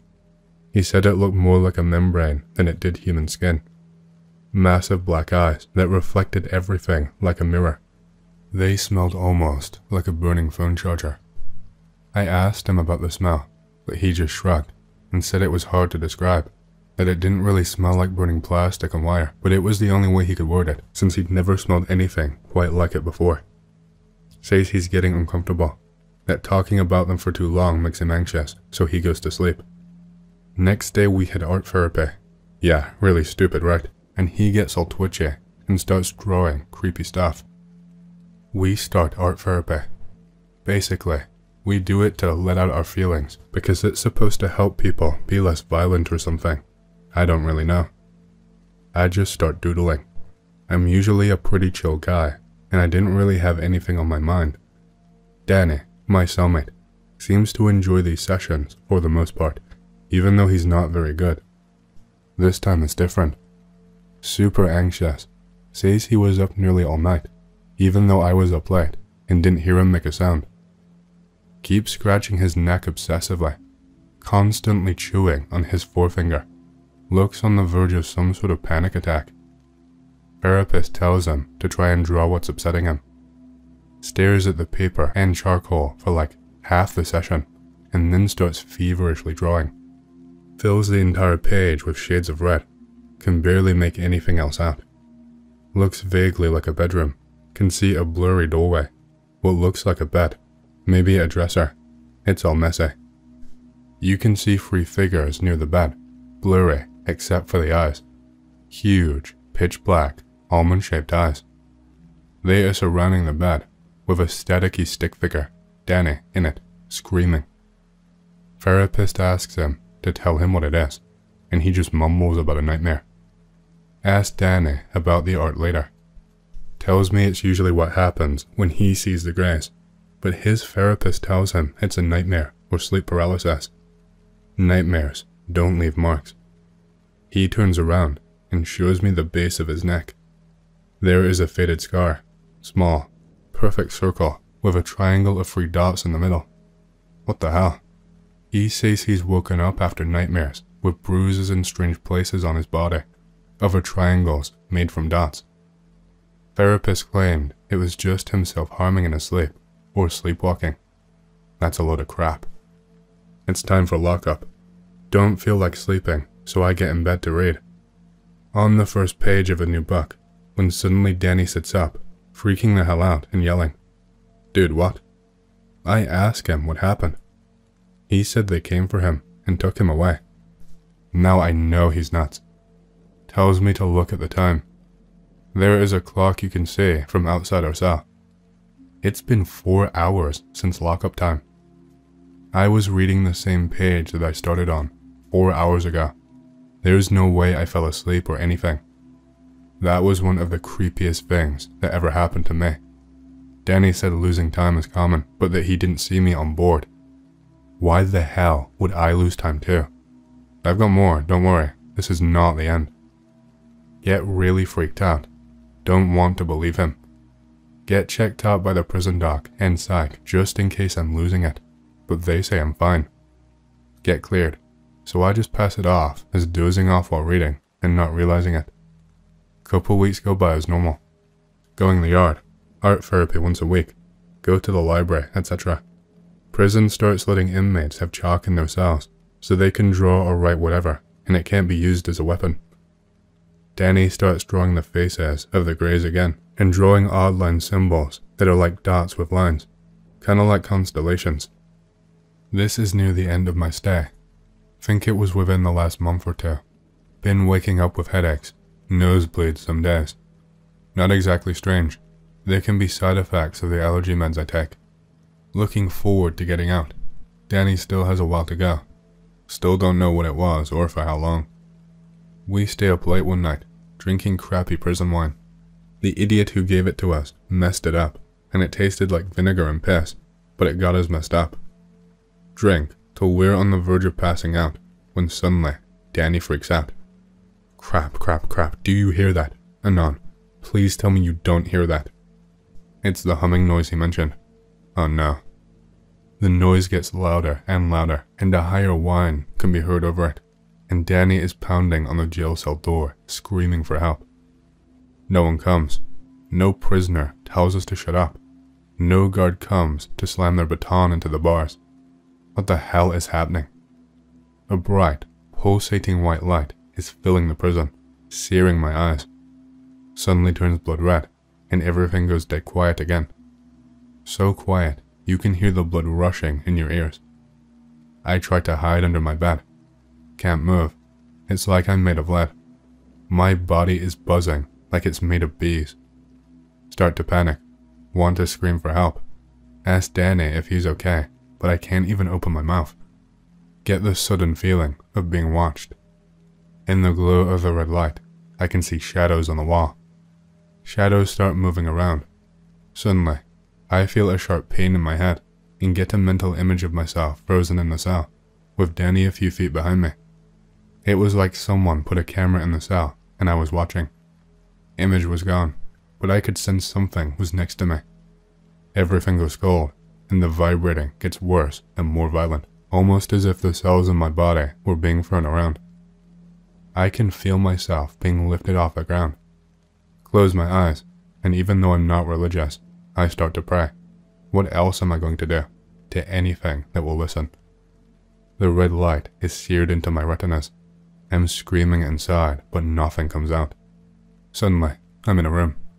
It's steel-colored with no light source, but evenly lit to the point of no shadow. The next thing I see is the eyes Danny mentioned. They were horrible. Massive eyes that took up like a quarter of their face, almond-shaped and slanted like 45 degrees. It was pitch black. I could see my own terrified reflection in them. Those massive, wet, black voids reflected every inch of terror in my face. Those things did not look remotely human. No drawing or Photoshop or mask has come close to how awful those things were. The waxy, membrane-like skin almost pulsated. Images flashed through my head.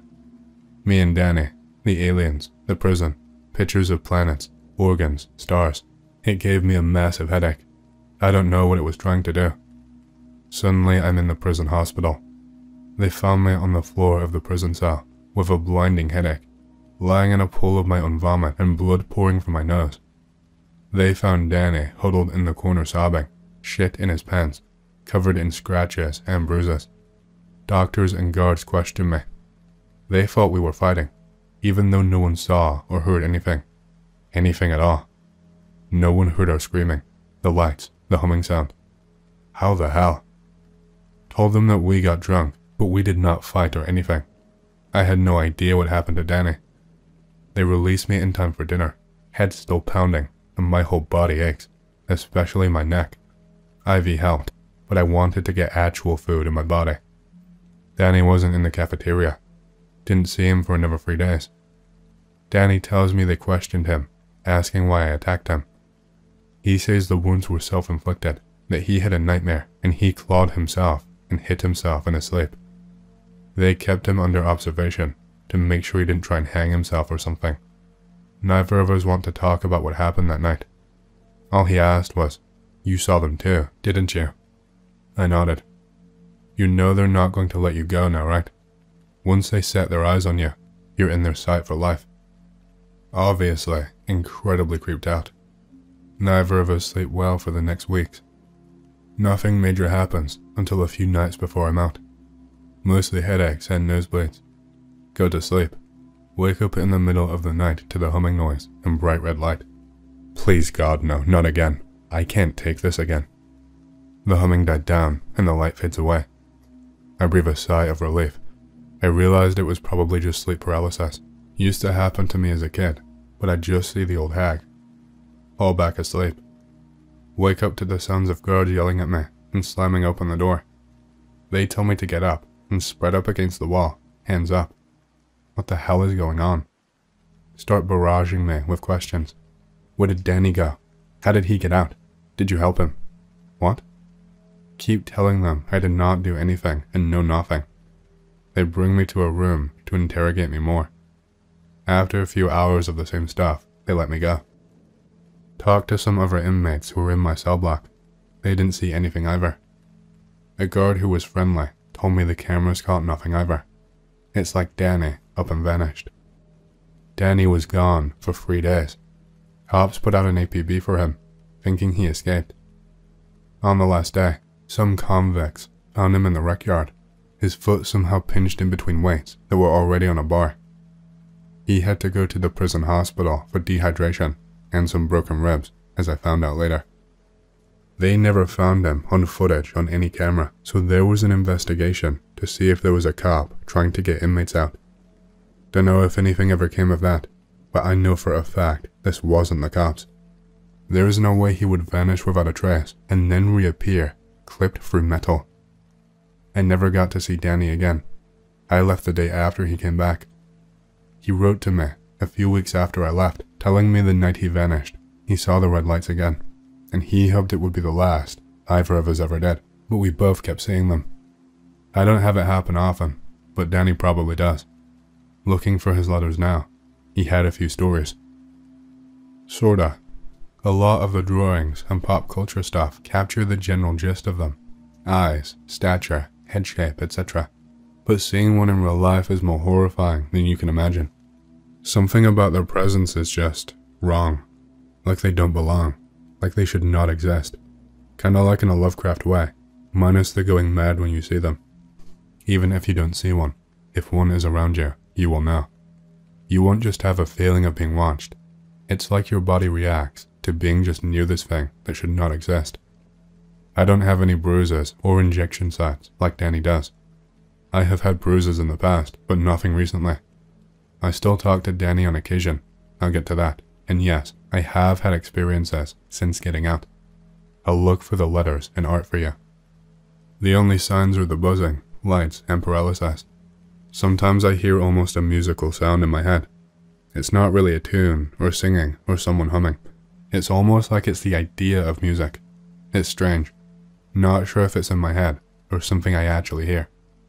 I honestly don't know what they've done to me. I don't have clear memories of what happens after the lights. I don't think they strap me to a bed. They seem to paralyze me. I can't move anything besides my eyes. It's horrifying. I don't know if it's out of fear, or something they do to you. I doubt you could even move a finger against one. Despite the frailness of them, they radiate a kind of power that I've never felt before. Danny's letter. Hey, hope you are doing well. I'm sure not. They're talking about sending me to the psych ward now. They think I'm crazy. If I were, then I'd think so too. But you've seen what I've seen. You know how real this stuff is. You are just as scared as I am. Remember that night we saw the red light? It happened again. I started praying to God a few weeks ago. Asked him to protect me from this evil. But instead of angels coming to deliver me, they did. I remember every single thing they did to me. They hurt me. They put me on a table. They cut me open and stuck me full of glass and copper and glowing tubes, scanning and probing my organs. I saw it all, every little bit. I thought I was going to die, but they made sure I did not. I passed out. I woke up with no scars or wounds. I ached all over. I don't know how much more I can take. I want to die. At least in a psych ward, it will be hard to take my own life. As afraid of them as I am, I'm scared there is something worse on the other side. Take care. Danny. P.S. Here is one of my drawings from therapy. Keeping them scares me, but it feels wrong to throw them away. Be me. Living in a little blink and you'll miss it town in a shithole country. I work at a PC repair store, but we do more general, electronic repair related stuff. I actually have very little knowledge about this stuff, but almost everyone in this town is a boomer, and you'd be amazed at how many people come in complaining about their broken PC, and it just turns out it's covered with dust, and after a good cleaning, it works like a charm. If it's not that, you can be sure they downloaded some shifty shit online, and you just run some antivirus software and problem solved. Anyway, I'm at work like normal when the local head cop walks in, sheriff equivalent I suppose, and he tells me he needs some help with some tech-related stuff on a case he's got. Sweating Pepe.jpg. Like I said, I know very little about this stuff, but once you fixed a boomer's PC or laptop or phone one time, they think you're a savant. Get permission from boss to go help. Go to police station. Have to sign some stuff about how I'm like an IT advisor on the case or some stuff. He starts asking me if I saw any weird things around town recently. Weird. Eventually, he slides me a smartphone. Tells me some local girl went missing and her friend says she got abducted by aliens while they were making blogging videos of some kind, and he needs me to find them so he can watch them. The way he said aliens was very sardonic, and I think we both just assumed she was freaking out or something. I'm dead inside as I scroll through this phone. We got the password from the friend. Somehow she knew it, and realize I'm literally just here to find the video on her phone and click play. There were a couple different folders with videos, and this boomer cop honestly did not even know how to find it, and thought he needed some IT genius to hack into the phone or some shit. So, I'm going through the different folders, trying to find the most recent video. Whole time, cop is telling me what happened. I honestly think there must be some sort of law against that, Like, he can't just tell me about this case and the people involved, but when you're in the middle of nowhere, people don't really care too much about the rules. If the family wants to sue him for that stuff, I imagine they'd have to take him to the nearest city, because we don't even have a proper courthouse. Anyway, I am half listening as he tells me about how the phones at the police station were going crazy last night and how people were calling in about lights in the sky and people prowling around the gardens. Apparently, some guy even heard his door handle rattling as someone tried to open his back door. I'm just like, yeah, that's crazy. I was drinking and watching anime last night with my headphones on, so I didn't hear any of this stuff. Every video is just this girl, sometimes with her friend, talking about some K-pop band they like, or cooking and doing recipes and stuff. All the videos are like 3 to 5 minutes long. I eventually found a video that's 10 minutes long. 10 minutes exactly. I imagine the phone automatically stops at that point and skip to the end, and it's just like 2.5 minutes of nothing. Phone's just pointed at the ceiling fan, and then it cuts off. Bingo. Track back to the 3-minute mark. Girl is lying on her bed, talking to her friend. It's a split screen, and her friend is just chilling at her house, I'm guessing. They're talking about some stuff, super forced and awkward. I think they were uploading these to YouTube or TikTok or some stuff, in hopes of becoming famous. Missing girl eventually stops laughing, and gets this terrified look in her eyes. I say her eyes because her face was barely moving. Looked like she had a stroke or something. She's really still, but her eyes are really panicked. She must have had the phone leaning on something, because it did not move at all. At this point, the cop has shut up and has moved next to me. So this girl is lying there, looking like she's got a gun to her head. Imagine her phone lying to her right, by her head, probably propped up on a bedside table as it records, so we can see over her and out her doorway a bit, but most of the room is off screen. Her friend starts asking her what's wrong. Girl's eyes are darting like crazy now. I think she was trying to say I can't move, but it was from out of the corner of her mouth and really mumbled. Really looked like a stroke victim.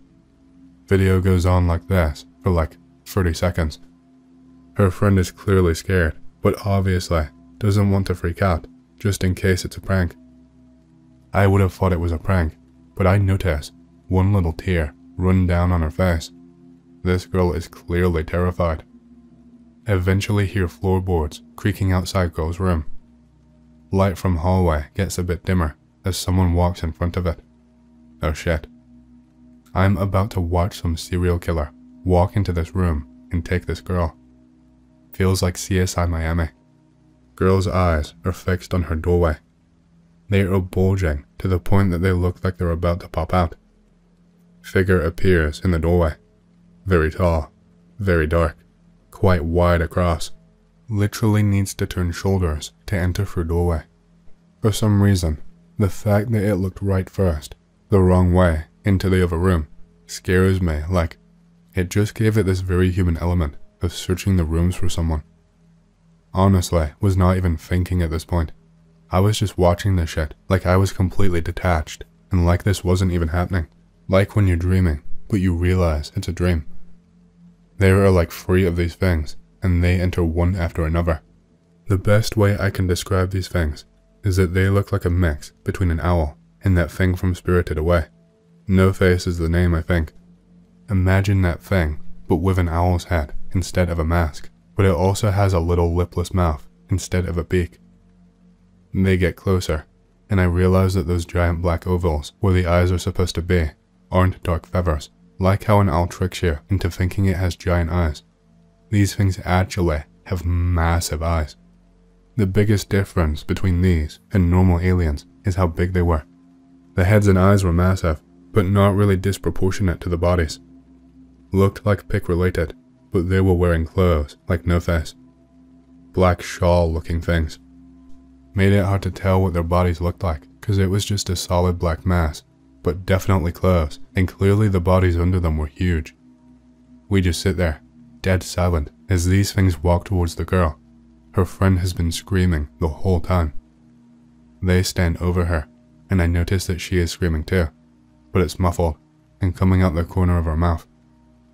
It's like I'm honestly watching somebody have a sleep paralysis episode. They reach out. Hands and arms are very stereotypical of grey aliens, slender and pale, but when juxtaposed with those huge bodies, they almost look like tentacles. Two of them literally pick her up, like she is a sack of potatoes, like they don't even look her in the eyes. They carry her out the doorway. The one in front makes quite a big bow to make sure she does not hit her head. Weirdly, the camera does not move during any of this, but after the two are gone with the girl, it suddenly gets knocked over, and we can hear quite a lot of clattering. I guess the third one did it. Cop literally whispers there were signs of a struggle, I guess for my benefit, or maybe the story was just making sense in his head. We just sit in silence for the next 3 minutes as the video rolls, while pointed at the ceiling fan. That was basically the end. I left the police station like I was a ghost, just wandering around, and I never got called back. The girl was never found, and the whole town just seems to have gone. Huh, I guess she got abducted or something. I don't know if anyone else saw the video, and I never told anyone but my sister, but the whole town knows the story now, and I imagine about half believe it. I think the video probably still exists, and I've asked the cop about it, but he just says he can't give me case evidence. Suddenly he cares about the rules. I don't think any men in black came and scared him or anything, and I imagine he's shown it to a few people. My one friend told me the story in perfect detail, even though I never told him. The phone is probably sitting in a desk drawer right now, about 5 kilometers away from me, but I'm not about to go break into a police station to prove it to anyone. I think the official story is that she got kidnapped by 3 dudes in masks. Anyway, I still think about that girl sometimes. Her eyes looking at those things, and the way they looked at the wrong doorway first. So awful.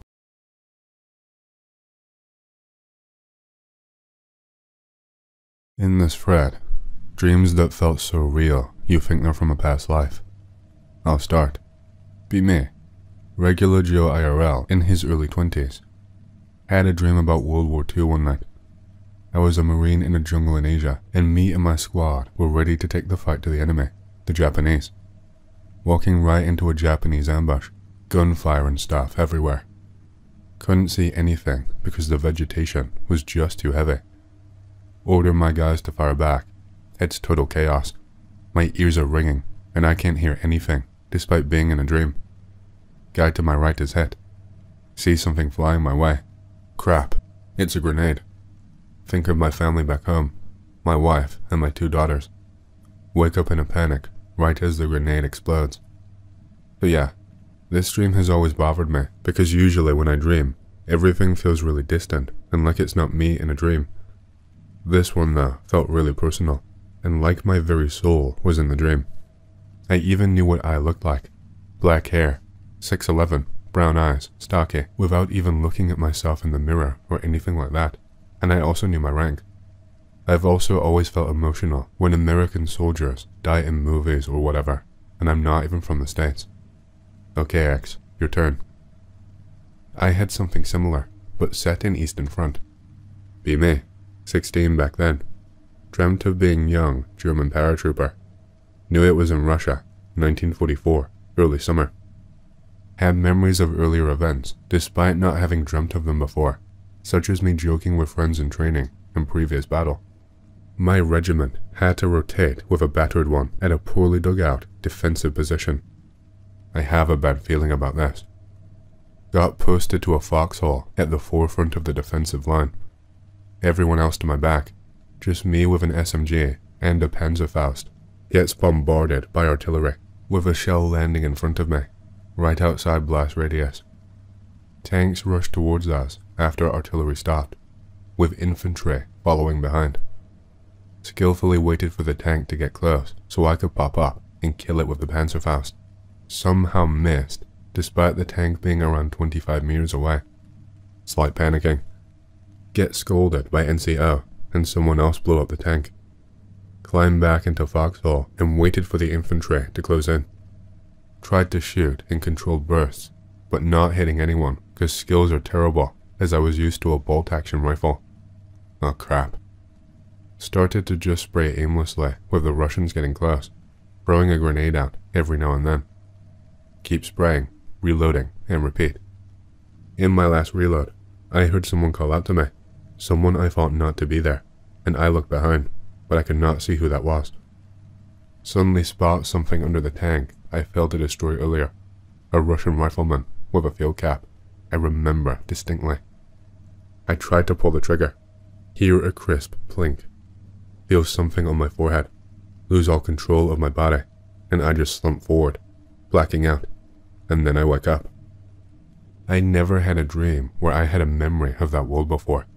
For example, some of my friends had a real-life counterpart. I knew the unit did not have full training, and I remember how I dropped my rifle and picked up the SMG during house-to-house fighting. Quite a lot for a dream. German paratrooper Anon here.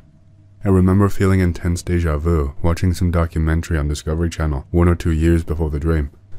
First proper introduction to World War II German troops, and I'd stick with German weapons in World War II games because they felt familiar.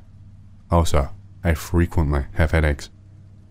I have strange marks on my lower back, near my spine, that look like scratch marks, but I have no idea if it is related or not.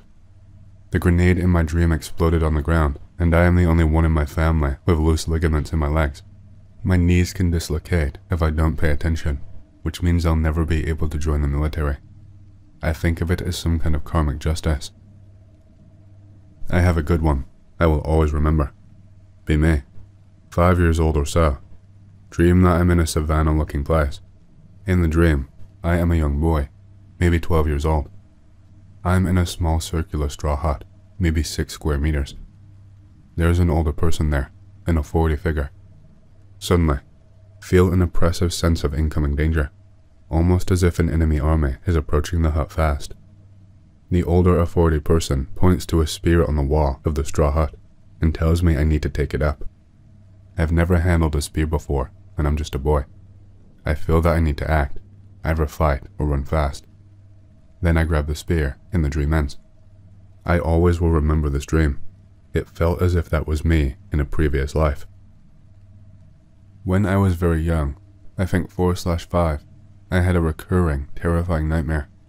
I was on some kind of dirt mountain, more like a tower, like a tall rock in the Grand Canyon, but I don't think it was there. It felt like ancient times, and I was on my knees, being forced to read thousands of pages in so many books. There were some entities I didn't see standing there, forcing me to do it. It seemed like the most impossible task, and I felt consigned to be doing it forever. Subsequently, something spiritual happened to me at the dawn of the internet, and I have spent 20 years doing just that, but using the internet, searching for the truth, answers to everything, life, the universe, and so on. It's been more enjoyable in real life, but if I am honest, it came at the expense of so many other things. I don't regret it though. The only conclusion I came to is that if the end times come as something, perhaps I need to carry some of that knowledge forward so it isn't lost. The compelling feeling to learn, understand everything about the world, how it really is, at a top level, the concepts at least, I am no scientist, is so strong. It's my primary focus in life. I have to hide this from my wife and family to an extent.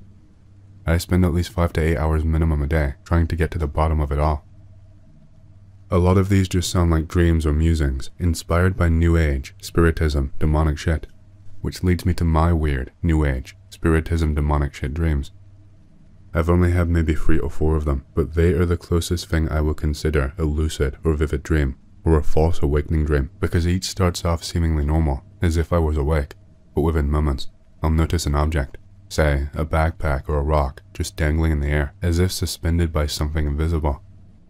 Then, when I process that it is weird, it's as if the invisible, whatever, doing to that object, freaks out, as if I just broke the rules of the game, and then I wake up. Once it happened, where it was just a big distortion in the air, in front of the fridge, and blocking the only exit out of a small kitchen. I chalk it up to demons and stuff, cause I used to mess with the occult in New Age a lot. Stopped after some bad experiences, went to Jesus instead. So they're a little peeved, I won't blindly open up to them anymore, even in dreams. That's some freaky stuff. Happy to hear you went to Jesus. That's where all roads led me and my life is much better for it. and I feel protected against the demonic. I lived in Exeter, Devon, UK for 2 years, above the green surrounding the cathedrals. There are thousands of bodies buried under there from the Black Plague and also Roman times. It's one of the most haunted cities in the UK. Local papers regularly report ghost happenings as a matter of fact there. Our flat was haunted. Before it was flats, it was a restaurant storeroom. The manager had to keep a huge book to log the nightly weirdness. We had internal doors open, slam, knockings on external walls, 4th story, and much more. For 2 years, only the time I lived there, I had a recurring dream of being in an empty black void, endless. Then I wouldn't see it, but feel it. The darkest, most evil presence wanting to drag me away. Terrifying. Stopped after I left. My faith helps prevent fear of that kind of thing affecting me. So far so good. Side note, my brother, a total skeptic and non-believer, went there to visit me. I took him to a pub downstairs, told him some of the above. He said I don't believe in ghosts. Immediately after, 3 loud bangs on the pub table, no one else near. He thought it was me, but realized I was sat too far back, so he said it once more, and it happened again. That changed his mind. I get dreams from time to time where it's like I'm another person. When I wake up, I have to remember my actual life and memories. One time, I dreamt I had a black grandma who was dying of liver disease, and I was consoling her. I'm not black. One time, I dreamt I was a homeless person. I was squatting in an abandoned building, trying to get to sleep. I kept hearing weird scuttling in the corners of the room that kept me awake. All of a sudden, hundreds of rats come out of the shadows and start circling me. They all spoke together, like all their little rat voices combined to make a deep man's voice. I can't remember what they said, but I remember it being deeply unsettling. Around 4 or 5 years ago, I had a dream that I was serving in the Revolutionary War, and unlike most dreams I've had, I could remember it pretty clearly after I woke up. At the time, I only had entry-level knowledge of the war. The dream made me want to research the war, so I did, and found that the dream was pretty historically accurate. There was no way I could have dreamt it with the pleb-tierish history knowledge that I had at the time. I'm convinced it was either some genetic memory thing from an ancestor who served in the war, or a past life. The first one that comes to mind is how the muskets were portrayed in it. At the time, I had no idea how a musket worked, other than that it was a long gun that takes a while to load, but the dream depicted the process of loading and firing it completely accurately, such as using the paper cartridges containing both the bullet and the powder, which is something I had no idea they even did at that time. The uniforms were also pretty damn accurate too. That is convincing. The muskets were loaded in a very special manner in that war. The soldier had to open the paper cartridge and load the gunpowder first, then stuff the bullet along with the paper into the barrel manually. There's no way a person without experience could describe that process. My own experience comes from video games. I have very bizarre dreams, and about half of them involve my death. I've been shot with guns, a crossbow, decapitated myself with a chainsaw, fallen off of buildings, ripped apart by a bear, possibly burned, and probably some other ways I can't remember. For as long as I can remember, I've always had a morbid curiosity about violence. This could be a result of some traumatic experiences in my early childhood, like getting beat up on the street by a group of older kids, and my dad screaming at me when I was a toddler. I've always been a touch psychopathic, but when I hurt someone who has always been nice to me, I tend to feel remorse. Now that I think about it, I may have been a murderer in my past life. I don't necessarily condone what serial killers do, but I understand it in a way that most people I talk to find disturbing. The hunger for blood, the fantasy, the plan of action, the hunt, the control over the life of another, the satisfaction of seeing the chaos they've created.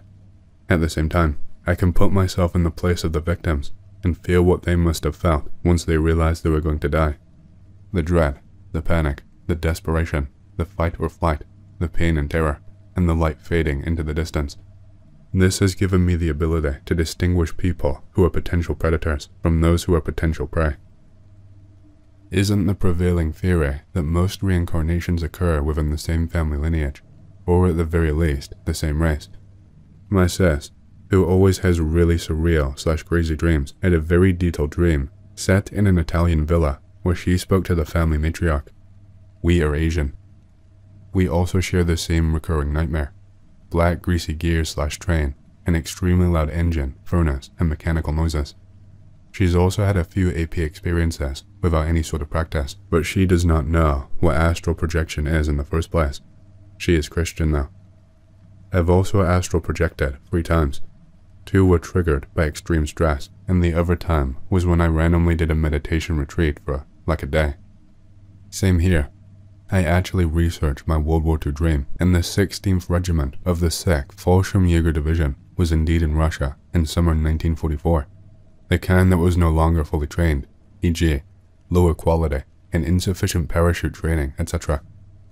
It took me a while to research that because I did not know that the Fallschirmjäger used different helmets at first, and I was further confused by the fact that I wore the regular army helmet during training, only switching to the Fallschirmjäger helmet just before completion of training. Also, I just somehow knew I fought in a counterattack in a city, which the 16th Fallschirmjäger unit in July 1944, Vilnius, with intense house-to-house fighting. Think the actual battle scene was as realistic as it gets as well. Classic order of big artillery bombardment, tanks with mounted infantry, dismounted infantry, plus rest of infantry. I saw tanks that were visually accurate. T-34 tanks upon researching, and the Russian troops were dressed just like how they were supposed to be. Heck, even the earth that was blown into the air by artillery felt very hot when it landed on my hand. I don't believe it was from a past life, but still very strange. Years ago, I had a dream that I lost my virginity. I was mounted by a woman, and I could see and feel everything. The dream felt so lucid. I felt wide awake. It felt so real, like I could feel everything you would expect to feel. It seemed to go on for hours and hours, and then finished, and then we laid in bed together, saying nothing. When I woke up, I was genuinely surprised. I did not think I had been dreaming. From then on, even though I knew it was a dream, I no longer considered myself a virgin, even though I was. The experience just felt so real to me that I felt like it counted. Sometime later, when I lost my virginity in the physical world, it didn't feel new. The sensations felt just like they had in the dream, even though I hadn't experienced them yet at the time of having it. I didn't feel nervous about being a virgin because I didn't feel like one. I still consider that dream my first time. This one isn't about me, but I remember the story vividly. I was in my late teens at the time, and going through a lot, and confided in my favorite uncle, who would offer me advice and let me crash at his ranch. One night, my uncle offered me a beer. I was 16 at the time. He is my cool uncle. He said he'd been having dreams of a little girl who came to visit him. She would come and ask him questions, and he would answer them meticulously. She appeared differently in each dream, but there were common elements in each incident, such as her hospital gown and scars and bandages on her abdomen. He says he'd watch her play. Then, without cause or reason, she would decide it was time to leave, and she would cordially bid him farewell each time. The last time he had the dream was different. The girl came in his dream, just like before, but seemed a bit somber this time. He said after a while of sitting on the floor playing, she stood up slowly and said with deep sadness on her face, "It's time for me to go. If you want to find me, I'll be sleeping over by the highway." In this case, Interstate 45, right near his ranch property. He said that at that moment, he woke in a cold sweat. He said he never told anyone the story besides me. Here's the kicker. My uncle owns a ranch in Texas, where they found the remains of a young girl with an artificial feeding tube in her stomach. He had this dream just days before finding her body and reporting it to the authorities. To this day, I'm the only one in the family who he's told about his dreams. Here's a link to the story that was reported after my uncle called the authorities.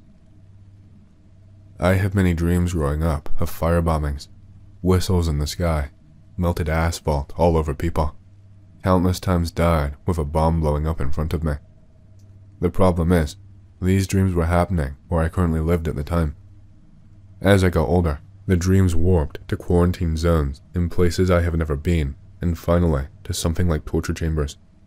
Think like Skyrim music playing in the background of some kind of inquisition/dungeon in some mountains in Europe. Good Fred. Well, them damn grenades. I got a gas grenade lobbed at me in a dream. I was a literal Charlie. I saw myself in both third person and first person. Normally I dream of myself, always.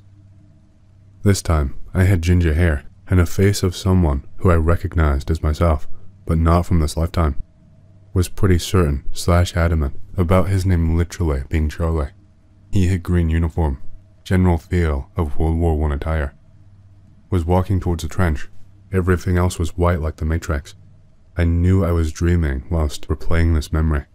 Crap, it's a grenade. Because it was a dream, I ignore the grenade. Until suddenly, the air I am breathing starts to burn. I felt the immediate need for a gas mask, combined with the knowledge of, it's too late, and I choked up on the gas, which by this time was an actual visible cloud. Did not make it to the trench. Woke up. Thought it was really odd that I knew what a gas grenade tasted like. Also, I never dream I had OP that I can relate to your story. Be me on an airplane, incredibly lucid. There is something wrong with the plane. Turbulence. It's going down. Can't seem to see anyone else on board, but was unaware it was actually a dream. Thought I was going to die there. All I could do was think of my mom, hoping she would know I was okay, and that I love her, and that this isn't her fault. Was very glad to wake up, alive, albeit really shaken up. Thought it was funny, read peculiar, that we both had the experience of being hit by a dream grenade. I have told this one before, but whatever. I can't find my own pasta. I dreamed this earlier this year. I was 24 years old at the time. I'm not sure if it was another life, but it really felt like one. I remember I woke up, tired as hell. Be me, but 8 years old, and in another family. Sister looks to be the same age, maybe 1 year older. Mom and dad were normal. Feels like the 70s. In a family trip to some woodhouse. Arrive. Go play with my sister in the woods. Just 2 kids, running and laughing around. Suddenly my sister falls. I ask if she is okay, and she nods. She says something pushed and holded her at the same time. Whatever. Go back to the house. Next day, she does not want to play outside. Mom and dad say she should enjoy the sun. There we go again, just poking things and watching plants. Weird small screech gets our attention. Search around, but we can't find a single animal. In the whole dream, I did not see one animal, by the way. Loudest screech getting closer. We run to the house as fast as we can. Parents say it must be some animal. Whatever. Next day, she won't go play outside again. Mom said she heard a screech in the night. We couldn't play outside anyways. Okay. Boring trip ends. We go back to our own house. 5 years later, still in the same dream. Be in my bedroom. Hear that same loud screech. Wake up scared. Hear my sister screaming. Go to her room. She is fighting herself on the bed. Try to wake her up. She won't. She was almost choking herself with her own hands. Get on the bed and hold her arms. She is still suffocating. Dad comes and turns the lights on. She wakes up. Her bed is soaked in blood. I don't understand the bleeding. My dad does not understand anything. Dad punches me and asks what the hell is going on. Sister says it wasn't me. Mom comes and passes out. Ambulance comes and takes my sister. I don't understand what I did wrong. Next day in the hospital, sister talks about the nightmare she had. It's basically the woodhouse trip, plus she found the carved toy. She thinks it's linked to her nightmares. Mom and dad think she is hallucinating. I tell my side of the story. Mom believes it, dad does not. A doctor came by and said she had to talk to my parents. Okay. Dad certainly wants to kill me. Security has to hold him down. Mom looks at me and we had a conversation. She asks what exactly happened. I tell the same story. Mom tells me it isn't true. Mom tells me that whatever happened, it really hurt my sister and I should help them by telling the truth. But I am telling the truth. Tell Mom to ask sister about what exactly happened. Sister tells the same story I told. It turns out my sister was assaulted, but no one believes in me not being guilty. 10 months go by. Our story was well known and published in papers. Our entire town knows about 13-year-old assaults his own sister. She basically dropped out of school. I changed school several times. This made my mom really work a lot because my sister would not leave the house and I was depressed. Meanwhile, Dad became drunk permanently. That assault got my sister pregnant and she gave birth. The newborn was an aberration. Pale green skin, red lips, black eyes, no ears, no hair, plain nose. The body was all wrong. Humanoid, but definitely not human. Mom knew that my sister would not be able to give birth without another media scandal, so she prepared herself to do it. No one ever really accepted that child. Father saw it only once. Mom could not handle it. Mom could not look at it without crying. I was sad all the time. Another 5 years jump. Dad ended up taking his own life. Mom was a workaholic. Sister was a neat. She would not leave the attic. The saddest person on earth. Another unsolved assault happened last year, and the child also gave birth. This one got popular. Something mysterious, and they vanished. People tell they either moved or took their own lives. The dream continued, but nothing so unusual happened. Be me.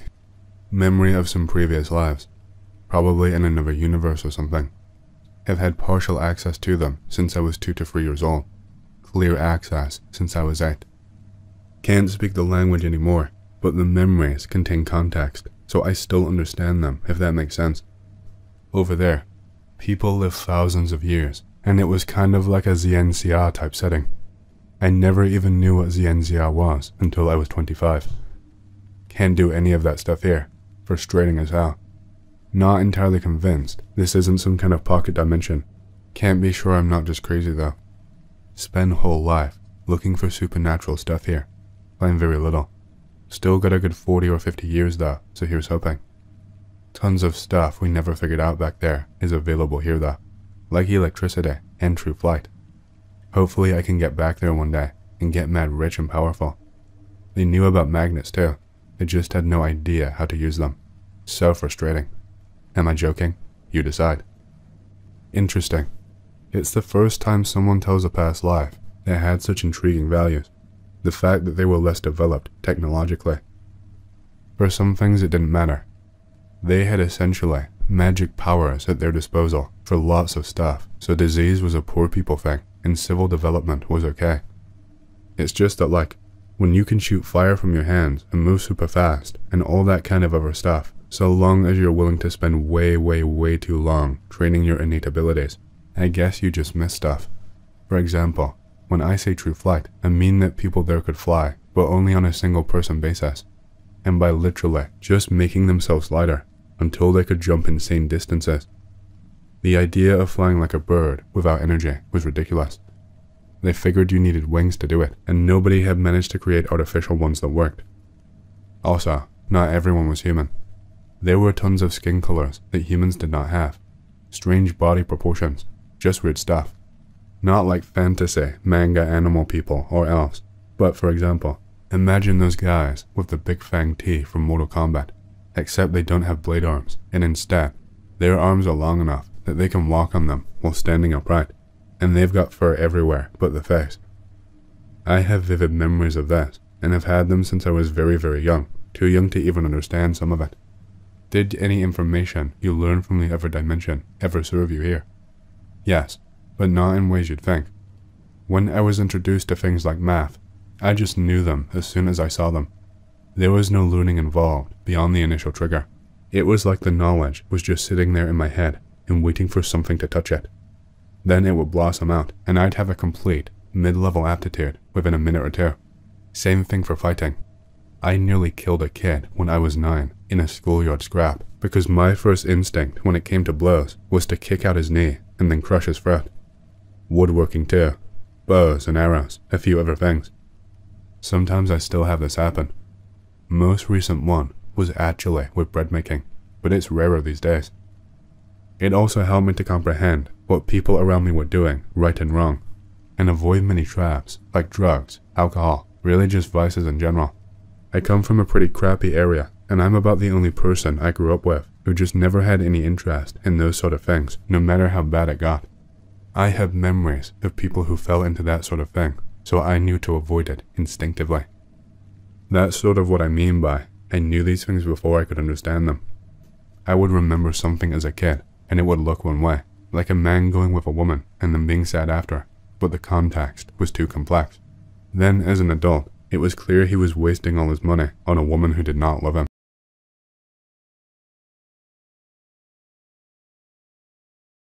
A group went on a trip to the squirrel farm. In the middle of it, the grandmother called, saying her son had gotten drunk and lost control, terrorizing the house. They rushed back and found him, wildly jumping around with an axe.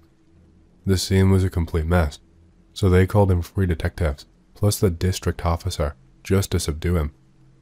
They tried to cuff him, but things quickly went sideways. The investigator, despite wearing body armor, got slashed on his exposed side and dropped, holding his wound. The rest of the team freaked out. He hit one of their own with an axe. It was chaos. They started beating him, trying to restrain him, when suddenly, the local officer collapsed too. It wasn't the axe anymore. The guy was already cuffed.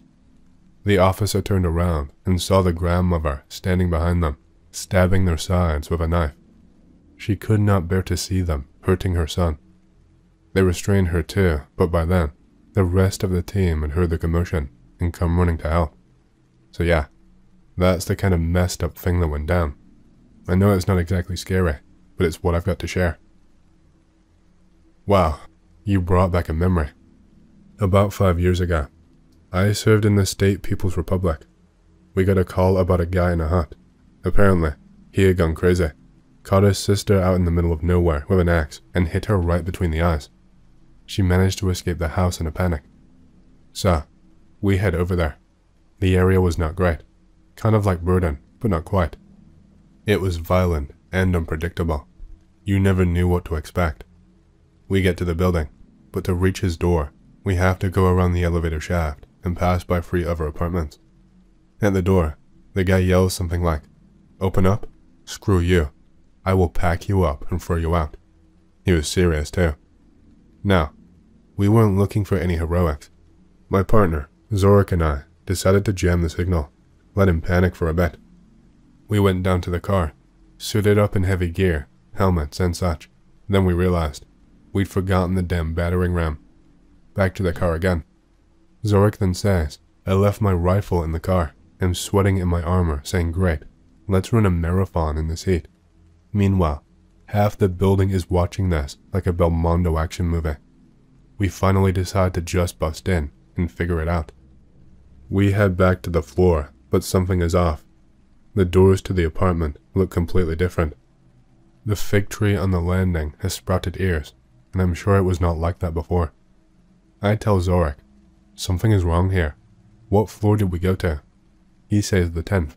I pressed it myself, and I know I pressed 10 too, but everything looked weird. The architecture was different, more modern, even though it was an old place before. Now it looked like some Renaissance building. We checked the apartment number and realized, shit, we needed the 16th floor, not the 10th. We went up to the 16th, and there it was, exactly how it looked before, fig plant and all. We broke in without much trouble. Turns out, the guy was sitting next to his sister's body, holding a Saga shotgun and a loaf of sausage for some reason, who knows why. Anyway, we neutralized him with a solid taser shot and a well-aimed blow to the head with a stool. Because, let's be honest, we'll see tasers in our office about the same time humanity starts spending weekends in space. The moral of the story? After the shift, Zorik and I had a few drinks, and I asked, what the hell happened? We both pressed for the 10th floor twice, talked to that psycho through the door, but somehow ended up on the 16th. We never figured out the answer to that. In the end, we just shrugged it off. So yeah, that's the story. Sorry for the length in the content, but as they say, you can't rewrite the truth. I used to know a cop back in the mid-2000s. He often asked me to be a witness, so I ended up seeing some pretty strange things.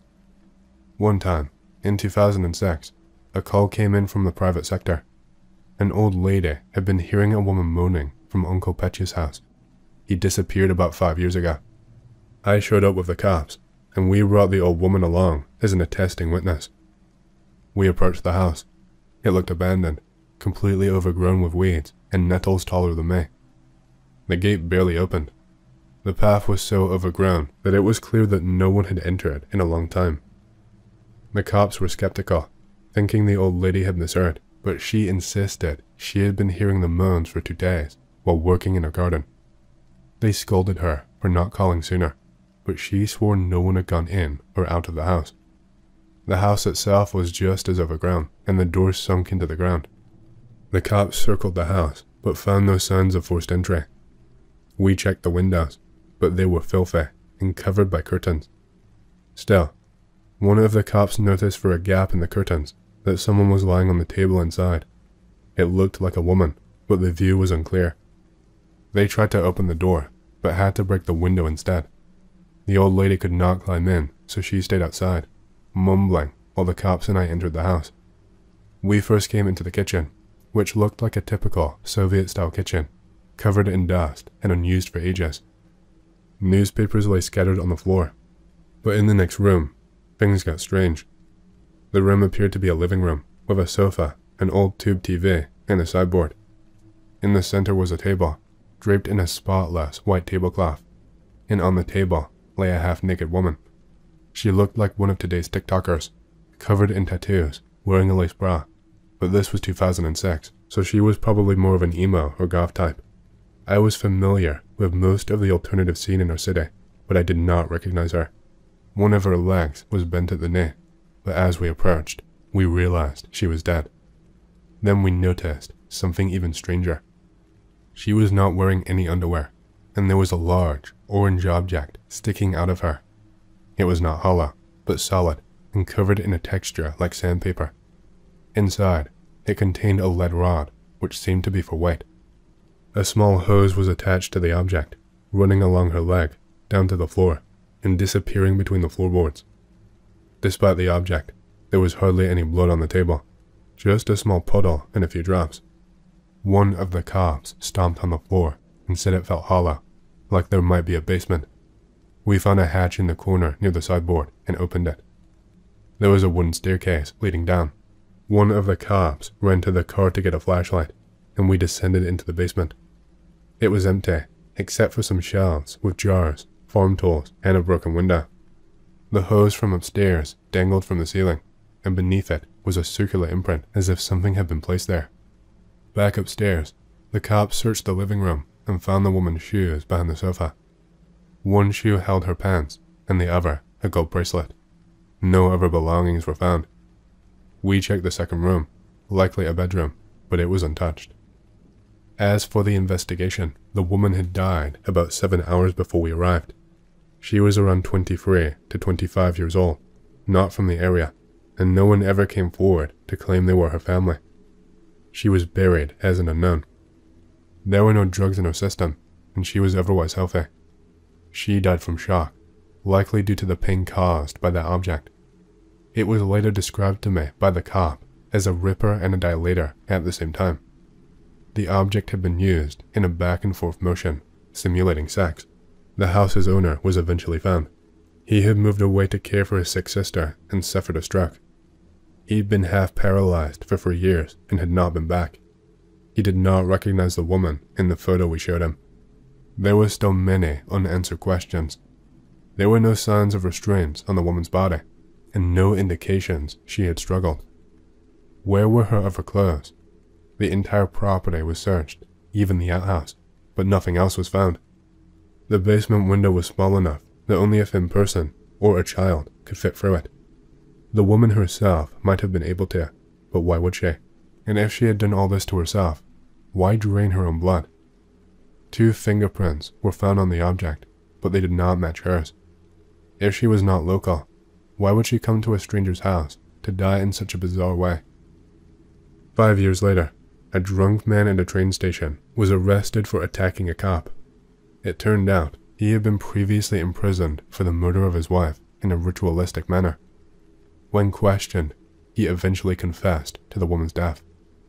Witnesses placed him in the city at the time, but how they got him to confess is anyone's guess. Back in my first year working with the cops, we did not have a lot of people, so we got paired up with the State Security Service for joint patrols around the city. One day, we got a call to the duty desk. A neighbor said an old woman had not been seen for 3 days. Her house was locked from the inside, but her TV was still on. So, we head over to check it out, but we are basically blind, not knowing what to expect. By the time we get there, the neighbors had already decided to break down the door. As soon as we walked in, we were hit with this sickly sweet stench. It was clear that the old lady had passed away. The neighbors were wailing about how kind she was, asking where she could have gone so suddenly, saying all sorts of nonsense. 2 of the old ladies acted like they were about to faint, asking for water and everyone's attention. I was young and on my first corpse call, so I had no idea what to do. My partner told me to call the duty desk and that I should arrange for an ambulance to come pick up the body. So I'm standing there, back to the room where the body is, dialing the number, when out of nowhere, I hear this loud scream behind me, and something grabs my leg. I lost it. The neighbors screamed and scattered. The old ladies practically fainted for real, legs in the air. My partner crossed himself so fast that I thought his hand might catch fire. I'm standing there, thinking I need to grab my gun, or else I'm going to get taken out by some kind of undead creature. Turns out, the old woman had been alive the whole time, paralyzed for 3 days, lying there, unable to get up. She was conscious, but could not move, and her body had started to rot from bed sores. That is where the smell came from. After all the chaos, we got everything sorted out, but it was a wild scene. We definitely needed a drink after that one. It worked out, but it was one hell of an experience. The adrenaline and rage from today's events have left me shaking as I write this. I feel chaotic and a bit off, so bear with me. I had an interview scheduled at one of Sharashka's offices in a suburban industrial building, a grim place filled with unsavory characters. I brought a knife and a blunt object for safety. I arrived an hour early, expecting a simple adventure, finding the office among the Soviet-era buildings. Instead, I encountered something far more intense. I passed through the main checkpoint and asked the guard where to find Horns and Hooves, LLC. He shrugged and pointed to a 5-story building in the distance. I dashed over in about 30 seconds, eager to escape the heat. The area is not very deep. The workshops stretch along a river. Upon entering the building, I was met by an elderly guard and asked her the same question. She directed me to the 4th floor via the staircase, furthest from the entrance, then down the nearest stairs to the 2nd floor. The odd route did not surprise me. These old buildings are always a maze. I navigated through a long, poorly lit corridor lined with offices. After climbing 2 flights of stairs, I realized the 3rd floor was the last. I must have taken a wrong turn somewhere. I checked the 1st and 2nd floors, but they were both locked. When I reached the 3rd floor, it was open. A dirty, shabby corridor awaited. Frustrated, I decided to walk to the end and look for another staircase, but there wasn't one. I pulled out my smartphone to look up the checkpoint's number, only to find it was dead and stuck in a boot loop. Panic surged. I raced back to the 1st floor, kicked down a door, and found myself in the same filthy corridor. I tried to open various doors, but most were stuck. Finally, I found one that yielded to my push. Inside was a room filled with dilapidated furniture and rotting filing cabinets. The heat was so unbearable, so I opened a window and contemplated jumping out, cursing the old guard who sent me up here. When I stepped outside, I was greeted by a 3-story building, some windows boarded up, and it looked abandoned. I muttered to myself, what kind of architecture is this? As I circled the building, searching for the 5-story structure, the reality hit me. There was no trace of it, just a row of workshops. The industrial area appeared much older and more decrepit than when I arrived. I could hear machinery running, even though my original destination was newly abandoned. At this point, my patience evaporated, and I prepared myself for confrontation, armed and ready to react. I sprinted toward the sounds of machinery, reaching a massive, humming substation. There were no people or workshops in sight. I decided to climb onto the roof of the nearest building, feeling like a stalker as I grabbed a rebar for extra protection. As I entered the 3-story building again, a man around 40 approached me with an unsettling gait.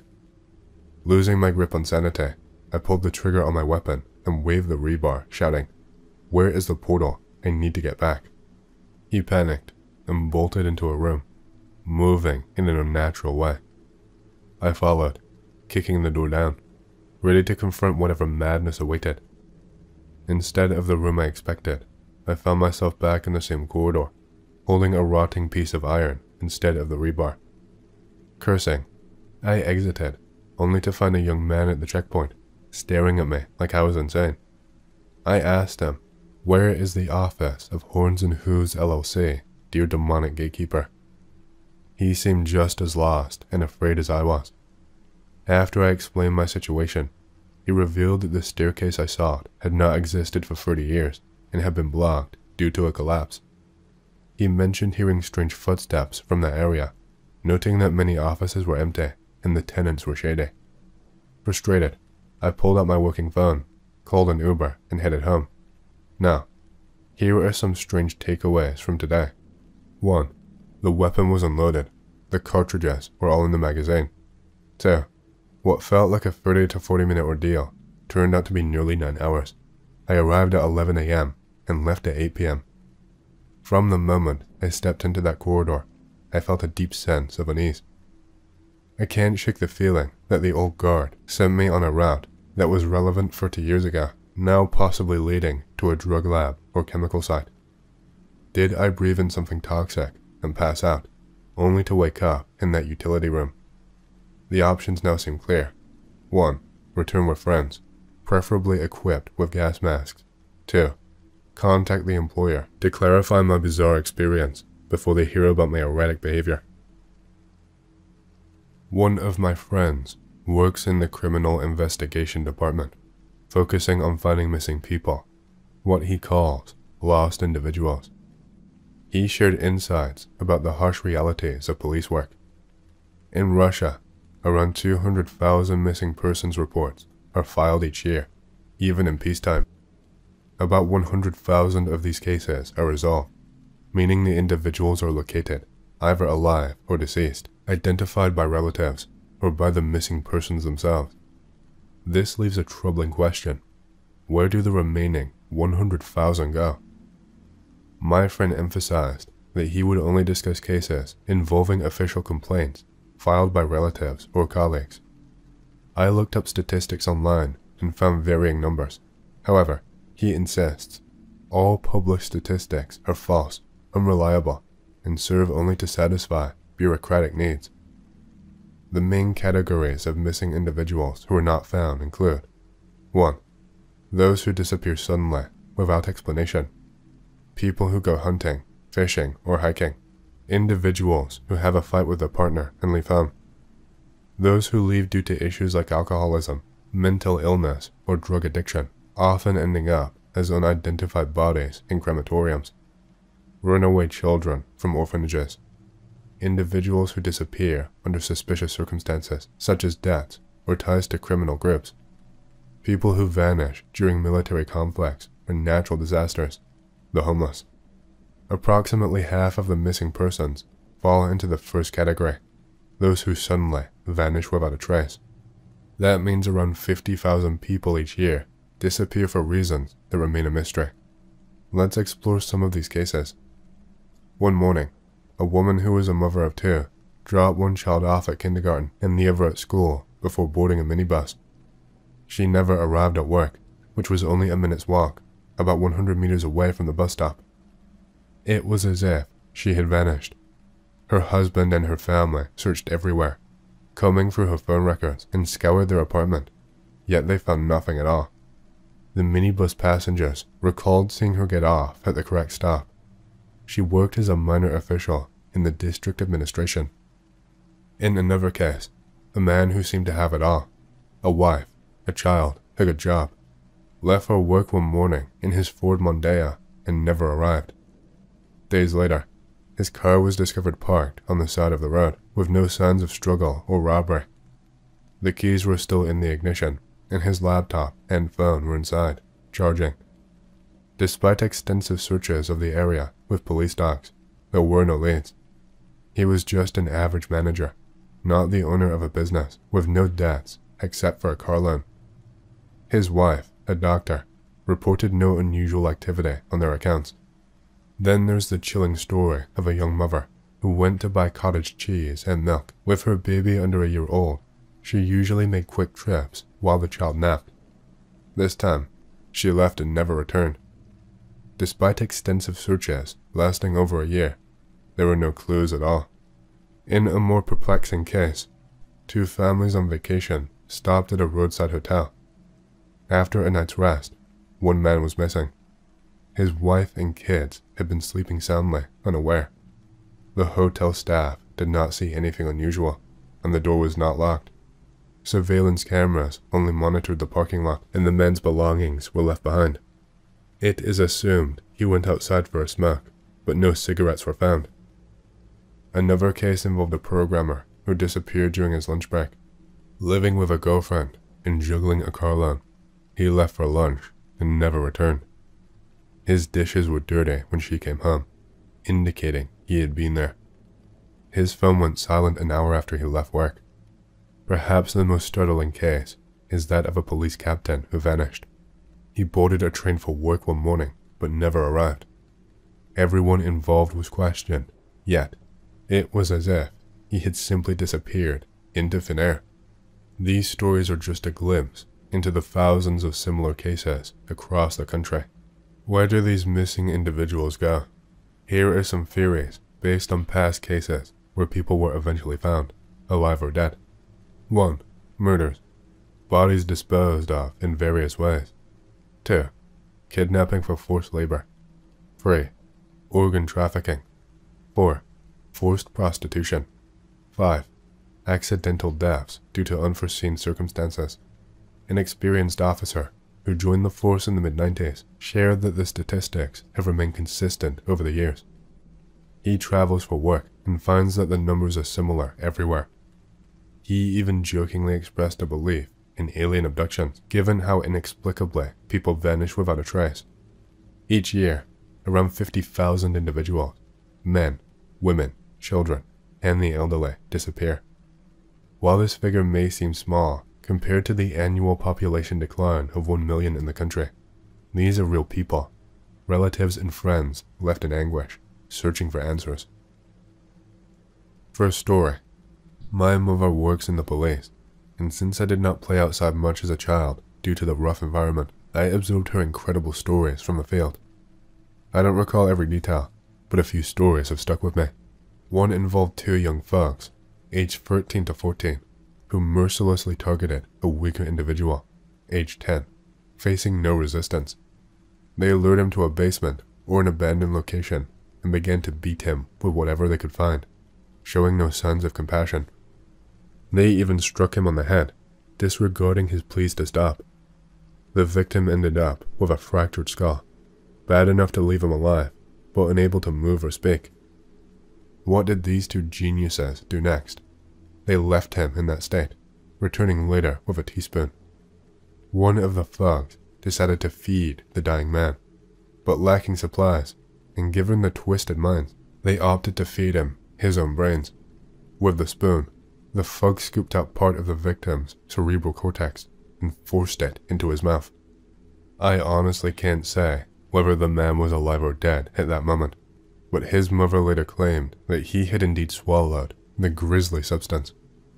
I can only wonder what happened to those two and the corpse afterward. Surely he could not have survived. Second story. In another tale, there was an ordinary man named Vasyan who loved to drink. He worked at a slaughterhouse, a job that did not require much intelligence, just a sharp knife to make a cut from ear to ear on a pig. One day, Vasyan showed up to work drunk, or not at all, leading to his inevitable dismissal. He argued, but ultimately lost his job. In a fit of anger, he took a piece of equipment as a memento and wandered off, most likely to the nearest liquor store.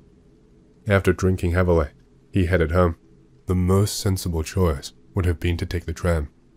He got on, still inebriated, and continued drinking. Understandably, the other passengers were uncomfortable, and one woman, Natasha, approached him, scolding him for his behavior, especially with children present. She decided to leave the carriage to avoid further confrontation, but Vasyan followed her. At the bus stop, he called out to her, and, wanting to impress, demonstrated his skills by drawing a line on her, this time with a knife.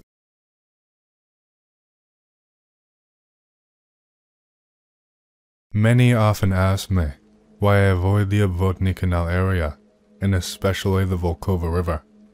Why do I never drink tap water, even after boiling? And why am I so afraid of the dilapidated, red brick factory buildings that abound in those places?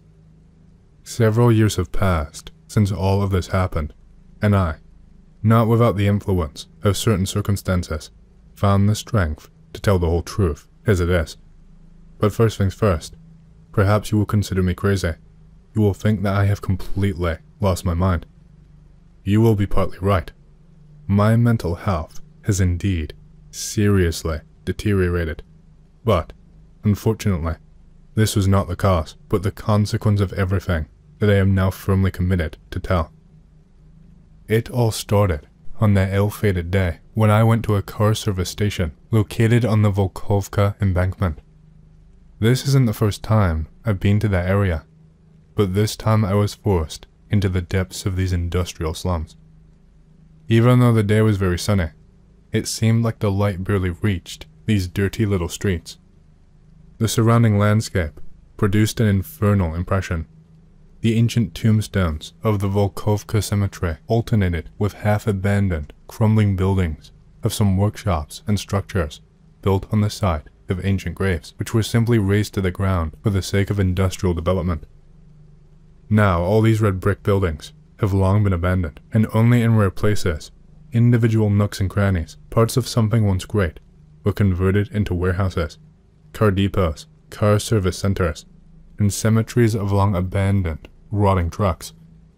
The service I was looking for was located in one of these places. The panorama was oppressive, and further aggravated my already melancholy and dreamy mood. Having sent the car in for repairs, I had at least 2 hours of free time at my disposal while waiting for the work to be completed. I didn't want to sit in the waiting room, and the surrounding landscape, coupled with my mood and love for gloomy abandoned places, was very conducive to walking. As strange as it may sound, I am really attracted to such things. Many would call this disgusting, but I find my unique mystical beauty in it, and I began to cut circles around the surrounding area. By the time I approached the bridge, it was gradually starting to get dark. The dim pink, violet light of the sunset, falling at an angle, shone through the branches and crosses of the tombstones, creating a frankly frightening atmosphere. Deciding to rest a little, I stopped near the railing of the bridge and began to look down at the flow of a dirty, already half-dried river. Melancholy thoughts, slowly, leisurely, flowed through my head.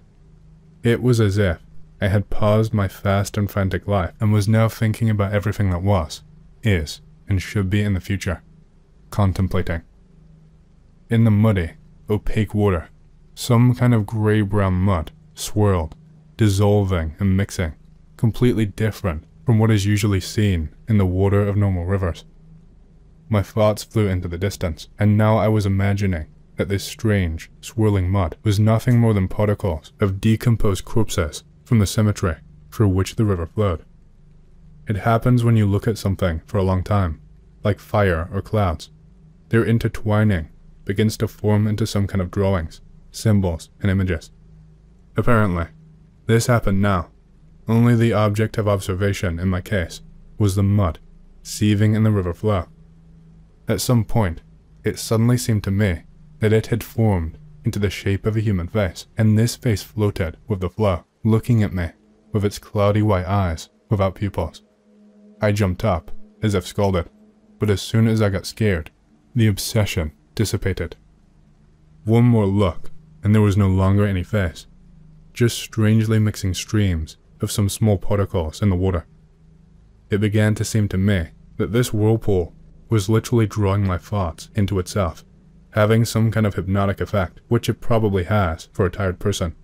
Human candle flame. It was as if it was absorbing and sucking me in. I felt uneasy, and I decided that I had already thought about everything enough, having managed to awaken my very irrepressible imagination. It's time to return back to Earth. Looking at the phone clock, I made sure that the bridge took me a fair amount of time. The whole hour during which I looked at the water passed like 1 minute. The car repair was just about to be completed, and I walked towards the auto repair shop. Along the way, I thought a lot more about the face I saw there in the water.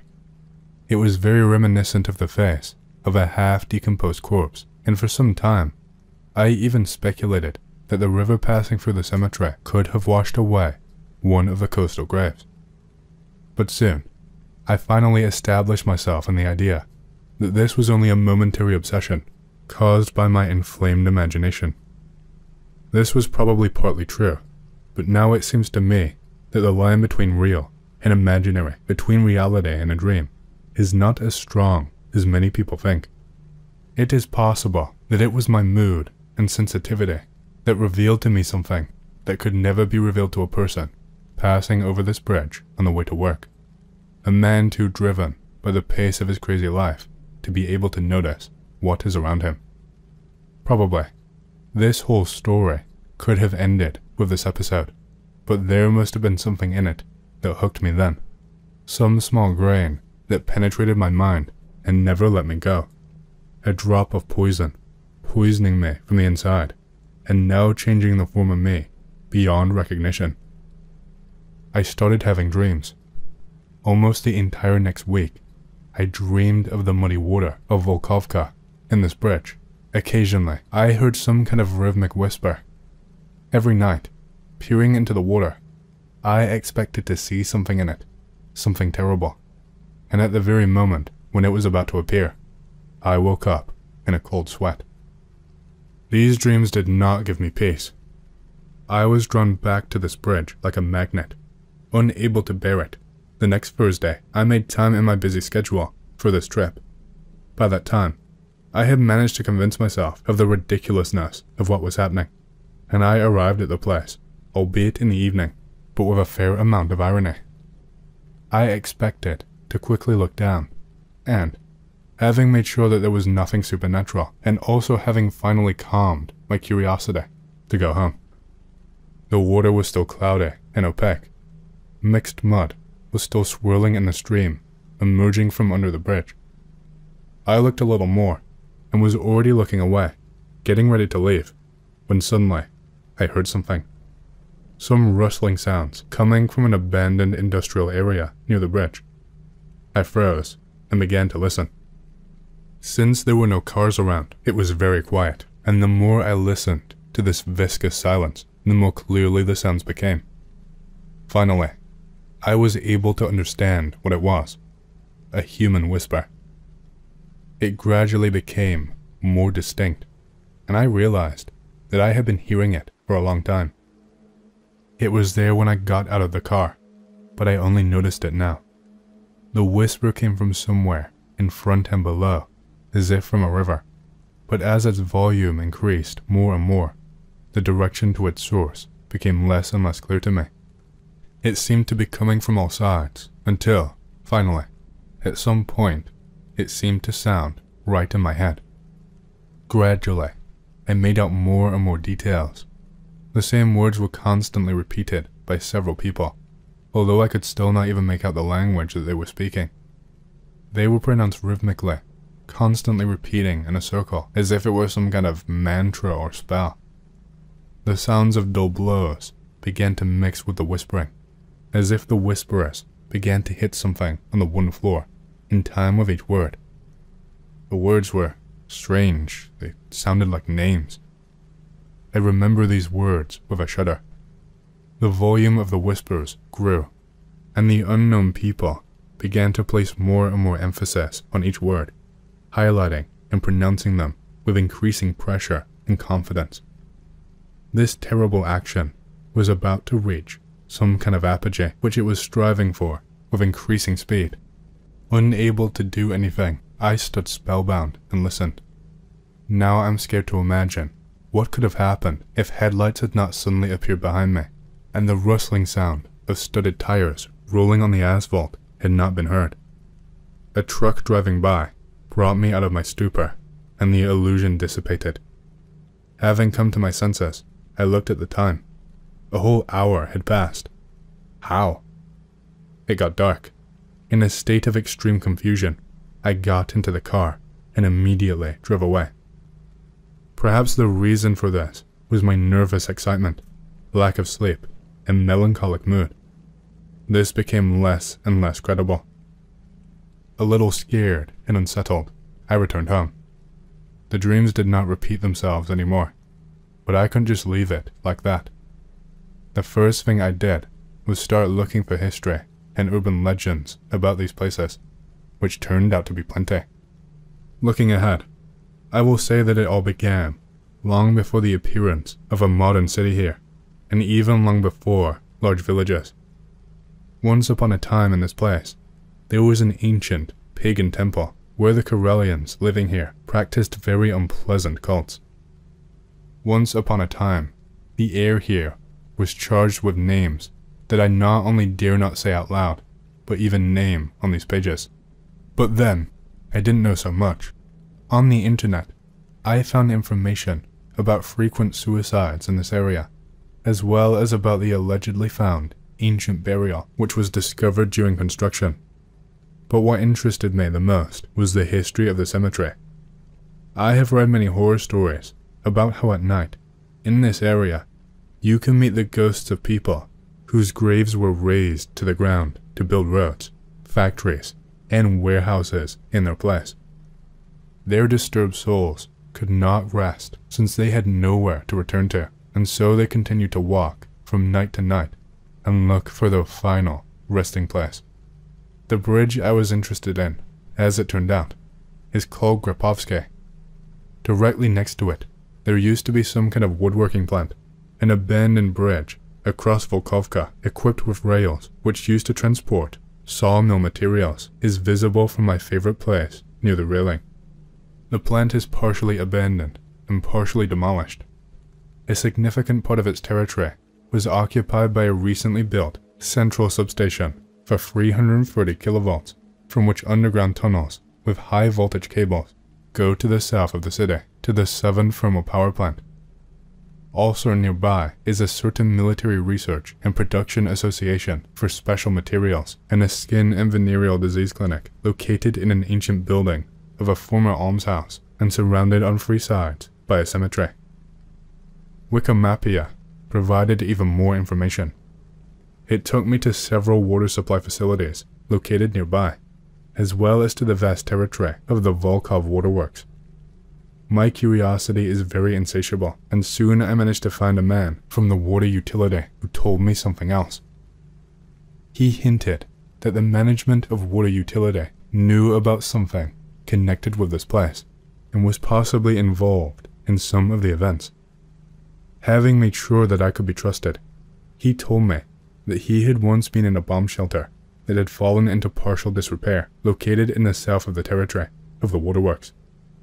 He was not alone and could not carefully examine everything, but he noticed the entrance to a certain tunnel, not indicated on the diagram of the bomb shelter which he later found among the documents. Why did some tunnel so attract a simple worker, not burdened with any love for underground structures? He said that the passage looked very old, even antique. There was no concrete walls inside of it, and the vault was supported either by rotten wooden struts or by arches made of crumbled red brick. It was clearly built a long time ago. The lantern could not illuminate the end of the tunnel, but it gave the impression of the entrance to some grandiose cyclopean structure. It was visible how at least 4 branches extended from it on the sides. Together, we began to search for information about the possible presence of an ancient network of tunnels in this place, and our search was crowned with success. During the construction of horizontal cable tunnels between the substation and the thermal power plant, the builders came across some old communications, so the report says, located under the cemetery and not indicated on their maps. What's surprising is that after this, any information and reports, all we could find was that the work was classified and the workers were transferred to other places. However, the two unfortunate people who were the first to open the old tunnels were forced to be sent to the IPH for treatment. What could they see there? We continued our research, and soon, Andre, as he called himself, sent me scans of documents that he managed to briefly steal from the administrative building of the pumping station. The documents mentioned a certain building located on the territory of the station and called Object 58. The documents hinted that there were Object 17 and 43 and many other numbers in different cities and countries. He managed to get quite close to the building, and, judging by the sounds coming from there, he concluded that it was being used as some kind of temple. According to him, some religious rituals periodically take place in the building. I spent the next few days studying the documents, but still did not understand anything. They equally often contained both drawings of some pumps and communications, and drawings of occult symbols I had never seen before. The text describes some kind of equipment, which apparently was designed to draw some kind of magical energy from the water of Volkovka, the Obvodny Canal, and city wastewater. The water, in turn, was supposed to receive this energy from the cemetery, as well as from the people of the entire city. It was assumed that almost all the tap water circulating in the central regions of St. Petersburg sooner or later passes through the treatment facilities of the Volkovka station, and here they did something with this water. Something that it took energy from the people in whose apartments it flowed and who used it.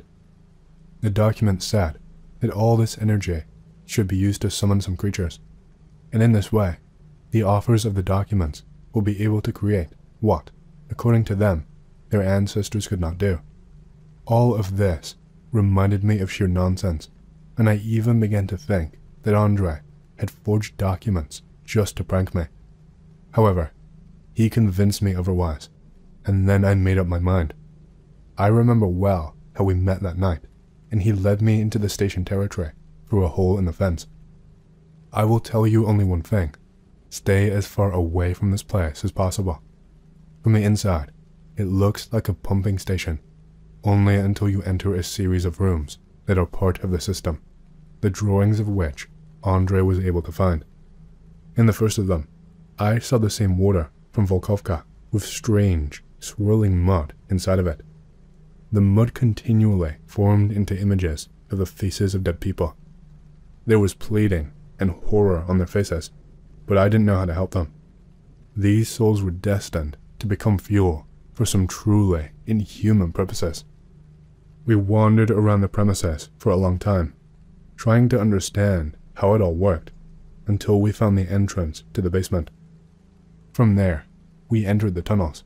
Judging by the scale and extent of these structures, they have entry points in many areas of the city, but the worst thing is their center, the place where they all ultimately laid, be it a longer or a shorter path. We were unlucky to get there in the middle of the ceremony. The huge underground hall was well lit, although there was still twilight in its corners. The far side of the hall was occupied by a huge underground lake, the water in which was absolutely black and somehow heavy in appearance, thick. Maybe it wasn't water at all. I can't be sure of anything now. In front of the lake, a group of emaciated and completely naked people sat on the floor. Their hands were tied. It's difficult to say how many people there were there, but probably around 10 people. Behind them, in an even line, stood a procession of people dressed in identical black robes with hoods. There were more of them, maybe about 15. Each of them held a torch in their left hand. Their faces were not visible, as they stood with their backs to us. We hid behind a column and began to watch. Soon, one of them came forward and began to recite something loudly. These words are forever etched into my memory. In the name of the mighty, we call on you, spirits of the earth. Please accept our humble offerings. The rest sang names in a chorus. The one who came forward continued, "In the name of the one who wears the yellow mask, we appeal to you, spirits of the earth. Please accept our humble offerings." The choir and the man continued to alternate in the same order, them saying names, and him spouting some other stuff. "In the name of the one who is the key in the gate, we appeal to you, spirits of the earth. Please accept our humble offerings." While the others were singing their lines and names, the leader of the ceremony turned around and extended his hand to one of the choir, who turned out to be a young girl. She came up and took the leader's hand. Let the waters part, and let the force find its true form.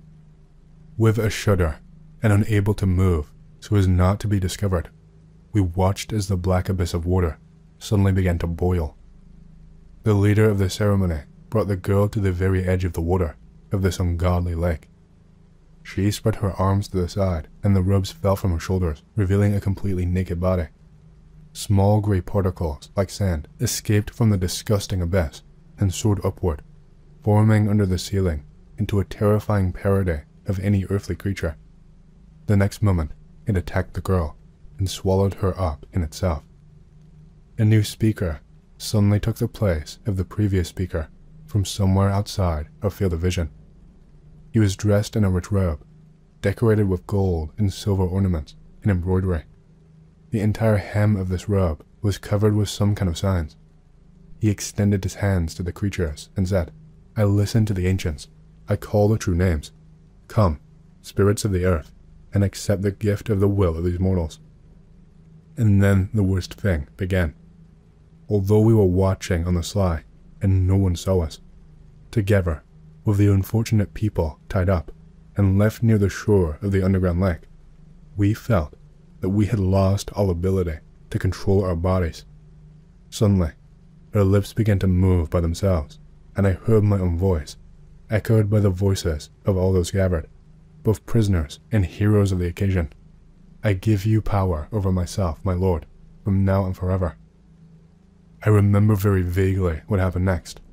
The tied people were untied, and they, like Andre, slowly, as if in a dream, walked towards the seething waters of the underground lake. I, having somehow managed to free myself from the tenacious clutches of the madness that had gripped me, ran away. I remember that I fell, then got up and ran again. I ran and I ran. Then I turned to the right, then another left, and then right again. It seemed like the path went on forever, but after some time, I saw a saving light up ahead. Since then, no matter how hard I try to forget this terrible text that was uttered then by my lips against my will, it comes to me again and again every night. And even worse, sometimes I myself don't notice how I whisper these words under my breath, only catching myself in the middle of the sentence with fear. It also happened that I suddenly woke up, half sitting on my bed. I woke up from reciting them out loud. Something has happened to me, and I'm afraid I can't do anything anymore. I have very strange dreams. Sometimes I take part in some rituals and ceremonies there, and sometimes I realize that I myself am in some kind of overworld. I look up, and I don't even recognize the stars. Nevertheless, despite the enormous mental pressure, I managed to live these few years without showing it, and maintaining the connections that I have. But, about a month ago, my situation worsened. I was fired from work due to constant absenteeism. I have always been a very disciplined person, but I could not help the fact that when I look at the calendar when I wake up, it turns out that I have slept for several days. Someone always turns off my alarm clocks, and I'm afraid that I am doing it myself. The worst part is that I now constantly find scary letters written in my own handwriting in my trash can, but I swear I did not throw them there, and especially I did not write such a thing. I thought I could handle it. I drank a lot of coffee and energy drinks to stay awake, got amphetamines and antipsychotics for a friend, but after what happened yesterday, I realized that it was useless to fight, and that I must write about everything while I am still able to do so. Yesterday, I went to sleep at home, in my bed, but I woke up, dressed in a cassock, painted with nightmarish ornaments, in the middle of these terrible tunnels.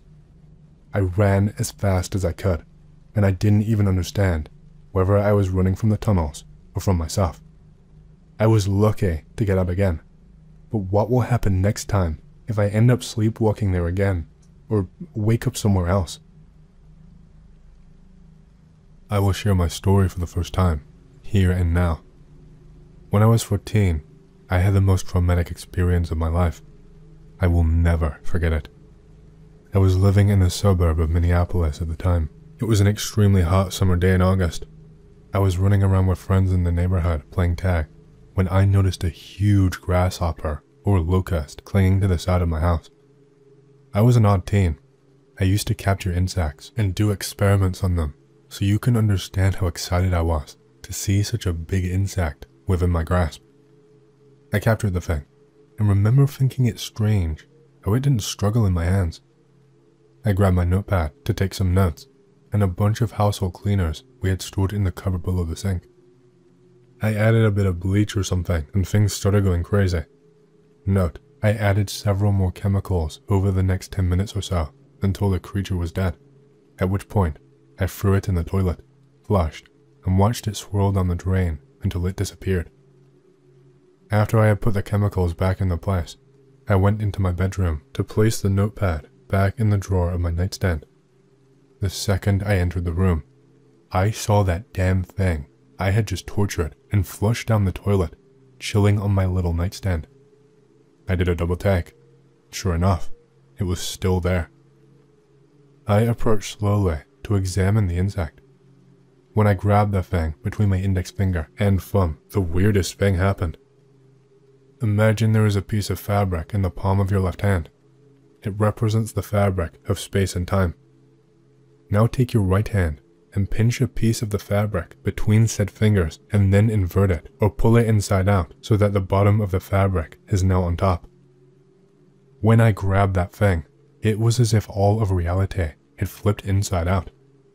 I was part of that fabric. The fact that I was an observer only created the illusion that I was separate or outside of what I was perceiving around me. Instantly, I was on my back and paralyzed. Standing over me, one to my left and one to my right, were two very white and taller aliens.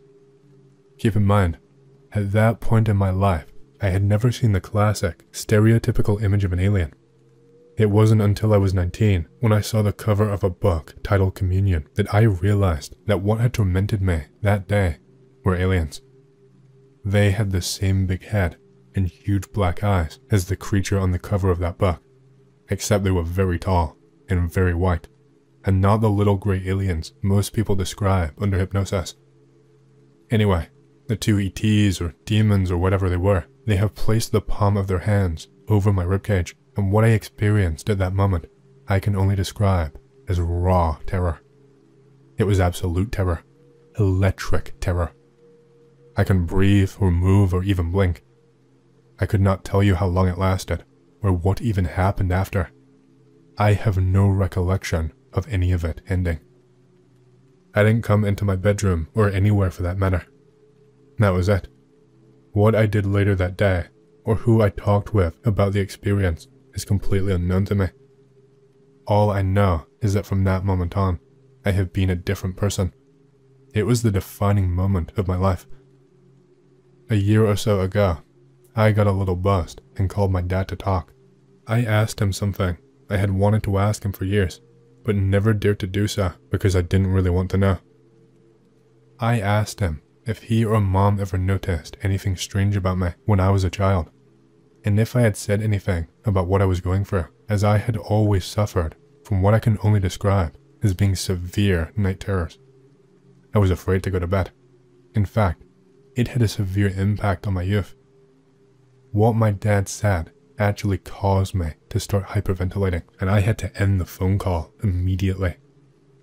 He reluctantly said that, yes, they had noticed something very strange and had even had me exorcised, even though neither my mom nor my dad are religious at all. I was also the subject of extensive neuropsyche testing at the University of Minnesota. In hindsight, it all made sense. I remember the doctors and scientists. They even came to visit me at my elementary school on a daily and then a weekly basis. My dad simply said that he would describe what he was witnessing as being almost alien. That was the word that brought on my panic during the phone call. I had to hang up. What makes this so compelling to me is the fact that I had never been into science fiction, aliens, or mythology. In fact, I thought it was all downright stupid. I became a hardcore, materialist reductionist scientist later in life. I rejected everything I had had personal experience with for many years. It was as if I was in denial. I was in denial. I am just now trying to reconcile this experience and others of a more supernatural nature. The experience I described here was the first and last experience I had involving ETs, as far as I know. I am now 52 years old. I have severe PTSD and have undergone multiple series of electroconvulsive therapy. I have been hospitalized numerous times over the years for major depression and PTSD. I cannot for the life of me understand why I have PTSD, but I am considering the possibility that there is more going on than I am conscious of. There is something anomalous about me, a quality or ability, if you will, that I have never shared, nor will I ever share. I know better than to share such things with psychiatrists or therapists. The eyes cannot see what the mind does not know.